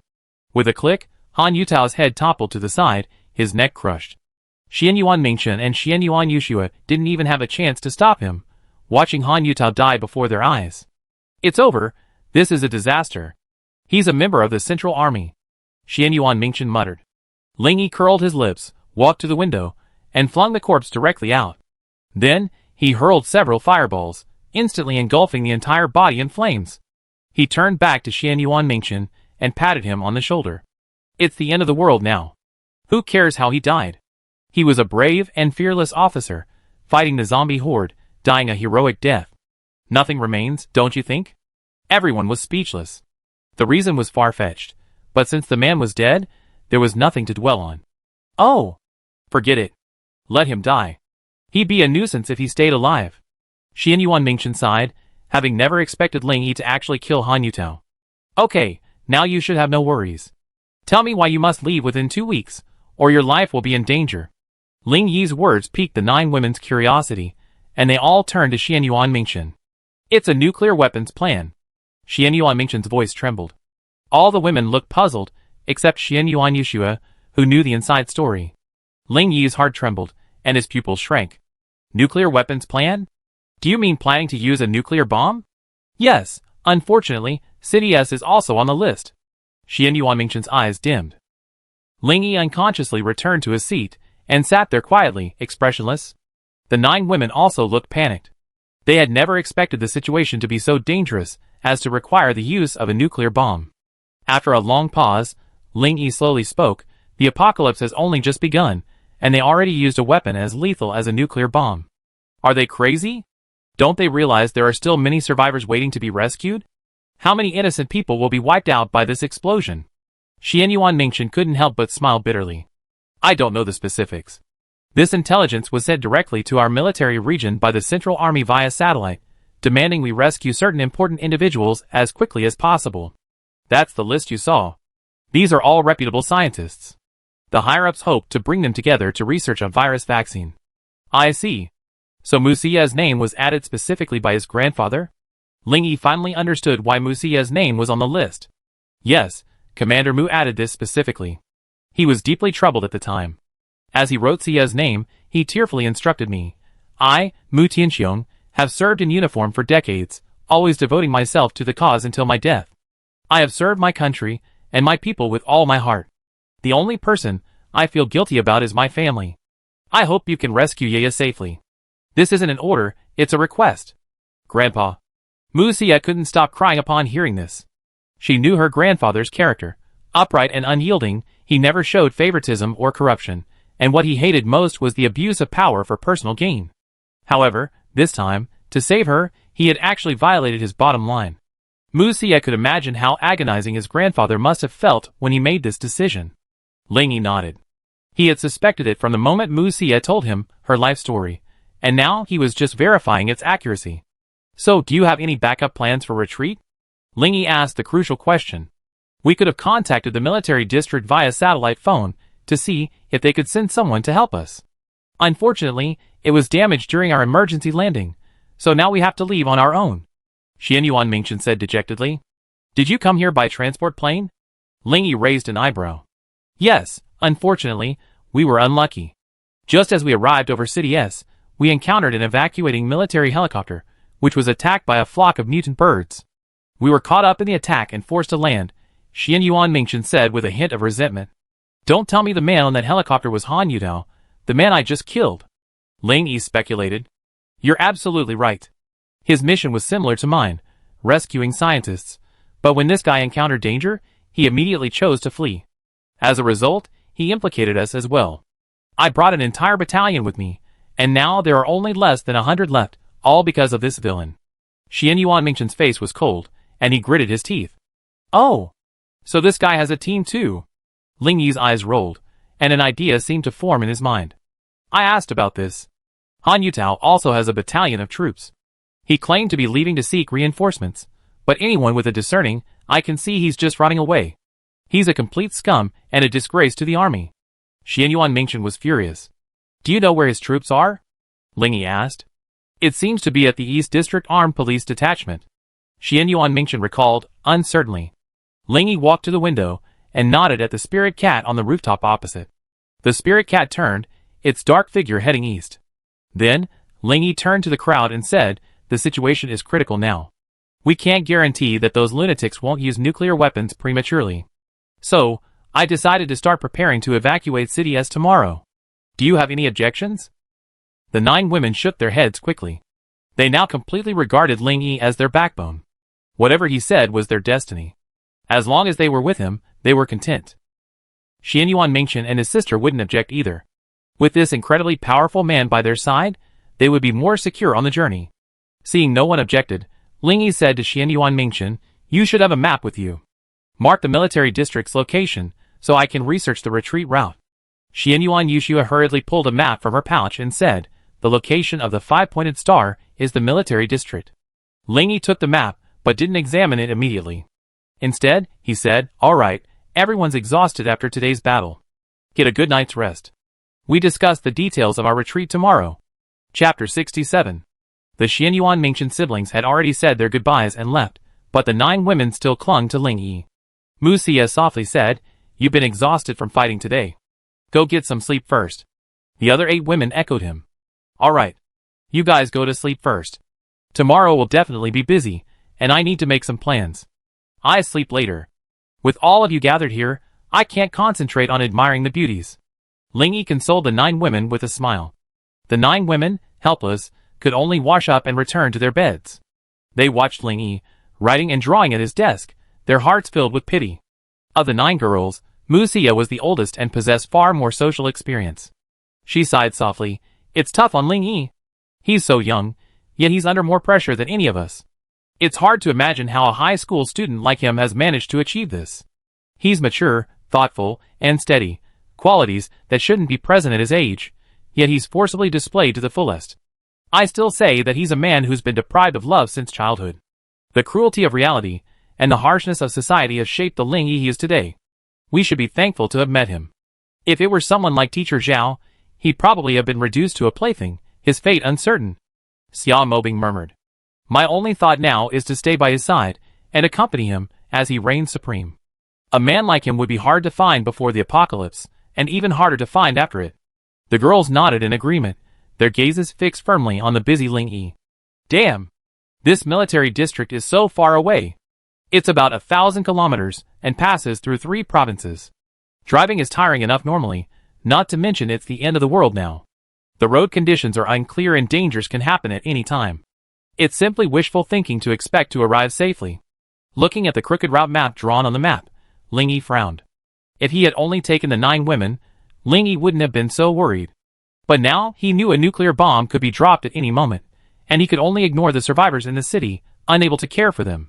But he couldn't just stand by and watch Mengshen and the others become the victims of the nuclear bomb. Adding Xianyuan Mengshen's team, the total number of people already exceeded 300. Evacuating this group would be incredibly challenging. Not to mention the dangers of zombies and mutants along the way. Just eating, drinking, and defecating would be a headache. Scratching his head, Ling Yi wrote down his thoughts on paper. Anything he felt didn't make sense, he crossed out and rewrote. This went on for an hour or so, until the spirit cat quietly approached him. Ling Yi patted the spirit cat's head and tossed it a bottle of primary strengthening fluid. The spirit cat, beaming with joy, then relayed its findings to Ling Yi through telepathic communication. He glanced back at the now sleeping 9 women and signaled the spirit cat to roam free. Ling Yi rubbed his chin and muttered, "As I expected, there are still survivors from Han Yutao's team. Over 200 of them are trapped at the Armed Police Detachment's base. These 200 or so iron-blooded warriors are a formidable force.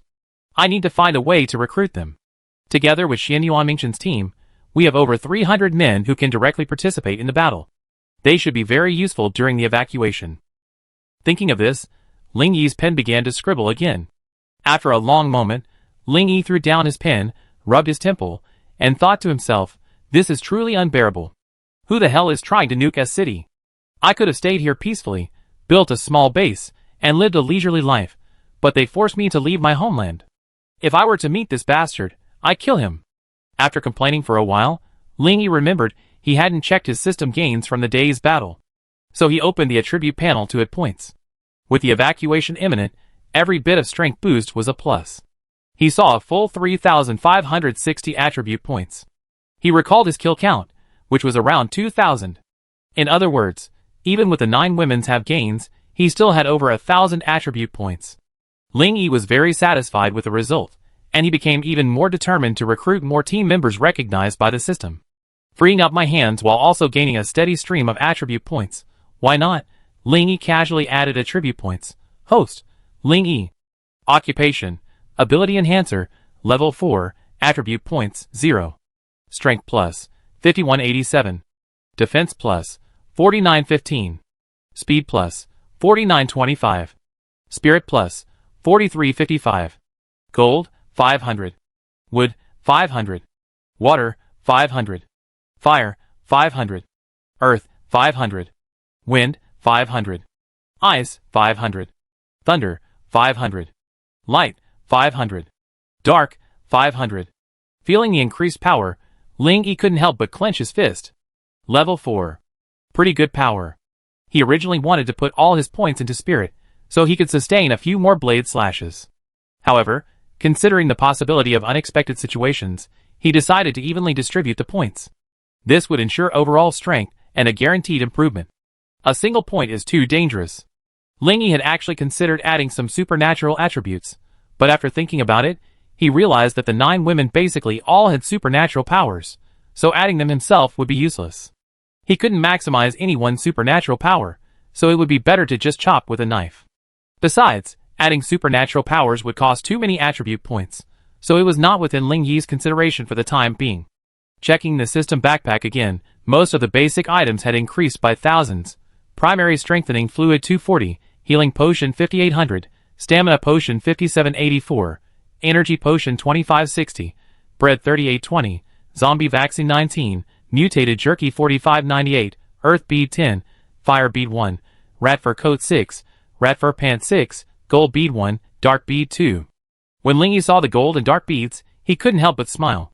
Su Ruoling and Lu Yun would also awaken their superpowers. Now all 9 women had superpowers. As long as they worked steadily, their strength would increase. That was a sure thing. Ling Yi checked the weapons that had exploded again, but unfortunately, none with special attributes appeared this time. Feeling a little disappointed, he casually transferred them to his ring. Just as Ling Yi was about to exit the system backpack, he suddenly noticed something in a blank space. It was pitch black, the same color as the grid, and it would be easy to miss if he wasn't looking carefully. Just as he was about to retrieve it, The system suddenly indicated insufficient space, preventing it from being removed. This left Lingy wondering what, exactly, could be so large. Intrigued, without waking the 9 women, Lingy went to the open space outside the cafeteria and surveyed the roughly 10-meter wide yard. He again prepared to retrieve something, but the system still indicated insufficient space. Lingy was completely speechless. What on earth had the system unleashed this time? It was so enormous. He could only helplessly run off campus. Chapter 68. Lingy stood on the main road not far from the school, thinking he should have enough space now. He communicated directly with the system backpack and took out the black object. Seeing the pitch-black behemoth suddenly appear before him, Lingy's mouth dropped open, unable to close for a long time. Are you kidding me? A massive RV. System, you knew I was going to escape, so you gave me a car. I understand. But I'm running away, not going on a picnic. Giving me the whole RV is disgusting, isn't it? Lingy complained, casually slapping the car. However, the slap left Lingy completely stunned. Where his palm touched, he felt an extremely hard touch. He looked up at the spot he had hit, a little surprised. After a moment's thought, he clenched his right fist and slammed it into the car. Bang! A fist mark was left on the car. It's so tough. I used all my strength, and it only left a mark. Incredible. Lingy touched the fist mark in amazement, unable to believe what he was seeing. He stepped back a few steps and began to carefully examine the massive RV before him. System made, truly incredible. Lingy exclaimed with deep emotion. The size and weight of this RV were astonishing. Lingy estimated its total weight to be over 50 tons, its length to be nearly 22 meters, and its body to have a whopping 24 wheels. Excited, Lingy entered the RV's cockpit. Suddenly, the system's voice rang out. The RV has been detected as unowned. Do you wish to bind the host? Binding will activate the RV's intelligence system. Bind? Lingy thought without hesitation. At least the system hadn't tricked him yet. Bind successful. The system chimed. As the system faded, the RV suddenly started up, and a white sphere flew out from the center console, leaving a circular groove. Startled, Lingy took several steps back. Upon closer inspection, he saw a small, round robot with facial features. The sphere blinked its blue eyes, and 2 small mechanical arms extended from either side. It addressed Lingy, saying, "Hello, master. I am the engine of this RV. Please give me a name, and I will be at your service." The whole car is pitch black, so let's call me Xiao Hei. Lingy was a little confused. This technologically advanced gadget still left him a little bewildered. Thank you, master. How can I help you? Xiao Hei asked, shifting around. First, let's introduce this car. Lingy gathered his composure and plopped down in the driver's seat. Okay. The interior of this RV resembles an enlarged bus. From the stairs leading up to the roof, you find an open-air bath. The entire roof can also be used as a party venue, accommodating over 30 people. There's also a hidden garage at the rear, just enough space for a supercar. The RV expands into an ultra-luxurious 2-story villa in 30 seconds.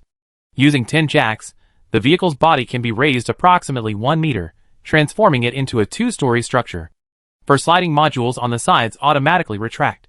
When fully extended, the interior area reaches approximately 125 square meters. All of the cabin's glass is privacy resistant, allowing for a clear view from inside while preventing anyone from seeing inside.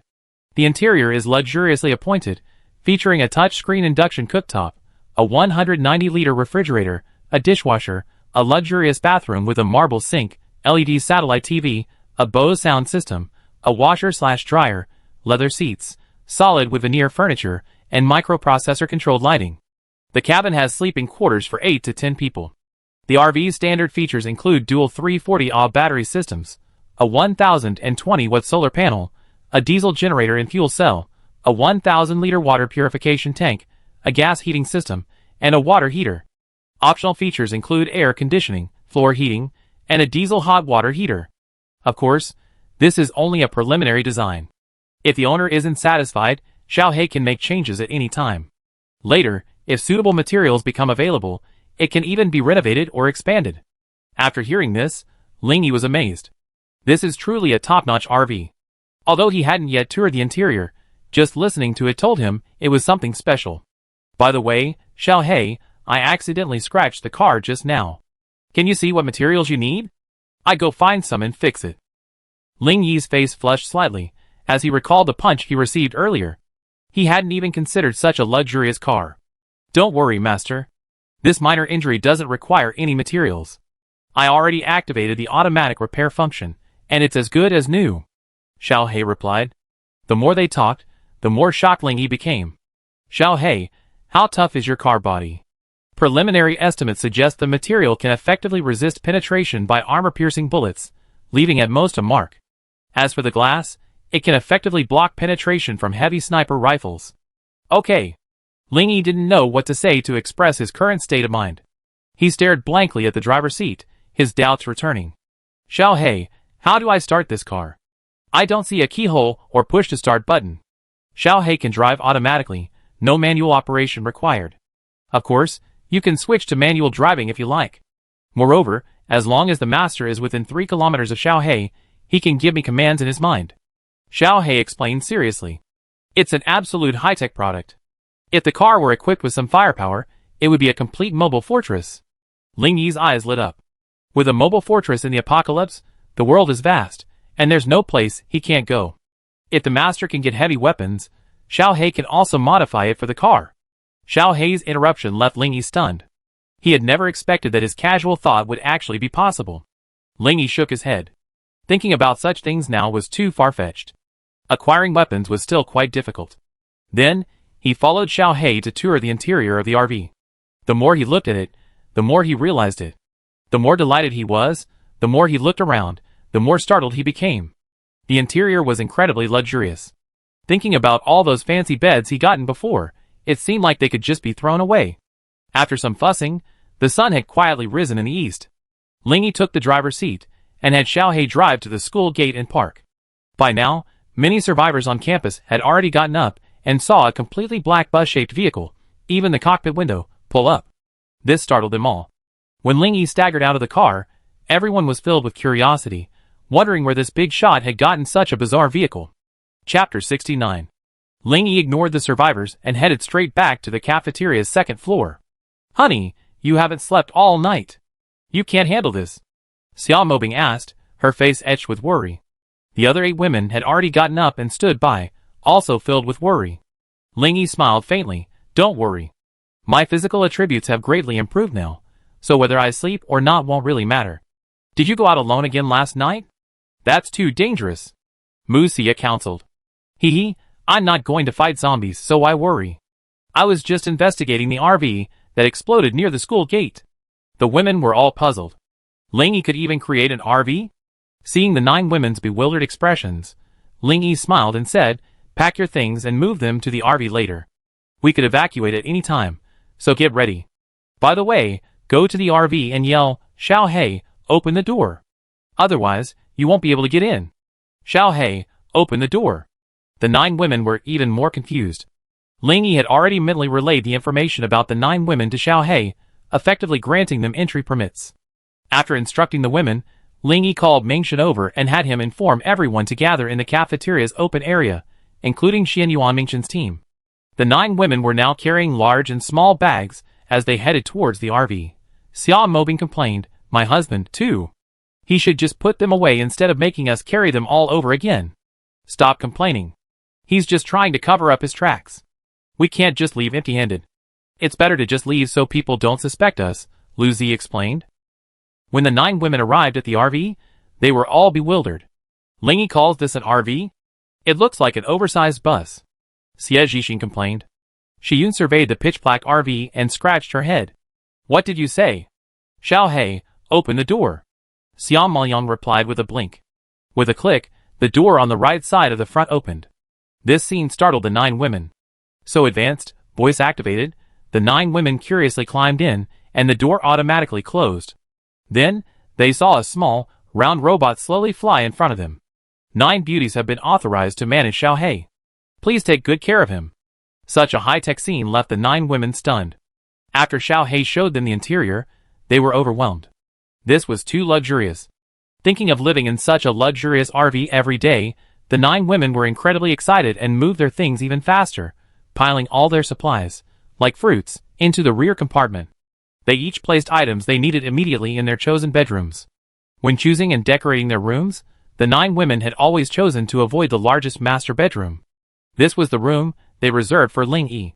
The beds inside were large enough to sleep 3 or 4 people. The 9 women agreed that they needed to give him plenty of space, otherwise, with his thin skin, he might devour them all at some point. While the 9 women were enjoying their luxurious lives and discussing how they would be devoured, Ling Yi stood on the cafeteria steps, looking out at the 300 people in the courtyard, and began his speech. Ling Yi said to Xianyuan Mingchen, "I'm going to make this secret public. Do you have any objections?" Xianyuan Mingchen's face twitched, and he shook his head. How could he disagree? Even if he disagreed, if Ling Yi told everyone anyway, he would end up in a difficult position. Knowing what was going to happen, yet keeping it secret, was no different from indirectly causing someone's death. Ling Yi's lips curled slightly, as he glanced at everyone present. Then, his voice boomed, "Actually, this matter has nothing to do with me, but I've been spending some time with you all lately, and I feel bad if I don't speak up. I received accurate intelligence.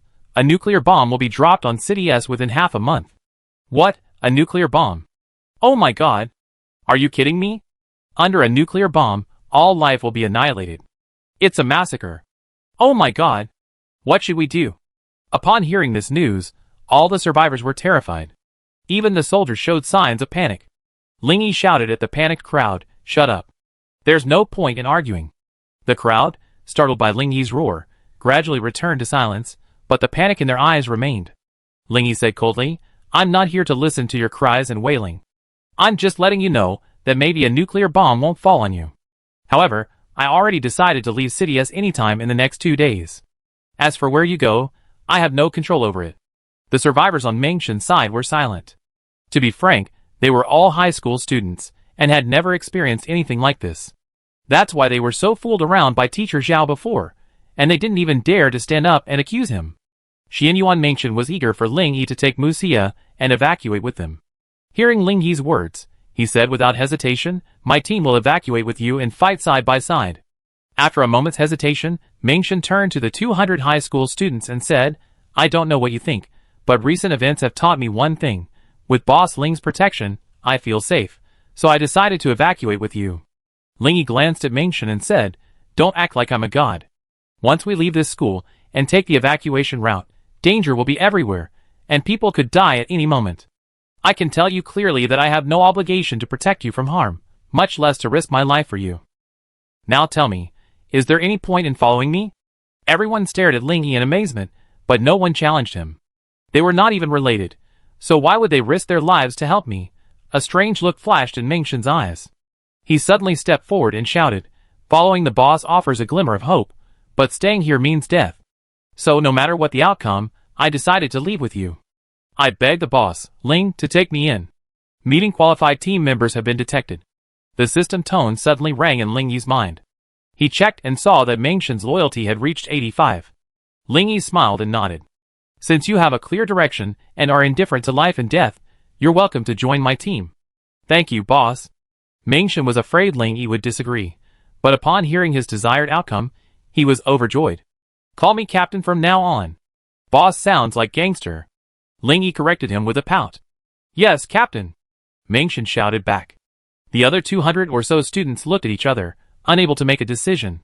Ling Yi didn't urge them, but simply stood there quietly, lacking even the courage to face death. Carrying them along would be a burden. Chapter 70. After a long moment, the 6 enhancers who had been following Mengshen emerged and chose to evacuate together. However, Ling Yi did not receive any notification from the system. It seemed his loyalty was insufficient. Over 200 students, seeing their 7 strongest members evacuate, could only agree to leave together. Ling Yi frowned at this. Although he longed to take everyone with him, he didn't mean to take a bunch of soulless, unmotivated losers. He wanted to recruit more members to use for his own purposes. Ling Yi took a deep breath and said coldly, "Since you made your choice, I must be frank. Don't blame me for being heartless and cold-blooded later. Join my team, and life and death will be determined by fate. To truly become one of my members, to receive my protection, you must abide by my rules. To gain my favor, you must offer something in return. Those who betray me will pay with their lives. Remember, we are not related. I'm not a babysitter. I have no obligation to care for useless people. I'm not a philanthropist. I have no obligation to help the weak. I'm not a savior, and I have no obligation to save the masses. Think carefully before making your decision. Don't blindly follow the crowd. Once you've chosen, At least during the retreat, you must obey my command completely. Once you reach your destination, you can go wherever you please. I have no control over you.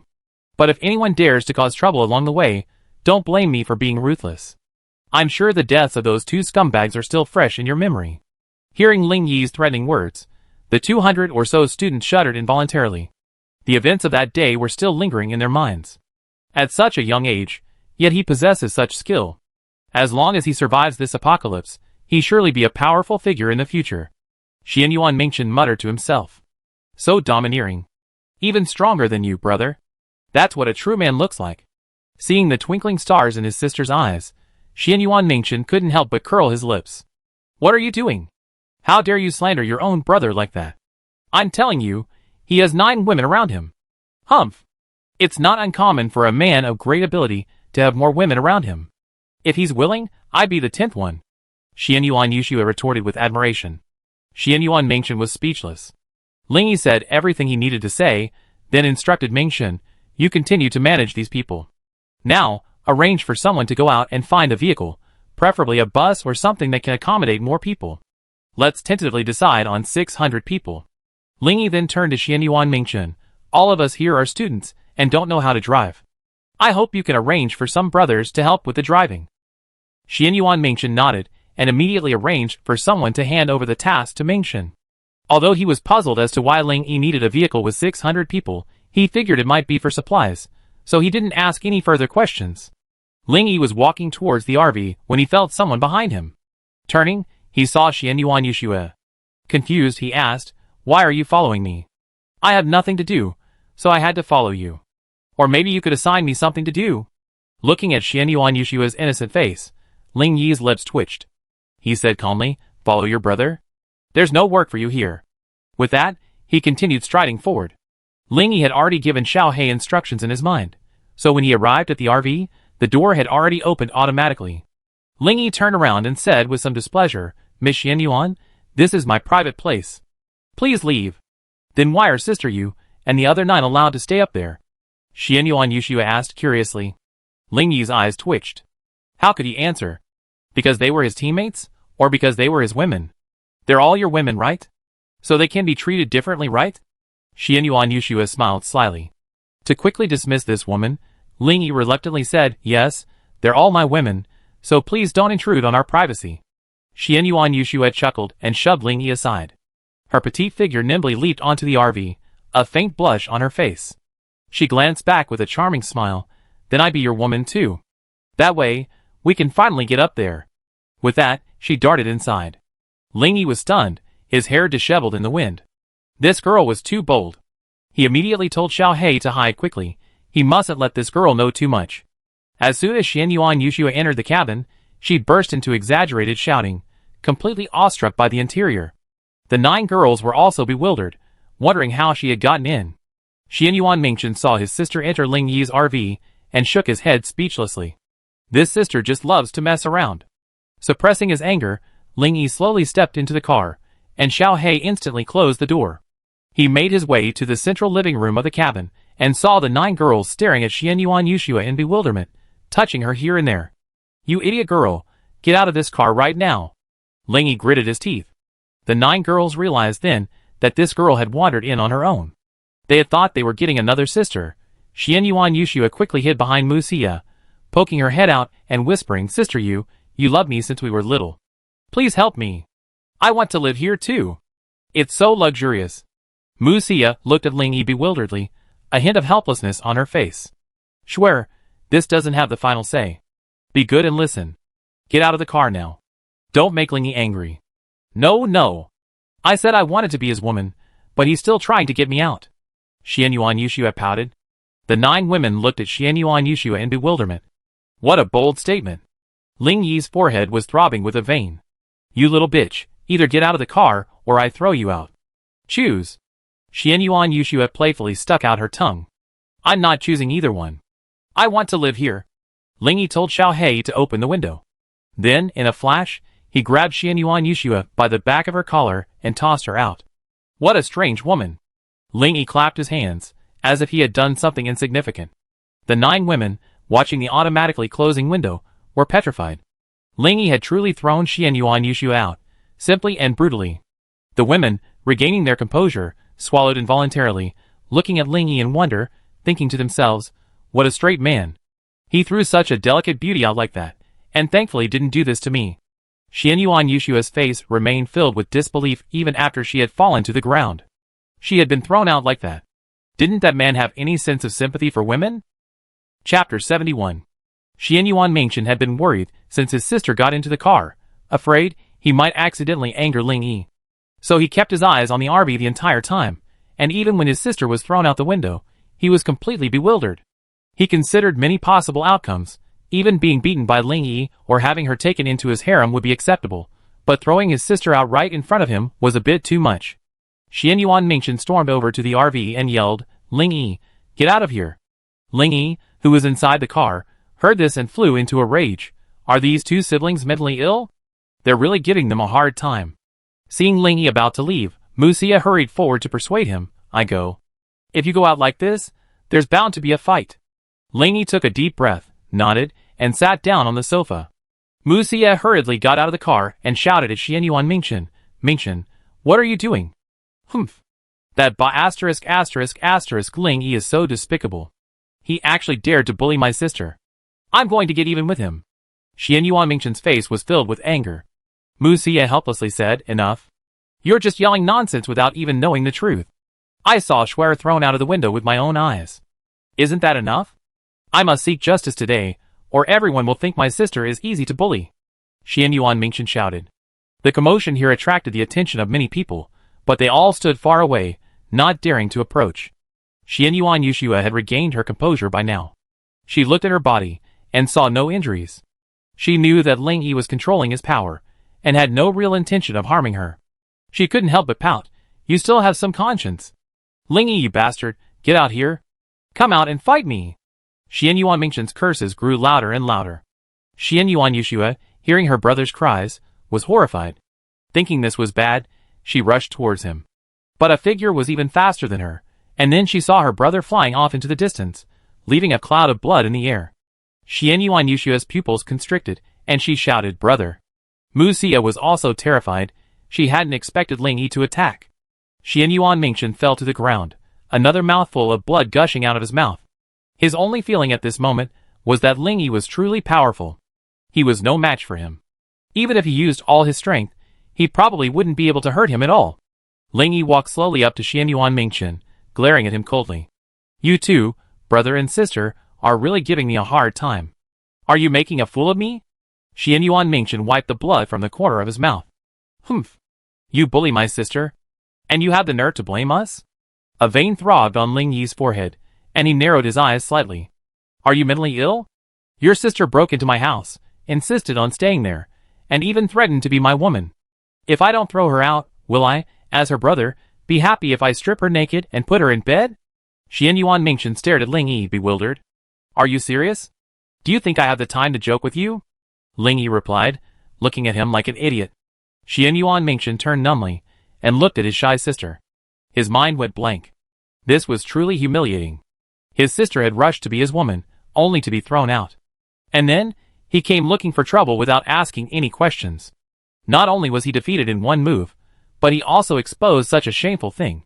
He completely lost both his face and his dignity. At this moment, Musia quietly approached Ling Yi, leaning over to whisper in his ear, all right.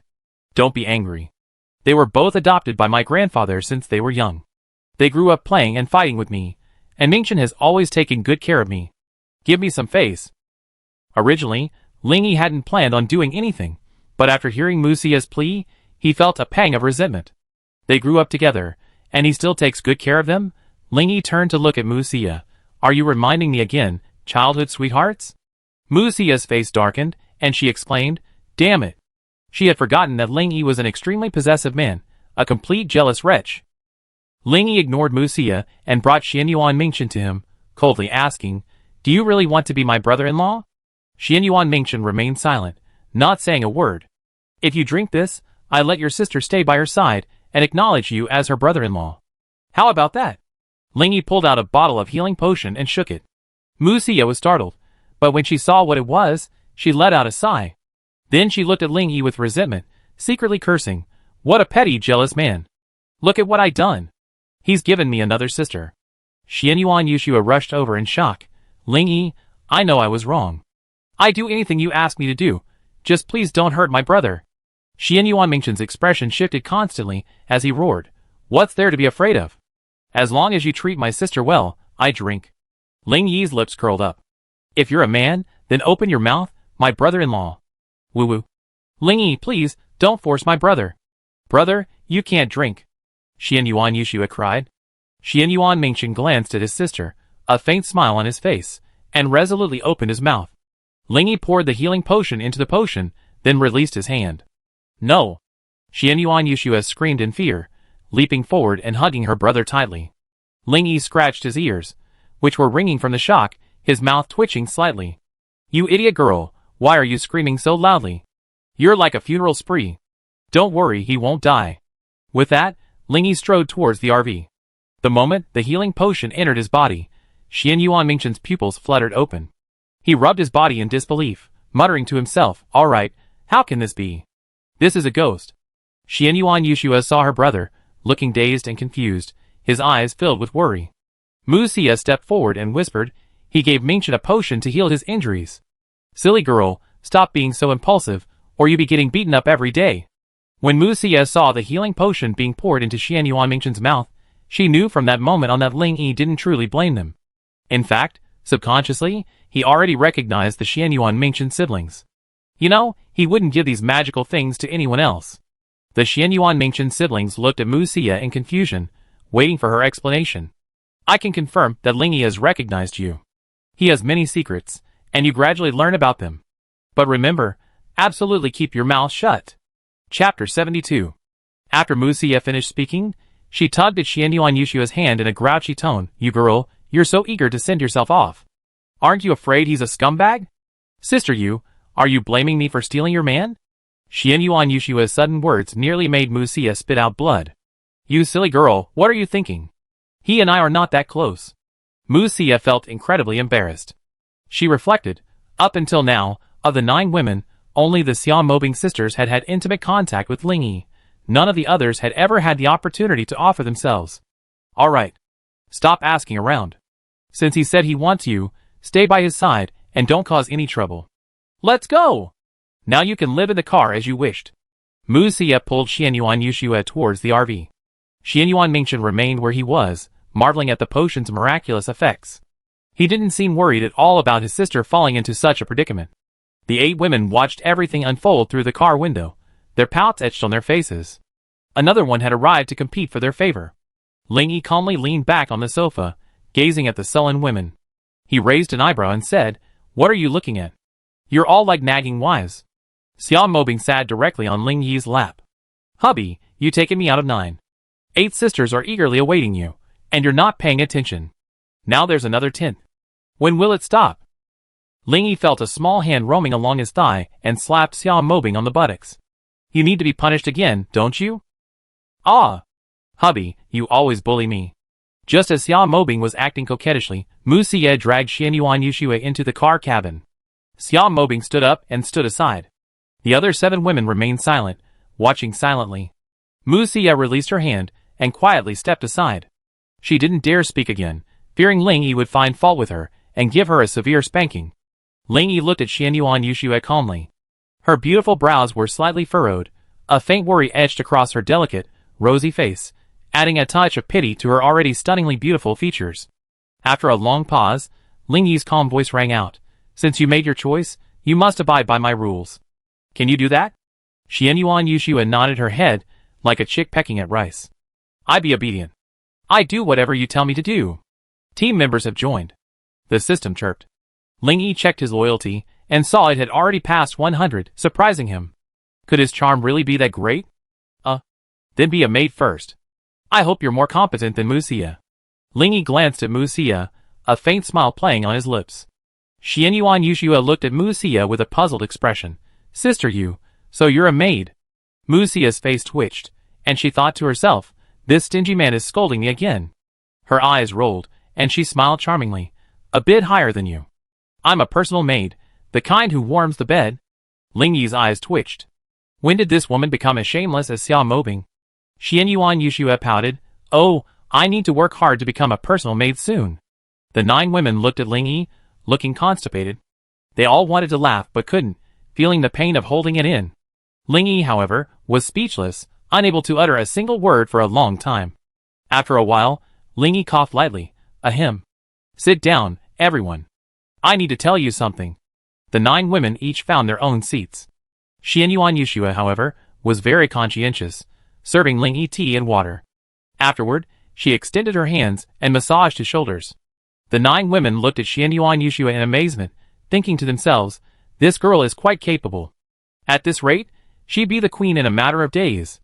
They all secretly thought, hurry and let Ling Yi eat, or there won't be any seats left. Ling Yi was also somewhat surprised.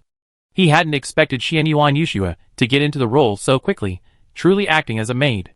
Not to mention, those massages were quite pleasant. After enjoying herself for a while, Ling Yi said, Shuer, go get Mengshen. Mengshen agreed and hurried away.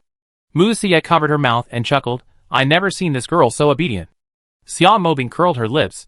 She's also a master at seducing men. The 9 women simply ignored Ling Yi and began chattering away. Ling Yi shook his head helplessly. He always said 3 women made a scene, but now he had 10. He wondered what would happen in the future. The 9 women only stopped chatting when Xianyuan Yushua, accompanied by Mengshen, arrived cautiously. Xianyuan Yushua remained standing behind Ling Yi, continuing her maid duties. Ling Yi gestured for Mengshen to sit down, then slowly said, You be family from now on. No need to be so restrained. Follow me, and you won't suffer any harm. Take this. Ling Yi handed over a fire bead. You have abundant fire energy. This bead will allow you to awaken your fire ability. Come with him, and find a place to awaken it. Mengshen's eyes widened in disbelief. Fire. Fire power, Captain? Can I possess that miraculous ability? Seeing Ling Yi nod affirmatively, Mengshen gripped the fire bead tightly, as if afraid someone would snatch it away. His loyalty instantly soared past 100.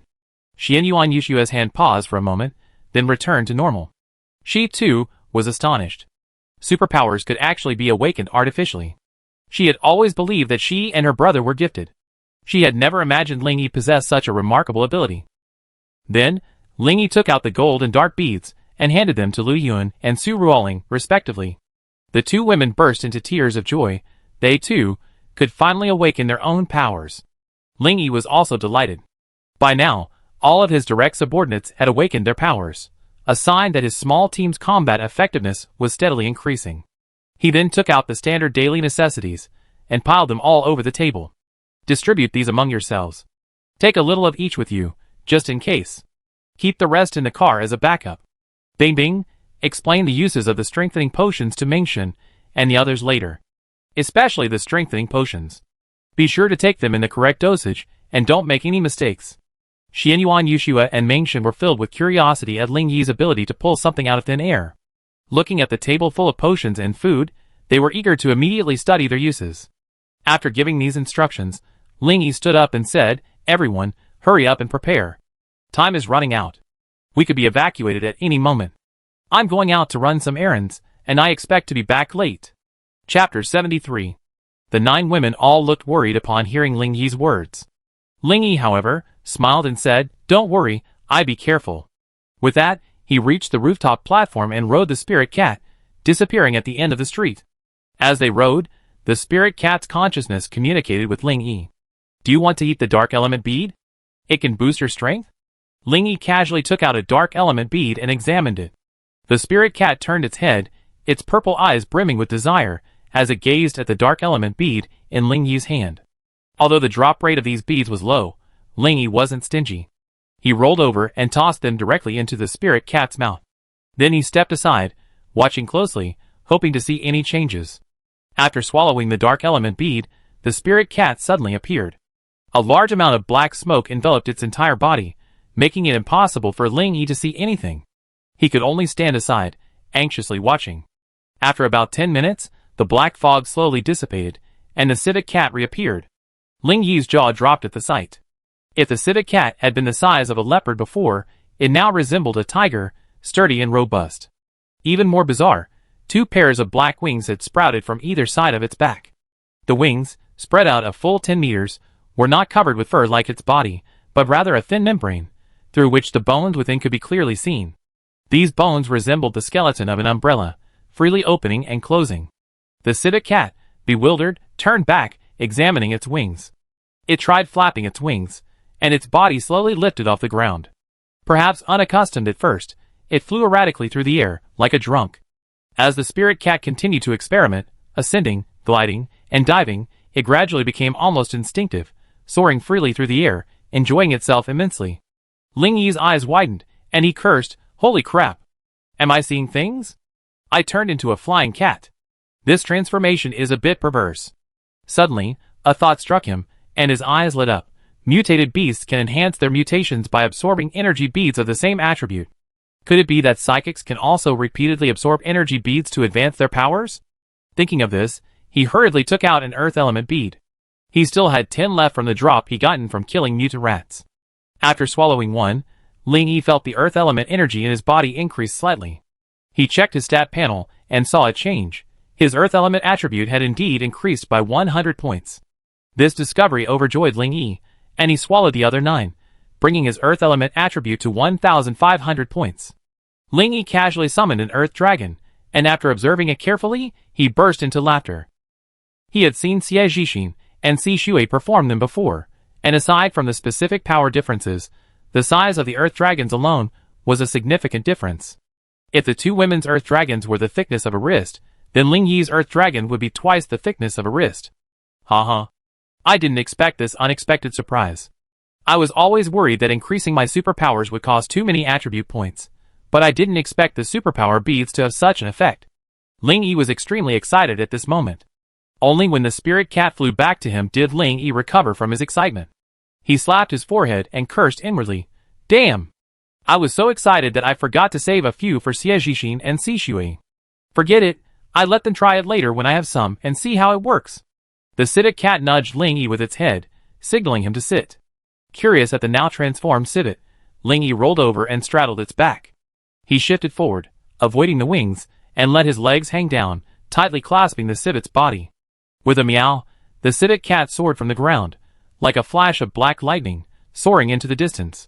The immense momentum nearly flung Ling Yi off the ground, forcing him to cling to the cat's neck to maintain his balance. The sensation of flying was exhilarating.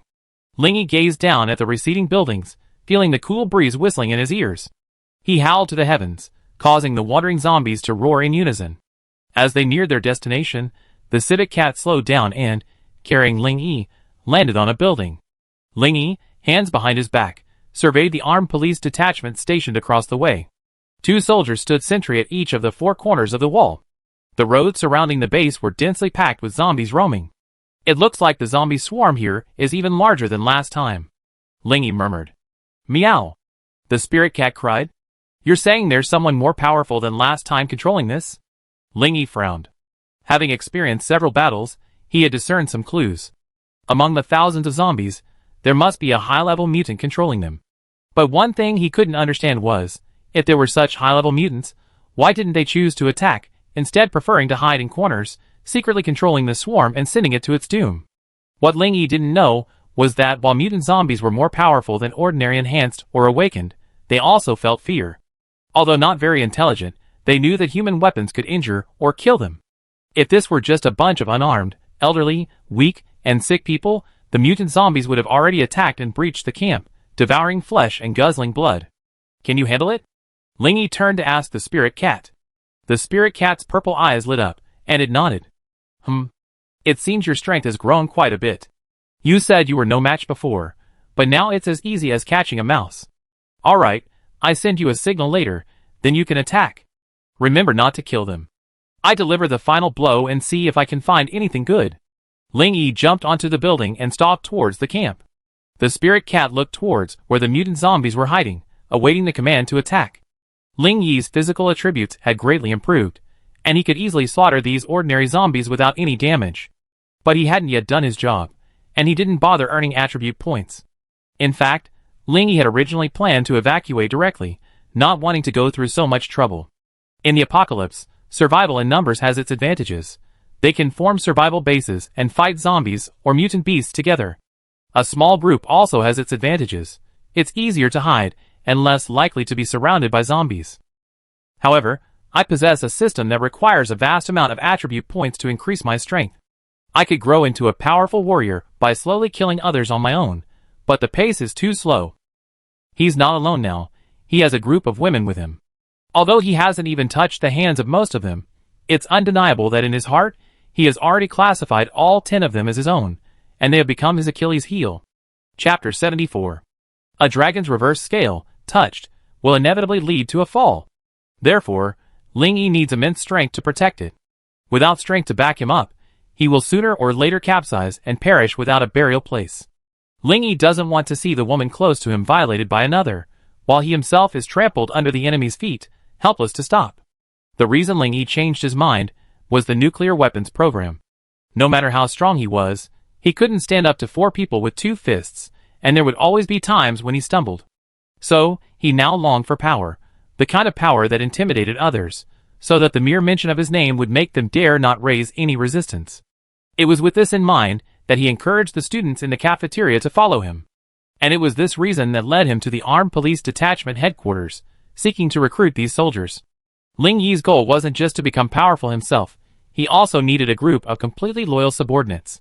No matter what the apocalypse holds, as long as he possesses immense power, he can find a piece of land, build a base, and survive freely. At this moment, the base was deserted, save for the 4 sentries guarding the walls. Everyone else had likely gone to rest. After all, there was no guarantee of when the zombie horde would attack, and only by maintaining sufficient strength could one cope with emergencies. Ling Yi didn't bother searching and headed straight for the training ground. Concentrating his energy, he shouted, "Everyone, get out and assemble." His voice, like thunder, lingered within the base for a long time, drawing the frantic roars of the zombies outside. The base erupted in a clamor as soldiers, armed and loaded, approached the training ground. When they saw Ling Yi, dressed in a black rat costume, they were all stunned, and the 4 sentries were stunned. They hadn't noticed anyone sneaking in. A man, seemingly in his 30s, frowned and stepped forward, his pistol cocked, but not pointing it at Ling Yi. He asked, "Who are you?" Ling Yi grinned, "To save you." Everyone was stunned, then burst into laughter. The officer narrowed his eyes, and said disdainfully, "Such an arrogant tone. Aren't you afraid of choking on the wind?" Ling Yi shook his head, held up 2 fingers, and said calmly, "I have 2 choices for you. First, surrender to me, and I take you away. Second, stay here and wait for death." What a joke. Who do you think you are? You're trying to recruit hundreds of our Central Army soldiers single-handedly.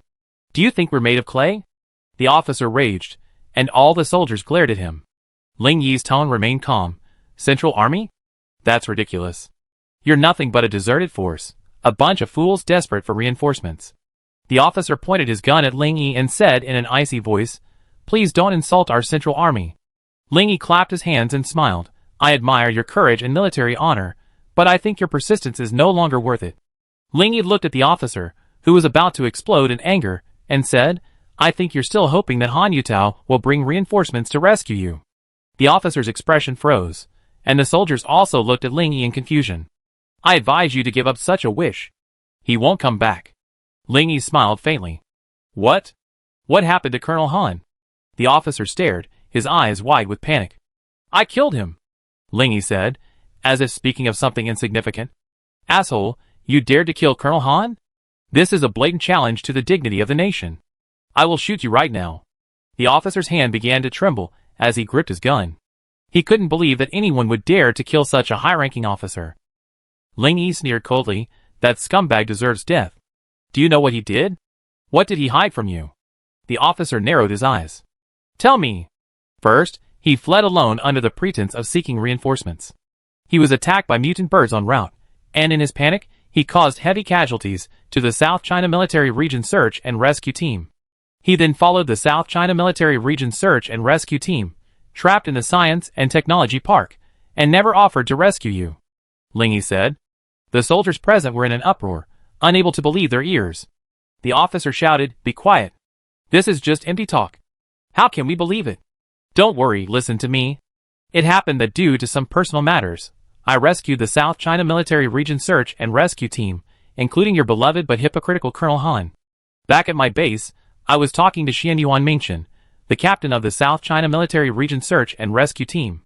Just as he was about to reveal a huge secret, Han Yutao jumped out and objected, threatening us with a gun. What do you think I should do? Ling Yi paused and looked at the officer. The officer's brow furrowed. Colonel Han did nothing wrong. He had the right to kill you for leaking military secrets. Haha. He had the right to kill, but alas, I killed him. If I hadn't obtained this military secret, everyone here, including me, and every lingering survivor in this city, would have been reduced to ashes without a clear explanation.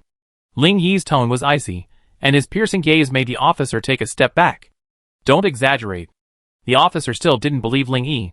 If I didn't want to recruit you, I wouldn't have the time to bother with your lives. Do you know what your so proud Central Army has done? A nuclear weapons plan. They're planning to bomb City S with a nuclear bomb within 2 weeks, and yet your beloved Colonel Han hid it from you, fled alone, and didn't want anyone to know about it. Tell me, should I kill him? The leader of your Central Army is a complete lunatic, a murderer. He didn't even bother searching for survivors, but instead launched a nuclear bomb on a whim. And you're still foolish enough to wait here for help. You're just waiting to die, don't you know? Ling Yi roared in rage. He was already filled with resentment, and this time he directly. It exploded. Bang! The officer's rifle dropped to the ground, a look of disbelief on his face. The soldiers were also in an uproar. They had been abandoned. The higher-ups were actually planning to use a nuclear bomb here. They were practically being left to die. Ling Yi sighed, as he looked at the 200 or so people in a daze. This news was too cruel for them. The glory they had always prided themselves on now seemed so ironic. They could sacrifice their lives, they could obey orders, and launch a suicidal charge into the zombie horde, but they could not bear being abandoned, betrayed. The vows they had made to never abandon or give up were like resounding slaps in their faces. Chapter 75. A gleam of despair shone in the eyes of the officers and soldiers, their long-held face shattered. Woo-woo. My mother is still in the city. I don't know if she's dead or alive. I long to hold my son again. Dad, I'm an unfilial son. I don't have the strength to find you again. The scene was chaotic for a moment. Everyone had lost faith in life, leaving only a deep-seated obsession. Ling Yi felt bad, but he had to do it. Only by putting them in a desperate situation could he achieve his greatest potential. Ling Yi's most important goal was to test his hypothesis. He wanted to artificially increase loyalty to see if he could gain the system's approval. If this worked, Ling Yi would have a large number of loyal subordinates, no longer having to let the system slowly select his teammates over time.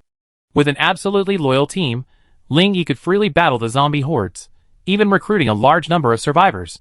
Even establishing his own survival base was possible. Why, you're just giving up on yourself. Where's all that courage and spirit you had before? Ling Yi stared at the stunned officer. Hee hee. What else can I do? I brought these brothers who braved life and death together, and now I'm just leaving them to die. What else can I do? Ah! Tell me! The officer cried hysterically, tears welling in his eyes. Ling Yi looked at the officer with immense dominance. Pledge your loyalty to me, and I lead you away. One day, I even lead you to seek justice from the Central Army. The officer laughed maniacally. We're surrounded by zombies now. We can't break out. We either be mauled to death by zombies, or killed by a nuclear bomb. What's the point of pledging allegiance to you? All you get are 231 corpses. Ling Yi stared at the officer with a determined gaze. I can rescue the South China military region from the horde of corpses, so why can't I rescue you? As long as you're loyal to me, I'd be able to do it. The officer was struck by Ling Yi's resolve. Why did you have to choose us? Because I need a group of people who will stand by us through thick and thin, fight side by side, and protect our teammates. I hope to pool our strength, save more people, and create a safe home of our own. Ling Yi's heavy voice echoed throughout the training ground, and everyone stared at him in stunned silence. What a ridiculous idea. In this state, with your lives hanging in the balance, facing death at any moment, yet you still dream of such grandiose aspirations? The officer scoffed, his face filled with disdain. Ling Yi felt depressed. Was gaining others' trust really such a long process? But he felt resentful about giving up on over 200 well-trained soldiers like that. Ling Yi flicked his right hand, and the blood evil was already in his grasp. Everyone was stunned, wondering where the young man before them had hidden the blood-red longsword. Ling Yi glanced at everyone and said calmly, I show you what it takes to survive the apocalypse. Don't think I'm trying to convince you because I'm eyeing your fire with sticks. If I weren't short on manpower, I wouldn't be wasting my time with you. With that, Ling Yi dragged Shueisha towards the main gate of the camp. Everyone stared at his retreating figure in stunned silence, unsure of what this young man was up to. Ling Yi reached the large iron gate and casually slashed with his sword. As everyone watched in horror, the gate split in two and fell back toward the outside. Through the remaining iron gate, more than a meter high, the street was densely packed with zombies. The zombies swarmed over, roaring and charging towards Ling Yi, but their movements were halted by the half-broken iron gate. They could only reach out and wave their hands wildly. The officer, observing this, shouted, "This lunatic." Everyone prepared to fight. However, just as his words had fallen, Ling Yi moved. With a light, airy slash of his sword, he struck the air. Everyone saw only a faint blush as he drifted toward the horde of zombies. Then, a strange scene unfolded. The hundreds of zombies thronging the iron gate suddenly froze, as if struck by a spell of immobilization, frozen in place. Ling Yi flicked his right hand, and the instant blood evil entered the air. The heads of the hundreds of zombies suddenly exploded, collapsing on the ground in unison. Everyone's pupils narrowed, their mouths gaping in disbelief. What kind of power could this be? A single sword strike could kill hundreds of zombies. Who would have believed it if they hadn't seen it with their own eyes? Ling Yi glanced behind him, a wicked smile curling his lips. This was just the appetizer. The real show was yet to come. Watching the horde of zombies charging forward again, Ling Yi held out his hands. Everyone was completely stunned. They couldn't describe what they were witnessing. The scene was like a movie. Perhaps even a movie couldn't capture such a scene. Countless zombies danced in the air, unleashing a variety of magical abilities on the horde. The scene was utterly chaotic. Everyone swallowed involuntarily. This was all so unrealistic that it completely defied their expectations. And the fact that these miracles were caused by that mysterious young man filled them with even greater fear. To completely stun these people, Ling Yi unleashed 10 supernatural powers in succession, creating this magnificent spectacle. After more than 10 minutes, Ling Yi felt the effect was almost complete, so he withdrew his power and summoned his spirit cat, telling it to guard the entrance and control the zombie horde. A dark figure descended from the sky. Upon seeing what it was, the 200 or so soldiers tightened their grip on their weapons, their eyes filled with fear. Ling Yi patted the spirit cat's head and glanced at the hundreds of zombies being controlled. He had already firmly kept the horde at bay. He casually set down several bottles of energy potions for the spirit cat to replenish. When Ling Yi stood before the crowd again, everyone's eyes were filled with admiration and fear. This young man was truly too powerful. Ling Yi smiled faintly, looking at the officer and saying, "Do you think I, with my strength, need to waste my time begging for your loyalty?" The officer's expression was agitated, and his body trembled. There was no need to plot against such a powerful man. Perhaps, as he said, these ordinary people were simply short of manpower and wanted to recruit them. The officer turned, looked at the 200 or so comrades around him, and said firmly, "I decided to follow him. This may be the only way to survive. I won't interfere with your decision." The soldiers looked at each other, then one after another, expressing their willingness to follow the officer and join this young man. They were not fools. With such a powerful backer, if they didn't follow him, would they really just wait to die? Chapter 76. The officer walked up to Ling Yi, straightened his stance, and gave a standard military salute. "Captain Ling Yan, we, the commander of the company, have decided to follow you with 230 soldiers." Ling Yi remained silent, as the system didn't chime.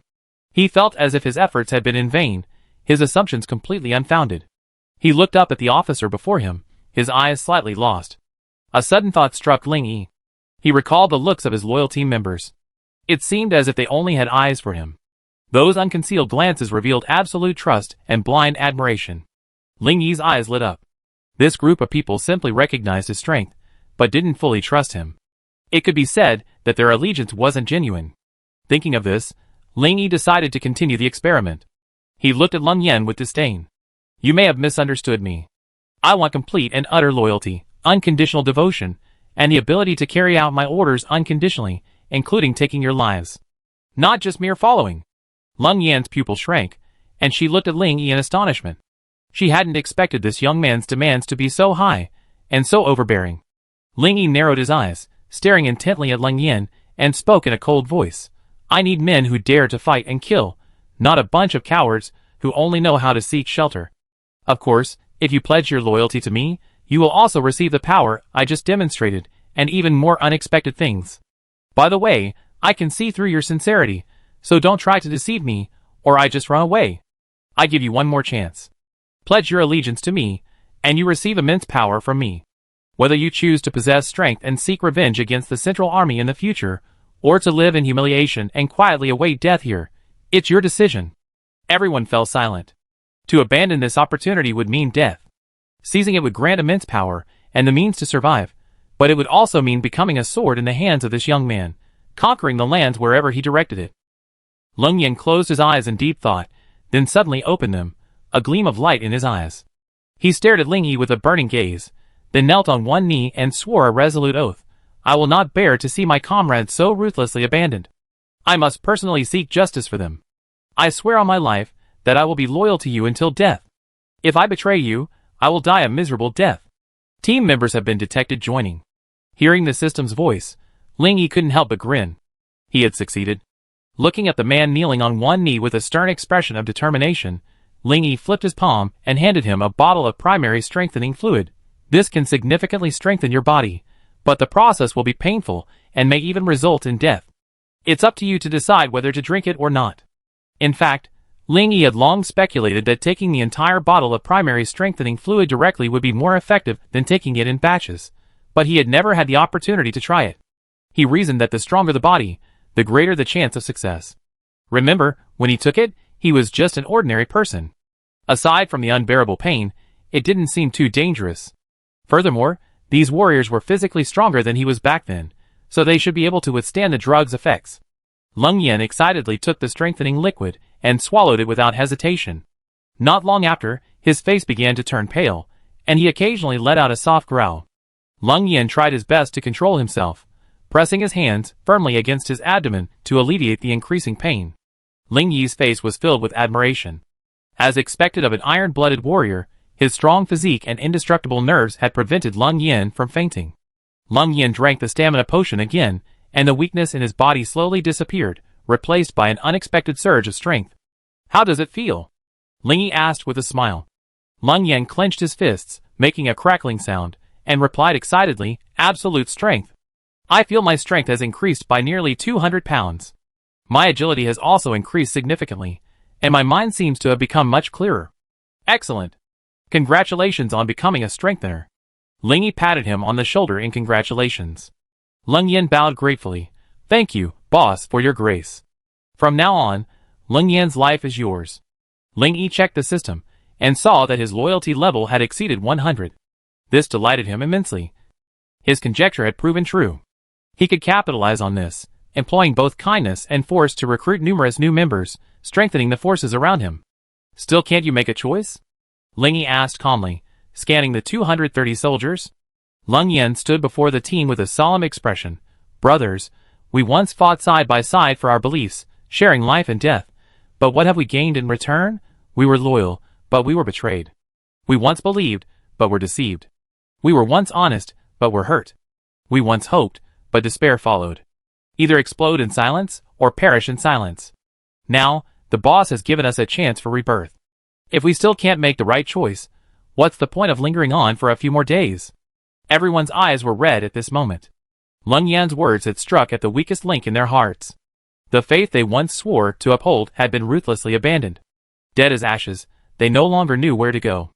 And this powerful and mysterious young man before them could give them power beyond human limits.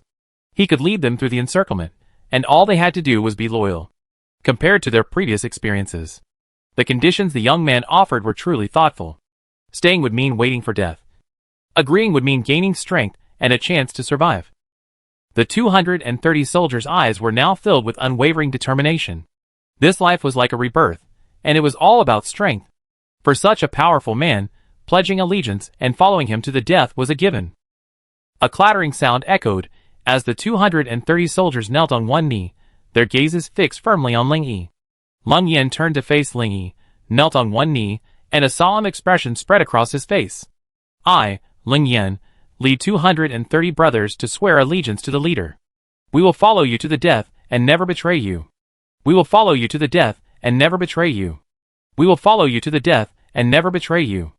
Everyone shouted at the top of their lungs. Although there were only 100 of them, their momentum was unstoppable, their voices resounding through the air and lingering for a long time. 200 members have been detected joining us. Congratulations to the host for having more than 200 team members and mastering the command skill momentum. This will enable the team members to drop items when they kill enemies. The items dropped will be directly stored in the system backpack. Chapter 77. Ling Yi laughed excitedly, haha. Alright, everyone get up. You thank me later for making the best choice of your life today. At this moment, Ling Yi was intoxicated. With a wave of his hand, 230 bottles of primary strengthening fluid and an equal amount of stamina potion appeared on the ground. This move stunned everyone. They had seen Ling Yi produce and store a long sword out of thin air before. But seeing so many potions suddenly appear up close was still astonishing. This wasn't magic. Ling Yi smiled faintly. Brothers, my name is Ling Yi. Just call me Captain from now on. These strengthening fluids are a welcome gift for you. Lung Yen, arrange for everyone to take them.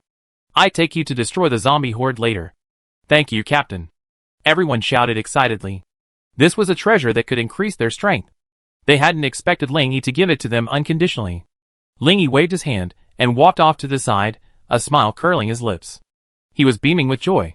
With a combination of kindness and force, everyone has reached the die-hard lottery level. That's awesome. And they gained a skill, and enabled the team member loot feature. It's a bonanza. Team member loot means that when teammates kill enemies, there's a chance they drop items, which will be directly deposited into their system backpacks. This feature completely frees up Ling Yi. He no longer needs to personally participate in battles to collect supplies.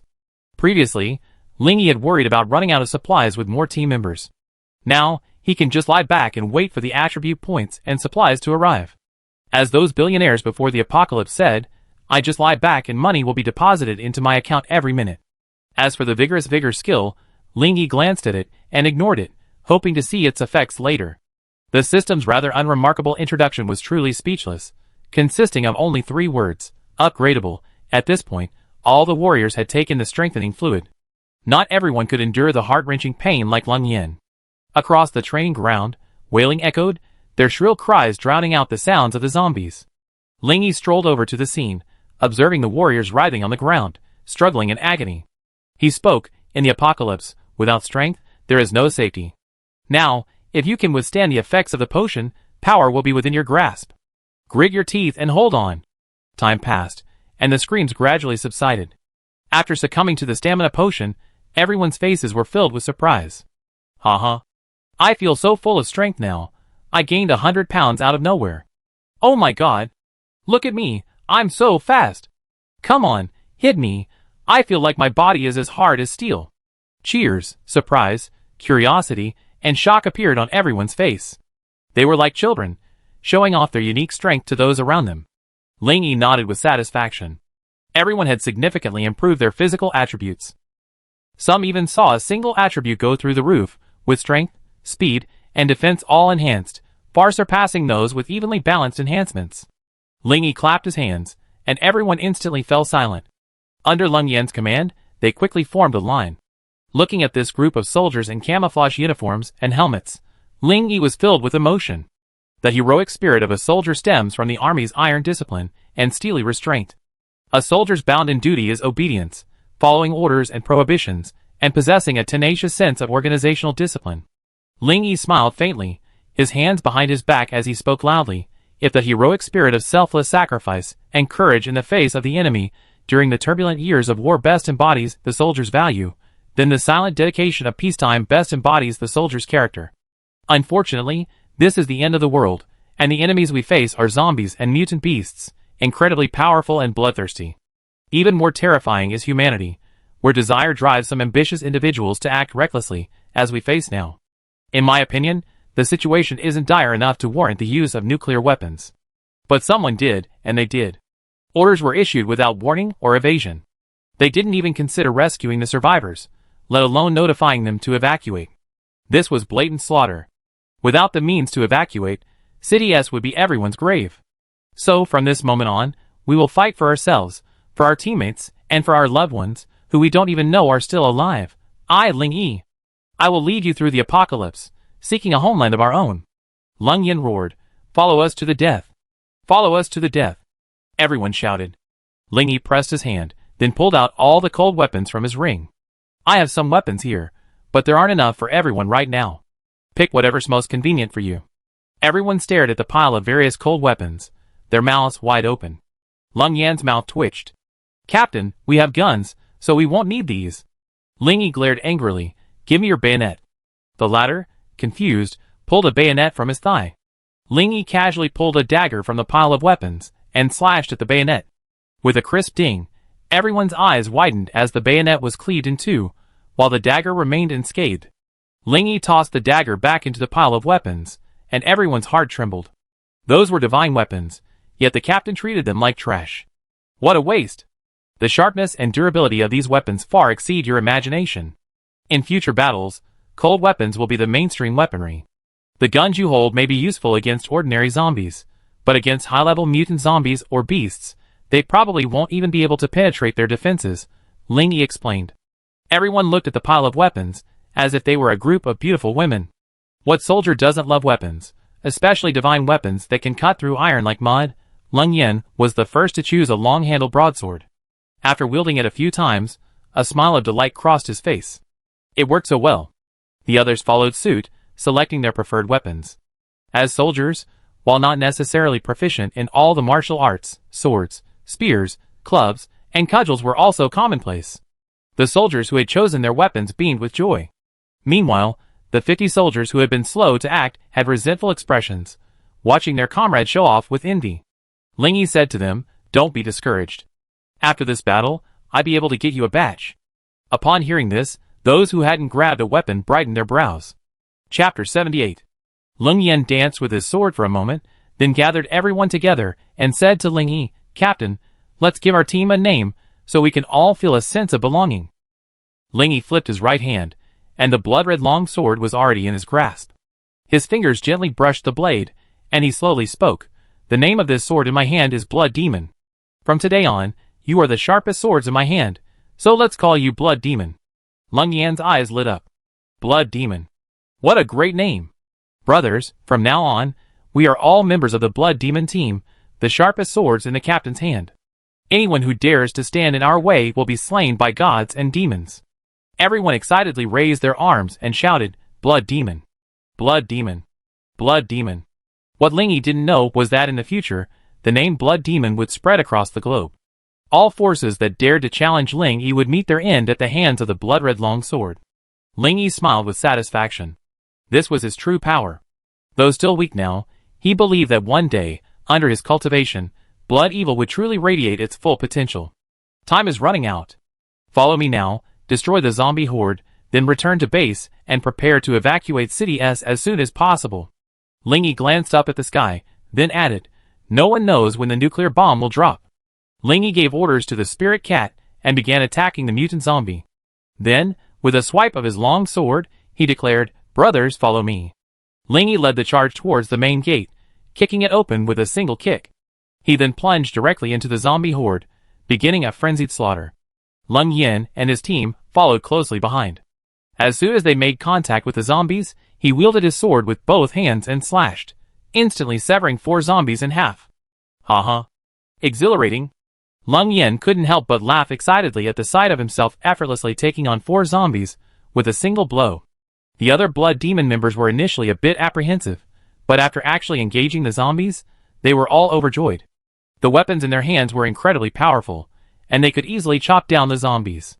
After charging for a while, Ling Yan looked back at the scattered team members and shouted, "Groups of 5, cooperate." Upon hearing this, the Blood Demon members quickly formed teams nearby and began to work together to kill the zombies, their efficiency instantly increasing. Ling Yi glanced at the battlefield dominated by small teams and nodded inwardly. As expected of someone from the military, they know how to use battle formations to maximize their effectiveness. Suddenly, he remembered his newly acquired command skill and thought to himself, "I wonder what effect it will have, but I give it a try." Ling Yi shouted, "Momentum."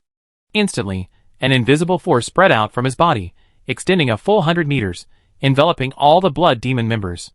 Ling Yi felt his strength increase significantly. He glanced back at his team members, and saw that a small golden token had appeared above their heads. "Host, activate your powerful aura. Within 10 minutes, all members within a 100-meter radius will receive a 50% increase in all attributes. Cooldown period, 1 day. Awesome." Ling Yi roared, and a dragon of earth swept the zombies in front of him away, creating a clearing. Leng Yan suddenly felt as if her attributes had increased by half.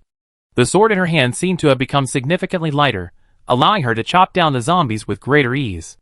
The Blood Demon members were puzzled by this sudden surge in strength, but after discovering the ease of killing zombies, they paid no attention and charged forward, howling. Everywhere was a scene of flying zombies, and the Blood Demon members grew more courageous with each kill. They had never imagined that zombies were so weak, practically moving punching bags. Ling Yi noticed the zombies retreating and smiled slightly. Looks like the spirit cat has succeeded again. I really don't understand why mutant zombies are so afraid of death. He glanced back at the battle between the Blood Demon members, a smile tugging at the corner of his mouth. The difference between zombies and enhancers is still huge. Zombies have no brains and only bite instinctively. They might be able to deal with ordinary people easily. But compared to enhancers who possess intelligence and know how to coordinate, they are still far behind. 1 or 2 enhancers might not be able to achieve much success. However, a large number of enhancers. The enhancers attack simultaneously, fighting together. With perfect coordination, killing the zombies was like playing. The zombie herd is retreating. Everyone, press forward, leaving no stone unturned, and destroy them as quickly as possible. Ling Yi shouted, then pursued the zombies, and attacked them fiercely. The Blood Demon members, upon hearing the order, dispersed, each pursuing the zombies on their own. To their surprise, the zombies didn't even offer any resistance, simply charging forward. Hurry, everyone! There's a mutant zombie controlling the herd in the building across the street, and my pet is attacking it. When the zombies return for reinforcements, this is our perfect opportunity to slaughter them. Ling Yi warned. Everyone's eyes lit up. This good news suddenly gave them a boost, and their charge increased considerably. As the building drew closer, the zombies below had completely blocked the entrance, yet few could get in. Ling Yi looked at the remaining 2,000 or so zombies and ordered, "Wait until I'm done attacking, then you can make the final charge." With that, he concentrated and unleashed 3 consecutive slashes with his sword. The Blood Demon members had seen this move before, but the combined power of the 3 strikes still filled them with fear and shock. Over 1,000 zombie heads suddenly exploded, and then the headless bodies slowly fell to the ground. Are you afraid? What are you all standing there for? Kill them! Ling Yi gasped and shouted. Everyone suddenly woke up, brandishing their weapons and charging at the remaining zombies. As the last zombie fell, a spirit cat appeared before Ling Yi, holding a 2-headed monster in its mouth. It tossed the mutant zombie to the ground, then walked over to Ling Yi and extended a claw. Ling Yi took a closer look and saw a deep wound on it, visible to the bone. He touched the spirit cat's head and said, "Thank you for your hard work." Then he poured a healing potion and a stamina potion into its mouth. Ling Yi turned and looked at the 2-headed mutant zombie. Judging from the faint energy emanating from its body, its strength was probably around level 3. This made Ling Yi feel a little sad. He had only just reached the 4th level, despite the system's assistance, while the zombies were growing at an insanely rapid rate. Humanity's strength was still very weak, and its improvement rate was very slow. Take Xiao Mobing, for example, who awakened early but was still stuck at the 1st level. Not to mention the Blood Demon members around him, who had only just strengthened and hadn't even reached the 1st level. Zombies were growing stronger all the time, and humanity's disadvantages would become increasingly apparent. This made Ling Yi feel a sense of crisis. Chapter 79. Ling Yi glanced at the Blood Demon members. They were all cheering and jumping for joy, celebrating their new life, boasting about the benefits of their strength, and completely immersed in the joy of victory. With a swift movement of his sword, Ling Yi chopped off both heads of the mutant zombies. His cold voice reached the ears of every Blood Demon member. What? You think you're so powerful now? Just because you killed thousands of zombies, you think you can do whatever you want and be invincible? Upon hearing Ling Yi's displeased tone, the Blood Demon members were stunned. They had won the battle, so why was their captain still angry? The mutant zombie I attacked is the reason you're trapped here. High-level mutant zombies can control ordinary zombies within a certain range and use them for their own purposes. I experienced several zombie swarms, all led by mutant zombies. I also developed some theories. The more powerful a mutant zombie's mental power, the larger the swarm it can control. However, mutant zombies with mental power don't seem to have much combat power, and tend to hide in the shadows. If we were to encounter a strength or speed-focused combat zombie today, leading their attack, do you think you could withstand it? How many of you would die on the spot? After hearing Ling Yi's explanation, everyone's faces paled. They had thought that gaining power would allow them to dominate the apocalypse, but they hadn't anticipated that what they had just experienced was merely the most basic, lowest level of combat. So, We must remain vigilant and constantly strengthen ourselves. Only with sufficient strength can we survive in this perilous apocalypse. Do you understand? Understood, Captain. Everyone put away their complacency and answered loudly. Lingyi pulled 231 bottles of stamina potions from his system backpack and had Lingyan distribute them to everyone. These are stamina potions. They restore exhausted bodies. After drinking them, lead the team to gather all the vehicles and supplies in the base. We be ready to depart at any time. Just then, a scream echoed through the team, accompanied by the cries of the surrounding blood demon members. Howsy, what's wrong with you? Oh my god! How are you injured? By a zombie? He's turning into a zombie. Lingyi and Lingyan hurried into the team to check. They saw a young man, about 20 years old, sprawled on the ground, wailing. His neck was covered in dense black bloodstains, spreading towards his head at a visible speed. Lingyan's pupils constricted, tears welling in her eyes. She suddenly drew her pistol and pointed it at the boy.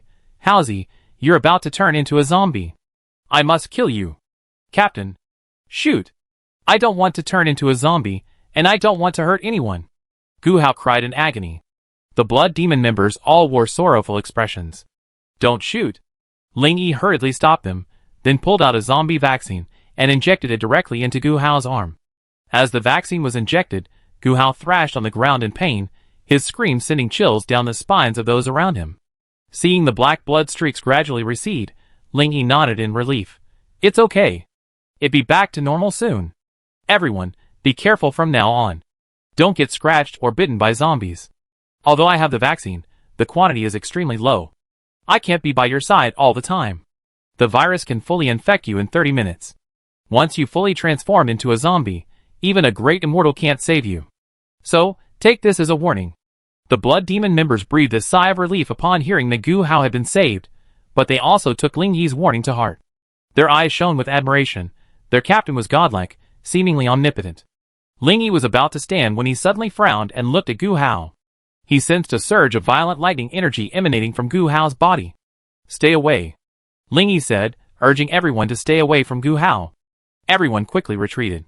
Lingyan, standing behind Lingyi, asked, Captain, what's wrong with Gu Hao?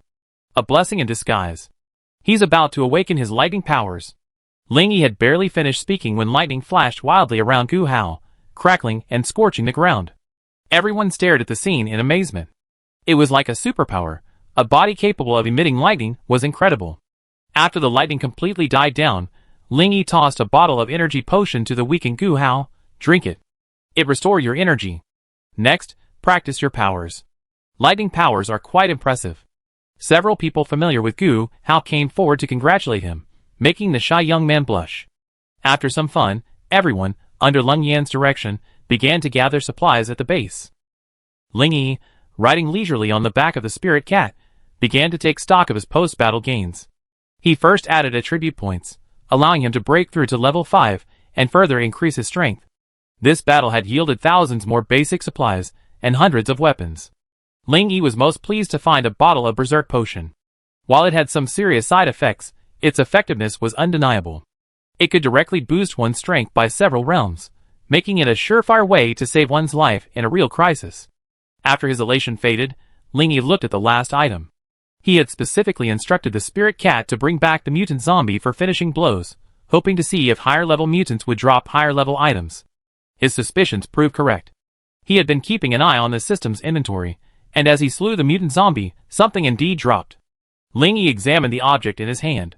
It was a small box, and he had no idea what it contained. He opened the box and cursed inwardly, damn it. Are you trying to play me like this? Why give me a whole pair of contact lenses? Red ones, anyway? Lingyi was about to throw it away when he thought of the weapons, and the RV with their attributes. They looked ordinary and unremarkable, yet their attributes were truly eye-opening. He reached out and pulled out the lenses, which looked like contact lenses. Before he could examine them closely, they slipped out of his hand, 2 flashes of red light disappearing. Lingyi suddenly felt an excruciating pain in his eyes, as if something was pulling at his retina, threatening to merge with it. He clutched his eyes tightly with both hands, and bright red blood flowed from between his fingers, a terrifying sight. His eyeballs seemed to be slowly being torn away, and the excruciating pain made him scream to the sky. The spirit cat turned around and looked at Lingyi in confusion, unsure of what was happening. Leng Yan and the others, hearing the roar, assumed something was wrong and rushed towards Ling Yi at top speed. Chapter 80. When they arrived, they saw Ling Yi slowly lowering his hands, his eyes tightly closed. Blood splattered from the corners of his eyes, spreading down his cheeks. Leng Yan was horrified. "Captain, what's wrong with your eyes?" Ling Yi suddenly looked up and opened his eyes. Two red beams of light, like lasers, instantly burst from his eye sockets and struck the center of a high-rise building 100 meters away. With a resounding bang, the building exploded in half, rocks tumbling, the top half tilting downward, and a cloud of dust rose up from the scene, lingering for a long time. Everyone was shocked. The captain was incredibly strong. Just two red beams from his eyes could bring down an entire building. It was incredible. When they noticed those eerie blood-red eyes, a chill ran down their spines. Leng Yan swallowed. "Captain, your eyes." He didn't know how to describe it. Ling Yi looked down at Leng Yan, who felt as if she were being stared at by a predatory beast. A chill ran down her spine, and she dared not move a muscle. Especially when her eyes flashed red, Leng Yan felt as if she had been seen through, her secrets completely exposed. At this moment, Ling Yi was incredibly excited. The system was truly powerful. Not only had it given his eyes terrifying attack abilities, though the cooldown was a bit long, requiring 7 days, the power was absolutely astonishing. The eyes could also ignore darkness, and possess data exploration capabilities. Just like Leng Yan, who was being stared at now, a stat panel appeared above her head. Name, Leng Yan. Occupation, Enhancer, Level 0, Faction, Ling Yi. Loyalty, Die Hard. Strength plus, 217. Defense plus, 175. Speed plus, 155. Spirit plus, 135. Ling Yi nodded silently. This feature is excellent. It allows for a more accurate understanding of team member stats, and allows for more targeted enhancements. Seeing Leng Yan's attributes, Ling Yi became even more certain that combat could indeed effectively increase various attributes. For Ling Yi's first use, a unified increase of 100 in all 4 dimensions should be the upper limit. Leng Yan's attributes couldn't have been so high just after drinking the strengthening liquid, so the only explanation was that they had increased during the previous battle. Ling Yi speculated that the other people's strength growth was similar to proficiency in a game. The more proficient, the faster the increase. Otherwise, it was impossible to explain Leng Yan's strength exceeding 200. This also gave Ling Yi an idea: artificial training to improve attributes. Since he already had a large supply of potions, he could just train like crazy, not worrying about not improving his strength quickly. Ling Yi's eerie eyes swept over everyone present. A chill washed over the Blood Demon members. The malicious look in his eyes made them uneasy. After a while, Ling Yi finally spoke. "I'm fine. My eyes just mutated inexplicably. Everyone, get back to work. Be ready to evacuate at any moment." Everyone then turned back to prepare supplies and vehicles for the evacuation. Xia Mobing leaned boredly against the roof railing, gazing in the direction Ling Yi had left. "When do you think he'd be back? Every time he goes out, he doesn't come back until dark. It's so frustrating. There's no point in being anxious. Although we're worried, we can only wait and see," Mu Xia said calmly. The other women shrugged helplessly. "Actually, to be honest, we're still very happy. During the day, he's like a man working tirelessly for the family. And at night, he's always home to be with us, not fooling around. Before the apocalypse, that was the perfect example of a good man." Xia Maoyang munched on an apple while praising Ling Yi. "It's the end of the world now. If he doesn't come back tonight, who else can he hang out with? Talking about life with some zombie chick?" Xia Mobing quipped. The women all laughed. Suddenly, the distant roar of a car engine reached them, and judging by the commotion, there seemed to be more than one. Xianyuan Mingchen ran out, puzzled, wondering, such a commotion. Could there be other survivors approaching? After a moment's thought, he shouted, "Everyone, be on high alert. Unidentified individuals are approaching." Just as everyone was frantically on guard, Xianyuan Yushua pointed into the air and shouted, "Ling Yi, he's back." The women looked in the direction of her finger, and saw Ling Yi flying towards them on a civet cat. Everyone who witnessed this scene gaped in amazement. The black cat was already bizarre enough, but now it had grown wings and could fly. It completely overturned their worldview. "The world is full of wonders. I finally understand," Mingchen said with emotion. "No matter what happens in the apocalypse, there's nothing strange about it, just like we suddenly possess superpowers." Xianyuan Mingchen looked at Mingchen with curiosity. He clearly remembered this guy as an ordinary person. How could he have awakened superpowers just after following Ling Yi? There must be a hidden secret. Xianyuan Mingchen looked at his sister on the roof of the car and gave up his curiosity. As long as his sister was happy, as a brother, he was satisfied. The more secrets Ling Yi had, the safer his sister would be. As Ling Yi's figure drew closer, everyone saw a convoy slowly approaching. The moment Xianyuan Mingchen saw the convoy, his eyes widened. Holy crap! 5 armored explosion-proof vehicles, 7 military armored personnel carriers, and 10 armed patrol vehicles. What on earth was Ling Yi doing, bringing back all this? As the vehicles stopped one by one at the school gate, Xianyuan Mingchen's pupils shrank upon seeing the people disembarking. He thought to himself, trouble is here. They're from the Central Army. Han Yutao died here. If the news leaked, it would be a disaster. Ling Yi slowly dismounted from the spirit cat's back, motioned for it to move freely, and turned to look at the convoy. Just as Xianyuan Mingchen's heart was in his throat, ready to order his men to fight at any moment, a scene unfolded before him that made him gasp. Looking at Lung Yan's assembled troops, Xianyuan Mingchen felt a sense of apprehension. He sensed fluctuations of energy in those soldiers. Although only one of their powers shared his own, it was undeniable that each of them possessed energy. Beads of sweat formed on Xianyuan Mingchen's forehead, and a terrifying thought suddenly occurred to him. These soldiers are all enhancers. However, Lung Yan's next move left Xianyuan Mingchen stunned, unable to recover for a long time. Captain, please give me your next instructions. Lung Yan saluted Ling Yi solemnly. The zombies within a 5-kilometer radius have been driven out by the spirit cats. Let the brothers rest well tonight. Tomorrow, divide into groups and collect as many useful supplies as possible within a 5-kilometer radius, especially fuel for the vehicles. Ling Yi ordered. Chapter 81. After receiving the order, Lung Yan returned to the team and arranged for the soldiers to enter a building for rest and recovery. Xianyuan Mingchen approached Ling Yi with a strange expression on his face. How did you do it? They're all enhancers, yet they obeyed your orders? What's so strange about that? Isn't it okay for me to have great charisma? Ling Yi said dismissively, then staggered back to the RV. Left behind was Xianyuan Mingchen, disheveled in the wind, muttering to himself in confusion, great charisma? This guy's a scoundrel. I don't trust you. With that, he turned and stormed off. Honey! What's wrong with these soldiers? They seem to obey you? Xianyuan Yushu approached Ling Yi and asked. We be teammates from now on, sharing life and death.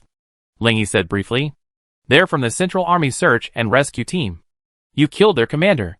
Aren't you afraid they get you into trouble? Xianyuan Yushua's face was filled with worry. We're all family now, don't worry. Okay, you don't need to worry about these things. Come and sit down, I checked the energy levels in your bodies, Ling Yi said, flopping down on the sofa. The 10 women had been curious about the unit, and hadn't been paying close attention to Ling Yi. Now, they were all startled. Ah! Why are your eyes red? That's scary. Xia Maoyang exclaimed, and the other women began to ask questions in panic. It's nothing. Your eyes have mutated, which is a good thing. They awakened an ability that can detect the strength of your energy. Ling Yi said, examining the 10 women's attributes. In terms of the 4-dimensional attributes, 9 of the women had reached around 500. Xianyuan Yushua, having just joined, had attributes comparable to Leng Yin and the others. However, in terms of supernatural powers, the 10 women's attributes were similar. This was primarily due to the fact that they primarily used their powers in combat, and their free time was spent practicing them. Consequently, their proficiency in these abilities had increased significantly.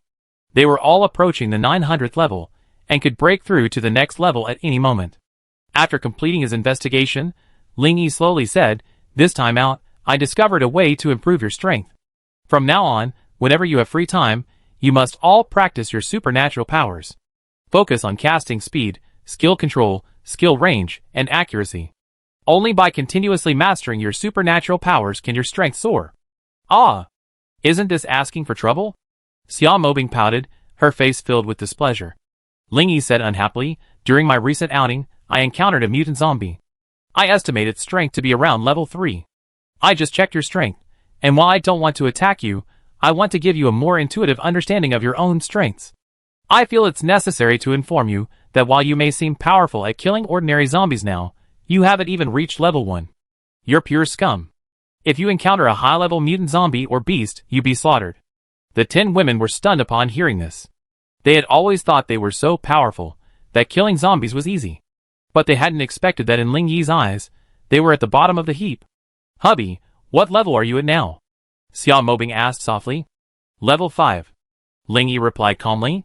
The 10 women's lips twitched at this. What a huge difference. Then how is this level calculated? Xianyuan Yuxiu asked a crucial question.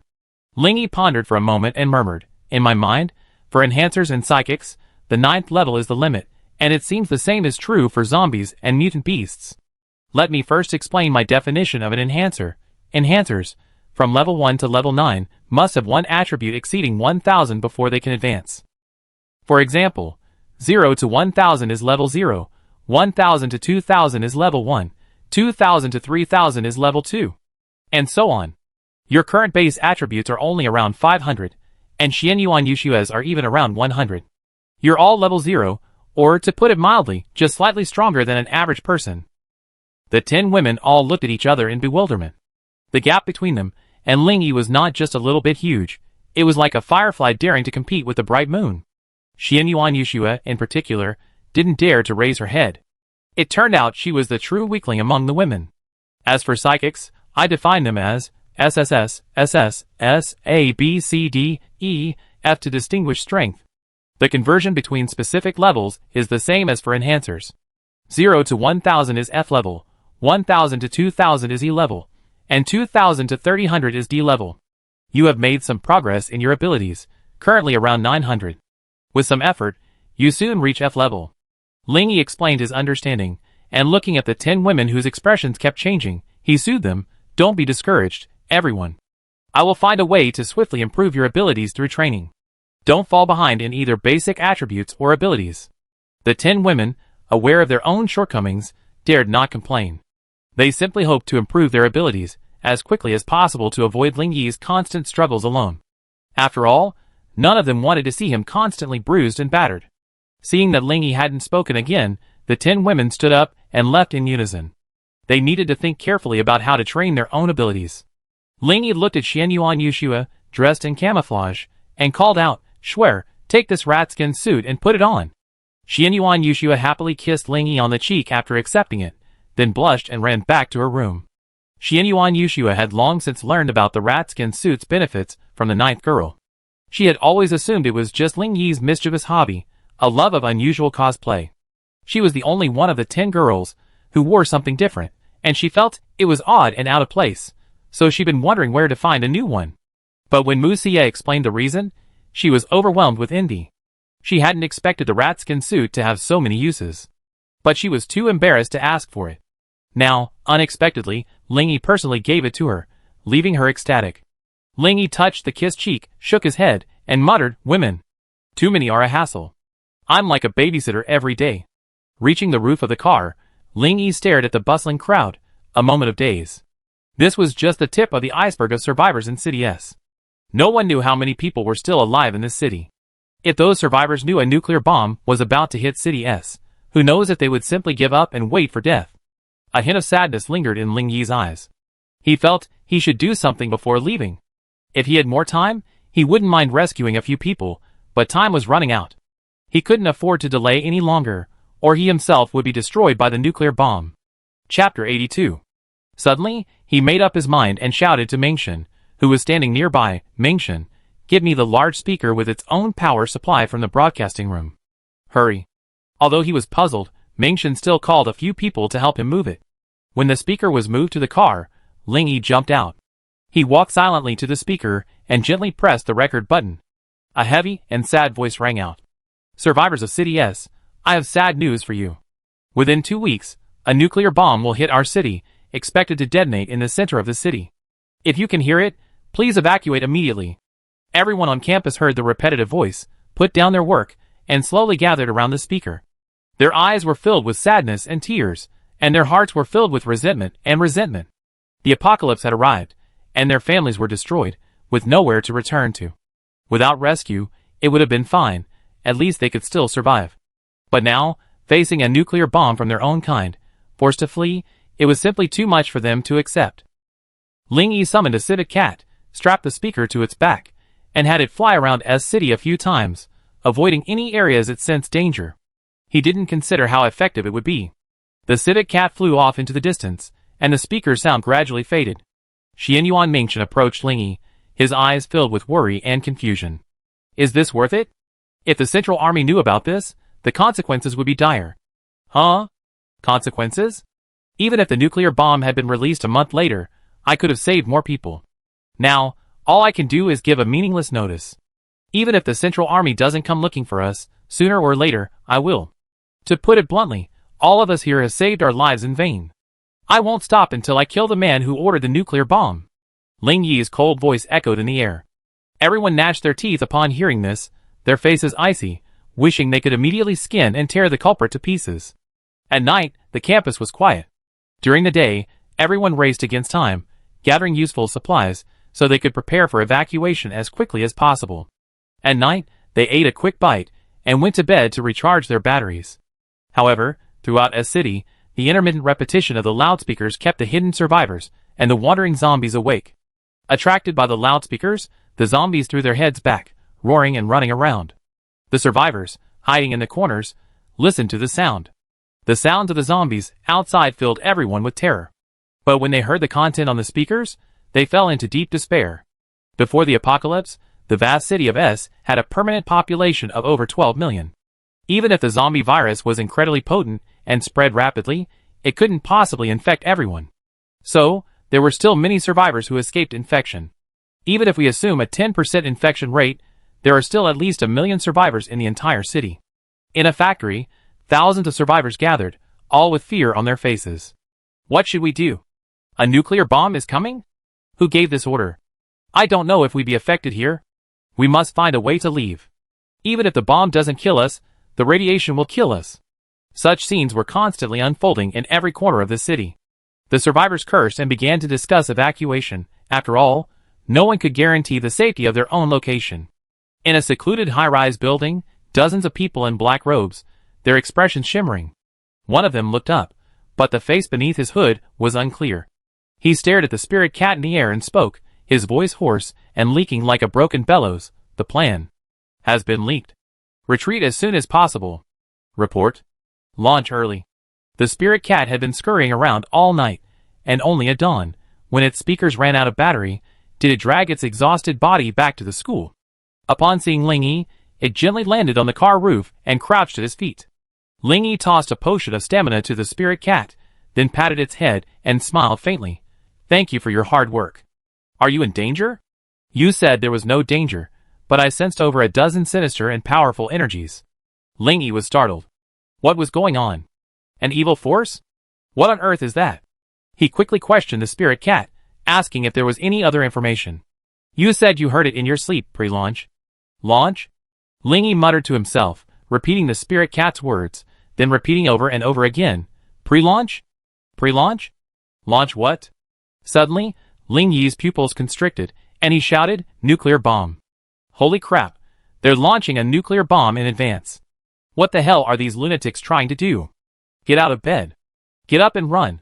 Ling Yi roared, his voice echoing throughout the entire campus. Everyone emerged, dazed, unsure of what was happening. Honey, what's wrong? Xiao Mobing yawned, her face exhausted. She'd been diligently practicing her ability control last night, and had barely fallen asleep. Ling Yi ignored her, standing on the car roof and shouting, the spirit cat just brought me a message. The situation has changed. The nuclear bomb could be launched prematurely at any moment. Now my orders, Mingchen, you will command all students. Load the supplies onto the vehicles as quickly as possible, focusing on food. Discard all other unnecessary items. Xianyuan Mingchen, you will continue to command your team. Assign soldiers who can drive to the vehicles to ensure everyone has a seat. Assign as many people as possible to collect vehicles along the way as possible as backup. Meng Yin, gather all your strength enhancers and join me in clearing the way ahead of the team and clearing any obstacles. Have the speed enhancers mop up any wandering zombies. In 1 hour, regardless of preparation, we set off immediately. Action now. With their own lives at stake, no one complained or slacked off. Everyone put their all into the task at hand, doing their utmost to complete it. 10 women stood silently beside Ling Yi, watching him frown, his face heavy with worry. They exchanged glances, hoping someone would speak up and break the silence. Mu Xia pursed her lips, mustering the courage to ask, Ling Yi, what exactly happened? Can you tell me? The situation is a bit complicated, and I can't quite put my finger on it right now, but I'm certain of one thing. A mysterious force is driving the detonation of the nuclear bomb, and a profound secret lies behind it. Ling Yi speculated, then continued, if we hadn't stumbled upon this and let the spirit cat get some information, we might still be here dawdling by the time the bomb dropped. Chapter 83. Our car will follow Leng Yan's convoy. Let Xiaohei drive autonomously. You must stay in the car as much as possible. Do not get out unless absolutely necessary. Do you understand? Ling Yi thought for a moment before instructing the women. The 10 women, realizing the urgency of the situation, nodded in agreement. Even Xiao Mobing, the argumentative type, remained silent. Time ticked by. Ling Yi looked up at the rising sun and muttered, "It's almost time to go." He casually dropped dozens of energy potions beside Ling Mao. "Ling Mao, stay on the car roof and help me protect these women. If you sense a zombie swarm on the road, notify me." With that, he leaped from the car, gave Xiaohei some instructions, and headed straight for the Blood Demon team, which was already gearing up for battle. Leng Yan saluted, "Captain, we're ready to go." Ling Yi nodded, and with a wave of his hand, a batch of stamina potions and 50 cold weapons were piled on the ground. These are stamina potions. They can quickly restore depleted stamina. Each person should take 2 bottles. Those who didn't receive weapons last time, please come forward and claim them. Time is running out, so use them now and exchange them later. Once the Blood Demon members were ready, Ling Yi jumped directly onto the front armored and explosion-proof vehicle and sat on its roof. Leng Yan quickly ordered everyone aboard, and he and several other team members climbed into the first vehicle, assigning Gu Hao to drive. This guy's driving skills were the best on the team. "Haozi, start the car, sound the horn and go," Ling Yi shouted from the roof. Gu Hao immediately started the engine and honked the horn, a piercing blast echoing through the air. Everyone watched as the armored vehicle Ling Yi sat in slowly moved forward. Knowing the evacuation time had arrived, they all boarded the nearest vehicle. Ling Yi sat on the roof, looking at a paper map while directing Gu Hao in the right direction. The Blood Demon members' vehicles followed closely behind, followed by the small black RV containing the women and the student convoy. Xian Yuan Mingchen's troops were at the end, tasked with collecting usable vehicles along the way. The convoy moved slowly through the streets, with civic cats occasionally chasing away wandering zombies, but no fighting occurred. However, the road was littered with abandoned vehicles, so Ling Yi, with his more powerful team members, led the way, constantly pushing vehicles to the sides to clear a path for the convoy. To avoid encountering the zombie horde, Ling Yi chose an elevated route, then a highway. This was the route he had chosen after careful consideration of many options. Because the zombie virus outbreak was sudden, humans had little time to escape, resulting in a significant number of people infected on the ground. Coupled with the widespread rampage of the infected, the spread of the virus was exacerbated. On the elevated highway and freeway, on the other hand, humans were confined to their vehicles, making the chance of infection much lower. Furthermore, after the sudden change, everyone's only concern was getting home as quickly as possible, so relatively speaking, there were far fewer vehicles on these roads. Once the entire convoy reached the elevated highway, its speed increased significantly. Ling Yi informed the spirit cat to suspend its expulsion of zombies, and closely monitor for any danger. He dispatched his speed enhancers to eliminate those zombies in groups of 2 or 3. Leng Yan and his strength enhancers cleared out the scattered vehicles. Ling Yi stood on the roof of the armored explosion-proof vehicle, watching the Blood Demon members clearing the way ahead. He smiled faintly and thought to himself, "Lucky I tried to recruit this team. Otherwise, relying solely on my own strength during the retreat would have been exhausting and inefficient." Suddenly, the spirit cat sent a message. Something unusual was happening behind the team. Ling Yi was startled, then his figure flashed, and in the blink of an eye, he appeared beside Xian Yuan Mingchen. "What happened?" Ling Yi asked, looking at a convoy behind the team. This convoy suddenly appeared, and the leader demanded that we clear the way and let them pass. Xian Yuan Mingchen was speechless. "I worked so hard to clear the way, and they just want to overtake me. Where is the leader?" Ling Yi cursed, his eyes wide open. Following the direction Xian Yuan Mingchen pointed, Ling Yi saw 4 or 5 people standing in front of an SUV. "Go meet them." Ling Yi strode towards the opposite side, Xian Yuan Mingchen following closely behind. A burly middle-aged man, upon seeing Ling Yi and the other 2 approaching, stepped forward and said with a smile, "My dear friends, I'm Li Tao, chairman of the Yuanan Collective in S City. I'd like to overtake you. Please give me the right of way." He glanced at the pistol at Xian Yuan Mingchen's waist as he spoke, a hint of fear in his eyes. Overtaking? Are you sure? Ling Yi curled his lips. What? Is there a problem? Your convoy is moving too slowly. We must leave as soon as possible, Li Tao said anxiously. Slow? Then try another route. Why are you whining to me? Ling Yi replied with disdain. You? Li Tao's eyes flashed with anger. I say, are all you soldiers so overbearing now? Do you bully the common people like this? A voluptuous middle-aged woman behind Li Tao shouted. Oh! I'm bullying the common people, Ling Yi said exaggeratedly, then addressed Xian Yuan Mingchen. Everyone, aim your guns. Anyone who dares to move will be shot.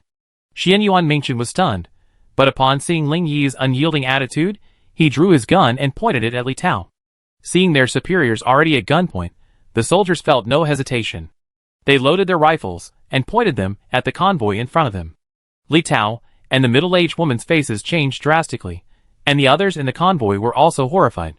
They had never expected these soldiers to point their guns at them. What do you want? This is a society ruled by law.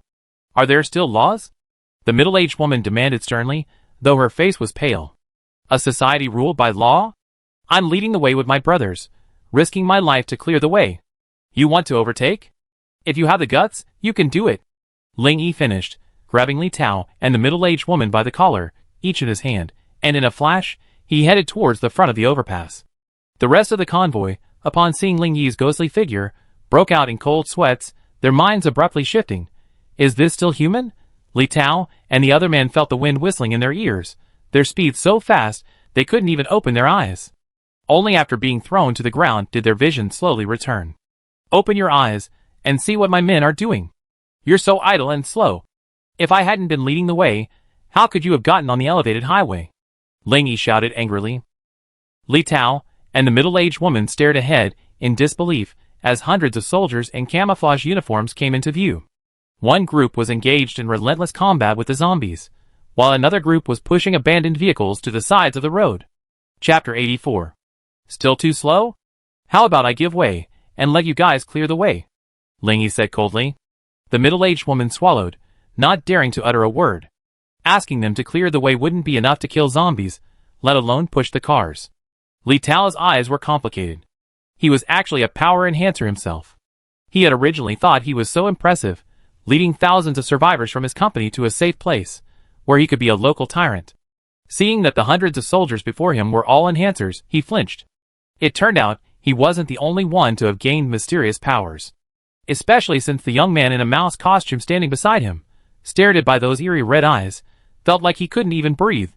Get back now, 100 meters away from my team. I don't think you want to see the consequences of crossing the line. Ling Yi's icy voice rang out again. Li Tao and the middle-aged woman didn't even have the courage to speak, and they scrambled back. Under Xian Yuan Mingchen's astonished gaze, he ordered the convoy to reverse, stopping only after they had advanced several hundred meters. Damn it, it's easier to just play the bad guy. My attempts at persuasion were useless. Ling Yi beat him up, and now he's as quiet as a rabbit. Xian Yuan Mingchen grumbled disdainfully. The sun was setting, and the convoy had barely covered a little over 30 kilometers. Ling Yi signaled for a break, his brow furrowed as he thought to himself, this speed is too slow. If the hidden people have decided to detonate the nuclear bomb prematurely, there's definitely not much time left. We must leave the city immediately. Only by getting on the highway and reaching the suburbs can we be considered safe. At the current rate, reaching the suburbs would take at least 4 days. Even if we continued at night, it would still take 2 days. It still felt too slow. Master, you could let me clear the way. Xiao Hei's voice suddenly echoed in Ling Yi's mind. Oh! What do you have in mind? Ling Yi asked curiously.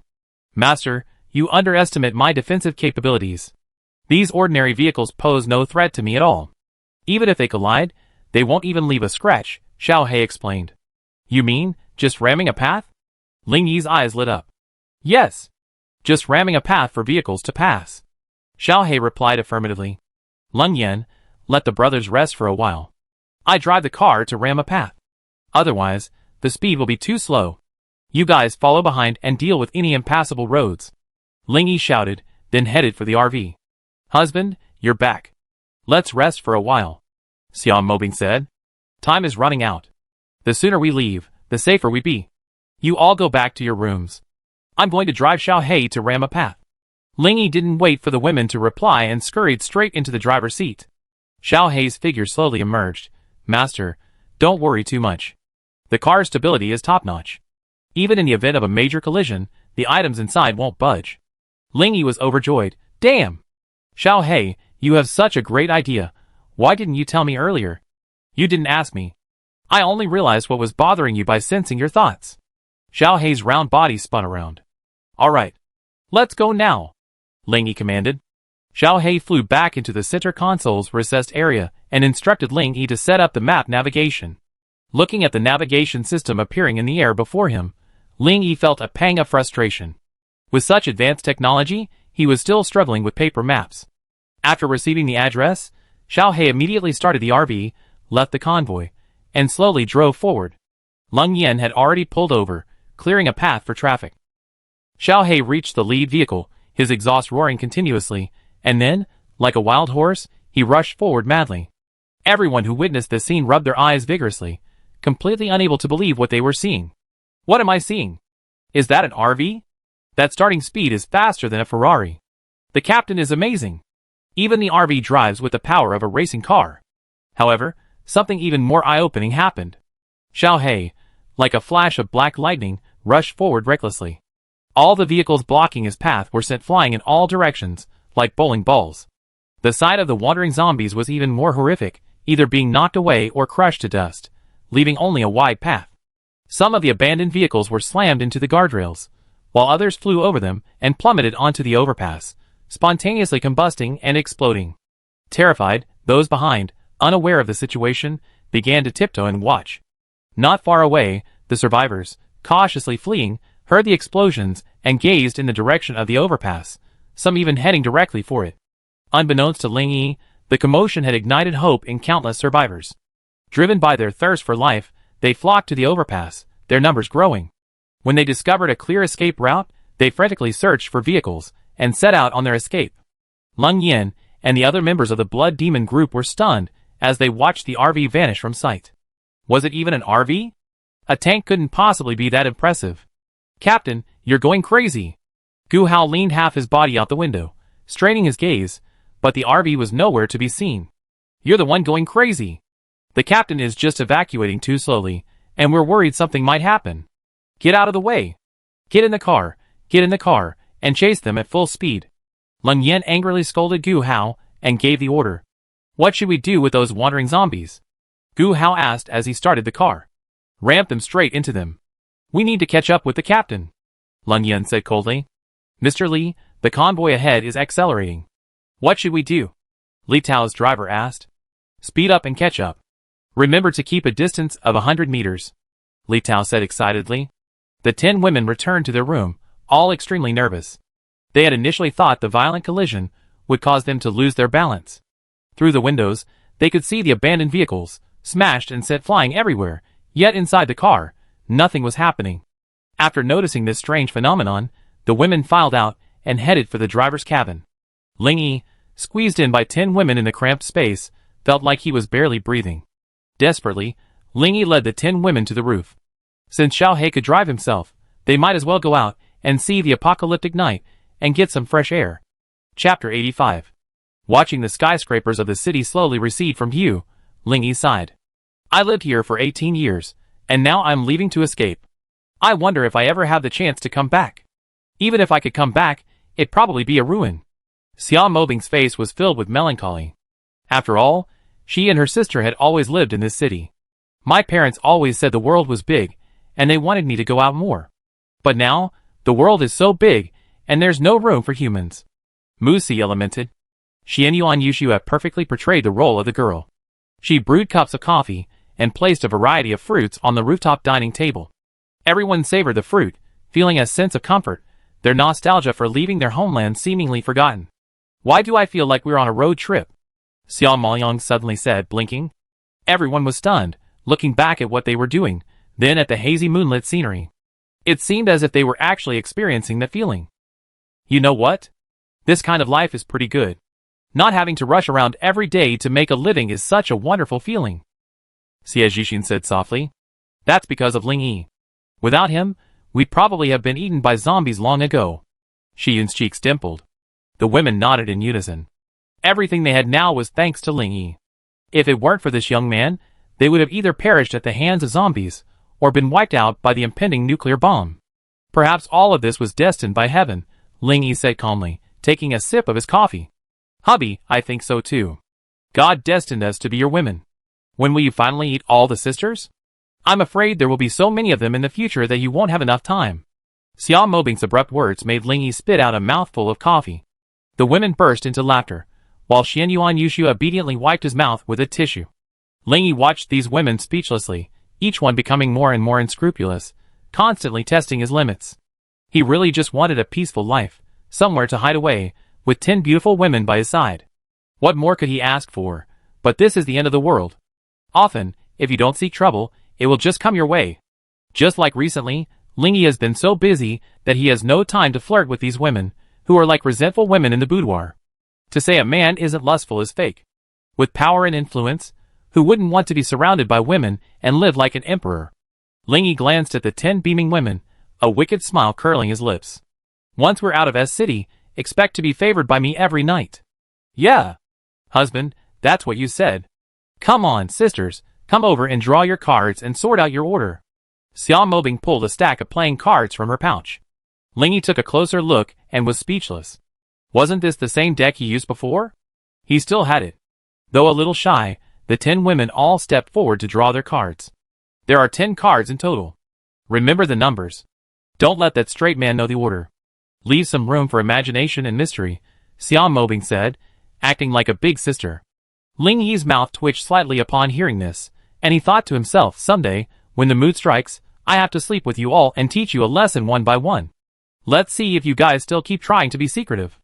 Master, I'm going to the service area up ahead to refuel. Xiao Hei's voice echoed in Ling Yi's mind. Didn't you have a full tank before setting off? Ling Yi was puzzled. He had clearly checked the tank level before setting off. To improve the car's defense and interior stability, I used most of the fuel on these two things. Xiao Hei explained patiently. So that's how it is. Have we left S City now? Ling Yi asked, nodding. We traveled over 60 kilometers, nearly 70 kilometers from the city center. 70 kilometers still feels far from enough. The city center is nearly 600 square kilometers, Ling Yi muttered to himself. He remembered reading an article online about the power of nuclear bombs. The area a nuclear bomb can destruct depends on many factors, including its yield, explosion altitude, and terrain. A 15,000-ton atomic bomb has an effective destructive radius of 1.9 kilometers, effectively destroying an area of 11.33 square kilometers. A 100,000-ton atomic bomb has an effective destructive radius of 3.22 kilometers, effectively destroying an area of 33 square kilometers. A nuclear bomb with a yield of 10 million tons can destroy an area of approximately 1 square kilometer. Therefore, the area that a nuclear bomb can destroy can range from a few square kilometers to tens of thousands of square kilometers, depending on the yield of the bomb. Keep running. Who knows what yield those lunatics will use? Ling Yi thought to himself. Then he touched the civet cat's head, signaling it to check the situation at the service area ahead. At Ling Yi's instruction, Xiao Hei also slowly stopped, waiting for the vehicles behind to arrive. After more than 10 minutes, Lung Yan's car appeared in Ling Yi's sight. Gu Hao stepped on the accelerator, nearly causing Lung Yan's head to hit the windshield. Damn it! Are you trying to get me out? Lung Yan shouted angrily. Captain, you're driving too fast. I'm driving at 120 miles per hour, and still can't catch up. Gu Hao and Lung Yan opened the car door and got out. At this time, the spirit cat also reported back that there were less than 100 zombies in the service area. Alright. Run as far as you can, and run as hard as you can.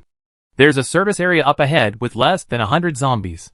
After you dealt with them, go in and refuel. Find some containers for fuel as well. Ling Yi ordered without hesitation. Yes, Captain. Lung Yan and the other man responded, hurriedly returned to the car, and led the Blood Demon members towards the service area.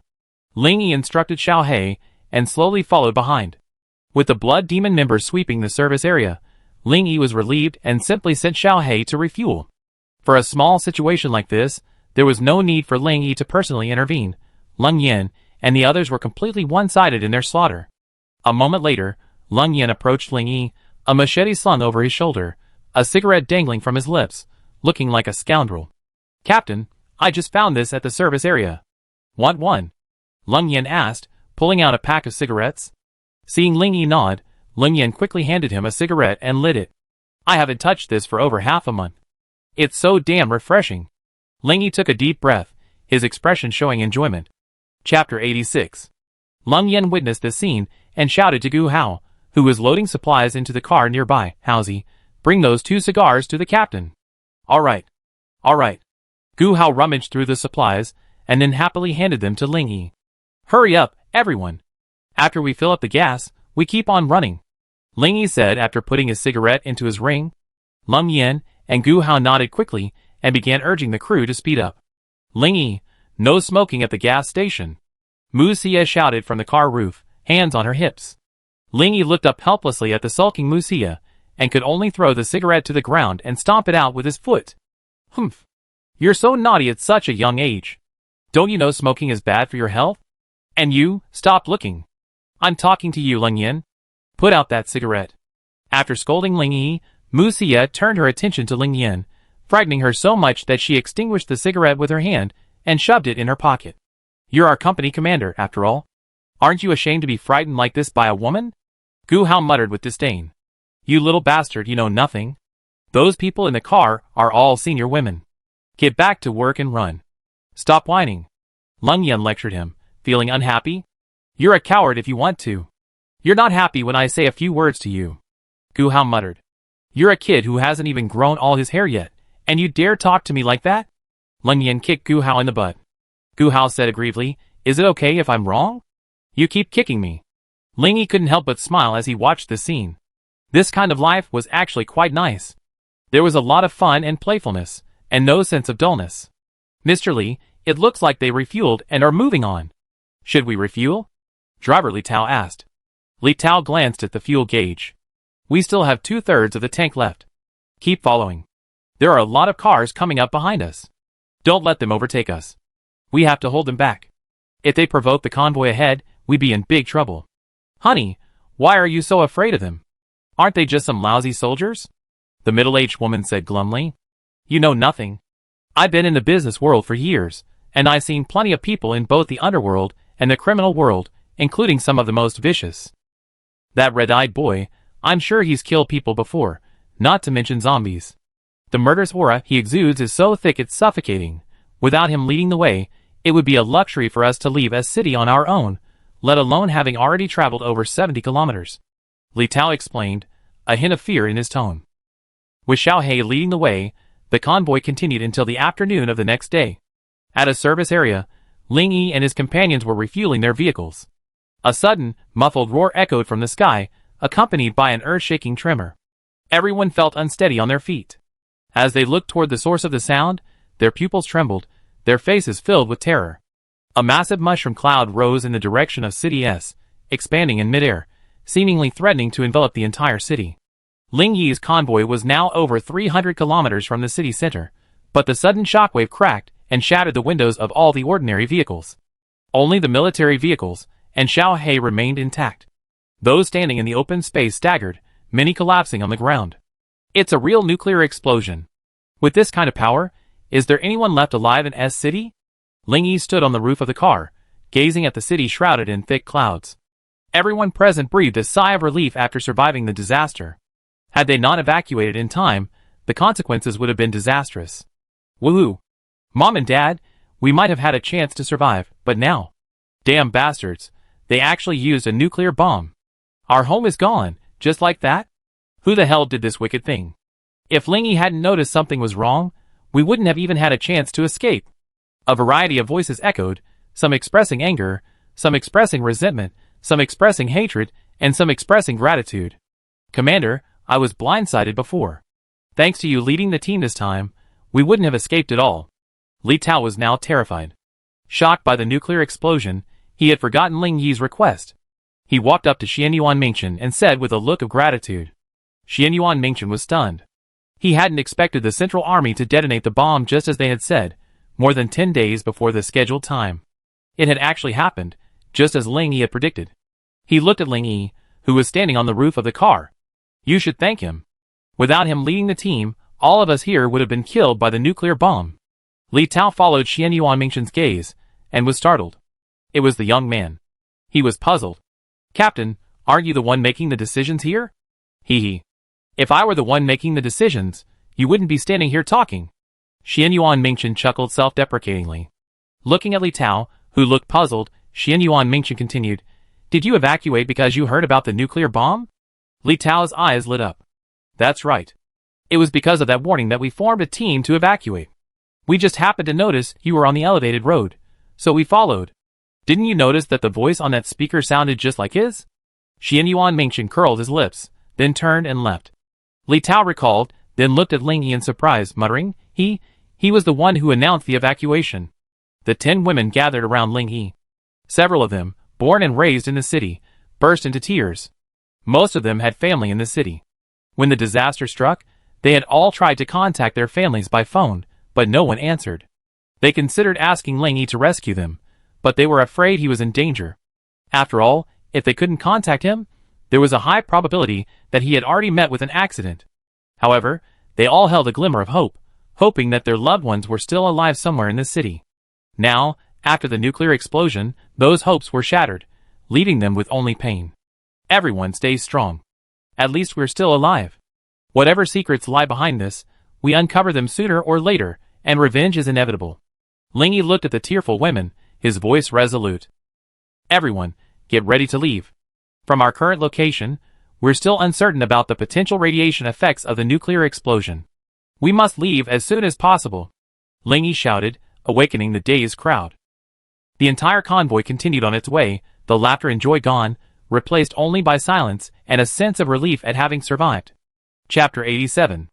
As dusk approached, Xiao Hei slammed to a stop with a creaking sound.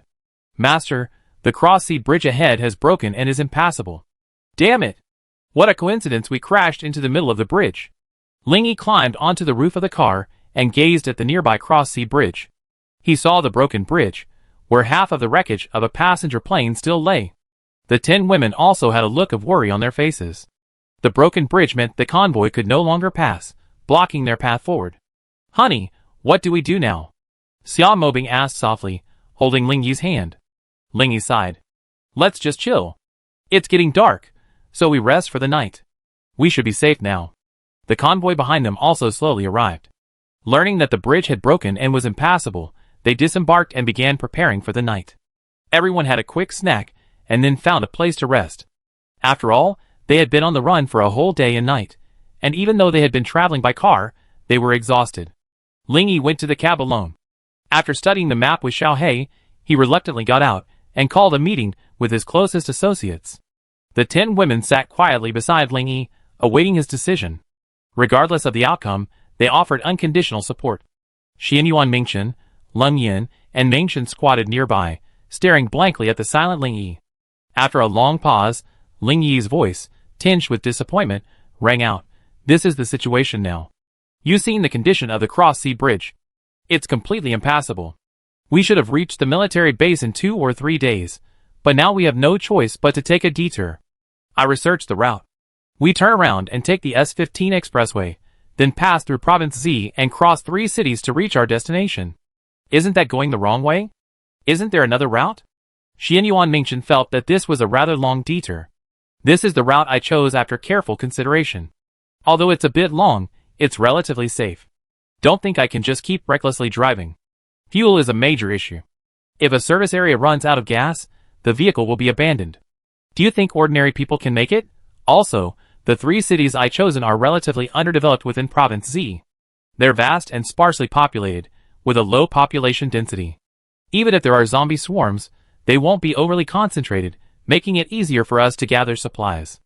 After all, so many people need to eat. After listening to Ling Yi's analysis, Xian Yuan Mingxin couldn't help but admire his meticulous thinking. He was able to draw inferences from one instance and consider all the necessary factors. What about the survivors following behind? The preliminary estimate is around 5,000. Xian Yuan Mingxin inquired. Ling Yi was a little surprised to hear this number. He had been leading the way, having had no time to attend to the rear, and he hadn't expected the group to be so large. Get out of the way. We want to see your leader. Yes, get out of the way. Please tell them, Li Tao wants to see you. A noisy voice outside the temporary camp interrupted Ling Yi and the others' discussion. We haven't figured out how to proceed yet, and the real culprit shows up. Interesting. Ling Yi stood up, a cold glint in his eyes. Xianyuan Mingchen and the others also frowned and walked silently towards the source of the voice. Everyone, stand back. Xianyuan Mingchen's men were desperately trying to maintain order. Damn it! Shoot me if you dare. Are soldiers so arrogant these days? Do we still have any law? If you don't let us through, we force our way in. Law?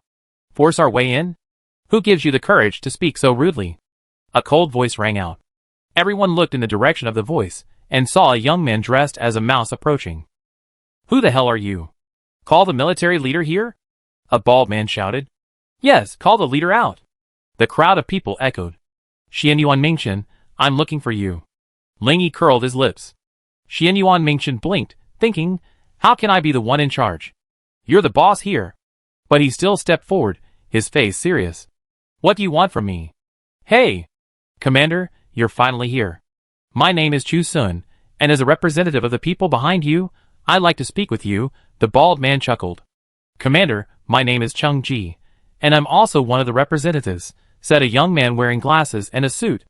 Xianyuan Mingchen ignored the two men and turned to look at Li Tao. What do you mean? I just came over to say hello, nothing more. Li Tao glanced at Ling Yi, his face visibly embarrassed. Chu Sun coughed lightly. Commander, we escaped in such a hurry that we didn't bring any food. I saw you still had some in your car, so I wondered if you could share some with us. Xianyuan Mingchen nodded and ordered the soldiers nearby. Go get them a few boxes of compressed biscuits. Soon, soldiers carried 2 boxes of compressed biscuits and placed them in front of the crowd. Chu Sun's mouth twitched, and he said sarcastically, Sir, you're treating beggars like idiots. This little bit isn't even enough to fill our stomachs? I can only give you this much. After all, my brothers need to eat. Xianyuan Mingchen was a little furious. If it weren't for his military integrity, he would have lost his temper. Sir, that's not very kind. Isn't it said that soldiers belong to the people? I see you have plenty of food in your convoy. I just saw you eating fruit and other things. You're clearly not short of supplies, are you? Chung Ji said seriously, pushing his glasses. That's someone else's. I have no right to distribute it. Xianyuan Mingchen said coldly. Oh! Then who has the final say? Let him come out and talk. Chu Sun shouted. Talk to you, you idiot. Who do you think you are? Talk if you want. Ling Yi's disdainful voice echoed from the side. You little bastard, are you looking for death? Chu Sun glared, looking ready to charge.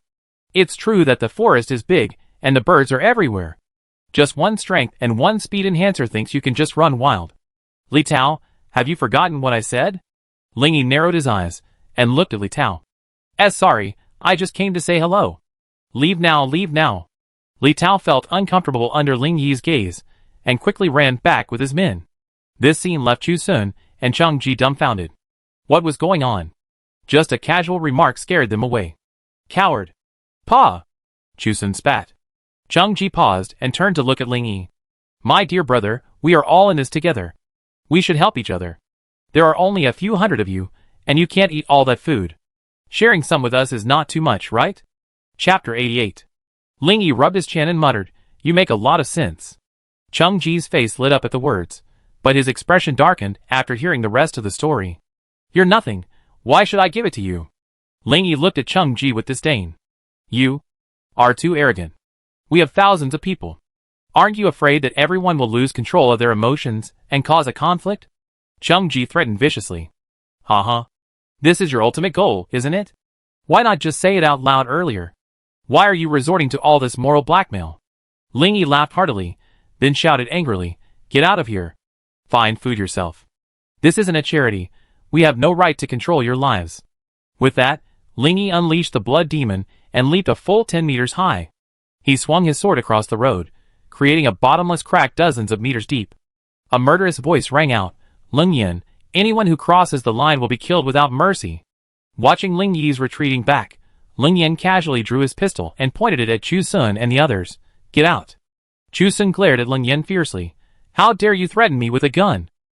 Bang. Chu Sun's gaze narrowed.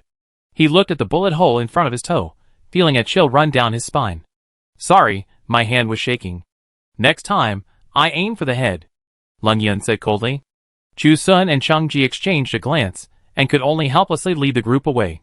They had never expected the other party to be so unyielding. Why can they come and demand food so confidently? Mu Xia expressed her confusion. Oh, they think there are too many of us, and they want to use moral kidnapping to force us to compromise. Remember, this is the end of the world. You can remain kind, but you must not be a saint. Once you extend your hand, they will ask for it endlessly. If you don't give it to them one day, you will be spitted on and insulted by them. Ling Yi replied lightly. All 10 women couldn't believe what Ling Yi said and stared at him in confusion. Don't stare at me like that. You see the light over time. Ling Yi patted Xian Yuanmingchen's shoulder, his face glum. All right. Don't look so gloomy. All you have to do now is protect those around you. There are so many people suffering. Do what you can. Xian Yuanmingchen gave a wry smile. The world has completely changed, and people's hearts are hard to understand. As a soldier, I can't be as carefree as you. All right. I know it's impossible for you to change all at once. I can't control those people behind you. Do whatever you want. But I have to tell you, starting tomorrow, I won't be moving fast anymore. Ling Yi expressed his thoughts. Why? Xian Yuanmingchen asked, stunned. I need to train. Ling Yi said calmly. Training? Everyone present was puzzled. I discovered a method for improving strength. Through training, you can slowly increase your attributes. So, I suspect that by constantly pushing your physical limits or engaging in combat, you can quickly improve your basic abilities. Therefore, starting tomorrow, I lead the team on a journey of training. I have to trouble you to arrange for someone to drive these military vehicles. As a reward, this is for you. Ling Yi casually tossed a bottle of strengthening fluid to Xian Yuanmingchen. What's this? Xian Yuanmingchen looked puzzled. Xian Yuanyushua's eyes lit up at the sight of the strengthening fluid. She had wanted to ask for a bottle for her brother, but since it involved Ling Yi's secret, she hesitated to ask. She glanced at Ling Yi with gratitude, ran over to Xian Yuanmingchen, and quietly explained, urging him to keep it secret. She didn't want to see Ling Yi and her brother get into a fight. Xian Yuanmingchen's eyes widened when he learned the potency's effects. He finally understood why Lung Yan's team was full of enhancers. This was the reason. He couldn't figure out where Ling Yi had gotten all this stuff, but he didn't dare ask. After all, everyone has secrets. And he was only giving him a bottle out of favor for his sister. Seeing Xian Yuanmingchen refrain from asking, Ling Yi smiled faintly. To maximize the potion's effectiveness, it must be swallowed whole. Lung Yan and the others are prime examples. While the process is somewhat dangerous, I found that those with strong physiques can easily withstand it. Xian Yuanmingchen's face trembled with excitement. Can I help the brothers? No, do you think this is just plain water? If you want it, you can have it. Lung Yan and the others have already exhausted my supply. Ling Yi refused before Xian Yuanmingchen could finish his words. Okay. Xian Yuanmingchen let a hint of disappointment slip. Ling Yi felt no sympathy or guilt. Why should he spend his savings training someone who wasn't his? Wouldn't it be better to keep it to strengthen his own people? We start special training tomorrow. Mingchen, you join us? Don't worry about those students. Let them follow the main group. Now, go back and get some rest and recuperate, Ling Yi said to everyone. Honey, are we going to participate in special training too? Xia Mobing asked from the side. Everyone has to participate. We finally learned how to improve our strength. How can we miss it? Ling Yi said in an unquestionable tone. After everyone dispersed, Ling Yi washed up, laid down on the big bed, opened the attribute panel, and began to hit points. During the escape, it was mostly the Blood Demon members who were clearing out zombies. Although his attribute points had been reduced by half, it had allowed Ling Yi to directly break through to the 6th level of Enhancer. Congratulations, host, for breaking through to level 6. You're no longer a vulnerable ant. The system has successfully unlocked level 1 permissions, enabling new features. Before level 6, everyone was called an ant. How the hell did you define that? Ling Yi challenged the system's explanation. Wait, level 1 permissions? New features? Ling Yi was stunned, his mind racing to the system. Host, have you enabled level 1 permissions? Yes, Ling Yi replied. When he opened the system to check, his face turned green. What the hell is this? Ling Yi stared at the attribute panel, practically going crazy. Host, Ling Yi. Occupation, Esper Enhancer, level 6 sealed. Attribute points 0. Strength plus, 6,000. Defense plus, 6,000. Speed plus, 6,000. Spirit plus, 6,000. Gold, 500. Wood, 500. Water, 500. Fire, 500. Earth, 1,500. Wind, 500. Ice, 500. Thunder, 500. Light, 500. Dark, 500. Command skill, vigorous momentum. Sealed? What the hell? And the attribute points I added were over 6,000. How did they all become 6,000? Where are those extra points? Are you kidding me? Is the system bugged? Lingy clutched his hair, furious. Chapter 89. Host, please don't insult my intelligence. The system's voice sounded faintly. Then return my attribute points. Lingy was very reluctant. Nearly 1,000 attribute points. Taking some attribute points to protect your life. This system thinks you're still the winner. The system said disdainfully. Please, don't be so righteous about taking my attribute points, okay? Also, what does this seal mean? Lingy was disgusted by the system's behavior. After opening the first level authority, this system has acquired a certain degree of autonomous capability. It has detected that the host's strength is growing too quickly, so it is consuming some attribute points to seal the realm. The system explained. Seal the realm? Oh my god. You're trying to trick me. Other systems are afraid that their hosts won't grow fast enough, so they issue tasks and squeeze their potential, hoping to achieve godhood overnight. But you, on the other hand, are complaining that I'm improving too quickly and are suppressing me. You even claim to be protecting my life, thinking I'm a fool. Tell me, what do I need you for? Lingy was almost irritated. This system didn't expect you to improve so quickly. It far exceeded my expectations. According to previous calculations, it would take you at least several months to reach the 6th level. The system paused before continuing its explanation. As for why your realm was sealed, it's because you're too outstanding. The tallest tree in the forest is always struck down by the wind, as you humans say. I think it makes a lot of sense. I think what you say makes a lot of sense. But as long as I'm strong enough, who can stop me? I'm not afraid of anything. Lingy scoffed at the system's explanation. Strong? Stop flattering yourself. Aren't you ashamed? I'm ashamed. A mere 6th level scum, and you dare to claim to be strong. Although my permissions haven't been fully unlocked, I know some secrets. The zombies appearing in this plane aren't accidental, they're controlled by a vast hand. The system's voice suddenly stopped. What? Controlled? Who? Why? Lingy shuddered, a wave of panic rising. If that were true, it would be terrifying. I don't know. The system responded bluntly to Lingy's question. Lingy, are you kidding me? I don't know what you're talking about. It's just that I lack permissions. I find out later. But first and foremost, you must stop strengthening your physical attributes to avoid being discovered and prematurely banned by those with ulterior motives. So from now on, you need to focus on improving your supernatural powers. Raise all of them to the highest level. You gain unexpected benefits. The system said. What benefits? Lingy pressed. You know later. The system said. Lingy, After a long silence, Lingy finally asked, when will my sealed state be lifted? Raise all your superpowers to level 6, and the seal will naturally be lifted, the system replied. After hearing the system's words, Lingy's face darkened. Raising all superpowers to level 6 sounded so easy. 10 superpowers in total, each raised to level 6, minus the already added superpower attributes.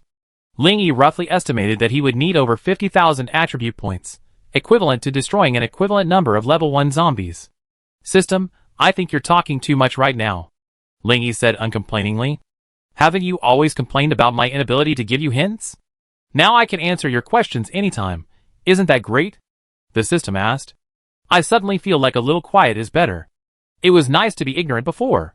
You talk too much nonsense, and it's really stressing me out. Lingy sighed and said softly. The system fell silent.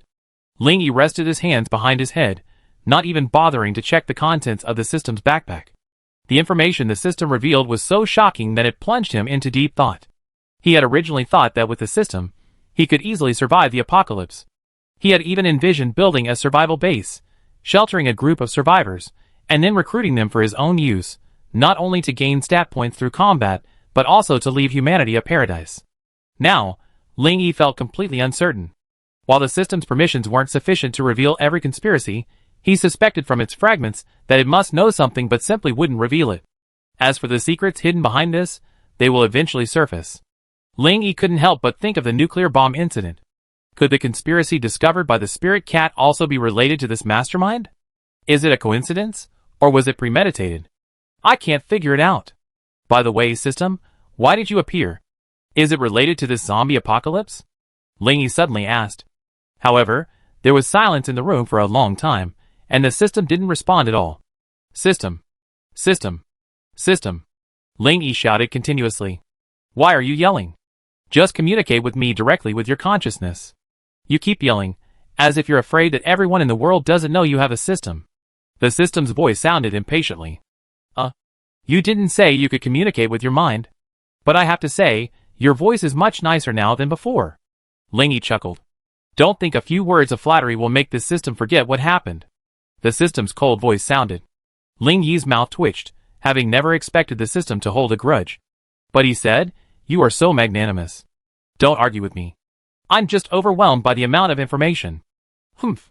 Just knowing is good. Tell me, what do you want from this system? The system's smug voice said. Lingy grumbled inwardly. Flattery never fails, and this trick actually works on the system. It's truly speechless. I'd like to know how you appeared and chose me. Lingy asked humbly. Actually, binding with you was a complete accident.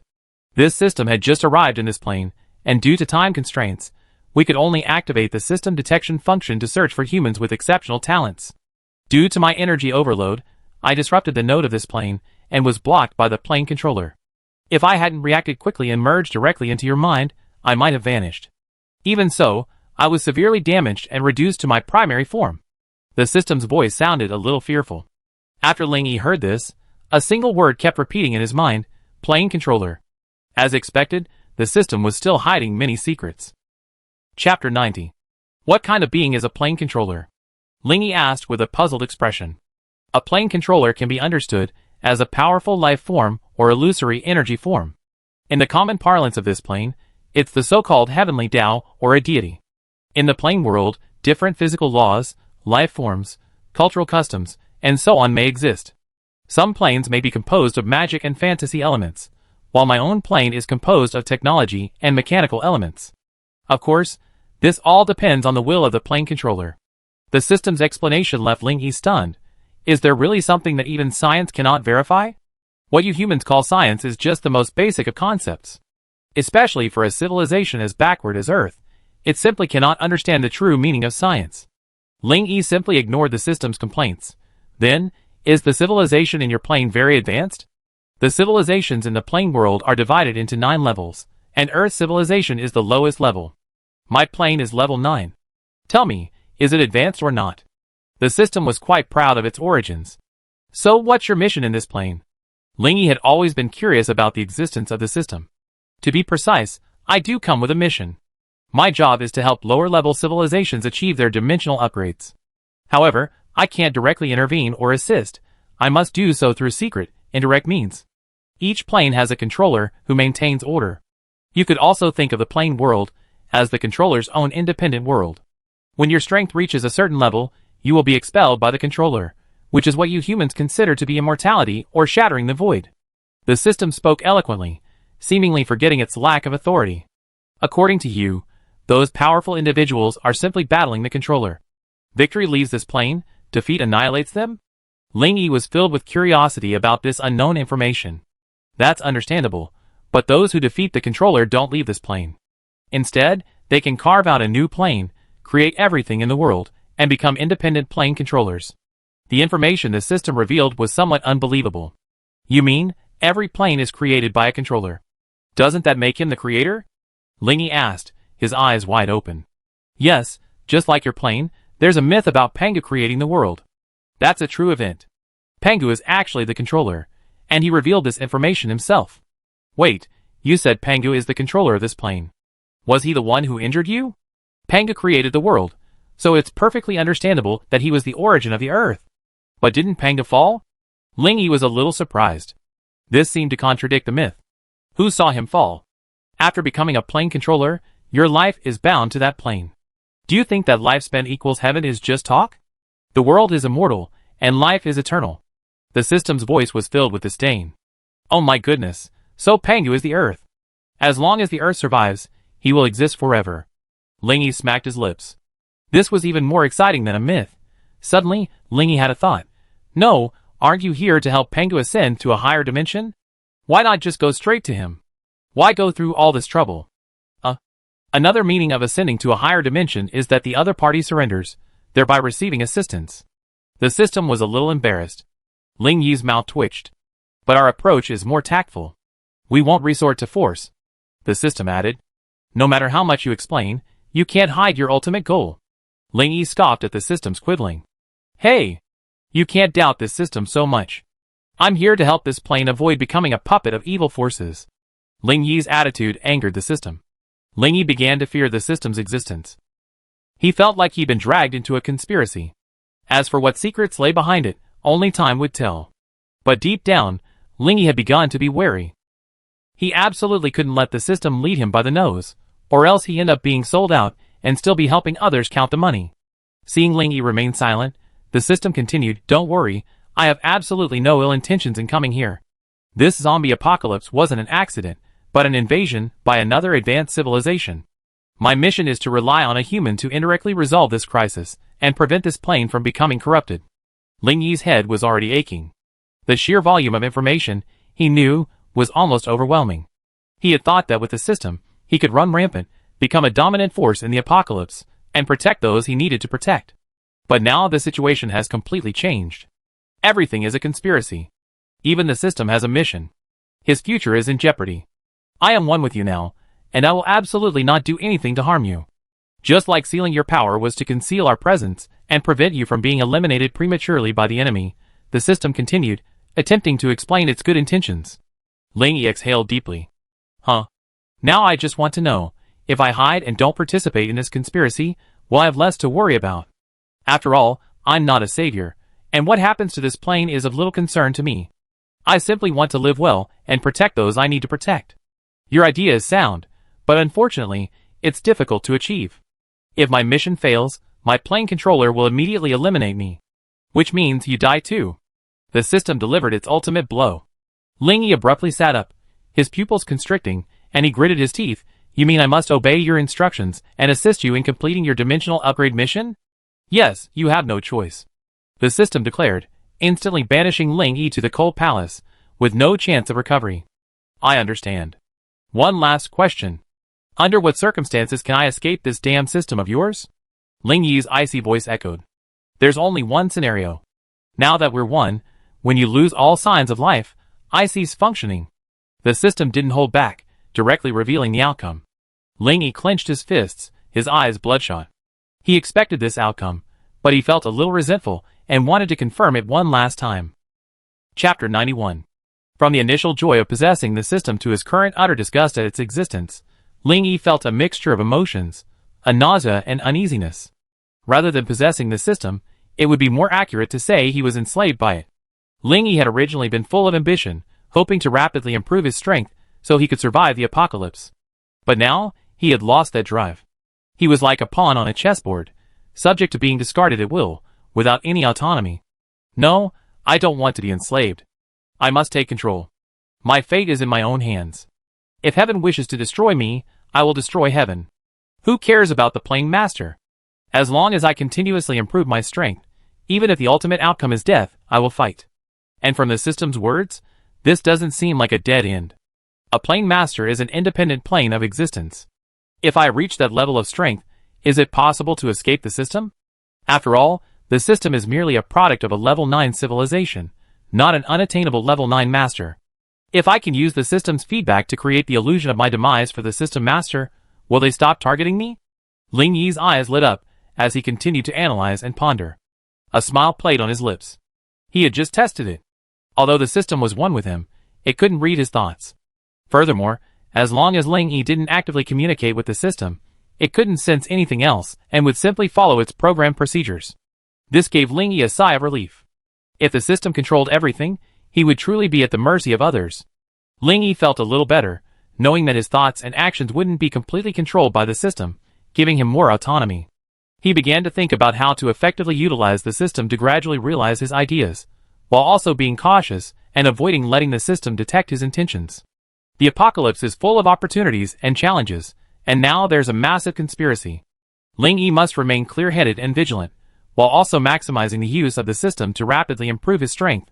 He firmly believed that only by constantly learning and fighting, gradually shedding his dependence on the system, could he remain invincible in the perilous apocalypse and escape his fate of being manipulated.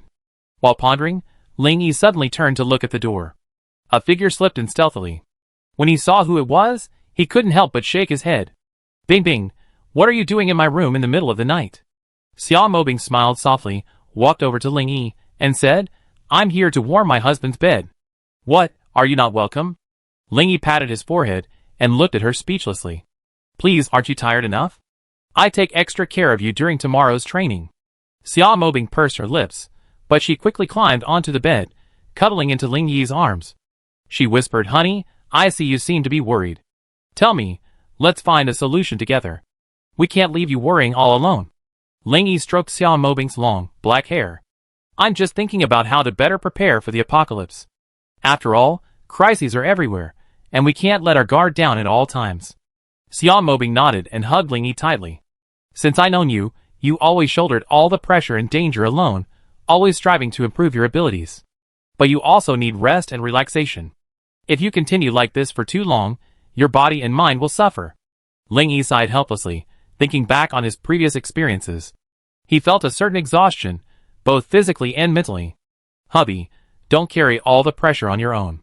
You still have us sisters. Although we're weak now, and a mere burden, we definitely improve our abilities in the future and become your right-hand men. Xia Mobing's voice was tinged with apology. Bing Bing, it's great to have you. Ling Yi smiled faintly, looking at Xia Mobing tenderly, his heart filled with gratitude and warmth. You know, in this apocalyptic world filled with danger and conspiracy, having a group of reliable companions is so important. Even on the other side, the group of survivors gathered together, their faces filled with indignation. Chu Sun spat a mouthful of thick phlegm and cursed, These people are going too far. We were just asking for some food, and they threatened us with guns. Who gave them the courage to act so recklessly? Zheng Ji joined in the complaints. That's right, the world has changed. What's most important now is unity. Only by helping each other can we overcome this difficult time together. The crowd around them began to discuss the situation, their emotions growing increasingly agitated.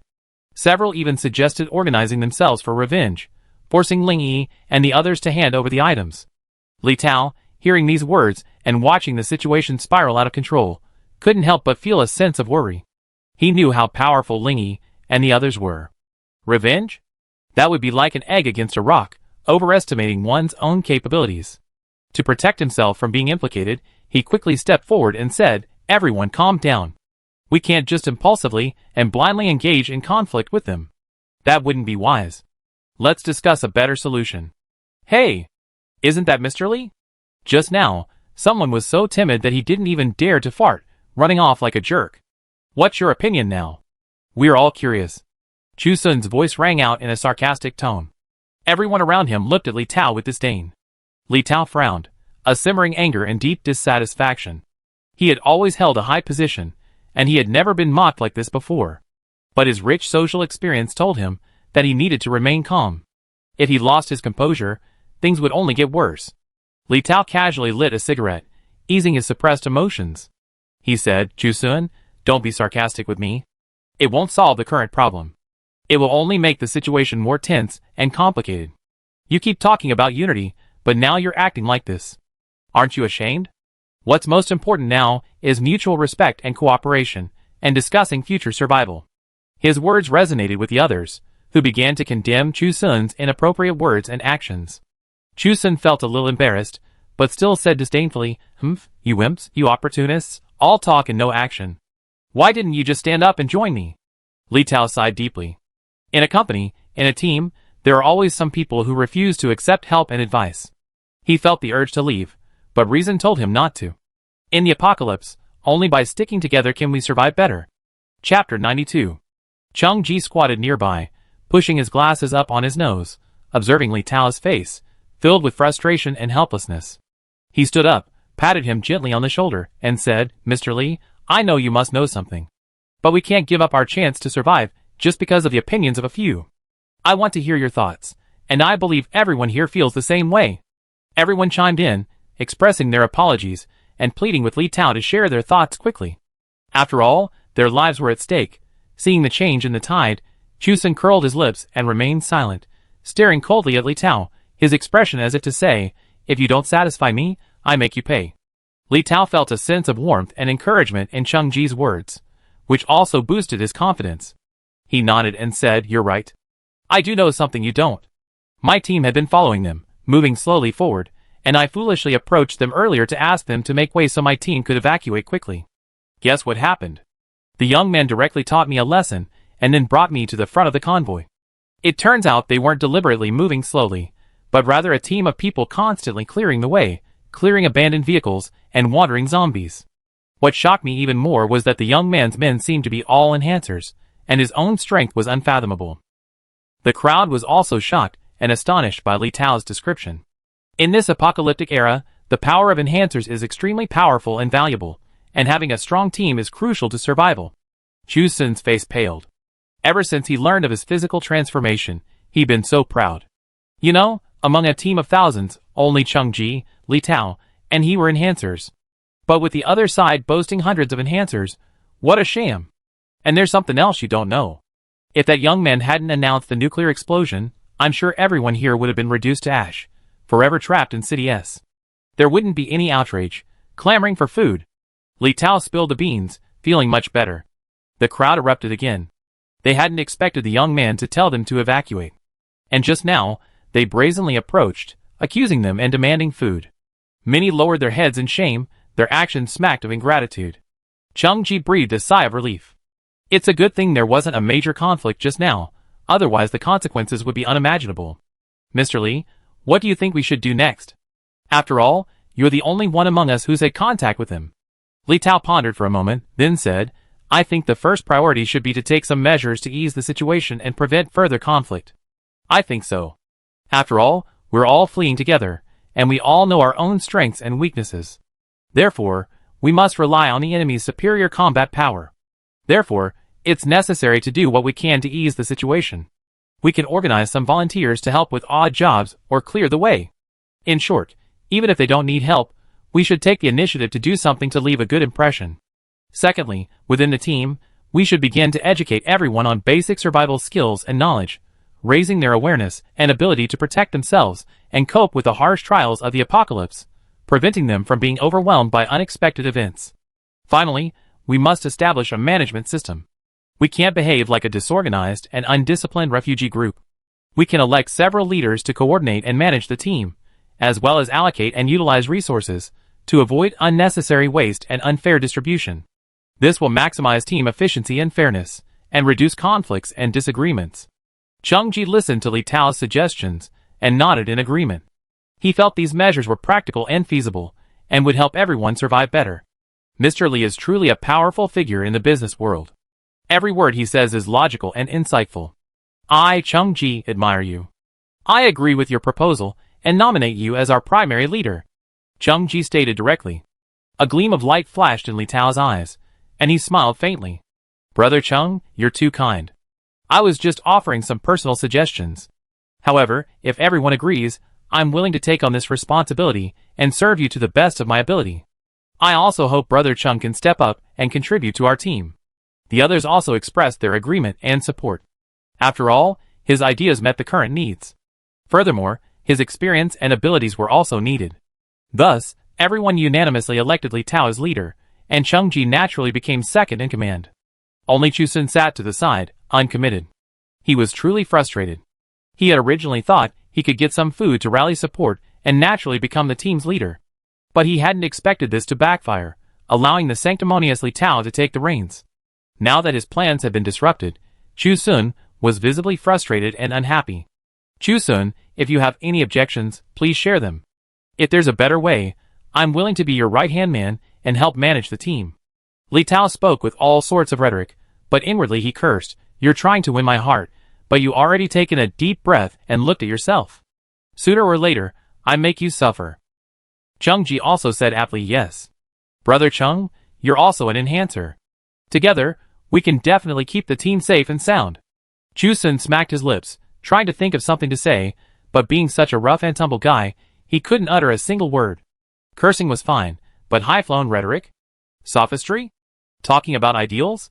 Come on, even trying to win over a girl requires force. I'm not interested. After a long pause, Chusun finally spoke in a muffled voice. Li Tao smiled, then declared, I'm deeply honored by your kindness in letting me lead the team. I will dedicate myself to the team's future survival, providing better service and assistance, and making everyone's lives better. At the same time, I hope everyone will actively participate, co-manage, and pool their resources. I believe the end of the world is not a terrible thing. Li Tao's words were filled with confidence and determination, resonating with everyone as a capable and responsible leader, a trustworthy figure who could undoubtedly lead them forward. Chapter 93.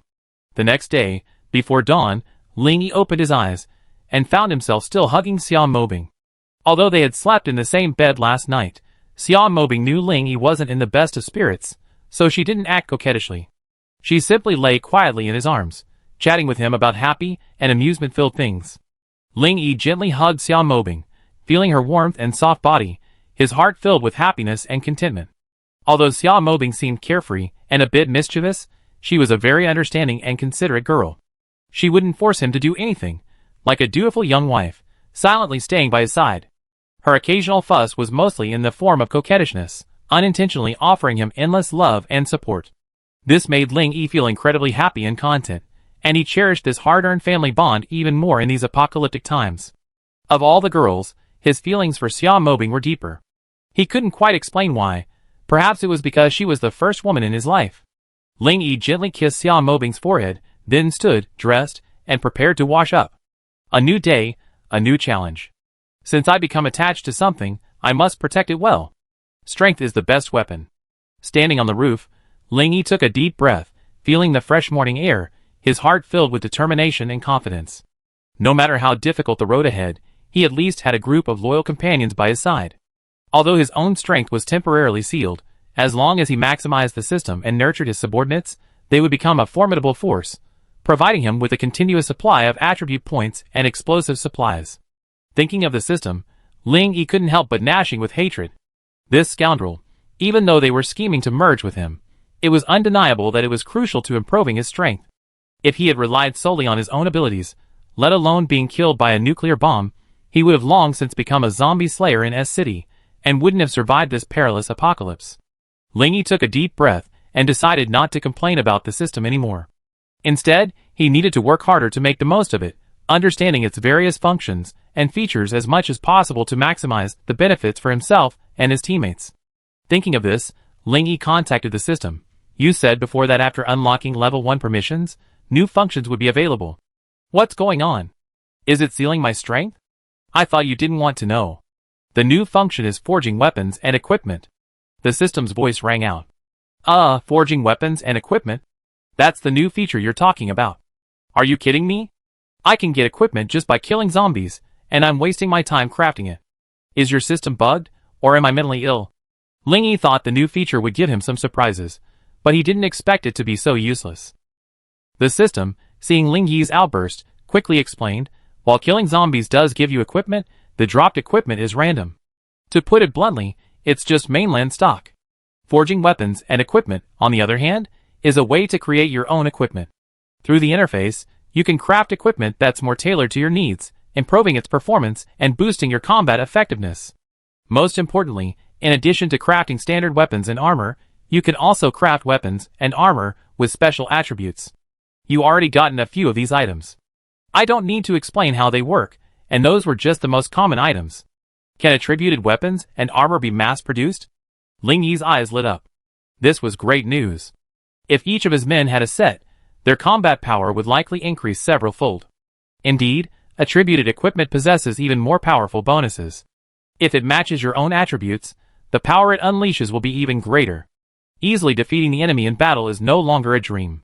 Different attributes can meet different combat needs, such as the 4 basic attributes of strength, defense, speed, and spirit. Weapons and equipment can also be endowed with supernatural attributes. You can choose the appropriate attributes for crafting based on your needs and attribute points, the system explained. Ling Yi was delighted to hear the system's response and immediately asked, what are the requirements for forging weapons and equipment? What do I need to prepare? The system replied, it requires a certain amount of resources and attribute points.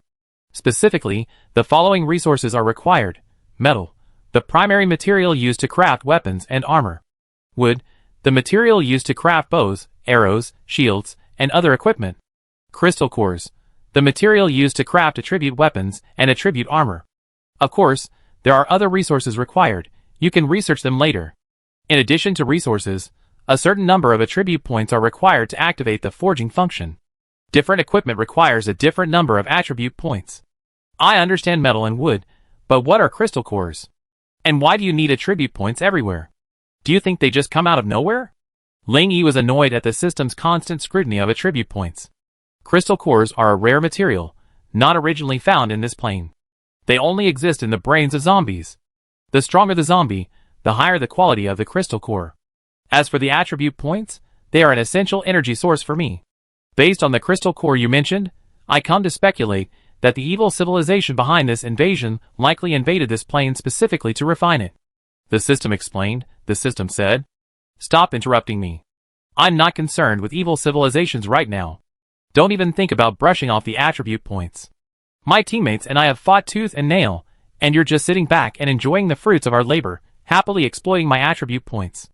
It's impossible to have such a good thing. If you want extra attribute points, you must compensate me until I'm satisfied. Otherwise, I use the attribute points solely for my own improvement, and even if there are any extra, I won't give any to you." Ling Yi directly threatened the system. Attribute points can only be obtained by killing zombies, and they are earned at the cost of energy and life. If Ling Yi had known nothing before, he would have been happy to get this forging function. But now that he knows his situation, he feels sorry. It would be foolish not to seek some benefits for himself when the system still needs him. The system was speechless at Ling Yi's rogue behavior. When the system didn't respond for a long time, Ling Yi said quietly, "Oh, forget it. This function is too troublesome. I have to collect resources and spend attribute points. It's easier to just fight zombies and get the gear. I always love those lottery-like drop item functions. You never know what you get.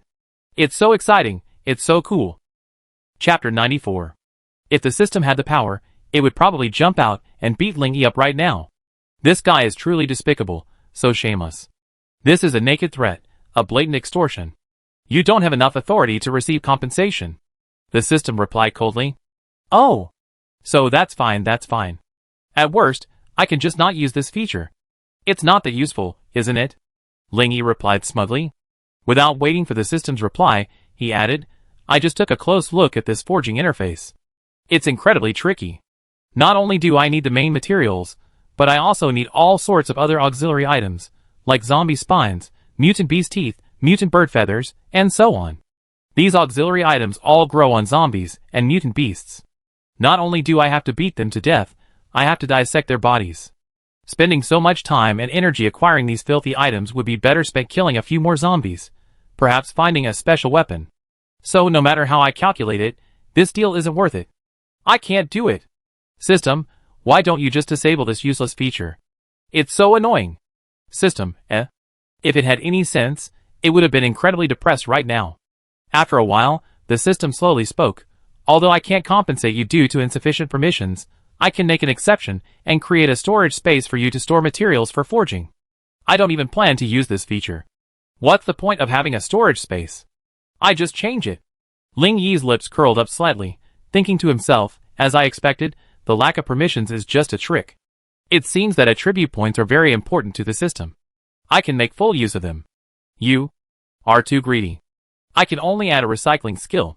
If you still don't agree, then there's nothing I can do." The system finally relented and added another skill. Recycling skill? Ling Yi was puzzled. The so-called recycling skill automatically collects useful resources from zombies or mutants when the host personally kills them and transfers them directly to the resource storage space. The system's explanation delighted Ling Yi, but he said nonchalantly, "This is somewhat useful, but are there any restrictions or requirements for this recycling skill? Doesn't it require attribute points to activate? And what exactly can it recycle?" The recycling skill doesn't require attribute points to activate. However, its efficiency and range are affected by your level and energy. The higher your level and ability value, the higher the efficiency and range of the recycling skill. In addition, the recycling skill can collect various resources from zombies or mutant beasts, including but not limited to cores, blood, meat, bones, fur, scales, viscera, and so on. After all, this skill is specifically designed for forging. Therefore, it can also recycle the primary materials for forging, metal and wood. The method is also very simple. As long as the metal or wood object is within your sensing range, you can directly use the recycling skill.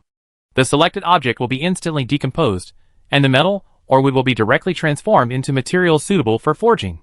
Ling-Yi was so excited. This skill was so practical. It seemed that he would have to squeeze more out of the system in the future.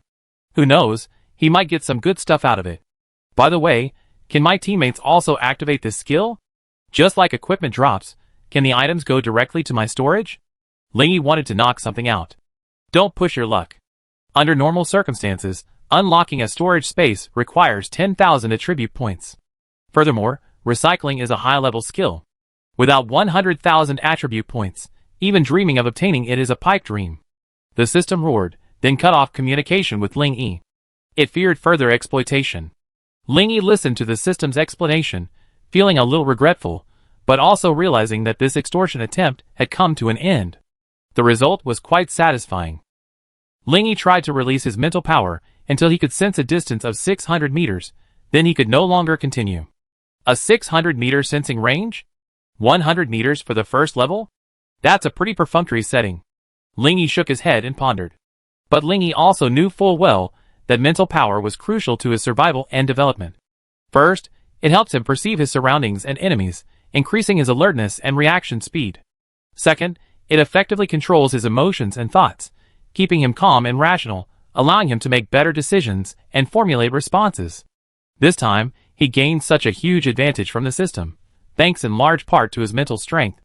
Ling-Yi closed his eyes, sensing everything within a 600-meter radius. It felt like a dream. Even though he wasn't there, he could sense everything. The surroundings and everything, including those he couldn't see, hear, smell, or touch, all appeared clearly in Ling-Yi's mind. He felt like he was standing from a god's perspective, surveying everything within a 600-meter radius. Ling-Yi curiously used his mental power to detect the presence and sounds around him. He sensed an unknown small mutant beast cautiously foraging in the grass not far away. He sensed the gentle swaying of leaves in the breeze 100 meters away. He also sensed the survivors not far away, still asleep. Ling-Yi opened his eyes, overwhelmed with delight. This was like a portable radar. From now on, he wouldn't have to worry about ambushes. With mental power, nothing could escape his gaze.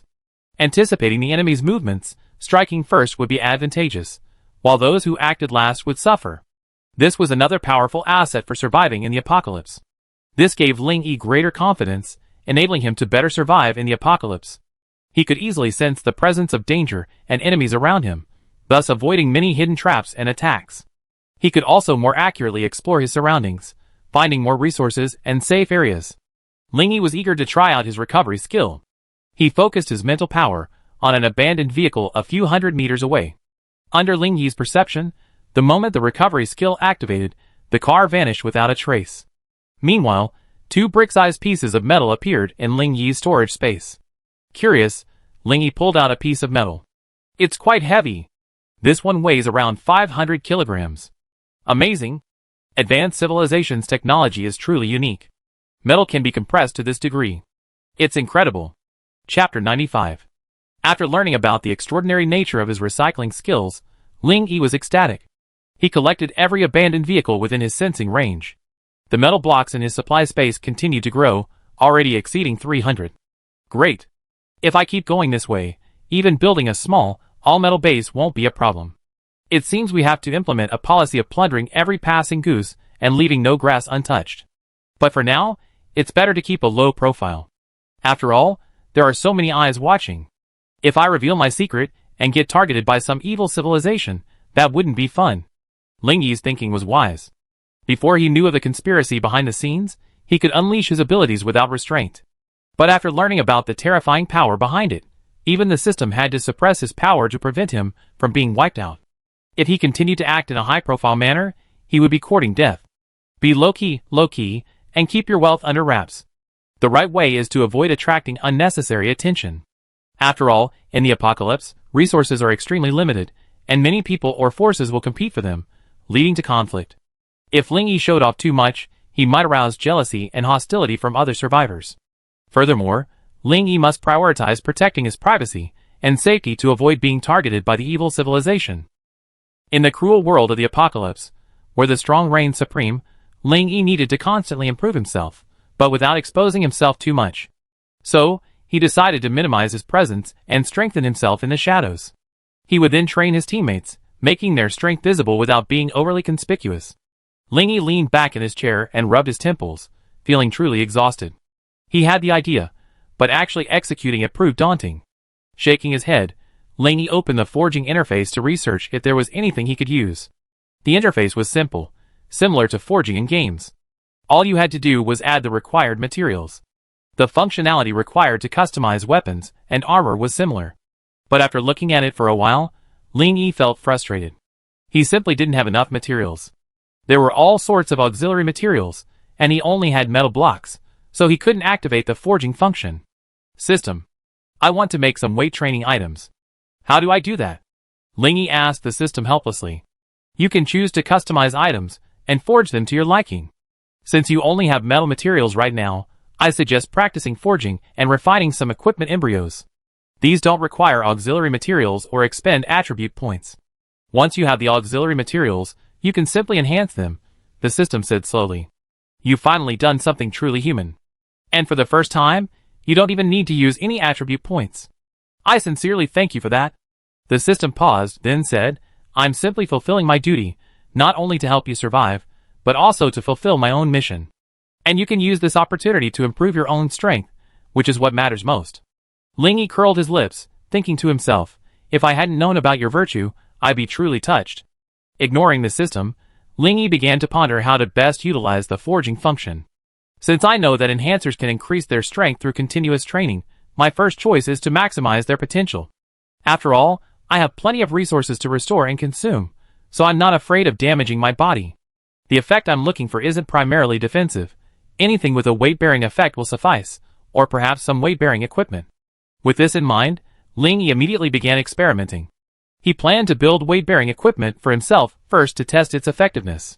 After inserting 4 pieces of metal into the forging interface, Ling Yi set the custom design and began forging.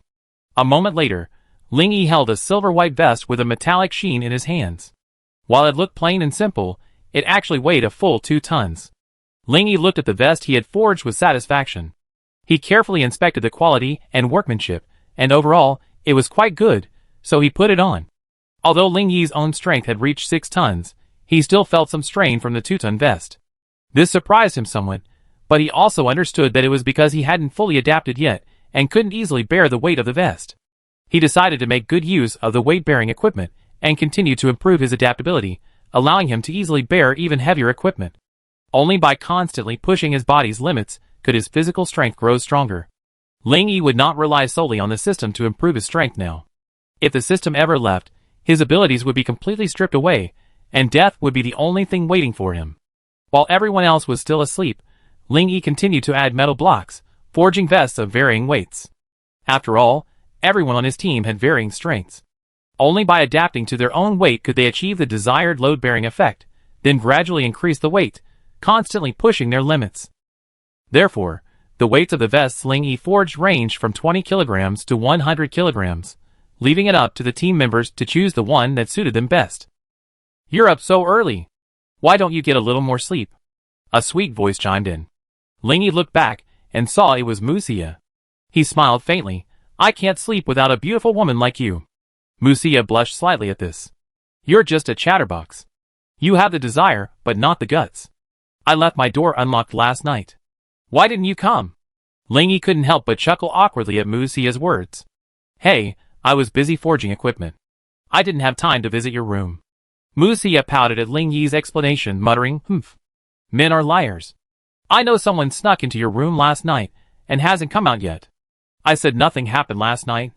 Do you believe me? Ling Yi asked, tilting his head. He saw Musia's expression of disdain. Ling Yi knew it was pointless to explain further. Besides, Xia Mobing's relationship with him was transparent to the end, so there was nothing to dwell on. Okay. This is really inexplicable. Look at this. Ling Yi patted his vest. I was just curious. So early in the morning, you're dressed so strangely, it makes me want to laugh. A mouse suit is fine, but you have to wear a metal vest over it. It's just awkward no matter how you look at it. Musia covered her mouth, looking like she wanted to laugh but couldn't. Lingy looked down at his outfit, his mouth twitching. It really was so out of place, it made me want to laugh. Chapter 96. Well, although it looks a little awkward, increasing your strength is more important than being mauled to death by zombies. I forged this weighted vest specifically for your training. Each of you should have one to unleash your potential, Lingy said with a wink. Humph. It's so ugly, wear it yourself. I don't want one, Musia said, and hurried away. She was afraid of this straight man, so he just put one on her. Lingy couldn't help but laugh as he watched Musia's back. Girls all love beauty, didn't he know that? But he was short of money right now.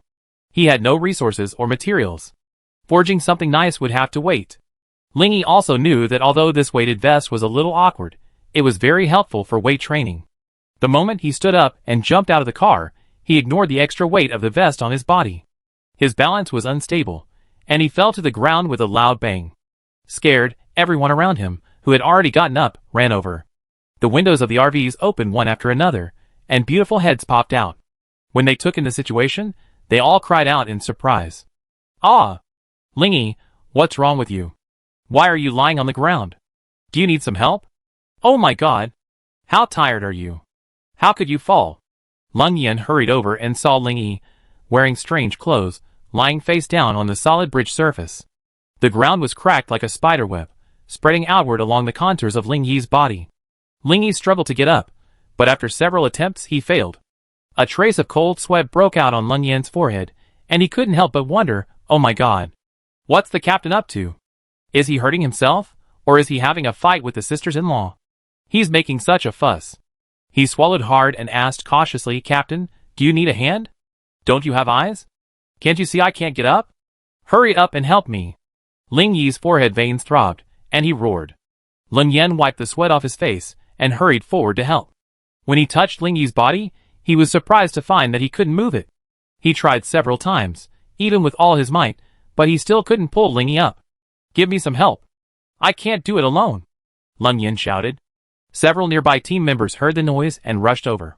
Together, they finally helped Ling Yi to his feet. They were also secretly shocked by how heavy the captain was.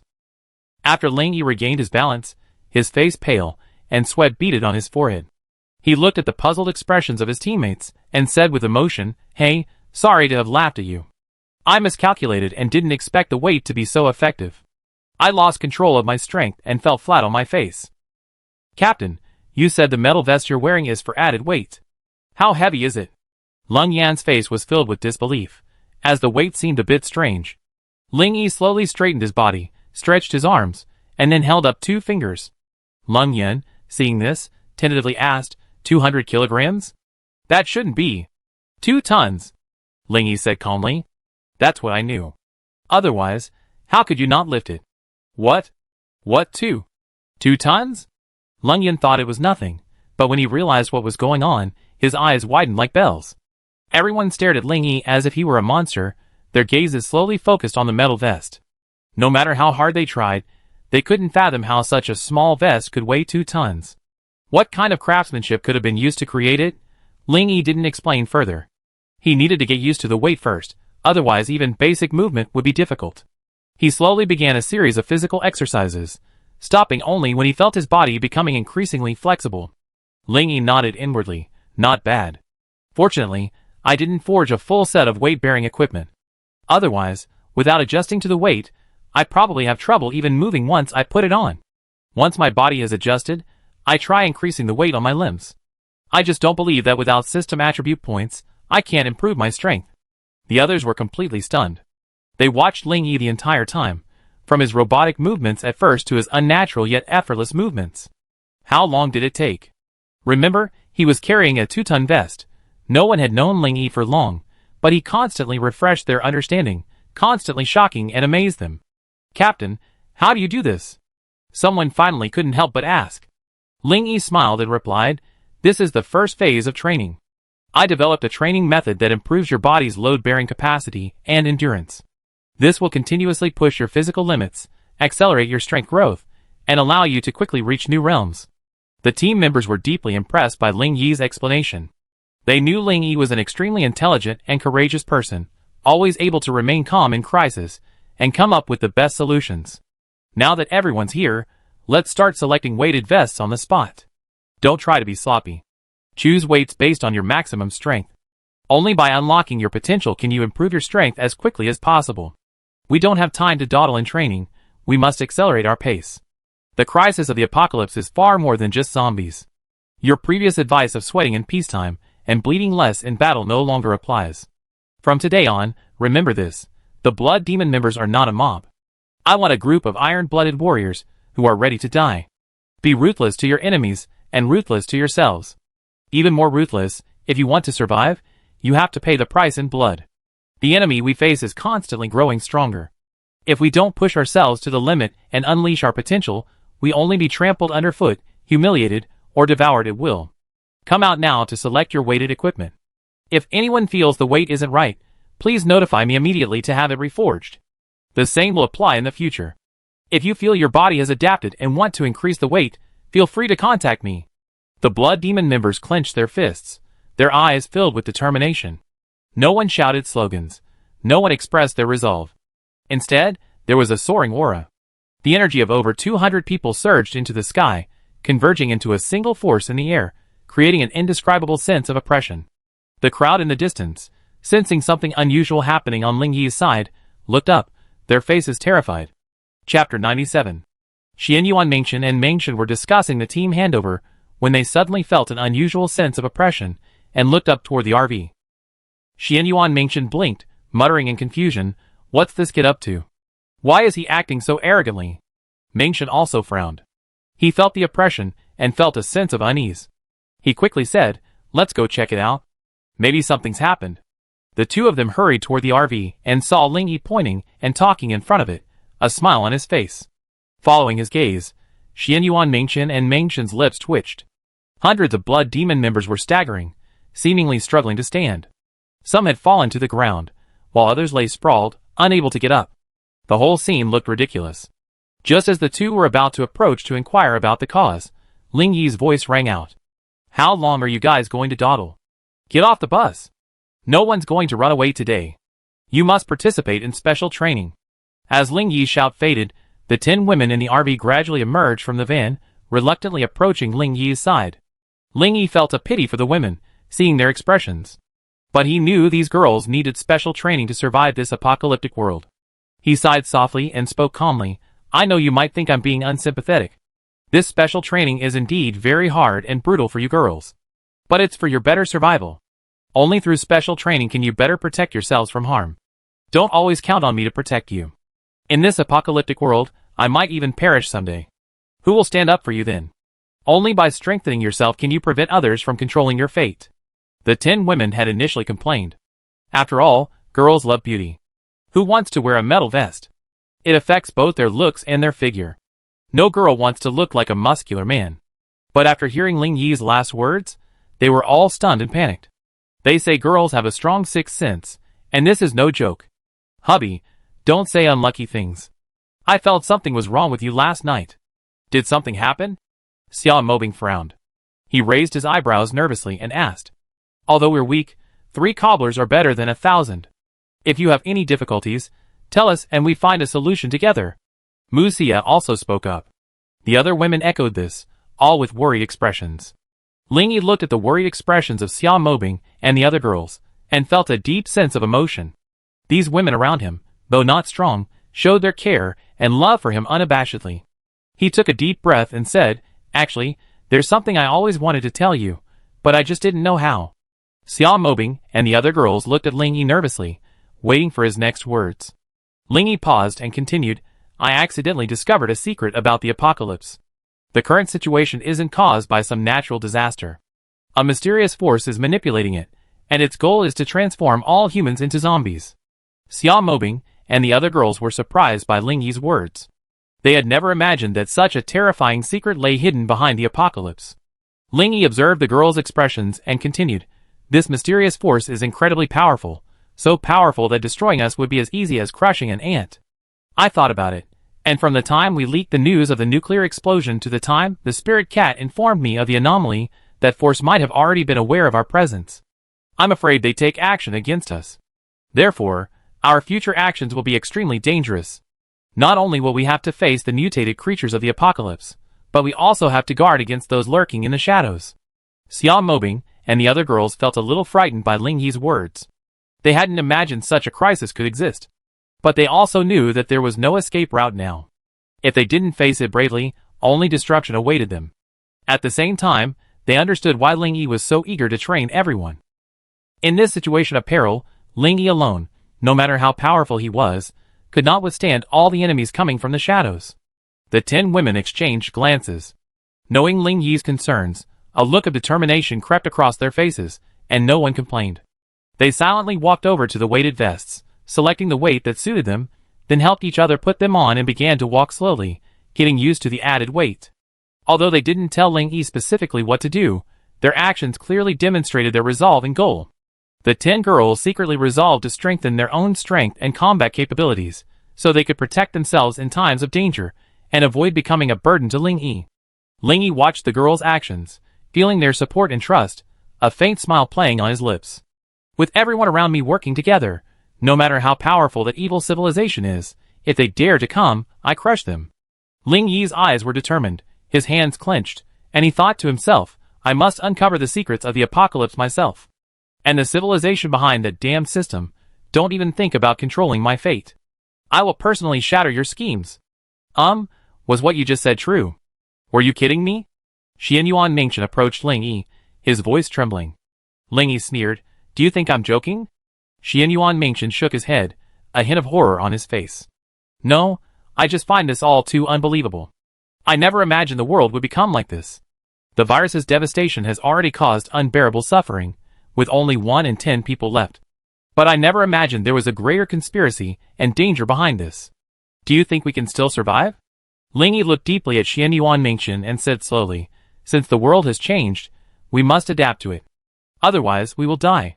Xianyuan Mingchen nodded in understanding. He also knew that there was no escape now. Only by facing it bravely could he protect himself and the other survivors. He secretly decided to work with Ling Yi and quickly bring the survivors back to the military base to gain more living space. Chapter 98. By the way, what are you two so anxious to talk to me about? Ling Yi eyed Xianyuan Mingchen and Mingchen curiously. You're so nervous. It's because you made so much noise that we thought something had happened. Xianyuan Mingchen said unhappily. But you got a lot of secrets, kid. Do you have any extra metal armor? Give me 100 or 80 sets, so I can equip my men. They look like they offer pretty good defense. Xianyuan Mingchen craned his neck, surveying the crowd nearby, who were adjusting to the weight. You think this is easy money? If you want it, you can have it. Besides, it's a world like this, with resources extremely scarce. It wasn't easy for me to get these, you know? Ling Yi retorted bluntly. No, do you really have to be so stingy? I'm your brother-in-law after all. How can you not even give me this little bit of respect? Xianyuan Mingchen was truly envious, even playing the family card.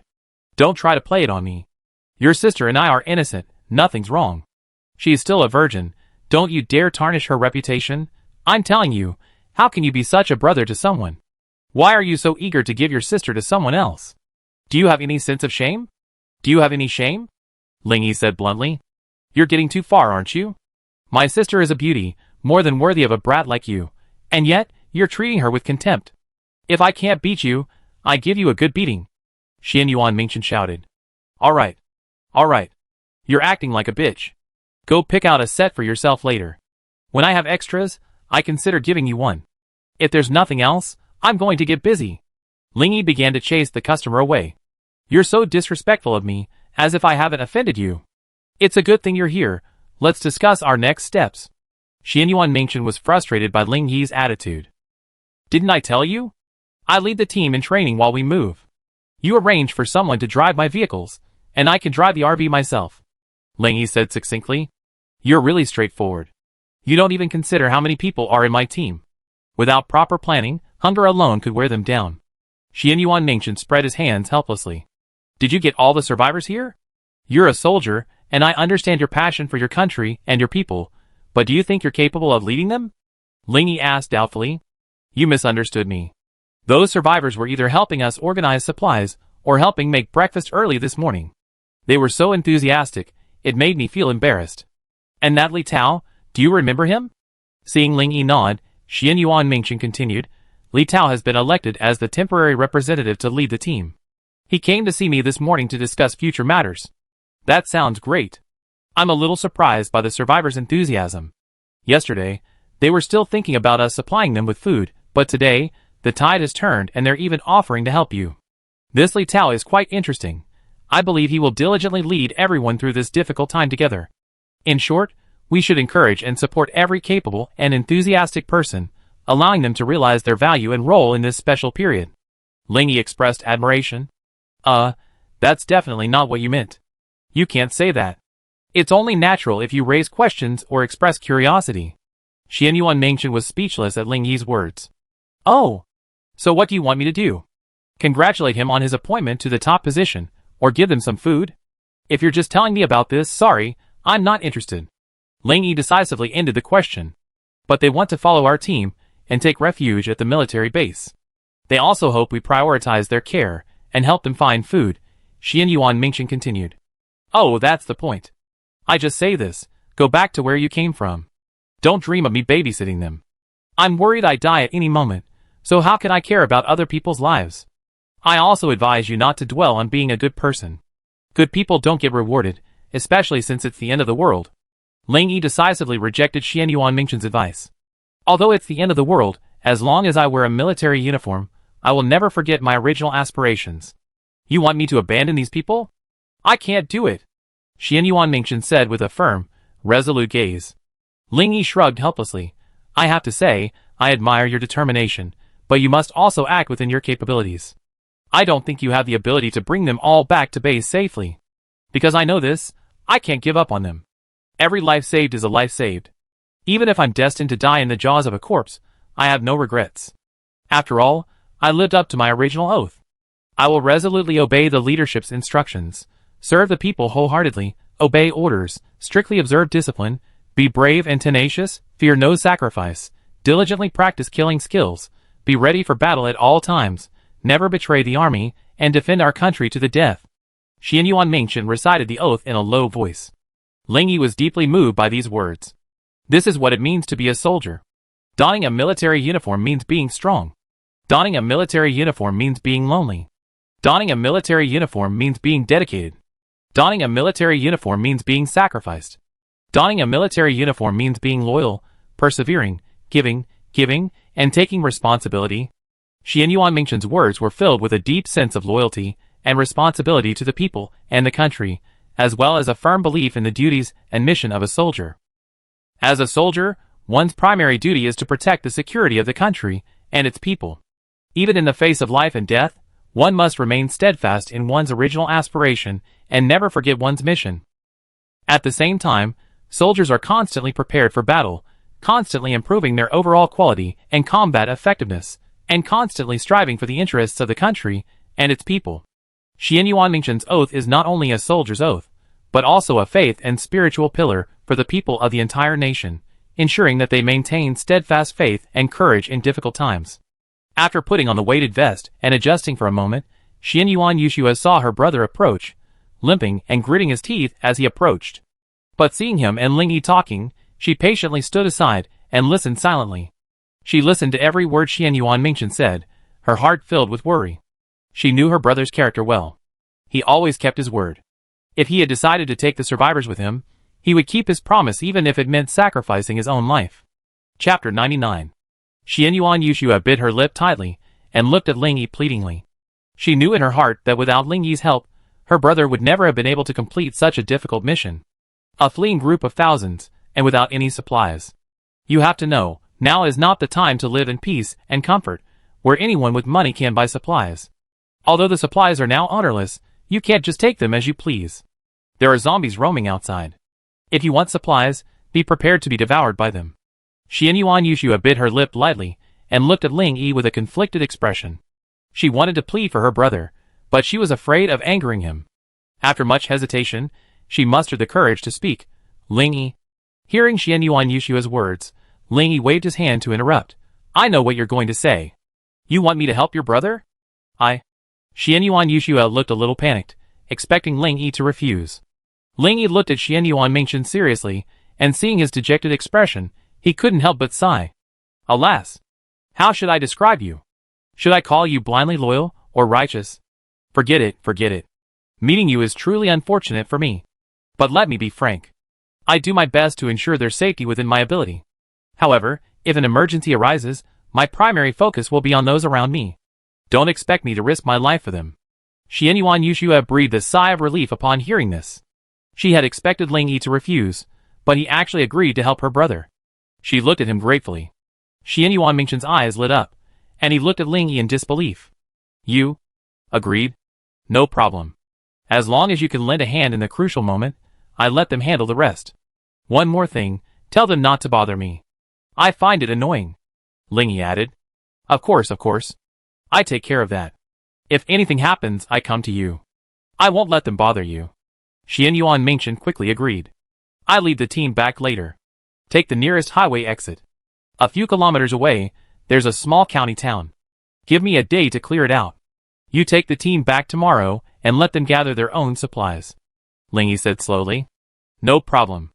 Xianyuan Mingchen readily agreed, his heart beaming with joy.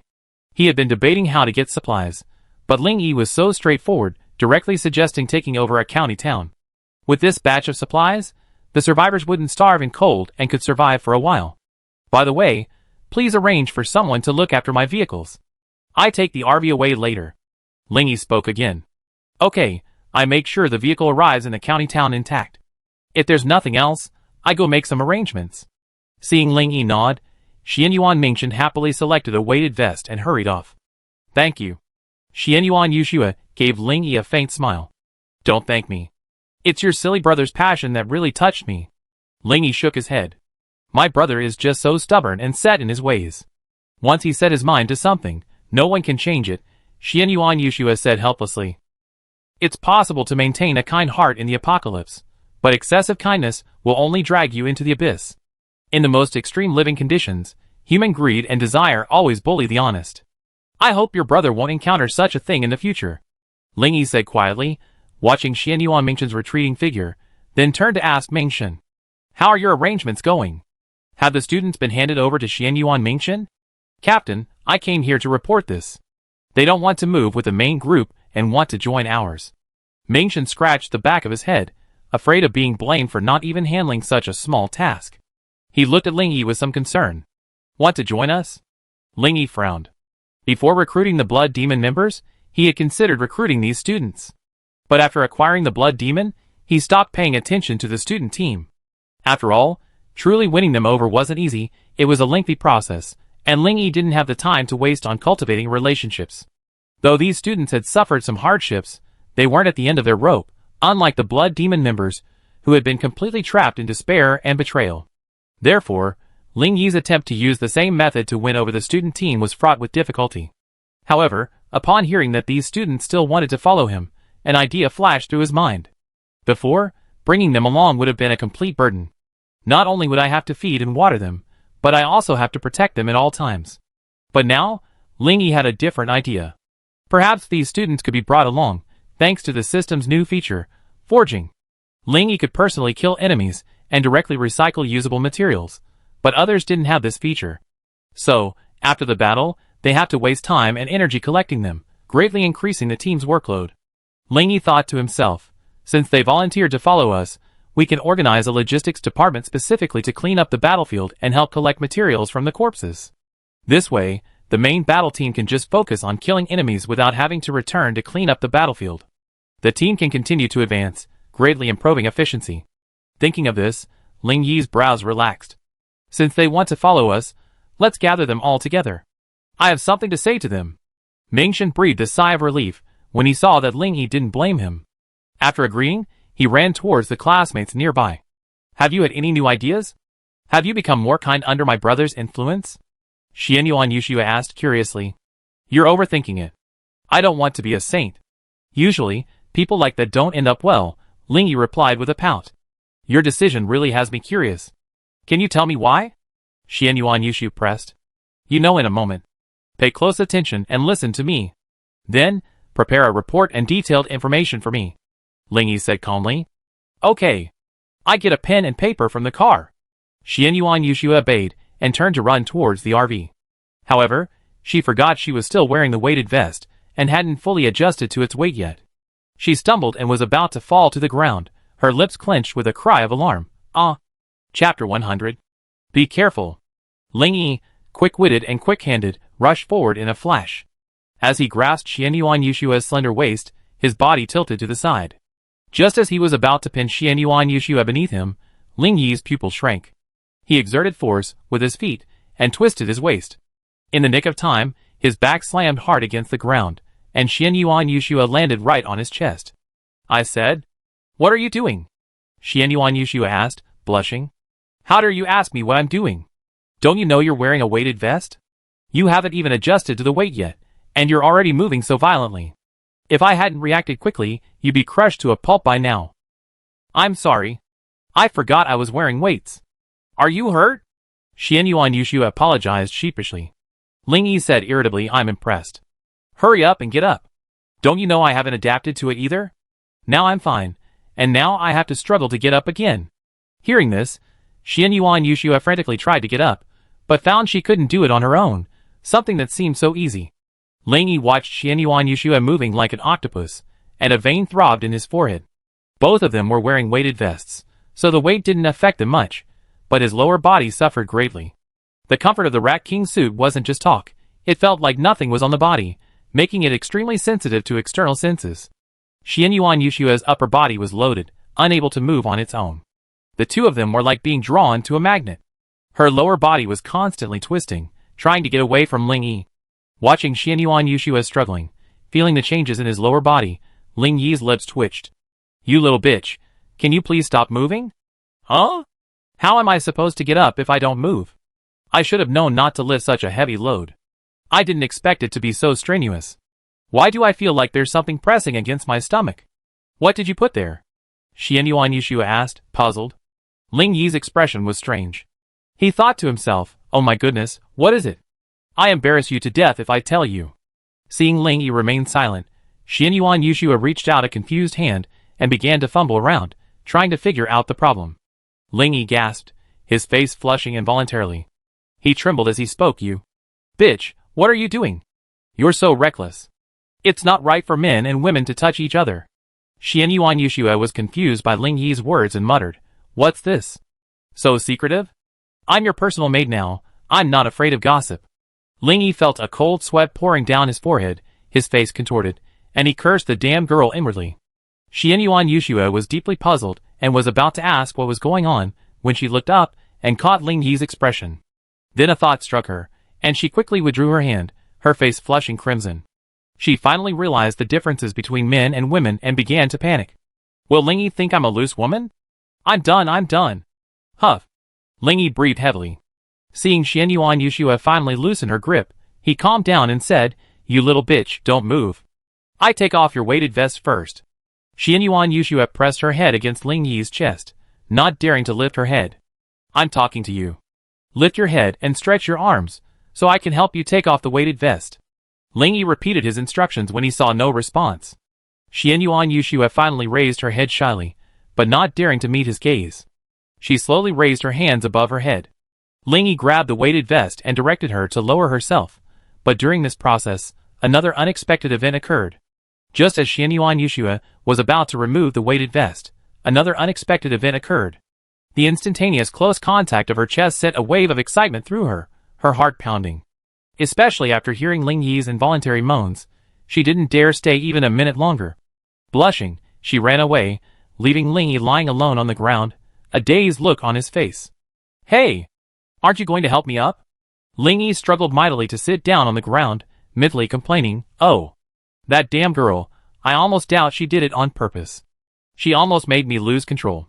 If I hadn't been restrained by the weighted vest, I would have eaten her.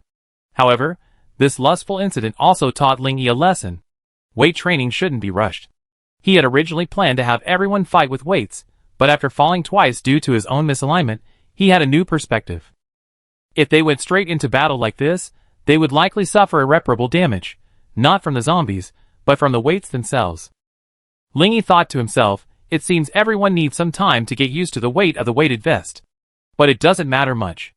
It's normal to suddenly increase the weight on your body and cause your center of gravity to be unstable. When wearing a weighted vest, you need to gradually increase the weight to allow your body to adapt. This is the most correct method. But I don't have the time to slowly advance by trial and error. Rapidly improving my strength is the most important thing right now. After all, with those magical potions, I'm not afraid of damaging everyone's body. At the same time, Ling Yi felt it was necessary to instruct the team members to pay attention to their posture and gait while walking, maintaining stability to avoid falls and injuries caused by loss of balance. He also decided that during normal marches, everyone would wear weighted vests while on foot. In combat, the weights would be removed, ensuring optimal combat posture and minimizing unnecessary casualties. Xianyuan Yushua had already retrieved her pen and paper. Seeing Ling Yi lost in thought, she could only stand silently by, feeling uneasy, fearing that Ling Yi would misunderstand her. Ling Yi's attitude was extremely important to her. She cared deeply about his opinion of her. After all, she had only recently joined the team, and had been quite devoted to him. However, Xianyuan Yushua didn't need to worry too much about Ling Yi misunderstanding her previous incident. After all, Ling Yi was no fool. His understanding and insight were more than just for show. He fully understood Xianyuan Yushua's mistake, and would not harbor any misunderstanding or dislike towards her because of it. On the contrary, he was eager for it to happen, hoping it would happen every day. If a man wasn't lustful, what was he really?